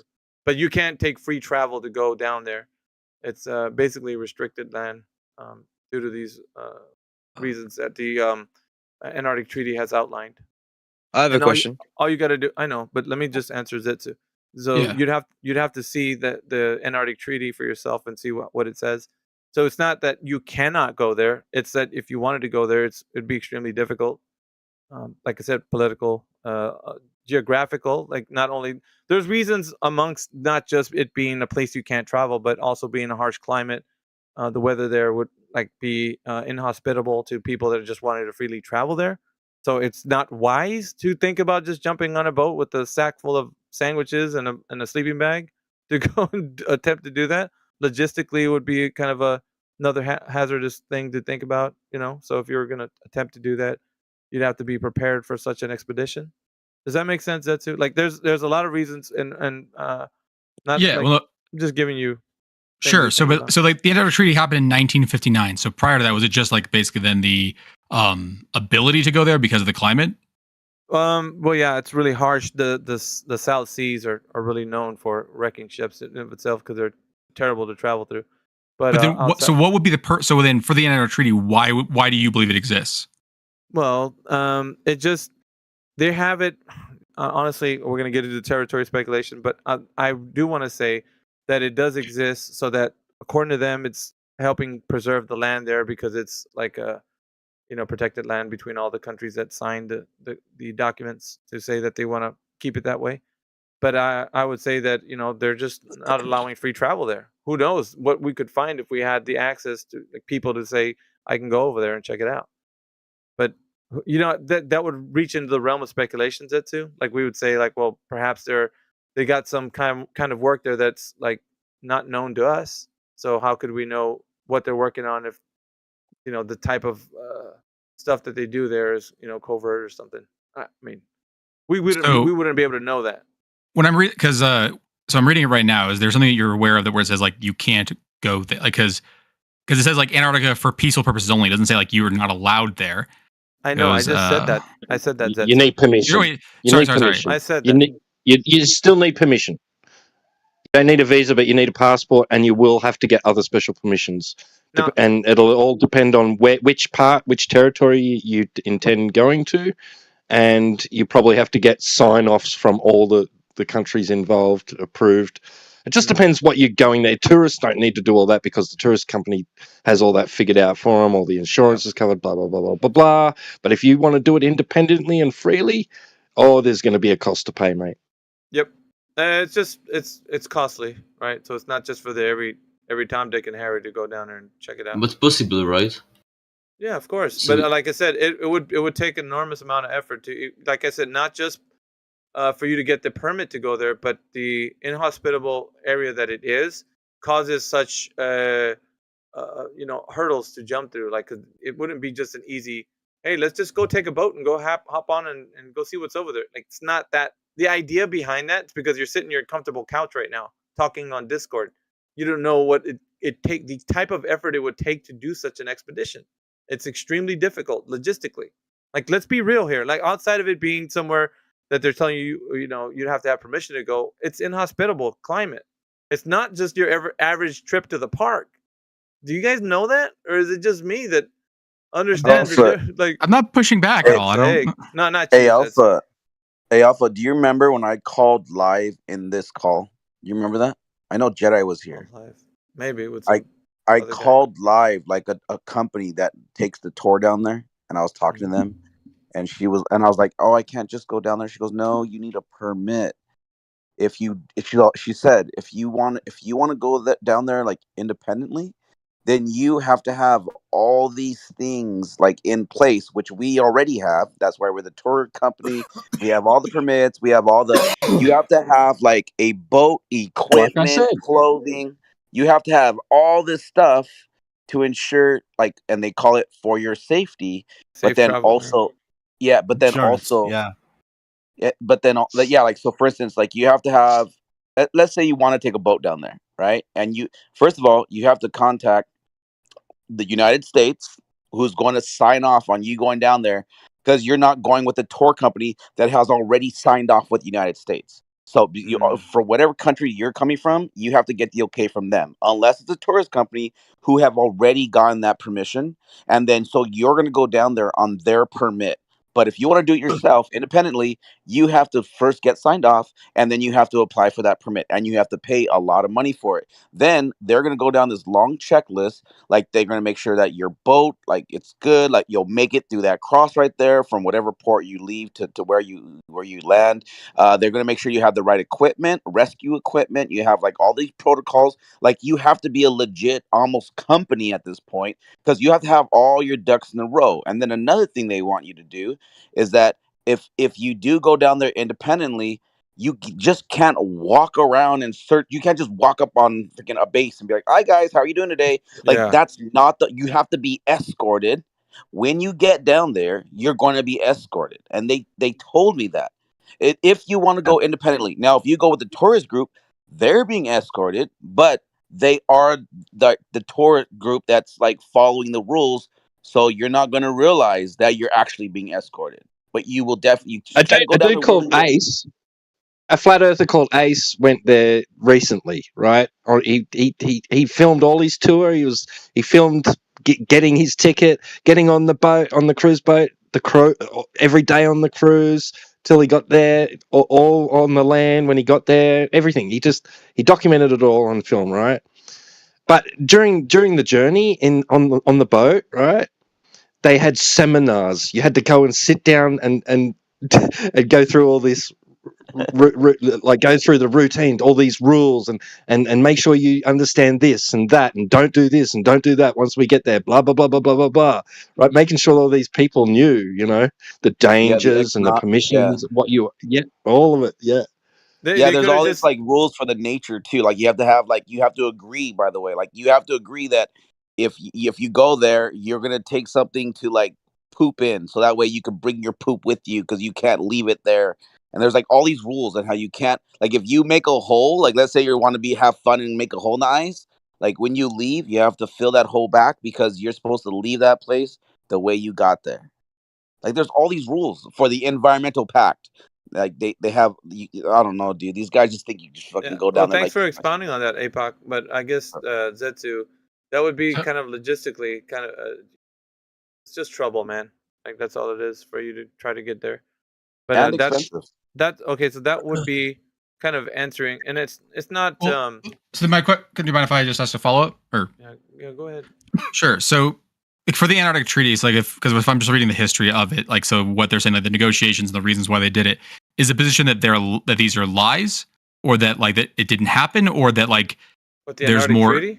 Yes, or like the rationale for it, like the conflicts regarding it, the claims by like Argentina and stuff, the idea that goes like, well, we didn't want that we were trying to figure out some reason. It was to try to resolve an issue. So it was a negotiated thing by people over not to try and keep people from going there, but rather to deal with the disputed territory. Because I think like it does expire, right? Yeah, they have their. Yeah, I think it does. Like, when does it expire, guys? It's like in the near future. 48. I think it's in the 40s. Is it in 48? It might be. It was 100-year treaty. Yeah, so it's. I think within our lifetime, we should probably see the lift go up, the ban go up. So,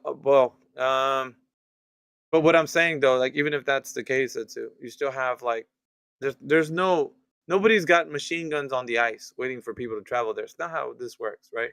It's restricted travel. I just looked it up. It's indefinite. I just looked it up. Well, it's not just restricted travel, like they got military there, but of course, you know that the militaries of the world are already on the seas of the world, so they're patrolling. So if they know somebody has left a harbor somewhere and their intention is to travel to there, they're gonna know. You know what I mean? They're gonna know. I don't have.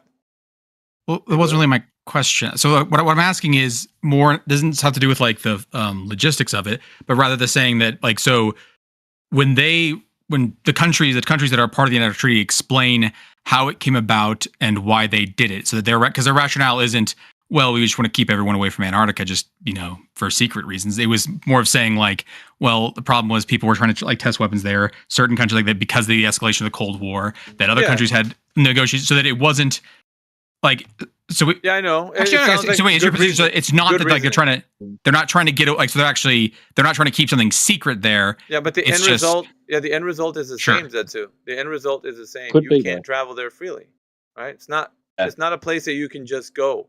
So whatever they say and however they spin it, it doesn't matter. Like to you, it sounds like, well, that's a good enough reason. Yeah, but you still can't go there freely. Is the end result, right? Like there's still disputes. There is accusations made from one country to another concerning the territory down there. I mean, they're at the moment they're worried about China. They suspect China is setting up military installations there. Yeah, and they don't like it. Yeah. China are denying it, of course, but yeah. There's a lot of talks about stuff that are happening there, but it has nothing to do with Joe Schmo taking a boat and with a couple of sandwiches and going to see how far it can go in there. That's not happening. So therefore, that's pretty much off limits to you and me. And like I said, it would take an enormous amount of effort to try to do that. I mean, do you understand what we're saying, right, Zetsu? Yeah, no, I understand what you're saying. All right. So that would be the extent of going to the place where you said we'd want to find out whether or not there's an extent to this realm. But that, like I said, going south, that's one. The other one, going up. So if you wanted to find out, well, okay, I can't go out, but let me go up. How far can I go up? Well, do you know that there's a restriction for that as well? I can't, like, the idea that goes, there is a restriction, even if someone said, like, you can't go to the moon. I don't have the ability to go to the moon, so it's not something no, but I'm saying, let's say you got it in your head.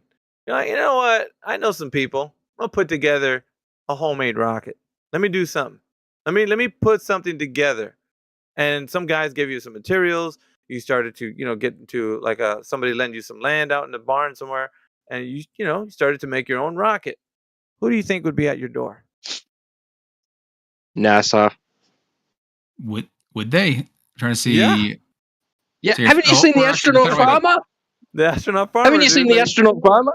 No, he was part of NASA, and they wouldn't even let him do it. It was that one time. Makeshift rocket. Yeah, maybe the CIA should go to your house. Yeah. Whatever, Mike. But the problem is, I do think that movie was drummed up for. It's drummed up, but here's the thing, though, Time.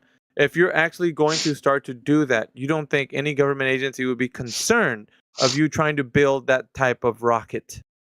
Well, of course. You're telling me that. What if it explodes and crashes into a house? That's There'll what be I'm eyes on you. If you tried to independently build something to that scale, there's going to be eyes on you. That actually carries humans out into quote unquote orbit, there would be people knowing you're doing that. That would be okay for the guy in here who thinks, no, they wouldn't. I could build a rocket. Nobody. Come on, dude. Seriously, like we're living the real world here. If you start to construct something of that scale, and you start to say, well, me and another guy or whoever is going to be traveling in this thing, going out, see what we can see out there. No, you're not allowed to do that. Okay, so right, one thing I was telling you, going out south, going up, you're restricted. So if you think about it, restrictions are everywhere. No, not only that, but of course, just in our own territories, places are restricted. Of course, you can't walk up on a military base either. I'm like, what are you doing? Get out of here. Or not even that. You'd probably approach the base and be like, no. So there's places you cannot travel to freely. That's just known. And so you can't go up, you can't go out. So where can you go? Can you travel to the next country without a permit? Can you go there? No. They're gonna ask you, where's your passport? No passport? Back you go. In Europe you can. Europe you can. Yeah, in Europe you can. Can you go everywhere, Mike? I mean, you can go if you are from the European Union, you can go to any country in the European Union just with your ID. You don't need passport. How about Russia? America's got a huge chunk. Russia's not in the European Union. Okay, so can you go to Russia? Not with only an ID. You need the passport. All right. So it's not free not travel. going to be allowed to cross. Right? So it's not free travel. I mean, inside the Schengen space, you can free travel. Yeah. Yeah. No. Absolutely. Yeah, you Dude, can. You can. Oh, you can. What do you mean? So like, when you say free travel, just with that, I know that you are American. With that, I know you're American. Can you get in a car, a boat, a plane, or any other vehicle and go where you please? That's it. No. Okay. Thank you. That's the question at hand. So if that is true, then how can you find out where the extremities of this realm are? Where they lie? Is the position that the reason those exist is to prevent you from finding out? Well, I mean, 1 and 1 equals 2, right? Or is that not correct? Do you think that answers my question? Why? What do you think? It doesn't. No. Oh, so if you can freely travel, that doesn't give you the answer why we can't travel. No, you just said freely. Because 1 + 1 = 2. Therefore, okay. Let me restate. There's this. a reason. Here's the reason why you can't travel. Zetsu, let me restate this. If travel is restricted to going out south, yes, and travel is restricted to going up out, yes, then how are we free to know where the extremities of the earth are? They don't want you going, man. They want you to stay home and watch it on TV. Let's see if Zetsu answers it, T-Dub. That's not the question. I'm saying, is the position, because you said so I can't go to Russia. It's not because they don't want me finding out the truth. It's because Russia wants to control its borders and we control our borders. Yeah. Is that not would you say that's not the reason why? So if they told you an answer or whatever thing that they told you, it still will restrict you from going there, right? Doesn't matter what the answer is. I don't care if you told me that they grow purple ducks over there, dude. It doesn't matter. You can't go there, period. So if they told you, whatever reason they told you can't travel south, whatever reason they told you can't travel out, it's still restricting you from going there, Zetsu. I never said you understand. All right, if you're not going to answer, that's fine. I did. What the fuck? You keep telling me that I can't do something. I'm saying I didn't ask you, can I? But you keep telling me whether I can or can't, and I'm not asking you that. But if that's what you want to keep saying, okay, all right. But it's the problem. I get it. You're going to tell me. If it's the problem for us not traveling out to the place where we think the extremities of the realm are, that would be a problem for anybody trying to travel to the extremities of the realm. I can't just go and say, hey, you know what? I got it in my head. The extremities of the realm. The problem is that people have gone to those places and you are saying that it's fake. You're going to have to stop. That's the problem. No, fake my ass. Listen, so if somebody said, I'm going to travel to a specific location, and somebody other said, you can't go there, then I can't check to see if it's possible that the extremities of the realm are able to be found out, because I can't go there. You know? Yeah, I know. You just said it again. I know. Yeah. So what's the problem? You're asking, what's the problem? Why can't you go, I'm like, because they're telling you for whatever reason, you can't go there, then you're not able to find out. That's as easy as it goes. I know. You can't find out because I understand. You're all right. So therefore, we're in kind of like a center point where you can't go up and you can't go out. You just have to be right here. You're restricted. That's just the way it is. That's the real world that we all live in. I understood it the first time, yeah. So that's the answer. It didn't answer it, but okay. It didn't. What you didn't keep telling me what I can and can't do. I don't know why you keep doing that. Like, but I get it. You're not going to stop. I didn't ask you what we can and can't do. You don't remember? Just restate the damn thing, dude. Like, what's the problem? If you're not going to listen, it's fine. Restate it. I sufficiently answered you. I don't know what you're saying I didn't answer. T-Dub, am I missing something? He was asking, well, if you think the extremities of the realm are, somewhere we can go find out, what would be the problem with you not finding? And I told him, because we are restricted. Now, what is he not getting? Did I miss something? But no, not you everyone answered. is restricted. Right. They want they want you to just outright say it's all because of a conspiracy to hide the truth, and you're not allowed to know, and yeah, take more iodine. What you said, I'm not a fucking. You coming out of that, for whatever reason. For whatever reason, it's fake. That's the thing. The bullshit's fake. I don't know, yeah, Mike. You're on one, bro. When we put in chat like we made it to the South Pole, you say it's fake, and the government doesn't want you to know whatever is there. Man?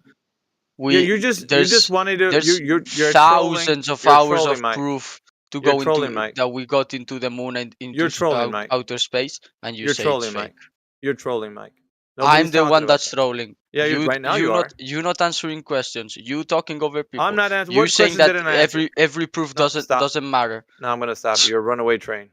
What question? I don't need to be a flat earther to say that the moon landing's fake. What are you talking about? What question didn't I answer, Mike? Go ahead and give it to me. The one that this guy asked you about. Well, what was his question? You're not saying. What was his question, Mike? I want to know what question he asked that I didn't answer. Go. I was gonna tell you, but you. Go ahead, tell me. Go ahead, tell me. He asked, "Why can't we go there? No, how or where we cannot go." He asked. I simply answered why that. Can we not go there? All right, you stated it. So if you heard correctly, did everybody hear that correctly? Is that what he said? I mean, I heard you address it. You answered it. You answered it. I want to make sure that's what he said. Did he say that? I mean, even if he didn't, I want to know. Even if he didn't? Even if he didn't. What? It was along the lines of something like that. Yeah. Zetsu, is that what you said? Come on, man. Just get on the mic. Like, I want to know. Is that what you said? I mean, if he didn't, I'll apologize. No problem. Yeah.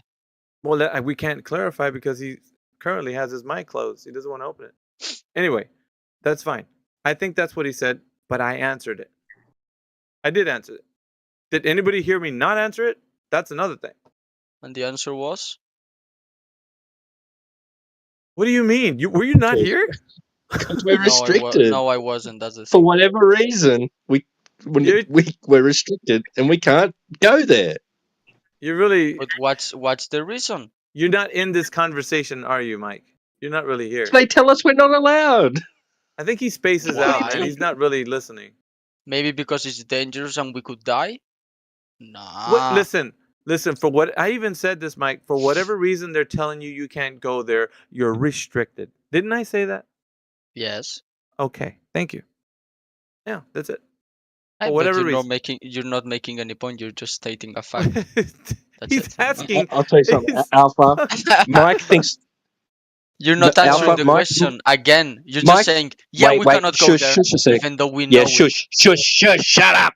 All right, Alpha. Mike thinks that we're flat earthers, right? Because we don't trust the government. We just think everything that they show us is fake, and that's why we're flat earthers, for no other reason. Mike's that's what he thinks. He's a troll. You trolling, Mike?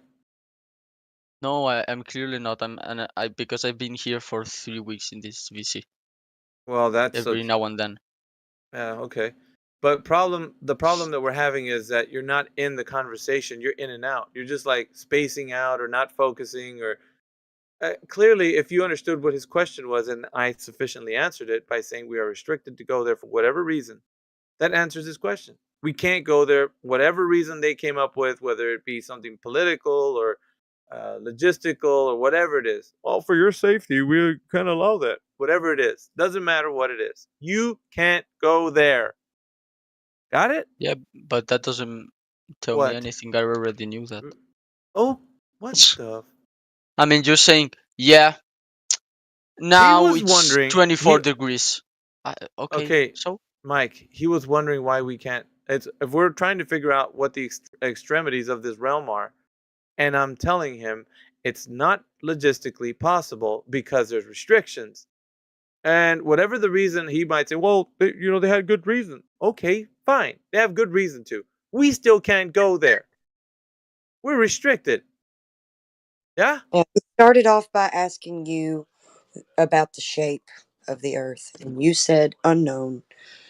And then you were trying to say that flat is a description of the surface, but he wanted to go in.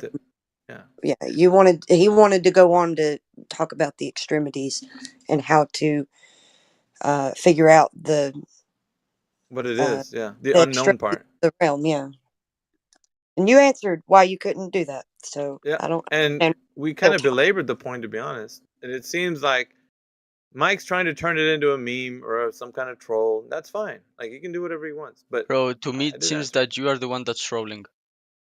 I gotta be honest. Yeah, you're not honest, but I'll take it. Here's the thing, though. You can say whatever you want. I mean, I know. Thank you for allowing me to say whatever I want. Yeah. All right. Like your mods that mute anyone. Anything else? You want to have a little feeling session? Scott Strong. No. I don't care about your feelings. If I gotta be honest. I mean, you're saying that. No, your feelings. Okay, you're saying we cannot get to Antarctica. Nobody can. What else can we do to make your life better, Mike? Is there anything else we can do? Because I know you feel entitled. After you stated that, I posted in chat like the articles. Dude, he didn't say that. That went in depth as to, mate. You don't listen. You're so you do not listen. No, you are dumb. You don't listen to a thing we say. You just hear what you have your flat earthers are wrong earmuffs on. Because you are. It's flawed. It's a flawed system. Never said you can't go there. Proof. This guy said you can't go there. Oh, he didn't. Many people. He just said that like 5 times. Are you listening? Yeah, don't use your big boy voice now. Relax. He said it with under conditions. We went through. We talked for like half an hour. He's not really paying attention. About how it's very conditional. Listening to this conversation, I'm sorry if I'm like. What, chiming in when you don't? Nobody chiming. Yeah, you're being a cheese dick when nobody needs to hear that. Yeah, that kind of thing. Yeah, we understand. Yeah, I can.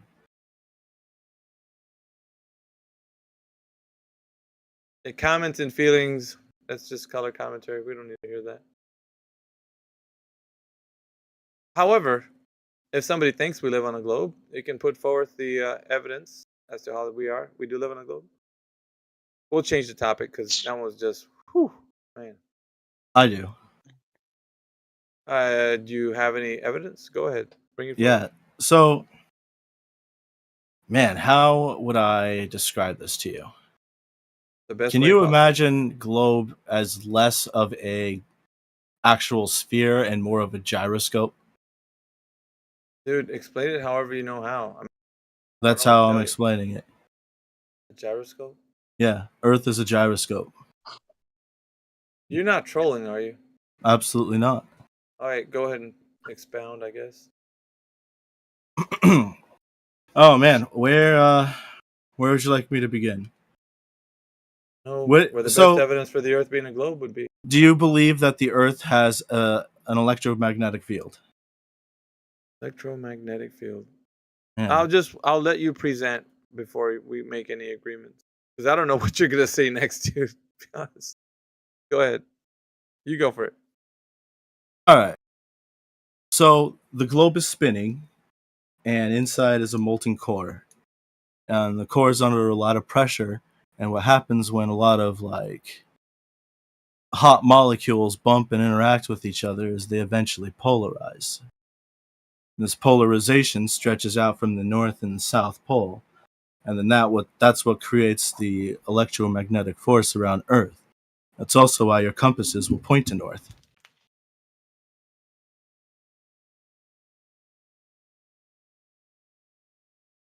Is that it? Well, I mean, there's more if you like. Yeah, but I could jump in as soon as you're ready. Oh, floor's yours. Prove it. Yeah, well, you got a compass? I got a compass, but what is it proving? All right. So how's it? Why is it point north? Field. What makes the compass point north? You were cutting out right there, Flatsy. Try again. Sorry, I said the magnetic field doesn't mean electromagnetic field. Yeah, that's electromagnetic. Okay, we're not talking to you, Mike. The magnetic field. If you're stupid, at least try to Mike, be we're not talking to you, Mike. Well, we're talking to time. I think bro. what you're presenting, Time Dash, is just affirming the consequent fallacy. Yeah. If compass points north, or begging the question, if compass points north, then Earth works like a gyro. Yeah, and I asked you a gyroscope.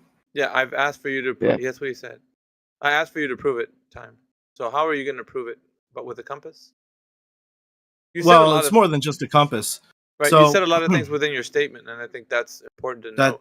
I totally did. I talked a lot about molten magma. Yeah. Do you want me to talk about molten magma? Well, no. What I'm saying is there's a lot of claims to things that are happening inside the Earth. Okay. Right? Well, you want something different than magma? Yeah. So okay. when you make a claim like that, that's an extraordinary claim. How can you back? Okay. Then. Well, I mean, like it's a knockdown. Well, I know, I get that, but like, have you ever used a gyrograph before? Okay. Like, you know what that is, before right? we get into devices, right? The device of whatever you're talking about. I want you to tell me how you solidified the point that you've actually verified the inner parts of the Earth. How do you know what's happening there? Because you made a claim of what's happening there, right? I'm actually explaining exactly how that happens. Time. Is that correct? You made a claim to what's happening there? Well, yeah, I did. I'm telling you, and then I'm telling you how. So how do you know? That's good. That's a claim. Now, how did you back up the claim by saying anything that you talked about is verified, that you understand that's happening for real? Not just something. Allow me to tell you by the claims that I'm about to say right out of my mouth that you won't let me say. You didn't say. You just made a claim. I know. I'm trying to make more. There's more happening. More claims? I've got more. More claims. We don't need more claims, Time. Oh, we need claims, huh? No. We need you to verify that what you're telling me, the inner parts of the Earth are working in the same way that you just said. How do you know that's true? Well, it's because we're spinning. Yeah, that's another claim. That's the thing. That's how a gyrograph works. No, I don't. We're not looking at a gyrograph, bro. Well, I told you that's how you have to think of Earth. No, we don't think of it as a sphere. Think of it as a gyrograph. Time Dash. We're not thinking about the Earth in any way. I know. I asked you. That's the first thing I said. You made it. I prepped you for it. Think of the Earth as a gyrograph. Time. You made a claim about what the Earth is. I'm asking you to provide evidence that it actually is what you're saying. How are you going to do that? Okay. So, do you believe? No. No, Bub is not going to help you here. You need to tell me how you're going to prove that the Earth is what you said it is. Okay. May I please? Yes? I'm waiting for you to prove it. I'm going to assume silence is a yes. Nothing else but proving it. I asked you what the electromagnetic field is. Do you believe that exists? No, it's not belief, dude. I don't need to believe anything, Time. You need to provide evidence what the claim that you said is true. I need that. The evidence that it's true. When you make a claim, you then going to come back around and tell me, okay, my claim is true because this is how I verified it. And you tell me how you verified it. You don't make more claims. You don't know the inner workings of the Earth. You just said it's happening. All kinds of stuff. How do you know that's happening? That's what I want to know. I can tell you a bunch of reasons why. You were still talking through your mute. I was muted? Yeah. What was I muted for? Because you're not listening to me. Listen. You're not really telling me anything. It Yes, sounds I am. to me like you're just trying to gaslight me. Gaslight. No. That's not. You're muted right now, by the way. So here's what's happening. So you said that the Earth is a gyroscope, and you said the inner workings of the Earth. I want to know how you know that stuff. Now tell me how you know that stuff, or say I don't know. I'm just making it up. One or the other. So the reason I know this is because this is how the whole globe operates. Okay, that's another claim you just said. That's how you're muted, by the way. That's another claim. Hold on, APOC. Then let him finish. I'm cooking, brother. So if you say that that's a claim that you just said right now, I need you to verify that time. I don't need more claims. I need you to verify the first claim. That's all. Go ahead, time. So why are you kind of threatened by how I'm presenting you information? Because you're not giving me evidence, time. I'm really trying my best to, dude. No, it seems to me that you we're not gonna really listen to tell us that your feelings are involved now. We only want you to substantiate what you said. Time. That's all we care about. You made the claim. Now substantiate. See, you don't let him speak. Yeah, he's not doing the thing that I'm asking, which is substantiating his you do all this shit all the time. So no. Mike, we don't. We're not going to let people just claim stack. I mean, he was in the mid of telling him, and he. No, he wasn't. No, he wasn't. Hush, Michael. Go ahead. Time. The floor is yours, man. I need you to provide evidence for the claim you made. All right. So, the Earth works as kind of a gyroscope. It spins around. It's got a. How do you know that? You're muted. How do you know that? Yeah, he's reading something. So if you're going to read something, post the citation so everyone can read it. Promise you, I'm not reading anything. I've got nothing in front of me. Okay. Then tell us how you know that claim is true. So, how am I supposed to explain it to you if you don't want to, engage with the idea that the Earth is a... Because, I'll tell you, you're muted. But I'll tell you why. Because of the fact that when you make a claim, it's something that you already know. So you have to tell us not to agree with you, but to tell you this is how it is. We have to then look at the evidence that you put forward, and whether or not it is true or not, based on the evidence you put forward, we're going to be able to discover it's either self-evident or you're just making something up. So what evidence do you have to back up the claim that the Earth is a gyroscope with the inner workings of it doing what you said it was? Go ahead. How long do I have to? So long as I just I got to know a time frame of No, listen. Do you want me to give you a really long answer, or do you want me to give you something a little shorter? Time. If you support, I can give you a real short one, bro. Listen to me. If you support the claim, you have the floor. Once you start not supporting the claim and start to claim stack, you'll be muted again. I don't need another claim. I need you to substantiate the claim you made about the Earth being a gyroscope. I don't need to agree with you. I need you to put forward the evidence that it actually is what you said it is. I need to know how it's a gyroscope, not just you saying it's one. I don't need to agree with you that it's a gyroscope. I need you to provide evidence that it actually is. Well, I could tell you the results of why it's a gyroscope. The results? What do you mean? So, everything that happens to Earth is because the core is spinning. Stop. That's a claim. I totally get that. Yeah, and I need you to tell me how you know that. All right. Now, you remember early in this conversation, I asked you a question, and you said that, you're probably not going to like this answer, and then you told me an answer, and I was completely chill with it. You remember when that happened? Yeah, but that was a different topic. So I know. I just want you to kind of remember that I did that for you earlier.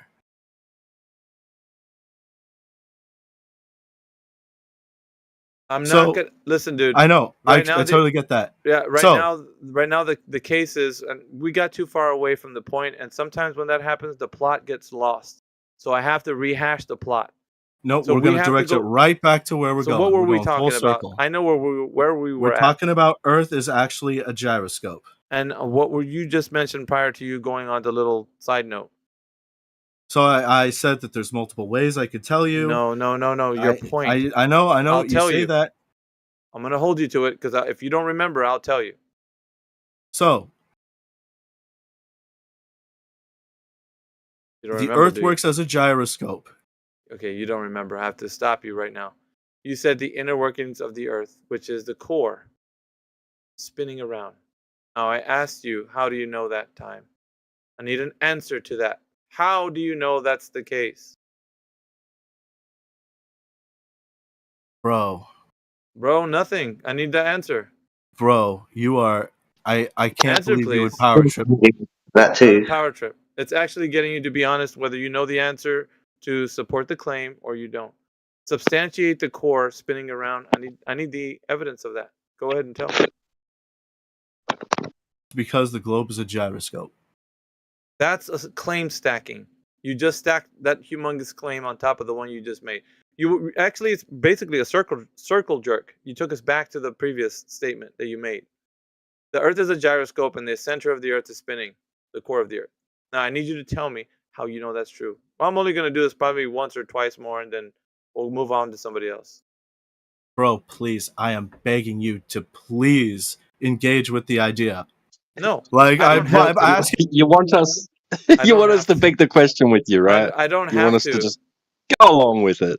Go along with it, Tito. He's actually begging you to beg the question. Yeah, you hear that, Heretic? Yeah, no, I just want you to tell us, Time, how you know that's the case. That's all I'm asking for, bro. I'm not asking you to do anything more than somebody would if they made a claim. I want you to substantiate your claim. Go ahead. All right, Remember, the core is spinning around. The Earth is a gyroscope. The core is spinning around. The Earth is a gyroscope. The core is spinning around. The outside is spinning around. You ever like use a gyroscope and you turn it on, and you try to move it around, and it's kind of difficult. It keeps its balance really well. It's a bit rigid. Yeah, it's rigid. So I want to know exactly. Well, the Earth moves like that. Yeah, that's a claim, dude. Once again, right? Exactly. I'm telling you. I'm trying to tell you how they operate exactly the same way. No, you just. I'm putting the idea on how it operates. No, you don't know that because you're just saying it is. You haven't proven how it is. We know what you think. Man. We know what you believe. That's hard. Okay, hold on, please. What do I believe? You believe the Earth's a gyroscope spinning around, and the core is doing as well. Yeah, right. you also. And what happens? What happens to the core? What happens to the core? Which is it does something when it spins. Betsy, you were cutting out. You want to go again? I was saying that he also believes that the magnetic field is some sort of electromagnetic field. Well, he could go ahead and claim that, and then substantiate that claim. Yeah, he's stacking a whole bunch of claims on top of it and saying, "Well, dude, it's like a gyroscope." You're saying these things. I've done no such thing. I even had the opportunity to do that. You said it's like a gyroscope. The Earth is right. That's I understand him. Get it? I get it. Okay, so here I think it's like this, right? So we know that the core of the Earth is spinning, right? Because the Earth is a gyroscope, and we know that the Earth is a gyroscope because the core is spinning. Mm-hmm. Is that correct? Logic. Oh, I know. That's essential. So that is the light version. Yes. Light version. Yes. What's the give us the heavy walk us through the real stuff. You mute me when I try to do that. No, it's not muting you because you claim stacking time. We don't. No, I'm not trying my best not to. But you're doing it anyway. I'm not doing it. Listen. Yes, you are. Okay, substantiate the claim that the Earth is a gyroscope. Don't just point to a gyroscope and say, well, the gyroscope is moving around and it's rigid, right? So the Earth is just like that. No, you have to provide evidence that the Earth is like the gyroscope. What evidence do you have that the Earth is spinning around? All right. Well, yeah. Outside of day and night, outside of Polaris, have you guys ever heard of star trails? Yes. You know how those are done, right? Yes. Well, if not, let me give you the abridged version. Basically, you take a camera and you change the shutter speed to the lowest it could possibly go. So the camera will sit there and it'll collect light for a longer period of time. If you do that to the north, you'll notice that facing north, you'll see rings that go around the top. If you were to face it towards the equator, you'll notice that the rings will kind of like bulge together until they eventually straighten out. And to the south, given where you are in your hemisphere, if you're taking all this from the northern hemisphere, you just kind of like see the rings going out, but it's going to be dipping down towards the south. Yeah. And? Well, those rings imply rotation. No. Well, yeah, they do. But what's rotating? We are. No. Because we're on a gyroscope. No, that's you saying that. How? Because we only see the stars moving. Isn't that what you just described? You know, it's true. Hold on, time. Time. Okay. When we're looking at star trails, the stars are trailing in that long exposure, right? You agree? Right. So we're seeing stars move, right? You're not seeing the stars really move. You're just seeing the stars where they used to be. No, they're moving. Right, but we're talking about a slow shutter speed onto a single frame. I know, but the stars are moving, right? Well, no, we're moving. Don't say no. We observe star trails. That means that the stars are moving. Oh, I see. So it's all about my experience and not the Earth. No. Listen, primary experience is how we're going to view this, right? So what can you tell? No. Yes. You were going to drag me down some weird rabbit holes. No, there's no weird rabbit holes here. It's been one so far. No, well, that's because you're making it one. I have done no such thing. Yeah, actually you have. You're claim I've been stacking. Polite. No, who cares, dude? Like, I'm only telling you that you're claim stacking. I'm a total gentleman. That's great. Now let's get to the point. Let's get to the point. So you're claim stacking right now. I've done no such thing. Are you okay? Yeah. All right, let's get to the point. I just like how you just make up everything that I've done. Stop talking so we can get to the point. We're have the power. Well, I know I have to if I have to, but I don't want to. All right, so if we're talking about these star trails and the stars are moving, what we're looking at are the stars moving. Would you agree or disagree with that? Yellow party people, what's going on? Don't agree with Crazy that. Times in the house. Let's get crazy. Hold on, Felix. We're talking right now, brother. Just relax. All right, so.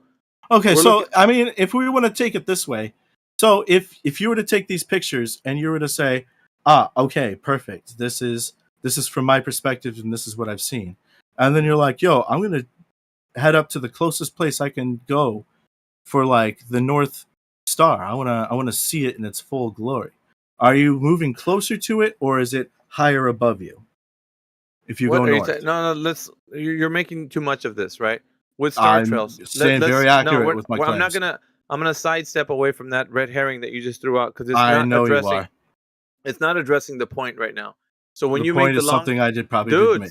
Why are you interrupting what I'm saying? I don't get it. Because I've seen this movie. Yeah. Well, then you should at least know where this is going. I do. Trust me. Okay, then. So let's go through it. The path of logic is to be walked by you and no one else. So when you're on this path with me, we're gonna actually get to the bottom of whether you think the Earth is moving or whether the stars are moving. Right? One or the other. What can you identify when you go outside and look at these star trails with the long exposure? What can you identify? Tell me all the things you look at and tell me what you can identify. Well, you'll notice that they're rings and they spin out from north. Mm-hmm. You look to the south, you'll notice that they spin in from the south. Good. Can I see that too? Yes. Would I be denying your observation if I say that's not happening? Well, I would ask if you did something wrong. Right. So I would have to agree that that's the case, right? If you did something wrong? No, if I agreed with you that they're making these concentric, what appears to be circles. What? The rings that you see. If I agree with the rings, yes. I mean, have you ever looked at them before? Dude, this is like, I don't even want to tell you how many times I've seen them. But if I agree with you that I see what you see, would you be okay with that? Well, I mean, if you've seen it before, then I'll take your word on it. So we're on the same. We're in agreement right now, right? Well, I mean, we'll see where this goes. Well, right now we're in agreement. We both see star trails, right? The rings. Yeah. Okay. What's the next step? There you go, curvature. There you go, curvature. Totally. What? How do you get curvature from that? Well, why would the rings happen from north to south? Because the stars are moving. Uh-huh. Are they moving? Uh-huh. Yeah. Or are we moving? No. That's not the question you asked, or the the statement is me coming is I'm not What? making a okay, so yeah. I'm not going to put myself in the position of where Earth would be. Like what? Okay, stop. Stop. I have to now because you're like a runaway train. If I don't stop you, I have to. Like right now, you're stopped. So, what you're appealing to, my good sir, is the celestial sphere. Now I won't get into that too much, but we're just going to go on your claim, the basis of your claim. You think that you on the Earth are moving like a gyroscope, and you use star trails as your example of the Earth moving. Now we didn't get to curvature yet. You interjected that you said, "Well, that's curvature." We didn't even talk about motion, which was your premise. You said that the Earth is moving, and you interjected with curvature. That's shape, sir, or at least the surface of something denoting shape. So if we're saying that we're talking about spin, movement, has nothing to do yet with the shape of something, or saying curvature. So we're just talking about motion at the moment. I want to know how you're identifying that the Earth is in motion by star trails, because you and I both witnessed that it's just the star trails moving. That's it. And I said I'm in agreement with you. So we both are in agreement there. I need you to tell me what's the next logical step from seeing star trails to then saying that the Earth is in motion. Go ahead. Time? All right. So there's another thing. Have you? No, it's not another thing. I need you to tell me the thing that I'm asking you to tell me. Time. Simple. Just tell me what I'm asking for, bro. No more side steps. No more red herrings. No more other chats. No more side chats. Just give me what I'm asking for. I'll go to another globe champion. It's your call. Tell me with star trails how you made the logical leap to the Earth is moving from us seeing star trails move. Go ahead. Time. Well, I said it's rotating. Oh, Yeah. listen, bro. I asked too many questions. Yeah, you just don't want to answer now. I've been gracious to you because I wanted you to answer, but it seems like I'm fighting a losing battle with you, that you're not going to answer.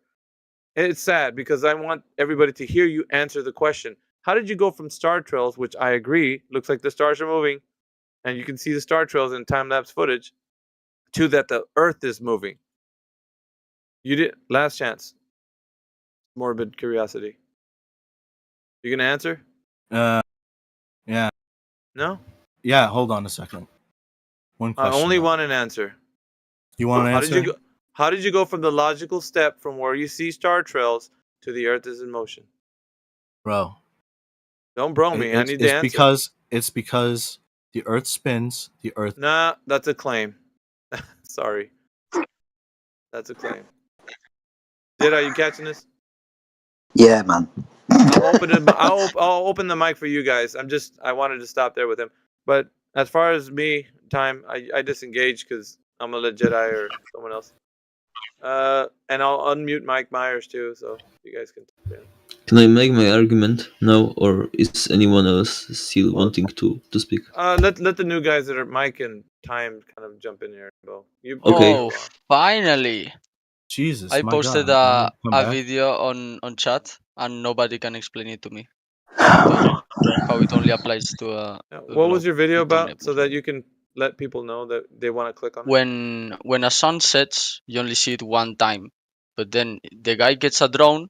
He goes like, I don't know how many feet upwards, and then he sees the same sunset twice.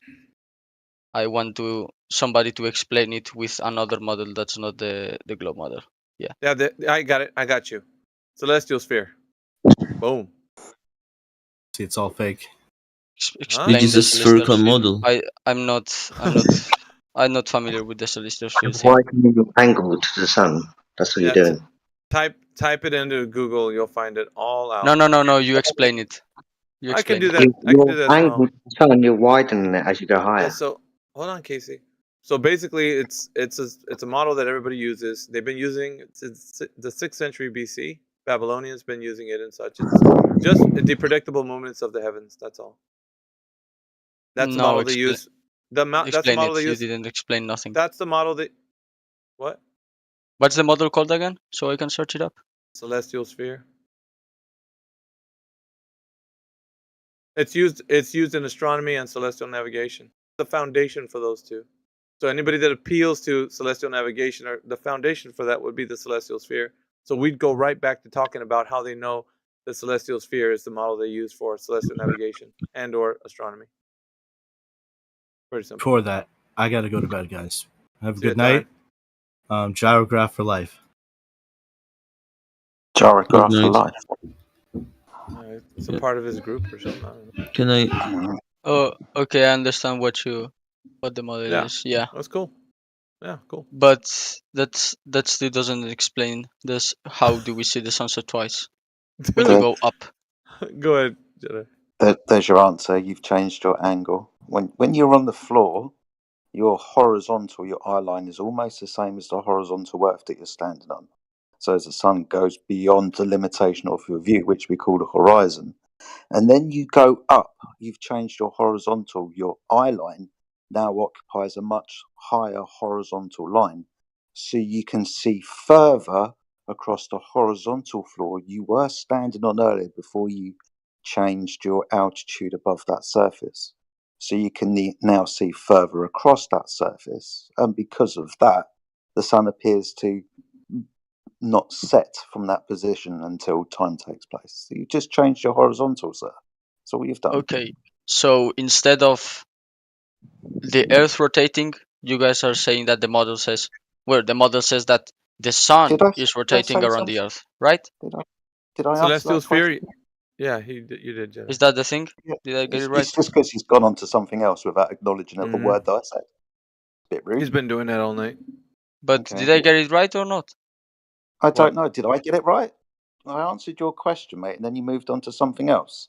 Is this how this conversation is going to take place? I'm saying Someone's going to answer your question. I'm making a statement, and you can correct me if I said something wrong. So maybe I misunderstood what you said. This is ridiculous already. Yeah, he jumped all over the top of you, man, just to get his point through. He doesn't let you. Let him carry on. Let's see if it happens again. You explained that point. I understood what you mean. Yeah, I understood. That's all I wanted to know. Oh, thank you, mate. I appreciate that. It's nice and cordial of you. Now you can move on to your next question, dickhead. Can't. How do levels of the waves? How do waves happen? Oh my god!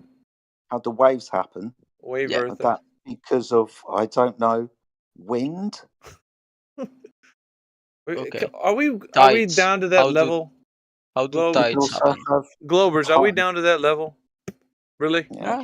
I'm asking questions. You ask questions. I ask questions. You don't know how waves are made, bro. You really don't? I do. You know what's weird though is that Mike is a guy who said he studied. Explain because you say a lot of shit to people. You say a lot. Shush. All right, he's a runaway train. Basically, I'm gonna tell you a little backstory of him. He's been studied. I don't know if in uni, but probably for 6 years, and he's got a physics degree, according to him. So he should know science inside and out, and yet he fails to do any justice to it in this call. So that's him right now. He's claiming it. That guy has a physics degree, then I am Santa Claus. Well, Mr. Saint Nick, I need to go ahead and put my request for Christmas. Because this guy, I never claimed I have a physics degree. Oh, what do you have? I said I have a bachelor's degree. Oh, in the branch of physics. Really? In physics and science. So Embo is Santa Claus. Okay. No, it's not. A bachelor's degree is a different thing. Okay. It's not. I mean, you know your way around science, right? So here's what I like, Jedi. I'm gonna give this to you. I'm gonna actually hand him over to you on a silver platter. I want Mike to tell you. You still didn't explain tides. Hold on, Mike. He's got to hear what I got to tell him. So I want you to tell Jedi how the Earth, the shape of the Earth, is a scientific question. Go ahead and let him know that. He hasn't heard. Mike, Oh, did he deafen? Shit. he deafened himself because he's obviously a toddler and he doesn't like the word no. So he's Damn deafened it. himself. Oh, I really wanted him to tell you that so badly. Maybe he had a call. He's back. Oh, good. Mike, So- I hear you think that the shape of the Earth's a scientific question.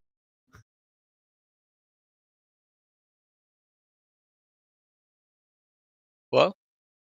Yeah, that's what I thought. I heard Alpha was telling me that you think the shape of an object, in this case the Earth, is a question for natural science. It was a question. Now it's not because it has been proven. Okay. When you're trying to figure out the shape of an object, are you going to use a cause and effect hypothesis demonstrated through experimentation? Or to figure out the shape of an object, are you going to use observation, measurements, and potentially math? I mean, you tell me. You're going to use measurements, observation, and math. You're not going to use natural science. Natural science adjudicates cause and effect relationships. Your hypothesis is a prediction of a cause of a natural phenomena. The shape of an object is not a natural phenomena, it's a concrete noun. So shapes of objects are not questions for science. Science doesn't deal with what is, it deals with how and why. So to figure out the shape of an object, you're going to use observation, measurement, and maths. It's not a question for science, dude. It's not a question for science then? Nope. I think that's where we differ. It's Okay, science. what is the scientific method? Ah. A bachelor's in physics should know this. 6 years? Come on. You really should know this if you're a bachelor of physics. You make an assumption, then you make an experiment based on that assumption. Then if that assumption is correct, it's a fact. Thank you very much. So your assumption would that I mean, be it's like hold on, I'm still asking you a question, dude. Your assumption, and I'm giving you the benefit of the doubt here, is your assumption the prediction of a cause of a phenomena that you've observed? I mean, I would like to rectify, not an assumption, a hypothesis. Okay, now hypothesis is a prediction of a cause and a cause and effect relationship. That's what a hypothesis is. First step within your hypothesis building is to observe something happen, and then you're going to make a prediction as to the cause of that happening. You will then test this hypothesis in an experiment where you vary and manipulate your presumed cause to see if it causes the phenomena or not. Would you agree with that? Cool. Yeah. So how the fuck do you do that with a shape? Where's your naturally observed phenomena with a shape which is a concrete noun?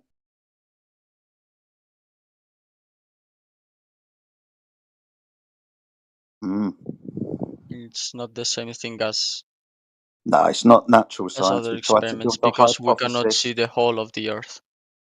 What does that even mean? No, what do you mean? We've already gone through this. You wanted to correct yourself and say hypothesis. I mean, I think you guys already know the history of. I'm still talking. Good lad, well done. I let you over correct me. yourself when you said hypothesis. No, I was still talking. I let you correct yourself when you said hypothesis. I then told you what a hypothesis was. It's a prediction into a cause and effect relationship, which you test through experimentation. And then you said we don't see the whole size of the Earth. It's not a direct retort to my question, dude. Okay. Hypothesis is a prediction, isn't it? Yeah. Cool. And that's based on the observance of a natural phenomena, something happening, and your prediction of the cause of that phenomena. So when you're trying to figure out the shape of an object, a shape isn't a phenomena. A shape isn't something happening. No. It's not a question for science, dude. But our ancestors saw. Why does it go day and night? And they started to make hypotheses. And they say maybe the sun is this small, not as big as a sphere, that goes around the Earth, and the same with the Moon. And then we hypothesize about the boats that go into the ocean, and wonder how is that we don't see, how is that we lose track first of the deck than the sail. That's another one, and many more things like that. And what are these little bright dots on the sky, and why do I see them every day the same way? That's pretty weird. And then we Do you start want to to start? to Do you want to give me a hypothesize. phenomena, dude? Can you at least give me a phenomena that you want to tell me your prediction of cause of? At least try and do that, dude. At least try and give me a hypothesis. Which one do Okay, you want to? I'm gonna give you one real Okay. simple one. Okay. Seasons, the 4 seasons. Okay. So your phenomena is seasons. What's your presumed cause of seasons that you are going to be able to test in an experiment where you vary and manipulate your presumed cause of seasons? What's the cause of seasons, dude? Okay, do you want me to tell you the cause of seasons as we know it, or what would I think if I didn't know the explanation Dude, already? whatever you do, you're going to have to test it in an experiment where you vary and manipulate your presumed cause of, at the moment, seasons.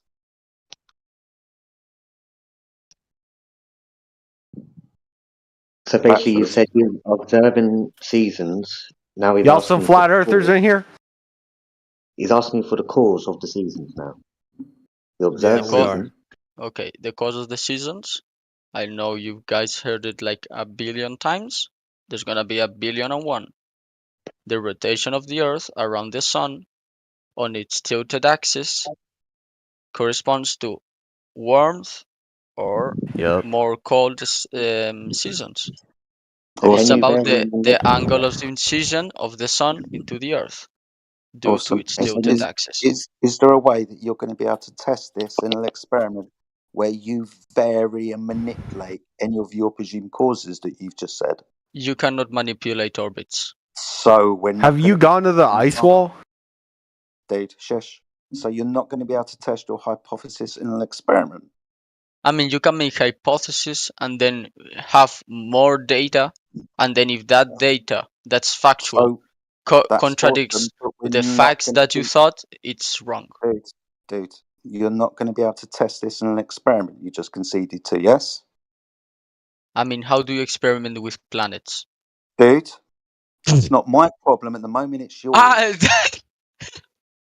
Because you're not going to be able to do natural science on this, which is where this conversation started. In natural science, you're going to make a prediction into a cause and effect relationship, then test that in an experiment where you, the researcher, varies and manipulates your presumed cause. As I've said maybe 2, 3, 4 times now. So again, you're not going to be able to do this with natural science, dude. First, maybe we thought about the flat Earth model that's been popularized, that the Sun is above the Earth and it spins around. Wait, what are we talking about, though? Well, maybe this guy doesn't understand seasons, and I'm explaining it, but he says cause and effect. It's not the same thing. Dude, why are you getting pissy? Is that because you can't do an experiment and I've pointed that out to you? And now you've got to act like a little child. Wait, are we arguing flat Earth versus round Earth? Yeah, not if you're that tipsy. No. You admitted that you can't vary and manipulate it, so it's not science. You're gonna have to. Why haven't we reached the edge of the world though? What the fuck has that got to do? do Wouldn't there be an edge of it that you like fall off? Jared, if you're used to trolling people or other people trolling Bro. you, this is not the place, and you're not. The I'm guy. just asking. Right, would you not? Brother, ask some good questions and you'll get some good answers. Right? Listen, if you ask. Why was that a bad question? Why would you not fall off? It sounds like a straight up troll, bro. That's a straight up troll. What you're doing. No one claims an edge. Okay. All right. So maybe reformulate your question, or perhaps just sit around for a while. You'll do better that way. This isn't a troll, by the way. So let's not go to that level. Hold on. 2 seconds. Embo, My definition of science doesn't come off YouTube. It comes from, for example, several universities. So I can cite these definitions with universities, not YouTube, dude. Yeah, just go ahead and do that. I think he's got something about. Yes, those please. citations. Because I have searched for the definitions of science in multiple dictionaries, and none of them mention even anything about some cause and effect. All right. None. Okay. No worries. Give me a couple of minutes and I'll find some definitions for you. And please don't go down the route of some YouTube con man. It makes me think less of you and actually think quite highly of you. You don't need to troll me like that, otherwise I will just remove you. I haven't got time for you if you're going to be a cunt. Wait, why do all the other planets look round then? All right, I'll talk to this guy while you go do that, Jedi, and then when you come back, Cheers, I'll engage with Jaren. Jaren, the thing here is we engage with people that at least attempt to think about what they know the Earth is, right? So, as you were told that the Earth is a globe, I'm pretty sure you fall in line with that, right? You think it's a globe? Yeah. All right. Is there any way that you can provide evidence that it actually is a globe and it's not just something you believe? Can't you like go to the images or go on Jeff Bezos's little like spaceship and he'll send you up there? You could see it. There's a lot of things to believe in, right? Hearsay, something to believe in. But what I'm asking for from your perspective, right? Do you have any primary experience that the Earth is an actual globe in any way? No. Okay.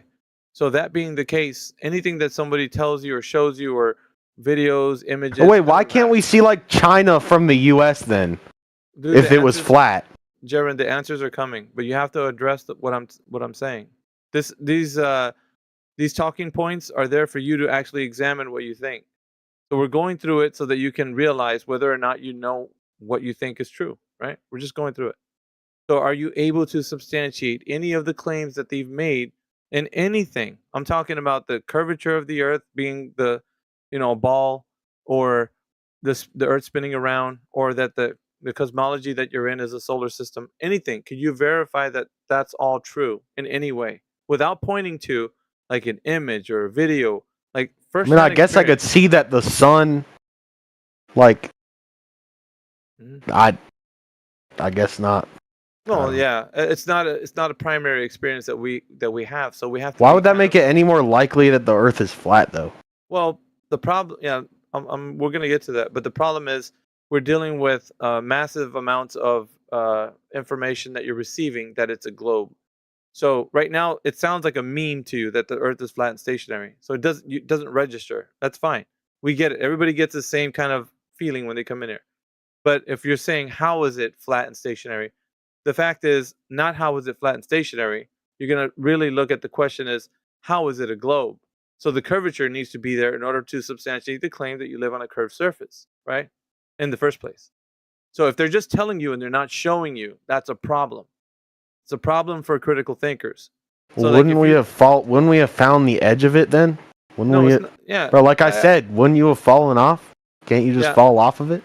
Okay, I get it's not really a troll or a meme to you because I think it's a genuine question coming from a genuine place.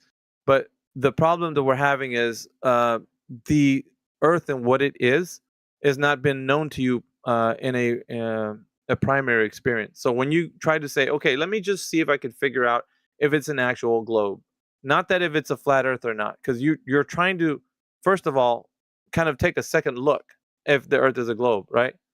Because you've been told all your life, I'm pretty sure, but you haven't taken a second look. That's the issue we're having right now. That's why you're coming back to asking, well, what did you fall off the edge? Because you're only thinking of it as a globe. You got to step away from that for just a moment, man. If like no, I'm saying if it was flat, there would be an edge of it. You're doing it again, Jaron. You're doing it again. Why do you got to go back to that? Yeah, you're asking if it's flat. No, sir. Ask the question if it's a globe. That's where you need to be looking, not if it's flat. We'll get to the flat. If it's a globe. Yes. If it's a globe, then I wouldn't fall off. You just continuously go around it. All right. So it seems to make sense that you're not going to fall off something. But the problem that you're having is you don't know if it's at something. You don't know if it's a globe. And that's what I'm trying to demonstrate to you. How do you know it's a globe? I mean, Because I haven't. I don't. Because I haven't fallen off of it. Yeah. See, you know how that's circular, and a pun intended, because we're talking about the globe Earth, but it's circular. The argument, the questions that you're raising right now. You want to know if it's flat, but yet you're saying if it's a globe, then we wouldn't fall off. You're going right back to thinking kind of conditionally. You haven't thought about like this. Okay, let me just tell you. The properties of a sphere, okay, would be that it has a radius, diameter, and circumference, right? I just want you to think about this critically, right? So if it's a sphere or a spheroid, it would have these properties. The consequent of it being a geometric shape would be that the physical properties of the surface of the Earth that you're standing on right now would be that it's curving the surface, right? Yeah. Okay. And if that were true, you and I would be able to figure it out. Like we could measure a drop over the distance to say, I solidified the point. I know that it's this much drop over the distance because it conforms to the Earth being a geometric shape. It would just be natural. We could figure that out, right? Yeah. Right, we're on the surface. So this is the question I'm going to ask you. I want you to search your mind for this, because if you have the answer, great. I want you to think about, do you know anybody in history that's ever solidified the point that the Earth is curving on its surface? They measured that curvature, the drop over a distance. I don't really know the science. It's okay, but it's not science. Science doesn't deal with the what is questions. Science deals with how, why. The physical and natural Earth that you go outside and see, science deals with, how is this happening? Let's figure out why, right? The information of what the Earth is as the size or the shape or the measured understanding of it, like that comes from what is it, right? What is the Earth? Is it a sphere, a spheroid, or what is it? So we're asking that what is question has nothing to do with science. Well, why? Go ahead. What if I ask you the questions about like the flat Earth? Like, has anyone seen like the bottom of it? Yeah, we're going into meme territory, which is what your mind wants to do right now. Please refrain from that, because it's gonna be hard, right? You really want to get into territory.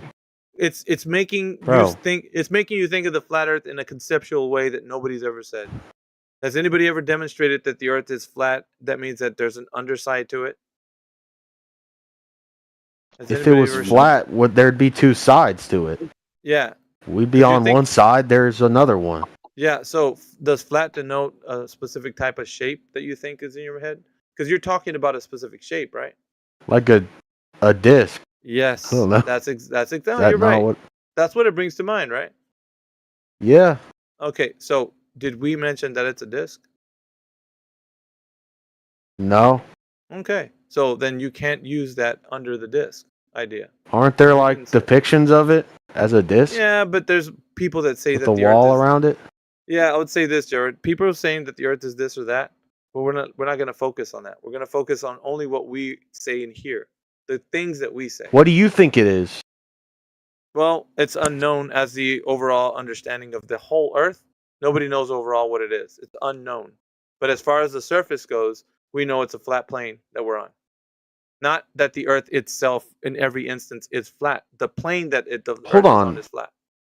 If it was flat, wouldn't I be able to see like all the way over to Africa from here? Why can't I do that? Yeah, these are genuine with like questions. a telescope. So the problem that we have with answering it, it's multifaceted. So there's many things I'm going to talk about.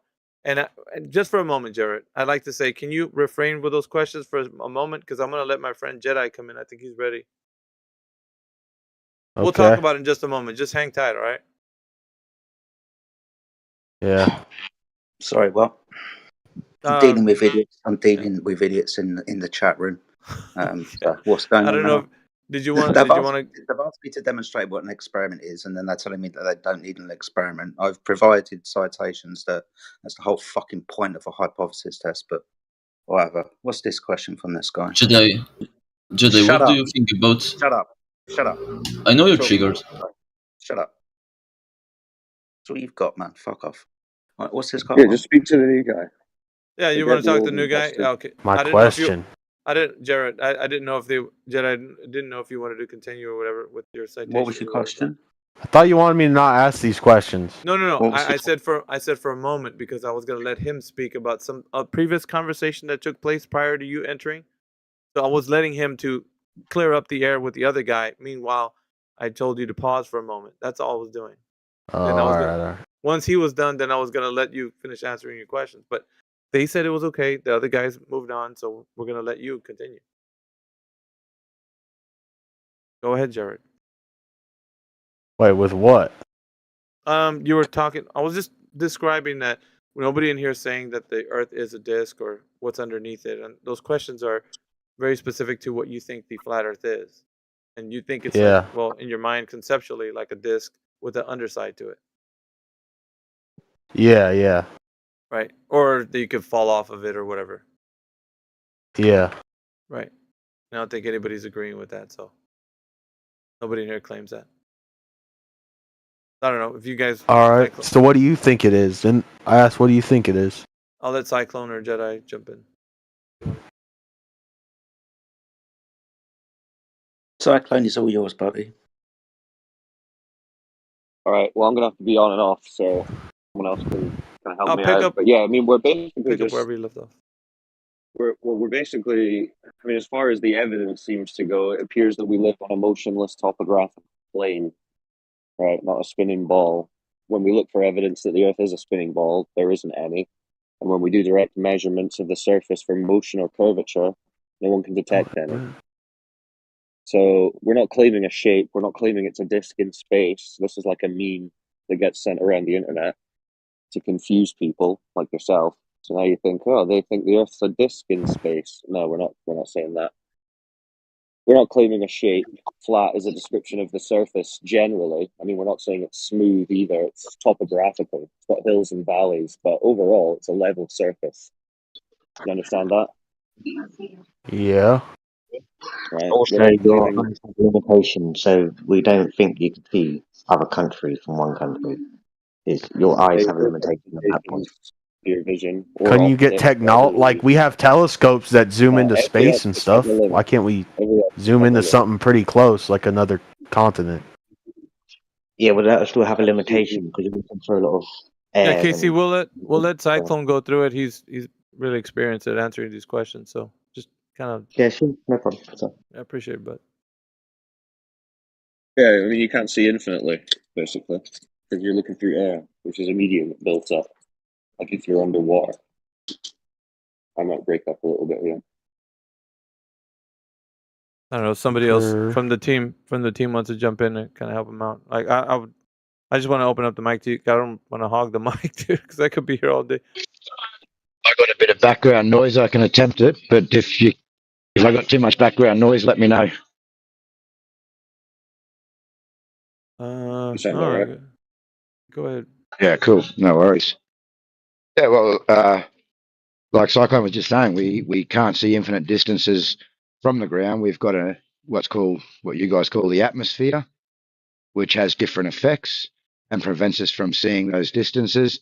We don't have a telescope that size that would have the ability to see that far. Secondly, like we said, it is topographical, so we do have other obstructions. We've got hills and valleys and mountains and other things that obstruct.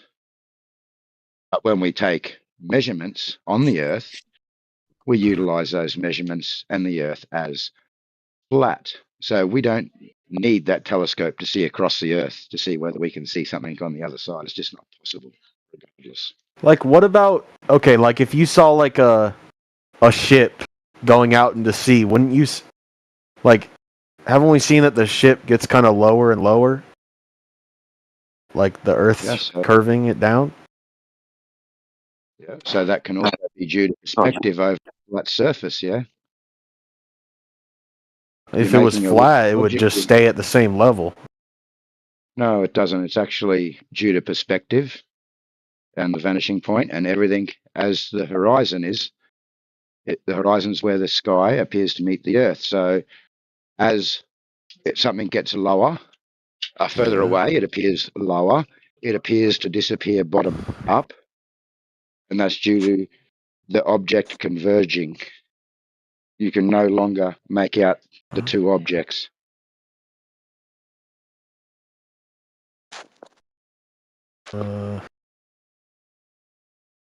What you can no longer So say like just an example would, maybe I'm explaining it a bit badly. So if you had a pile of bricks, yeah, when you're up close, and you're close to that pile of bricks, you'd be able to see the bottom brick, the second brick. Now, over a flat surface, when you walk back, due to your perspective, they'll appear to sink into the horizon. They'll appear to be going over a curve. Now, unless you increase your angle, you will no longer be able to see that bottom brick, even though we're on a flat surface. You're not going to be able to discern between the ground and that bottom brick any longer. So this is just perspective over a flat surface. So if you're claiming that boats would disappear over the curvature of the Earth, that would mean that we would require a geometric horizon, a physical location, correct? wait, couldn't you still see it? It would just get really a lot smaller. Oh, it compresses into the horizon and appears to disappear bottom up. But if we increase our angular vision, whether we use a telescope, a camera to zoom in, we bring that boat back up from over that so-called physical horizon, which would not be possible. So again, to claim that this is what's occurring, we need to have a look at some distances. So do you know what the actual claimed radius of the Earth is? Oh crap! You're like, was it like 20,000 miles? I don't know. So 3959 miles. I'll just help Jared. Jared, No. if you want to look up the radius, diameter, circumference, Google has it readily available to that we can know that the metrics are already there. He was pretty close to the circumference, so. Yeah. So we got 3959 Wait, it says miles. three. It says like 4,000 miles has a radius. 3,959 miles. Yeah, like, as the rate. Oh, are we talking about radius? The circumference is 8,000, or like 7,900. 4,000, dude. You're thinking of the diameter. The diameter. Yeah. Well, we can work with the radius here anyway of 3959 miles. So that would mean, based off the geometry, that the physical geometric horizon can be no more than 1.225 times the square root of the observer's height in feet. So at what distance are you seeing these ships disappear over the physical curve? Yeah. See it disappear over the curve. Yeah. What distance? Oh, I don't know. Oh god. Is she asking about the curvature? He left. I just came back. It was he left. Yeah. He was in here for a little bit. 12.63 centimeters each kilometer you go forward. He's not here for that. He left. Oh. But we do have Dragar. Never mind. We don't have Dragar. Jojo's here. How about Jojo? We have ITR here. He's a noob. Just kidding, dude. Hey, I was gonna say you're up early, but never mind. You're on Hawaii time. I'm up late. You're freaking late. What are you doing, dude? Wraps all the way back around. You got us on at the observatory? Well, I'm just finishing up a proposal. Phase 2. I told you what phase 2 is, dude. Flip them a note to say, hey, man, what about steaks, man? I got you. No, phase 2 is when it's already been accepted, so no stress. Well, less stress. Phase 2 is actually telling him exactly what I needed to look at. When I do phase 1, I say I want to see this and this and this, and they're roughly here. But then phase 2, I've got to actually tell them like what observations need to make. I need you to sit on this for 2 hours, January 11th, 2 a.m., whatever. Yeah. So that's the time frame we can bug you to come in here and tell us, point the thing at something. All right, man. Go and point the. If you want to look at what I'm looking at, yeah, sure. Is there any way to record that stuff? Record what? Maybe that's you. What you're seeing, like, there's a way to do that, right? I mean, sure, yeah. I could share my screen while I'm observing. That's fine. Really? Yeah, sure. Dude, let's do it. I don't have a classical run coming up for a while, but I could definitely do that. Whenever, dude. No biggie. We're gonna do it.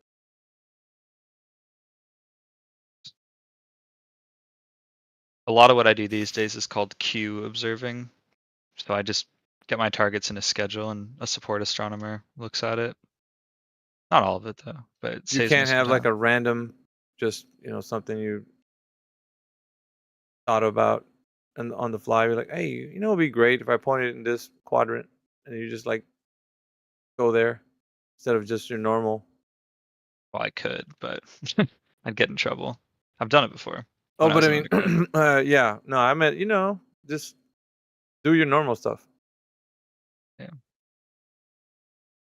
I mean, you got to take standards and flats, so you can get a little creative depending on. But this is all classical observing. No, I mean it's not like there's anyone watching over my shoulder. Like, unless I really fuck up and like don't get any images or anything, no one's gonna care Like, what what I were do. you doing, man? You didn't even get anything. Yeah. Is this what you wanted your There grant might for? be some questions if I Nothing? failed to like acquire any images. Yeah. Like, bro, what happened? Yeah. Alright, here's the thing, guys. I fell asleep and that ain't gonna fly. real sorry about it. Real sorry. They tell them you're on a Flat Earth Discord. Yeah, well, the thing is, guys, I was work. on Discord arguing with flat earthers and totally forgot what I was supposed to be doing. They were like, dude, you could have told me your dog ate your homework. That would have been better. Like, Yeah, they're like, please, anything but that. Try again. anything but that. It's too wacky. The 5th time this month, man. You gotta stop. Yeah. Thanks, dude. Tonight's been kind of a pretty cool night, man. We've got a few guys breaking out. Mike was on one, but he's back from that. Got a few concessions out of him.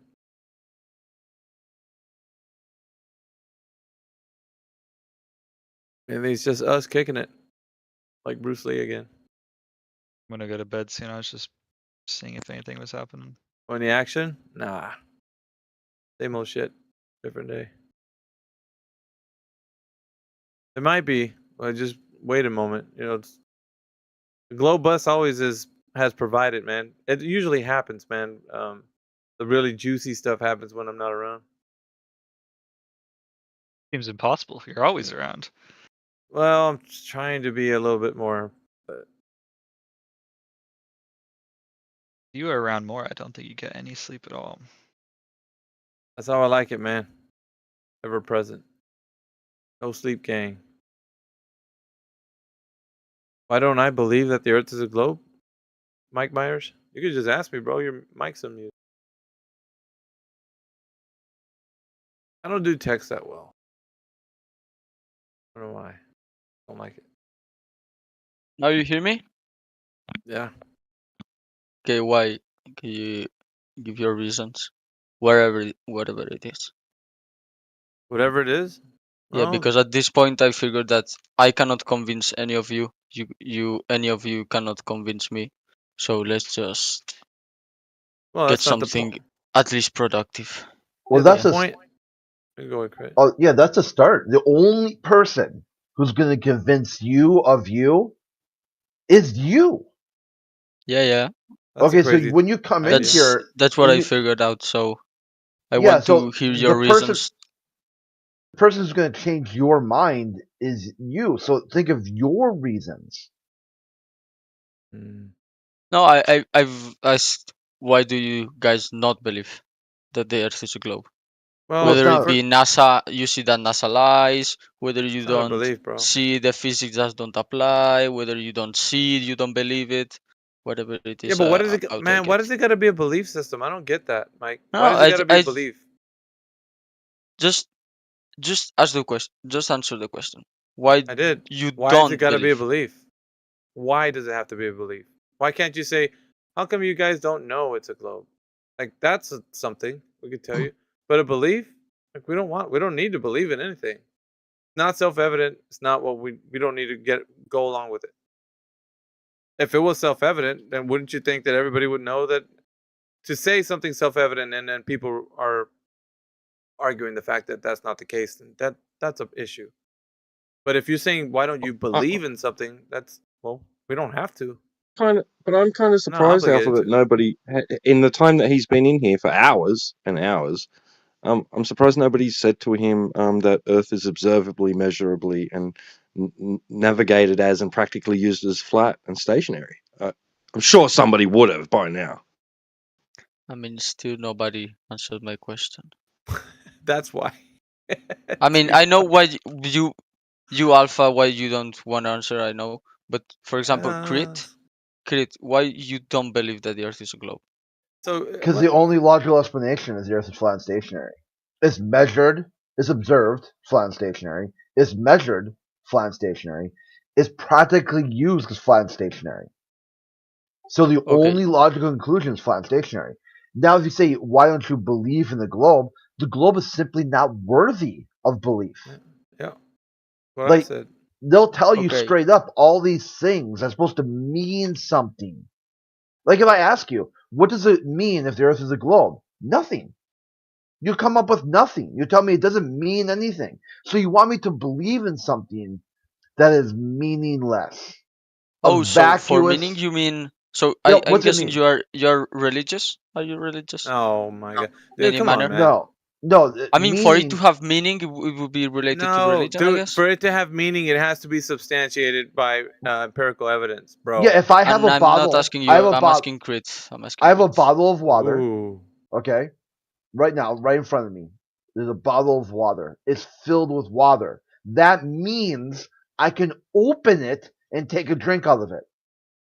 Yeah. The globe doesn't have that. You tell me I got a globe right here. Okay, what does it mean? Nothing. You can't twist it. You can't turn it. You can't experiment with it. You can't use it. What's it good for? Observe. Absolutely nothing. Yeah, nothing. Say it again. Bo diddly. It is worthless. It is a completely vacuous idea. Can you use the globe to express some kind of idea? No. Can you use the globe to explain something? No. What is it good for? Absolutely nothing. Say it again. So if you want people to believe in something, you have to give them a reason to believe justify it, man. Justify it. You can't just be raising your hands in the air, my brothers, and saying, I believe in the globe, my brothers. Say it with me. You can't do that. Not a belief. Okay, so you don't believe because you've done your science. You clearly have done your research. You've done your research about why the globe cannot be and why any other model must be. I respect How about that. answer? What does it mean? Okay, so the Earth's a globe. Now what? Well, so what? Nothing, right? Okay, Yeah, so let's see it. If it's a flat Earth, it doesn't mean nothing. No, it means that the Earth is. Cool. Yeah, it means that the Earth is contained. It's small and sad. It explains environmental conditioning. You explain how water works. You explain how the seasons work, night and day cycle. All these things have full, detailed explanations for thousands of years.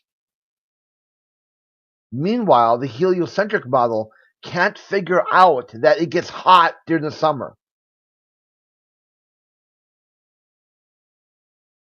I think he's is he there? Mike, you there? Yeah, I'm just listening. What did he just say? See if you he me or him? You. I mean, I just asked the question why you He just don't lost the believe, sauce, bro. and you got no answer I've yet. kinda You didn't even hear don't what you said. understand. I was getting a pulse check. Yeah, he wasn't listening. No, He still he's doesn't have saying any that answers. because he doesn't believe that the explanation that See? the globe gives to stations. He doesn't believe it because So, flat Earth yeah. in some way explains it better. Mike, so everything that he just said went out the one ear and out the other. You were not listening. Yeah, that's the truth of this all. You don't That's what the listen to globe people's does to statements. you. The globe completely shits your brain out. He's Okay, unable to even listen. I'm going to ask another question. No, why? No, we'll stay on this one until you get an answer. I'm going to ask another question. No, because I asked the dude. question, you gave Hell me an no. answer. I accepted You it. didn't listen That's it. to. No, you Next accepted question. it. You didn't even know what he said, bro. Crit, do you No. believe Okay. that NASA and We don't SpaceX like are runaway lying? trains. Shut your pie hole. Runaway trains, they stop here. There's a train station, and this is it. So, I asked you if you knew what he said. You didn't know because you didn't tell me what he said. And then you proceeded to say, yeah, I agree with it, without knowing what he said, because you couldn't repeat it back. Now you want him to entertain a new question that you're not going to listen to the answer of. How stupid is that? Or we're going to keep telling you answers and you're going to keep not listening. Alpha, you have nothing better to do if your life's sorted out, you fucking loner, you big Discord mod. You just... What? Well, that was a freak out. Right. Let's hear his hair on fire, Crit. I'm in a mood. Okay. Go ahead. Let me have it, man. Whoever your name is. Oh, he's muted.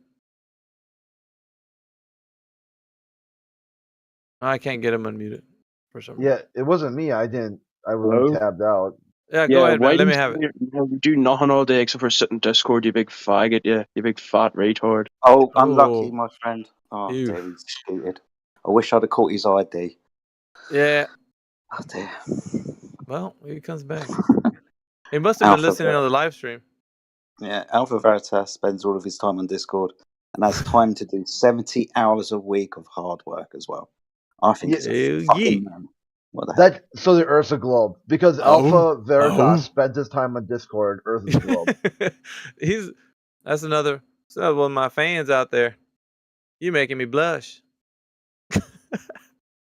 I don't know why I did that. It's fucked up. Was he on YouTube listening to me? Yeah, probably. Come on in. Water's fine. Guaranteed there's no sharks. Well, except for Jedi. He's a fucking megalodon. They had it for a while that rank 1 people couldn't talk unless you unsuppress them. And I guess they decided to change that back. That's cool. Well, I got his tag. I posted it in the text chat if anyone wants to do the honors. Cyclone's a fucking man, dude. Yo, Cyclone is like, he's like Minority Report. He sees pre-crime. He knows before the actual crime happens. He's already got their number. It's the pain of the Irish. Yeah. What he was going through. The pain of the... Oh. It's like a sniper. Just pow! Troops in the open. Yep. You popped your head up, loser. Now, see, Cyclone had him in the scope way before he entered. As soon as he entered, he's like already dialed in. He said the bad F-bomb. Oh, dude. Oh, Yeah, dude said he heard you. That's gotta be muted for that. That's like server rules. Yep. Like, probably YouTube too. I would say, yeah. But why in your feelings? Come on. If there's something that you can prove that I'm not saying correctly, come on and tell me. Is that him? Is he in there? Oh, no, that's not. That's true. And I'm just like, bring your argument. I don't come in here and saying, my brothers and sisters, the earth is a globe. Now lift your hands in the air and wave them like you just don't care. Should we come in here saying, the world is flat, ladies and gentlemen? Absolutely. Welcome to the party. Oh, convince me Are otherwise. you the guy that was speaking to Nathan the other day? Fucking oath I was, yeah. Oh, that went well. Well, I mean... I wasn't here for that. How did it go? On his behalf, not so much. It kind of just showed you how nervous he gets every time we start asking otherwise. It's like, what are you saying? That you're using the flat Earth model for your curvature predictions. It's like, what was it you were trying to argue about? I can't yeah. remember what your argument was. So You were my talking analogy about was, yeah. it was a bridge curving, wasn't it? Oh, Something yes. like So that. there's a bridge that's been classified as been taking the curvature into consideration. Now, all these engineers and all these people that are involved in this bridge construction, right? No, not just one. There's many of them, but they have to be a certain size before that comes in. So yeah. And then I gave the example about the being a small, tiny human being. Now that's pretty out there. That was it. You kept coming back to being an ant on a basketball type of thing. Right. When Yeah, the conversation's yeah. really far beyond that, because we already know the claimed size of the ball, and that's exactly what's tested. Yeah, don't use that's a bad argument, bro. That one right there. But like hypothetically, if we're in a globe, and say the planet is much more bigger than what we perceive it to be, which is not. But imagine if they give us a size. We can't just say, imagine it's huge. They give us a size. So it has to be 3959 mile radius, right? Roughly. Mm-hmm. Yeah. So it's not like we can just imagine any size. So then there's consequences to that size, yeah? That's geometry. Yeah. Okay, so absolutely. Who has measured that geometry ever? Oh, I don't know the names. Really? Right, no one has. That's because no one has. It doesn't exist. Millen? I guess. Yeah, it doesn't exist. Interesting. That's the point. That's why we're here. Yeah, but my point is that if you're on a huge object such as a globe, and you're standing there, and you relative to the size of the globe, it's going to be that's like academic. Like, there's no point. There's no point in being like, oh, let's just imagine it's such a massive ball that we can't see any curve. It's like, well, no. What's the evidence for any ball to begin with? That's what we need. Yes. Which you don't have. No one has. Yeah, the evidence. What we do have is to look out at the horizon and see that the horizon is flat. Therefore, that's what we're doing. Yeah. That's what we're doing. Everything from that observation means that it's not a globe. The problem with that is it's also the distance to the horizon, right? Because on a ball of a certain size, the horizon has to be, say, 3 miles away for a 6-foot observer. You understand that? Yep. And there shouldn't be. So when we look out and we see it like 10, 20, 30 miles, that's not aligning with the globe model, right? Yes. So how do you know you're looking that far out, though? Well, it depends. I mean, in certain cases, people are using, physical objects as references for how far away they're seeing the horizon. Right? You would have to have a reference point. Yeah. So like a gas rig is a great one because it's a tall structure and it's usually out off the shore where you can actually see it with the naked eye. So we use that as a great example of how the mathematics doesn't add up. But what I do see is taking away the possibility that the liftature of the ocean, the bubble or something along those lines, could distort the actual the height of what we're looking at through swells. Just maybe we go into the old mathematics equations here, but maybe the polarization of the moon forcing the water to lift up. We talk about the moon in this case. I know, but that's the idea of this. Yeah, but why is the horizon, which according to the globe side is the physical curve, how is it not where the physical curve is supposed to be? Mm-hmm. So that gas rig photo is a good one because you can actually see the horizon going further away from the gas rig itself, and people claim that's the horizon. That's one argument that caught me, is because you could actually see the horizon behind the actual of the oil rig, and then but it's supposed to be in front of the oil rig. So right. Yeah. Technically, yeah. But when I looked at the photo, it looks pretty clear. It looks pretty clear. But however, from any misconduct or any misperception of that horizon, because it can be classified as morphing into the skyline or a cloud shape or something, because it's not totally 100% clear. It's a pretty clear horizon. It was pretty clear. It's a line between the sea and the sky. Yeah, you can see the sea go all the way up to the horizon, right? You see the the water continuing on. So it's But pretty clear. you also don't see the full length of the gas rig, and that could be because of swells and Well, water you see the gas rig go rising. into you see the gas rig going into the ocean. You see. No, you only see you don't see 20 meters. You're missing 20 meters of the gas rig actually in that photo. What? You're not seeing the full gas rig there. No, you see the legs going into the water. So I mean, yeah, there's compression over a distance, but you're seeing them because if you weren't seeing the bottoms of them, you would be saying that the horizon is in front of them, blocking a certain amount of those rigs, but obviously not because the horizon is behind them. Mm-hmm. Yep. Yeah. So the horizon's always that one factor, but I don't believe 100% in that horizon is the actual horizon. So if we bring up the picture again, we can look at it together, and I can point it out. So you trying to tell me that there's? Sorry, Jedi, you want to jump in? I just wanted to let you know that I've posted the image, dude. That was all. Okay. On the side chat. Yeah. So we can see the oil rigs and the horizon behind them very clearly. Yep. But are you saying there's a horizon in front of them? So behind you can see the sky and how it morphs into. You can see you can see a straight line behind the gas rig. You can see the horizon. Yeah. Yeah. And that's supposed to be at the point of not being able to see it. How far out are these things? 9.4. So 10 miles.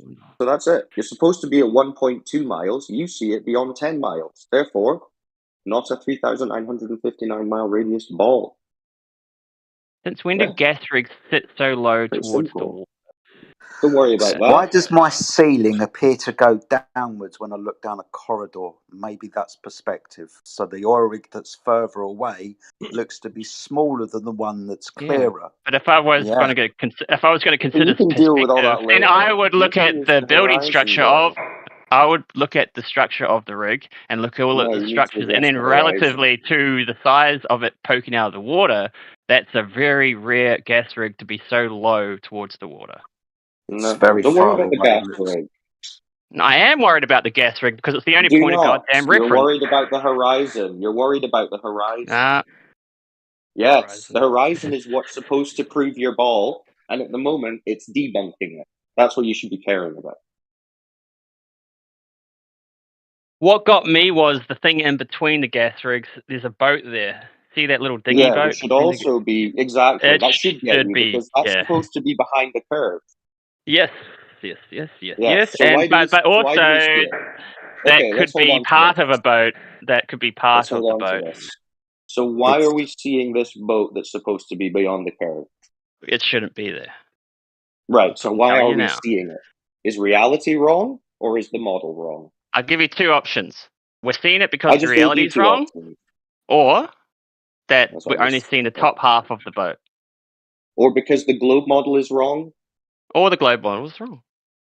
Right, so either reality is wrong or the globe model is wrong. What do you think? Is reality wrong?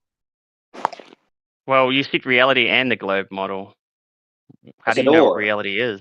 We don't know if that boat's fully a boat. So we don't know. Either what we're directly observing in reality is wrong, however that could be, you'd have to explain, or the story you were told as a child about the Earth being a giant spinning ball of water in a vacuum was wrong. What do you think's more likely the case? Well, looking at this picture, I'm not going to change my worldviews. No, of course. I'm just asking you to explain why we're seeing the boat that's supposed to be beyond the curve. I'll say it. So if that is a dinghy boat out there, a small boat, and it's fully exposed, as it looks like in this picture, then that will contradict the globe model.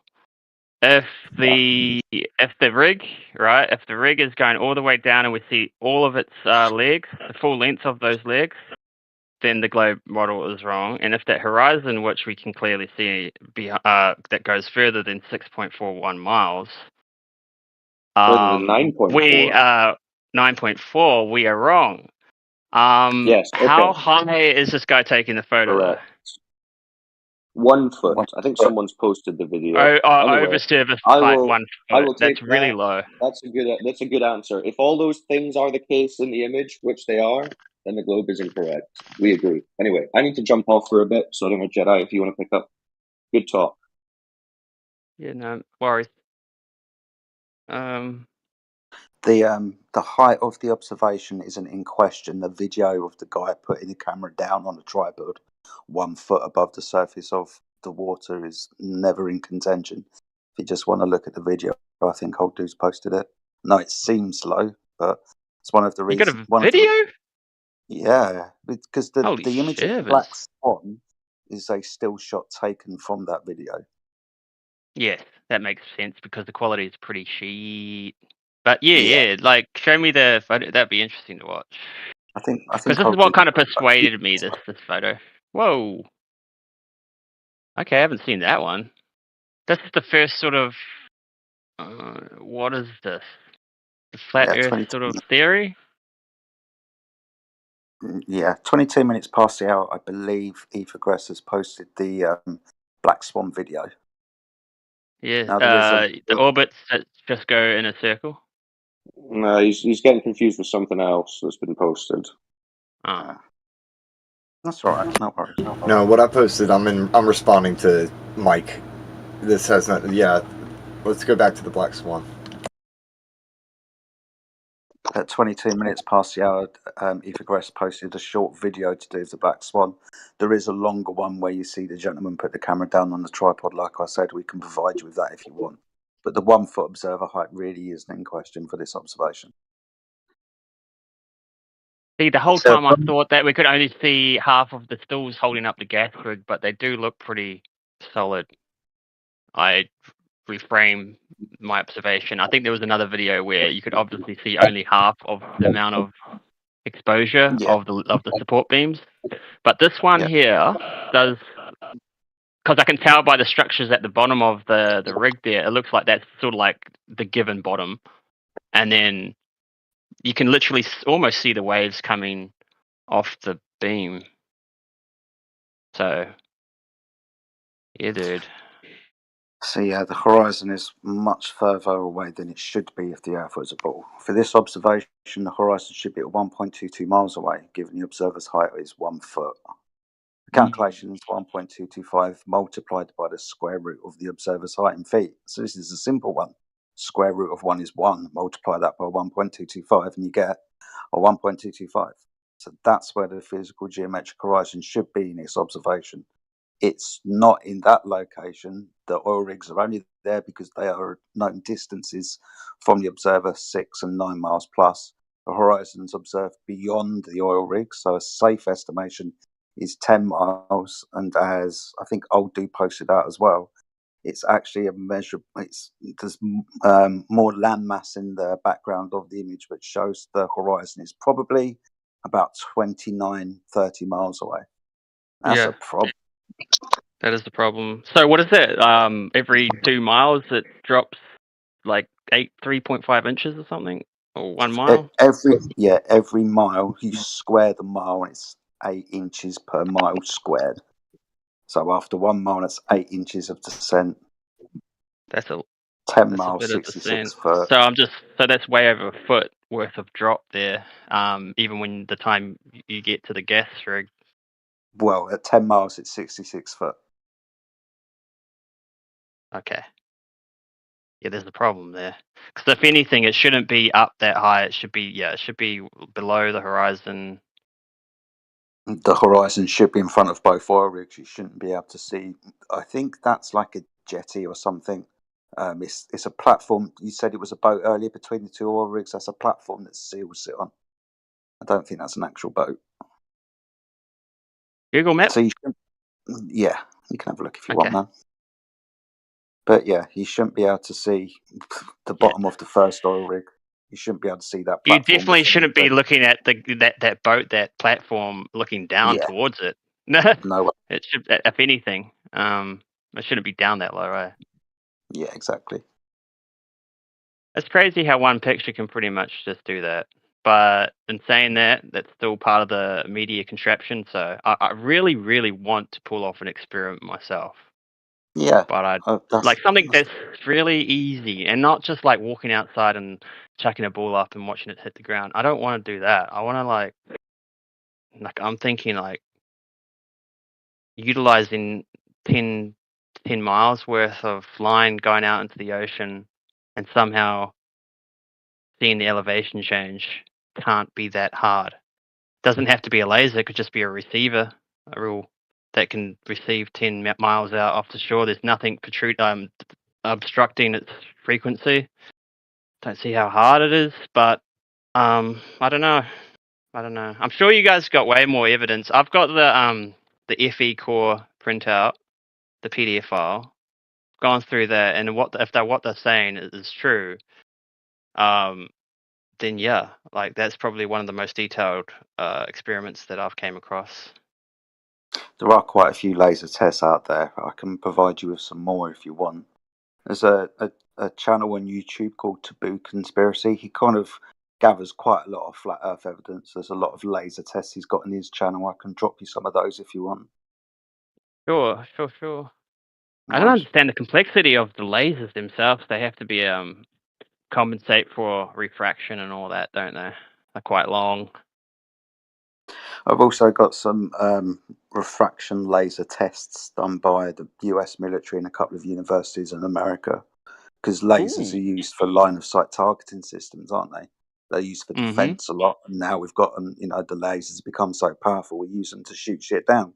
So they're not only used for targeting systems. So yeah, the refraction coefficient is kind of taken into account with those. It's measured as well, because obviously you understand that different wavelengths of light refract differently through the atmosphere. This is why infrared lasers are used a lot, because I think they have a longer wave frequency, which doesn't refract as much as the visible light spectrum, for example. Yeah, that would just like disperse into the atmosphere, I guess, wouldn't it? Less Yeah, power. No one denies that light wiggles around a little bit because of the density or the temperature of the atmosphere, but it can be measured, and the measurements don't show that it's being able to loom things up from beyond the curvature so you can see it, or whatever argument you want to use. But yeah, I can drop you those as well if you want. There's loads of them. Give me that. Yeah, start off slowly. Don't bombard me because I don't know if I'll read it. But what I do want to get, I'll take. The other laser experiment would be nice to see what they came up with. Yeah, I'll grab you. What was that? The European one? There's that lake in Europe somewhere. I think that was a pretty good one. I can't remember what it was called, but that one would be nice. I think so.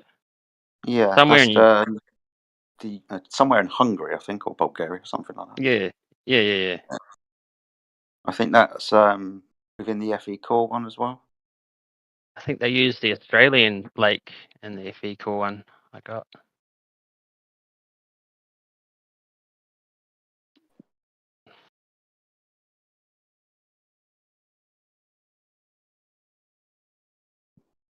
Could be wrong though. I thought it was the Australian lake, because if there isn't the Australian one, then there is one that they used a long, very wide lake for laser test. But I assume that was the FE core one.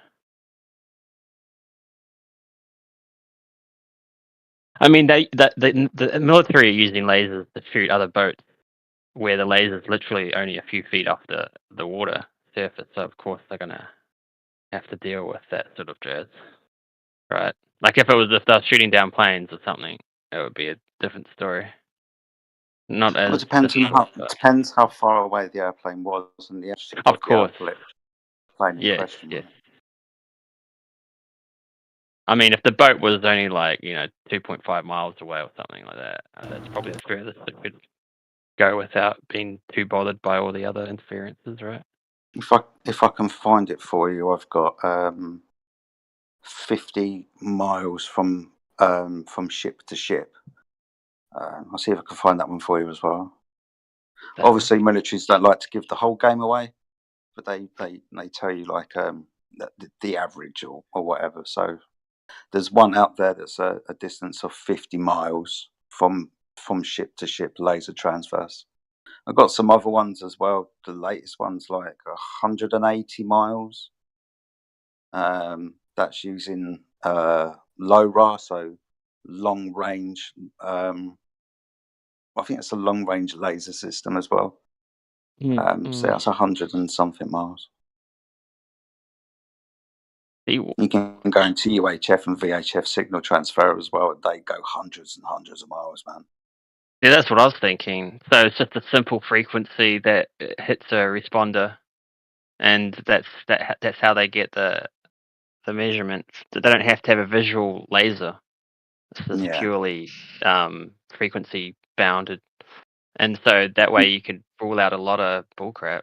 The only problem is you just can't see it. You can only get the receiving end of Only it, receive it. and then exactly. And then you go around the whole circle again. But I mean, that's good enough for me.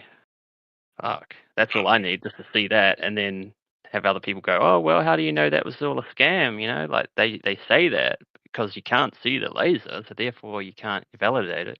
But unfortunately, I think that's the only way to get over 100 miles.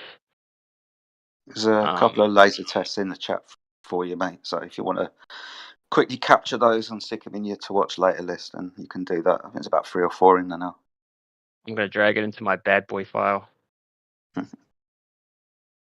There's a long distance Wi-Fi signal from in the Mediterranean Sea, so from Cyprus to Turkey. I think that's somewhere over 120 miles or more. And I'm lowballing it. I think it's about 180, but I say 120. But yeah, that's from Cyprus to Turkey. And while you're there, could you? I keep losing the freaking printout, and I can't find it. The actual globe measurements, basically got the radius and the drop-offs, like a real simple chart. If you haven't got it handy on you, don't worry about it. But I've lost it. I don't think I got that handy. Maybe old dude. If you can find the 8 inches per mile square graphic with the ball and the drop off over distance. I think that's the one you're talking about. Yeah, dude, we need to pin this stuff to the chat room if we can. That's a good idea, actually. Because that helps look at as we explain why do we see it, why don't we see it. If this is the mathematics, and I still haven't really paired it up with what Google has to say. I mean, this thing could be tantered with, all I know. I'm not saying it is, but it's with the one diagram that I've been passed around in this chat room, but I haven't seen it anywhere else on Google. Okay, that's man. the one. I'm sure it's not hard to find. Thank you.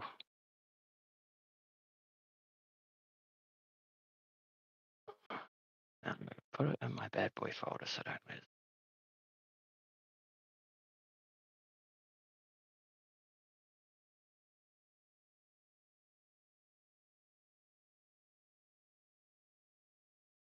Now, answer me really quickly before we get off the subject, but do chemtrails have anything to do with this concept?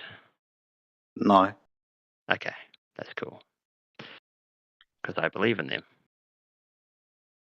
You believe in chemtrails? That was acknowledged by the US government sometime around like 2010 or 12 or something. Well, there's some media saying that don't be scared, but we can do cloud seeding now, so we can make it rain when we want to, blah, blah, blah, blah, and they just casually played it out. But what I'm thinking is they've probably got a lot more better at it. And I mean, the idea was that they wanted to flood out the trail in the Vietnam War back then, so God knows how good they are at doing this stuff now. And the clouds are just acting up at the moment. Extraordinary clouds are just not normal clouds. Lots of rainbows piercing through these long streams. And they're supposed to be a rare occasion, but it's happening every day here. And there's lots of crisscrosses. And then it will just randomly rain not long after that. Like, it's just not abnormal weather. And then the same day I saw this shit, Sydney got these huge bars. I don't know if you've seen it on the internet, but last week they had these huge tunnel systems just going through the sky. Looked like they're being attacked by aliens or something, and then they came up with a cloud name for it right then and there to say it's nothing to panic, it's just a natural occurrence, blah, blah, blah, blah. Like, brilliant. far out. Actually, I'll show you the. I know it's not on subject, but I will show you the video, the report of it on 7 News in Australia. It's kind of funny how they just pretend it's nothing.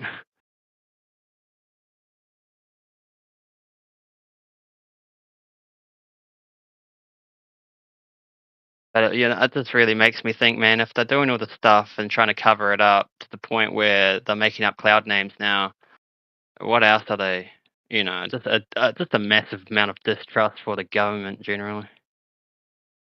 Yeah.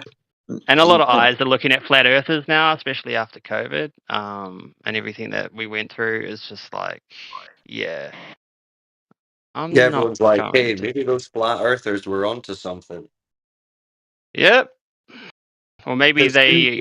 I can say from experience. I mean, we don't talk about that topic because it gets things shut down. Oh But yeah. people here, the flat earthers, were the people on day one, almost without fail, that were like, here we go, breaking this down, posting information that's now being spoken about 4 years later or whatever. So, yeah. Good for Oh, you. like when You're on the server, right? Yeah. Good. Check the additional information sections. Okay, so just for a bit of a laugh anyway, and just to weird you out, this is what we saw over. Oh shit, that's not what I was wanting. This is what we saw over Sydney last week.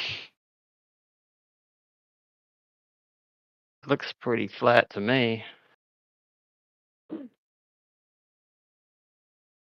Well, yeah, it'll always look flat because that's what it is.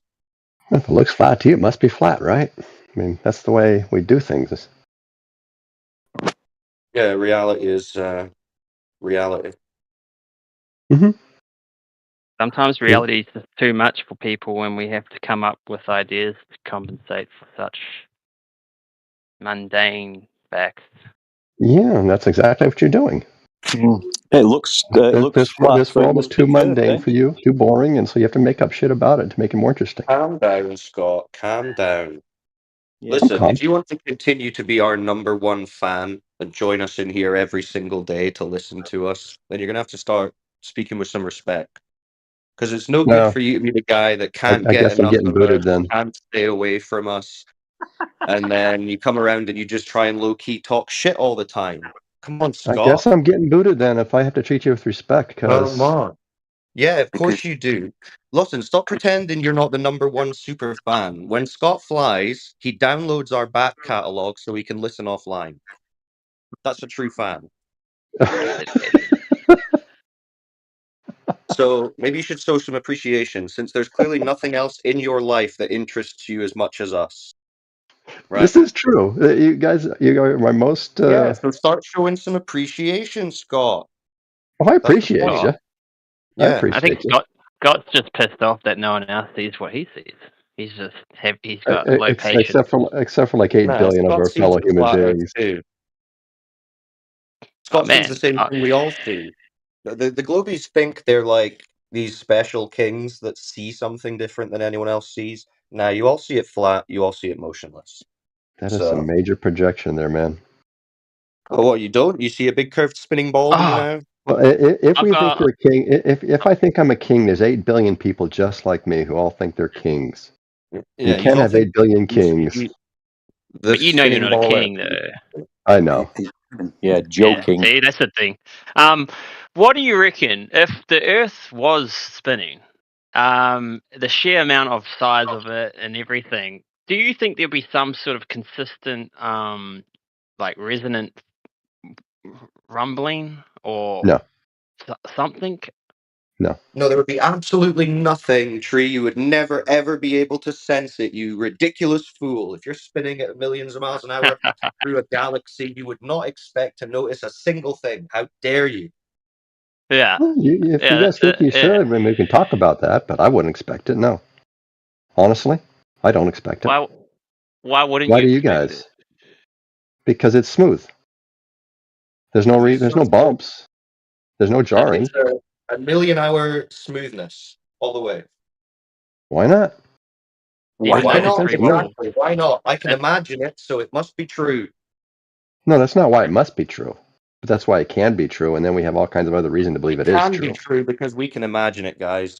No problems. No, Good once enough. again, that's why it can be. It's not why it must be. I think it would affect helicopters, to be honest. I wouldn't. Well, it wouldn't Why affect not? Scott's helicopter. He's Won't affect any immune. helicopters. If you go against that rotation, you will notice there'll be a difference. Go against what rotation? Exactly. There is no No, rotation. if you're flying 100 miles an hour in any direction, how are you going to notice the difference? What exactly are you going to notice, you think? We're going to notice that If you're there's going against it, the no ground would rotation move of the ground. underneath you, wouldn't it? Well, the air A is house moving with the would move ground. quick. You're moving in the air, so what's Yeah, if the you go towards problem? a house, it'll come towards you quicker. Your If Coriolis, you go then. against the rotation. Why Yeah, would it'll you be go a to it two. quicker if the air in which you're flying is moving with the Earth? Then you wouldn't notice it be moving then. So why would you say it's moving in the first place? Well, for other reasons. We don't say it's Well, moving because of helicopters For work. other reasons, like the TV and the government, they said so. No. Yeah, See, but this is what you have to literally, do, and right? nothing You else have at all. No, you go on, have to Scott. you have to make up the sorry. reasons we believe, and you won't just listen to what we say. You Yeah, always I have to get make you them up. believe it, Scott. We're not Enlighten us. interested in your beliefs. We don't I care. know. But you care enough to make it up. No, we care You enough just did. to, highlight your behavior when you're coming in here to your favorite group of people that you You love are my listening favorite to group of more than people. anyone else Yes. on earth, trying to Yeah, I talk do. shit. I do. Exactly. It's like, imagine you're showing up to a clubhouse every single day, hanging around with these people, but Hmm. you're all trying to be snidey to them. Like, you're lucky they don't throw you out the treehouse. Show That some happened manners. to him already. He got I thrown don't out. think I'm being snide. I think Yeah, you're always being snide. It's very annoying. It's like, oh, that's what you think, is it? Well, you don't If understand we go, anything. I've never said that. can you see the curvature of the Earth? Can I see the edge of this flat Earth? I can see the curvature. Yes. Oh. Whoa, Scott can see the curve now. Time to get back to the optician. Right. Sorry, Scott, go on. Well, where do you see curvature? Oh, we've been through this Slightly. before, Jed. I go out to the coast and I do a 180 degree spin, and I see the coast curve all the way around me. No, that's circular vision. What does it have to do with vision? Because the first point is you said to go down to the beach and I look. So we're looking. So it's definitely going to have something to do with vision. And Yes. again, let's say that we're in a. So yes, then thank you for conceding that No, point. if I see it, has to do with vision. Yes, but it's not circular, is what I was questioning. So when you rotate like 360 degrees, say you're on a boat at sea, got no land masses, you just have a circular vision around you. What's that got to do with Earth curve? I think it demonstrates Earth curve because circular vision around you demonstrates Earth curve.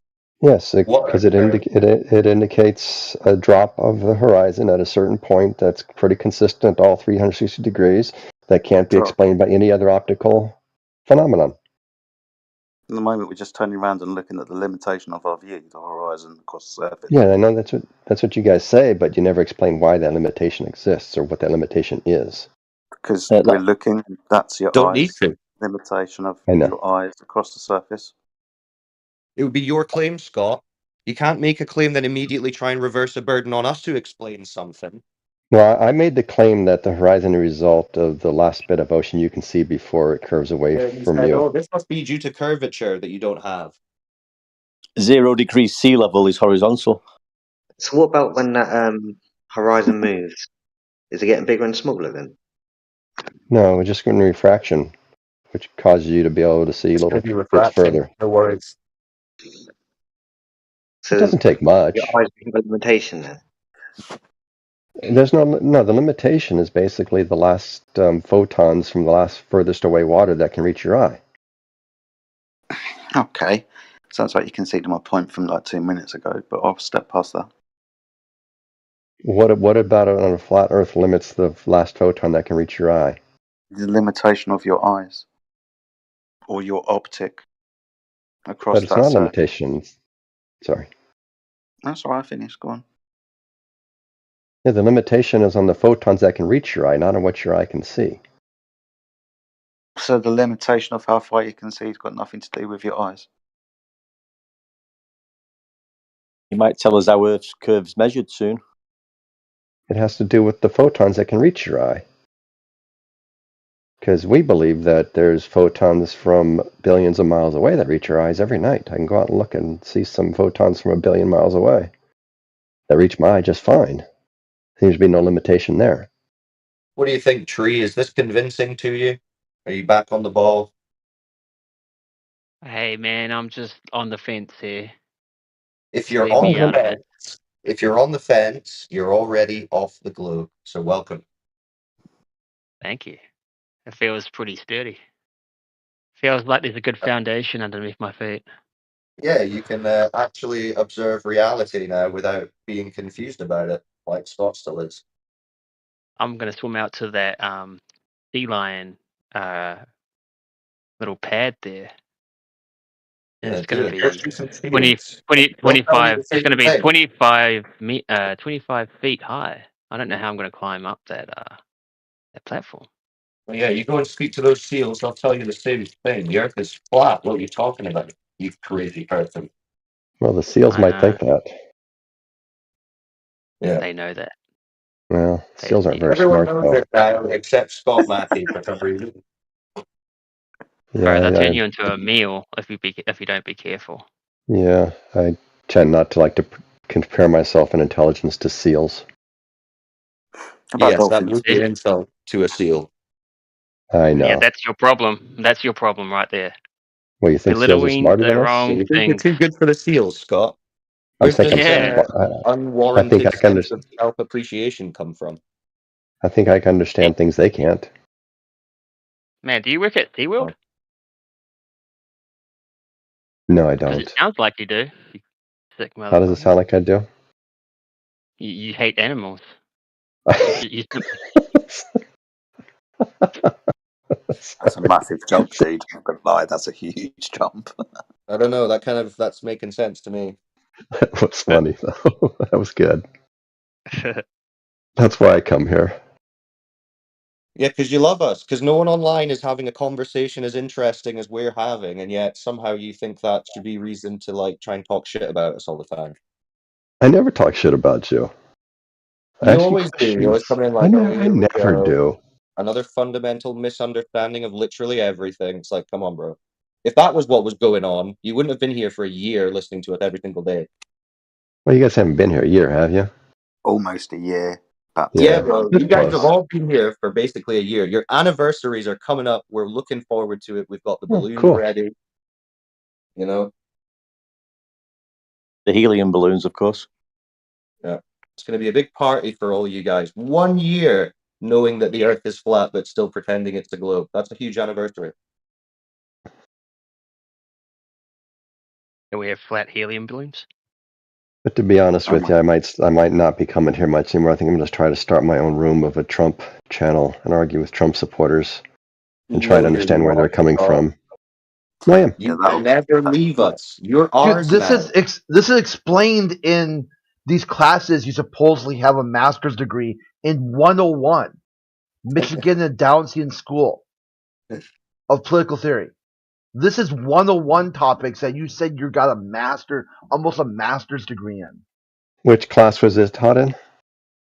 And what exactly was taught that I'm supposed Anyone to about know? political science or psychology 101. Okay, what am I supposed to know that I don't know? Everything. Yeah, why people have either rational or emotional choices to their identities. And why is that? Downsian or Michigan School. Downsian syndrome. Yeah, that doesn't help me. Yeah, because you don't know this stuff. What am I supposed to know? After a year.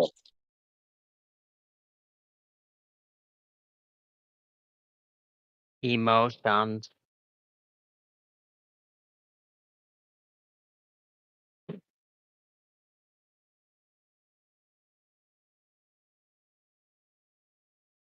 But anyway, they got to get past this two-factor authentication, though. I'm not set up for that, and Figured I'd So do what's when I your got room home, going to and I'm be home. about? What's this new channel going to be about? I'm just going to talk to Trump supporters and record what they say to try to see how they think. Okay, why are you going to do that? Holy fuck. You won't get it. That's the problem. Because you don't know basic ideas. Like Which a basic ideas Downsian don't I school know? or Michigan school. You keep saying words, man. So are Why you don't you Trump explain? Why don't you supporter? explain what Just the words. Downsian paradigm is?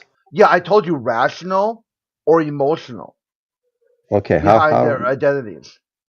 Okay, which people are rational, which people are emotional, and how would I It determine that? depends on which What? school they're coming from. What do you mean? What school they're coming from? People don't go to a school. Holy fuck. Come on. So you're a Trump supporter, Scott. Is that why you're going to have Oh the no. Trump? No. All right. So you're going to seek out some disagreement with people online about it. Is that No, right? I'm going to interview them essentially. Oh, you're going to interview them. Yes. So are you more of that, like a Biden? Are you more of a Biden supporter? Is that who you'll be voting for? I am not a big fan of Biden, but he's done much better than I thought he would ever do as a president. But so is that where your votes go in? Do you think? Oh yeah. That's interesting, sure. actually. Riding with Biden. Well, he believes in democracy at least. I'm sure he does. I'm sure he also And believes in Trump eggs hates and it. unicorns at this point. I'm sorry, Cyclone. What'd you say? Tree talked over I you. was just making a joke about his senility. Doesn't matter. Yeah. And you think Trump? You think Trump hates democracy? Oh yeah. Oh Do yeah, you? he does. Really? He hates democracy. For sure. What does he want? A republic? Well, he wants to be king for life, or president for life. King for life. Kings for That's what he life. That's a said, good boys. idea. That's what he said. Let's be king None for of life. this fucking 4 year out, 4 years in bullshit. Let's get a fucking dictator on this motherfucker. Yeah, and your weird shit is people like you are going to hand it to him. Hell yeah. Yeah. That's the funny thing. Yeah. Scott creates all the Trump supporters that are like, I don't care what he does. These other people are so obnoxious. I'm just going to vote for him anyway, just to annoy them. Yeah. But okay, no, that's good, because if there's one thing we need more in this political realm, it's another Trump discussion. That's going to be helpful. Look forward to that, Scott. Let us know when you've got it set up. We'll keep an eye out. All right, cool. But nobody does it like I do. I hope Trump doesn't get in this year. But You and me both, buddy. No, I want him to You win. want him to get in? There's repercussions. And it's all on the left. I find it interesting you guys have no idea how fragile democracies are, and if the U.S. falls, you're all fucked. U.S. falls are all fucked. Well, it's a good thing we've got people like you holding it together, Scott. Yeah. It's going to fall because of people like you, Karens on the internet, who don't even know basically how to communicate with people anymore. All these scientists and engineers gave you a device that you can hold in the palm of your hand and access people with different points of view and different ideas, and you don't even get it. You have no concept. That's what he's using. He's going to hunt them down using this device and argue with them all day. And not have any clue. Republic. I'm not going to argue with any of them. Democracy. Just going to ask them questions, see how they got to where they are, see if I can understand them. Like I do with you guys. This is Psychology 101, Political Science 101. They'll either come from the Downsian school or Michigan school. That's it. Very easy. Two different buckets, either rational or they have some identity, emotional attachment. I know you think you're saying something, Crit, but you're really not, man. Maybe you should get an AI host instead of yourself. That would solve a lot. Type into Google, like, explain to Scott Mackey the Downsian and Michigan schools of political science, and see if he can get it. Like, will the AI be able to do it?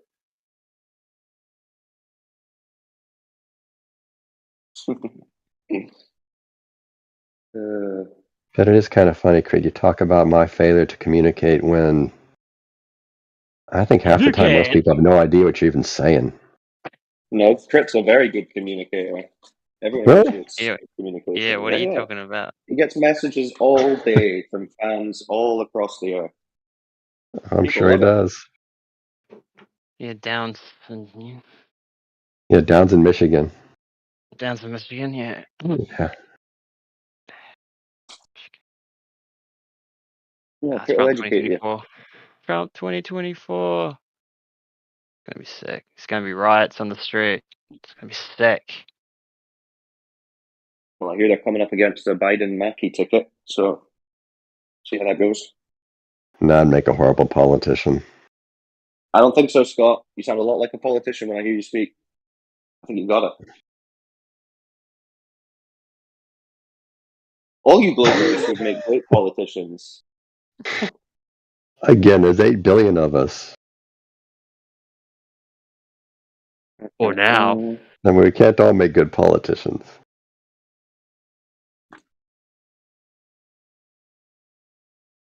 Good 300 million at least in the United States. So. Yep. Country full of politicians. No wonder it's about to fall apart. No, country full of globers. Exactly. You make good politicians. No, we make horrible politicians. That's the point. That's all we have. Glober politicians. So if they're all horrible, look inward. You find Jesus, and then you talk about the flat Earth. So, So get flat smacking. Oh well, it's 4 o'clock bedtime for me. Oh, all right, we don't stop.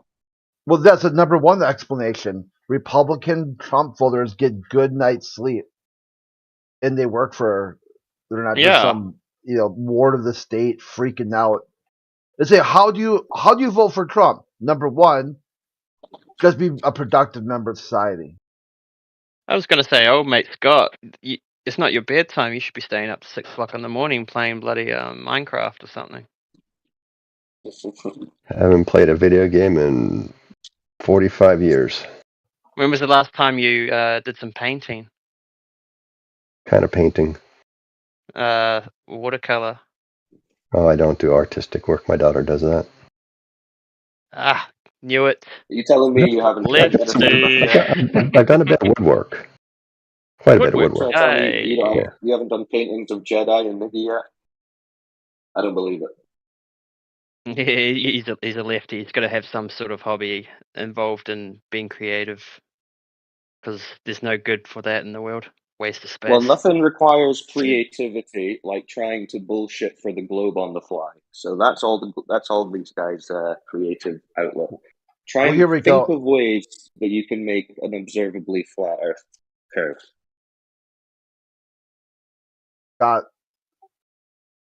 Scott Mackey's education level. It's like baking a potato. Yeah, that's what AI is going to help, because then AI can help explain to him simple concepts. So you can read that, and now you know exactly what was being expressed to you, articulated to your education level, which is very low. Not possible.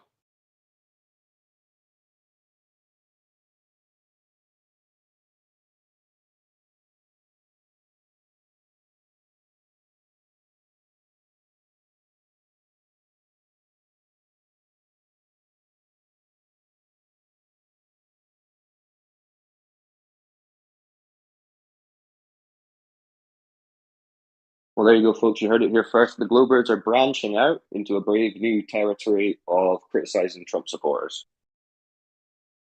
So stay tuned for that. Trump 2024. Not even criticizing. Nope. He's not even going to understand what they said or why, and then criticize it anyway. Yeah, he's just interviewing them, like Brian from 1984. Yeah, they'll break it down, either a rational choice or emotional choice for why they're voting for Trump. Wacky won't get it. He won't even understand the two different models for political identity. Then fully adjudicate what they said, and then get pissed off that why there's so many Trump voters. Do they see idiots like you and they say, you know what? I don't know what I am, but whatever that guy is, fuck and no. Okay? I'm telling you, it's been a challenge for me to stay kind of like center left or liberal. Hearing all these liberals who are anti-flat earthers. Yeah, no doubt. It's been a challenge. I've been juggling this for a very long time. Like, how do I square people like Scott Mackey inside some same political ideas that I would normally agree with? This dude's a bigot, a radical bigot.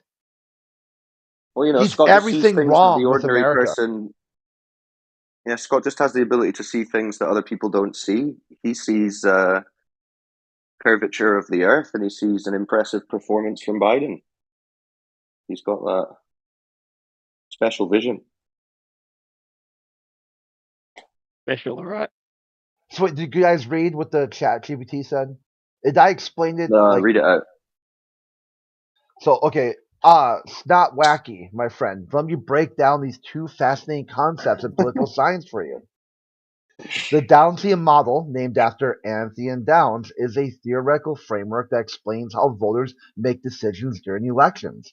In a nutshell, it assumes that voters are rational actors who make choices based on their self-interest. Then, they will vote for the candidate or party that offers them the most benefit or aligns with their policy preferences. The Downsian model is often criticized for oversimplifying voter behavior, as it doesn't take into account factors like party loyalty, emotional appeals, or social identity. Nevertheless, it remains a fundamental concept in the understanding of voter decision making in party competition. Now let's move on to Michigan School of Political Identity. This school of thought, which emerged in the 1950s, emphasizes the role of psychology in social factors in shaping an individual's political identity. The Michigan School argues that people's political beliefs and behaviors are influenced by their group affiliations and values and their norms. In this perspective, political identity is not solely based on rational self-interest, but deep-rooted in individual sense of belonging, group loyalty, emotional connections. The Michigan School approach has been influential in understanding the phenomenon of party identification, voter turnout, and political polarization. To illustrate the differences, imagine a voter who's a loyal Democrat because their family has always voted Democrat and they feel a strong sense of community with like-minded individuals. The Downsian model, this voter would be seen as rational as they are making a purely self-interested decision. However, from the Michigan School perspective, the voter's behavior is perfectly rational as they are acting in line with a social identity and group affiliation. It's not wacky. I hope this explanation helped you understand the complex concepts. Do you have any follow-up questions, or would you like me to elaborate on these topics? And then bricked. He's just bricked. You don't even know these. This is 101. You're funny. You didn't even know this stuff existed. This is psychology and political science 101, and you didn't even know they were terms and concepts. You try so hard. Yeah, you said master's degree. Dude, you're not even able to fool yourself anymore. You keyed in on just the school part.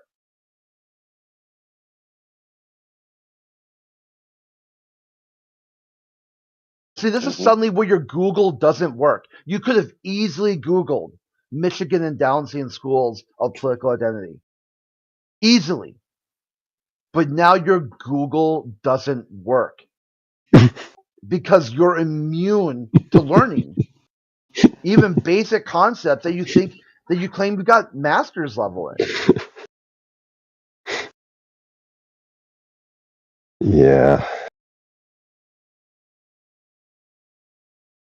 This highlight of a very I just low. wonder who you think your audience is at this very moment. You have a very low education. Yeah, I know. Yes, Who do you think your audience is right now, Crit? Yeah, use any answer you need Who are you any who purpose are you need playing it for. to? Who are you playing to? I'm having a good time. Okay, you're playing to Tree. Okay, because in your mind, I think you have to be playing to somebody, but I can't wrap my head around it. Yeah, then you just can't do that. That's fine. I know. Why do you always have to think that someone has to witness what's going on, man? It's Well, I God. You think always everybody. have a camera in front of you. You always No, have I to think everybody has. Twitter. You have to make your own room, huh? You want to I don't know. you want to be the player? You want to be the actor? You want to be the main character? Huh? Yeah, Scotty. I have no idea what you're talking about right now, man. Yeah, Scotty.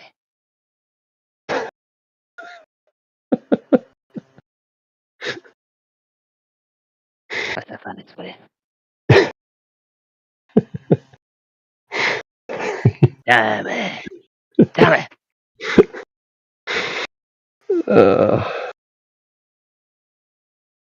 Nah. Trump 2024. You make that room. Go do that room now. Start it. We'll come in and you can interview me. Yeah, I can always count on Crit to take it to the next level, though.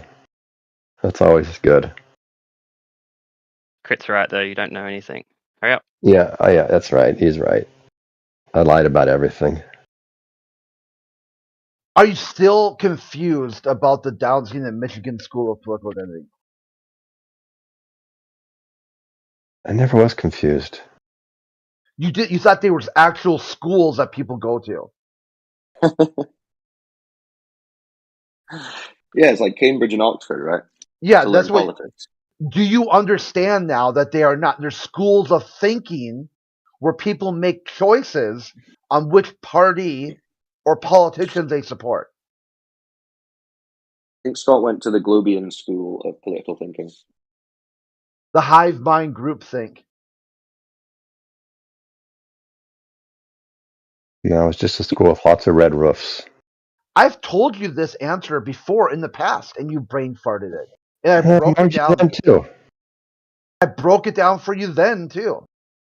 And Yeah, you just reset. But I don't care. No, I just didn't listen to you the first time. I'll not listen to you now.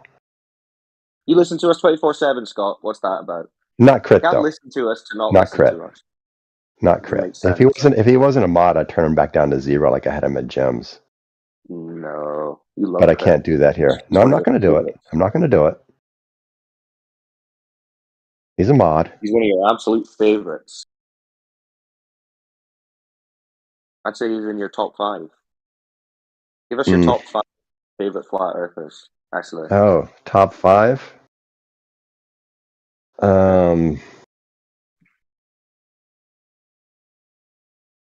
Probably Joe Heretic. Biden, #1. I like Jedi. Heretic. Even though he's wrong about most things, but he still never mutes me, which is nice. Can just be nice about someone.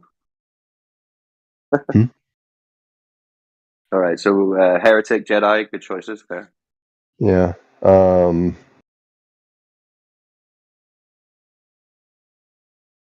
Tree, now that you've met Tree, he's one of your favorite flat earthers. Tree's on the fence, though. Nah. No, I'm not. You know what that means. I'm not. You know what that means. Said you're on He's the heard fence, you. man. You put him off the fence. He's now concerned. Yeah. Okay, I like Tree then. He makes me I laugh. fell off. Thanks, man. All right. There you go, Tree. I don't know. I'd say it's hard because so many people have just banned me for no reason, and once you do that, it's hard to offer any respect. Yeah, I know. That's interesting. It's the same thing you hard do. thing to get over a Discord ban. Yeah, you turn someone down, basically locally self-bans them, and then gets upset if other people return the favor. These things happen in war. They're casualties. I know. You can't avoid these things. Sometimes it's collateral. But It's an ugly thing. It's interesting you bring that up because I still think that's the fundamental difference between you and the rest of us, is that you do think you're at war. Well, no, but no, we're not. We I mean, don't. we're not at war. Yeah, I mean, that's fight just the flat Earth. One of yeah, your you guys main rally think you're cries. at war. You're at war with observable reality. We're just chilling. It's not our Well, war. We're just chilling on the as soon as sideline. you can explain the sun going below 0 degrees angle of elevation, let me know. Oh, well, fortunately, I don't need to explain anything about the sun. So I know. yeah, That's one part of reality you just choose to ignore. non As you think, sequitur. No, I enjoy the sun. I was out in it earlier. I don't ignore it. I say hello, sun. yeah, but you don't care to understand the path it takes. Well, I don't pretend to know what it is and how far away it is and all those things that you might pretend. No, I don't pretend that. I know. Yeah, well, I don't do that. I kind of grew out But, of pretending when I was like, I don't know, 8, 9. but there has to be a reason you don't want to know, right? Who says I don't want to know? Yeah. I mean, it'd be nice, sure, but how are you going to do that? You Turn look on the at what the TV? scientists have done, and you see, does that seem reasonable what they've done? Does the spectroscopy seem reasonable? Seems reasonable to me. Or does it, with all the experience you've had with stellar spectroscopy? Seems reasonable. I did spectroscopy back in chemistry class when I was in college, and it You've never been seemed to to be college, lying sack of shit. whatever, dude. Well, you're doing stellar spectroscopy in No, I chemistry? did not do. Did not do stellar spectroscopy. I did. We lit Okay. like You potassium weren't and stuff on pointing towards fire, the and sky. Okay, but you're talking about stellar spectroscopy. it's the same thing. I think the universe is consistent. Oh, is it? I think so. See no reason to think it's not. Well, I guess one would be in a, controlled environment in a lab or in a contained machine or something, whereas the other, what you're pointing into the sky and looking through millions of miles of medium that you don't know, causing what effect? I'd say that's a bit different. But yeah, I mean, these stories, no, they don't compel me really, because I mean, I'm starting at a position of, well, that would be a story as we're on a globe, but we're not on a globe because there's no curvature, there's no motion, there's none of that. So obviously, I'm not going to spin my wheels fretting about stellar spectroscopy on a globe when there isn't a globe. Maybe if you can evidence a globe to begin with, then I'd be a little more inclined to look into the stories of your belief. Yeah, I watched both go over the horizon. I think the most reasonable explanation for that is curve. We come up with the most reasonable explanation. I said, explain to Snot Mackie why people vote Trump in both Michigan school and Downtown school. And the ChatGPT gave you 3 answers for both. Yeah, I don't care.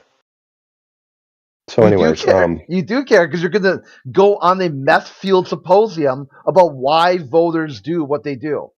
When meth these field, concepts are fully explained already. Okay, you can think that. The work's done. Michigan no need. school, group loyalty, cultural identity, emotional appeal. Downtown school, economic interest, policy preferences, anti-establishment. There's 3 reasons to vote for Trump for both schools. There's 6 reasons right there. 3 rational and 3 emotional. Okay, so what caused people to vote for Trump over all the other Republican candidates in 2016? Yeah, sure. Let's do that one. All right.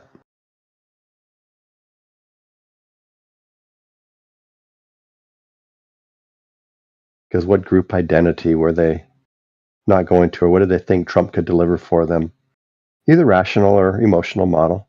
Well, it says, Downtown number 3, anti-establishment settlement. Some voters see Trump as the outsider who can disrupt the political status quo and challenge the power of the elites. This anti-establishment settlement can be driven by desire to change or a sense of frustration with the political system. Mm-hmm. And why do they feel frustrated?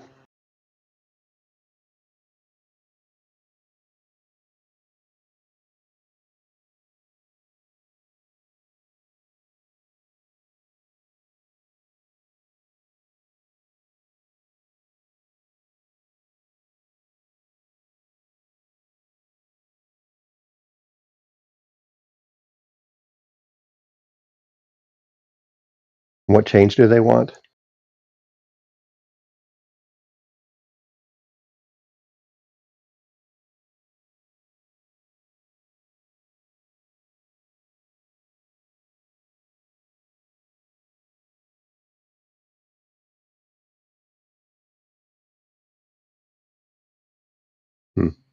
Guess ChatGPT has no answer for me.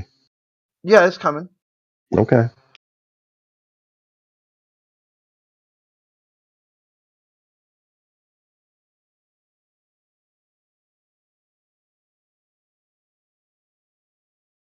So, yeah, what they said earlier, cultural anxiety, resentment, solidarity with the white working class, immigration, trade, and national identity. They also felt that their culture was under threat. Which means what? Emotional connection, the ability of Trump to emotionally connect with his supporters through social media, large rallies, help build a loyalty base, his bombastic style, willingness to challenge political correctness, and create a sense of excitement and energy around this campaign.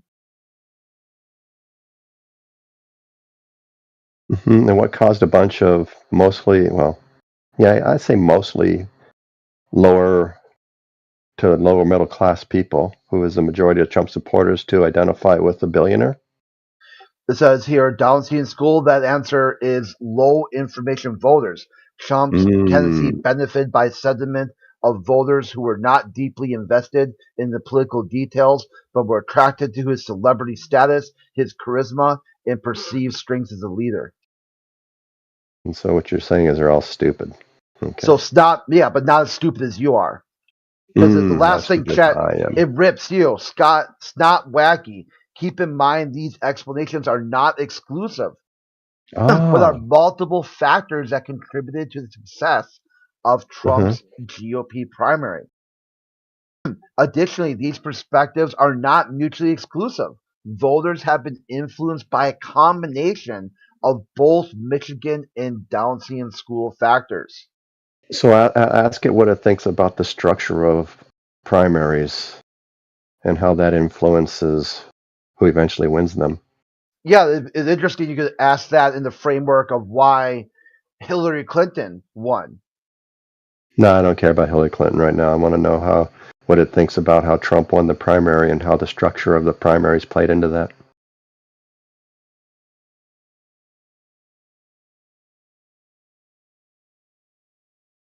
Yeah, or same thing. Why did Hillary Clinton win over Bernie Sanders?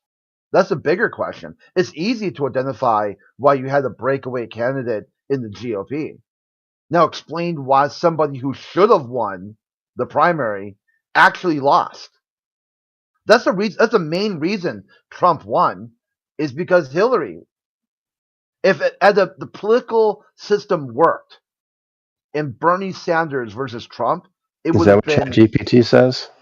No, I'm saying that you got disenfranchised voters. You also had people who were pretending to be Republicans who went to GOP primaries and voted for Trump because they thought it was a joke.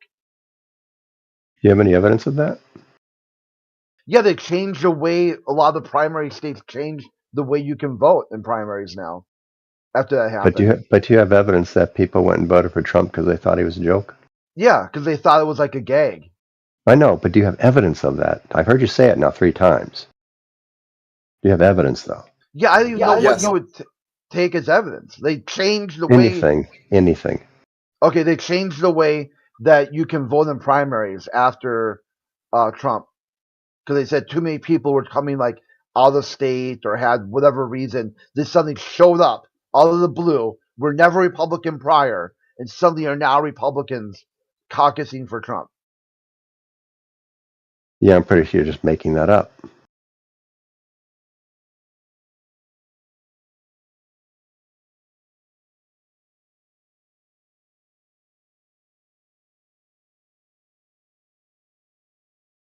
But anyways, I really do got to go to bed. Talk about me offline, or I'm not here. No one even gives a fuck about you, dude. You apparently do. No. So I'll take that as No, I enough for me. That's enough for me, man. Thank you. No, my whole goal here was to show everyone how you don't even know basic concepts of political identity, political science, and psychology after you run around the internet claiming you've got a master's level education in this stuff. Even day one, they talk about Michigan school and Downsien school, and they have people challenge their own political identity. Well, he made a claim saying that, well, a claim was made about it being seen as a joke. And if he doesn't understand what the cult of Keck was, then he's not going to know what was being said. He's not going to understand anything about what happened with that election, or what a large portion of people did as a result of certain internet things.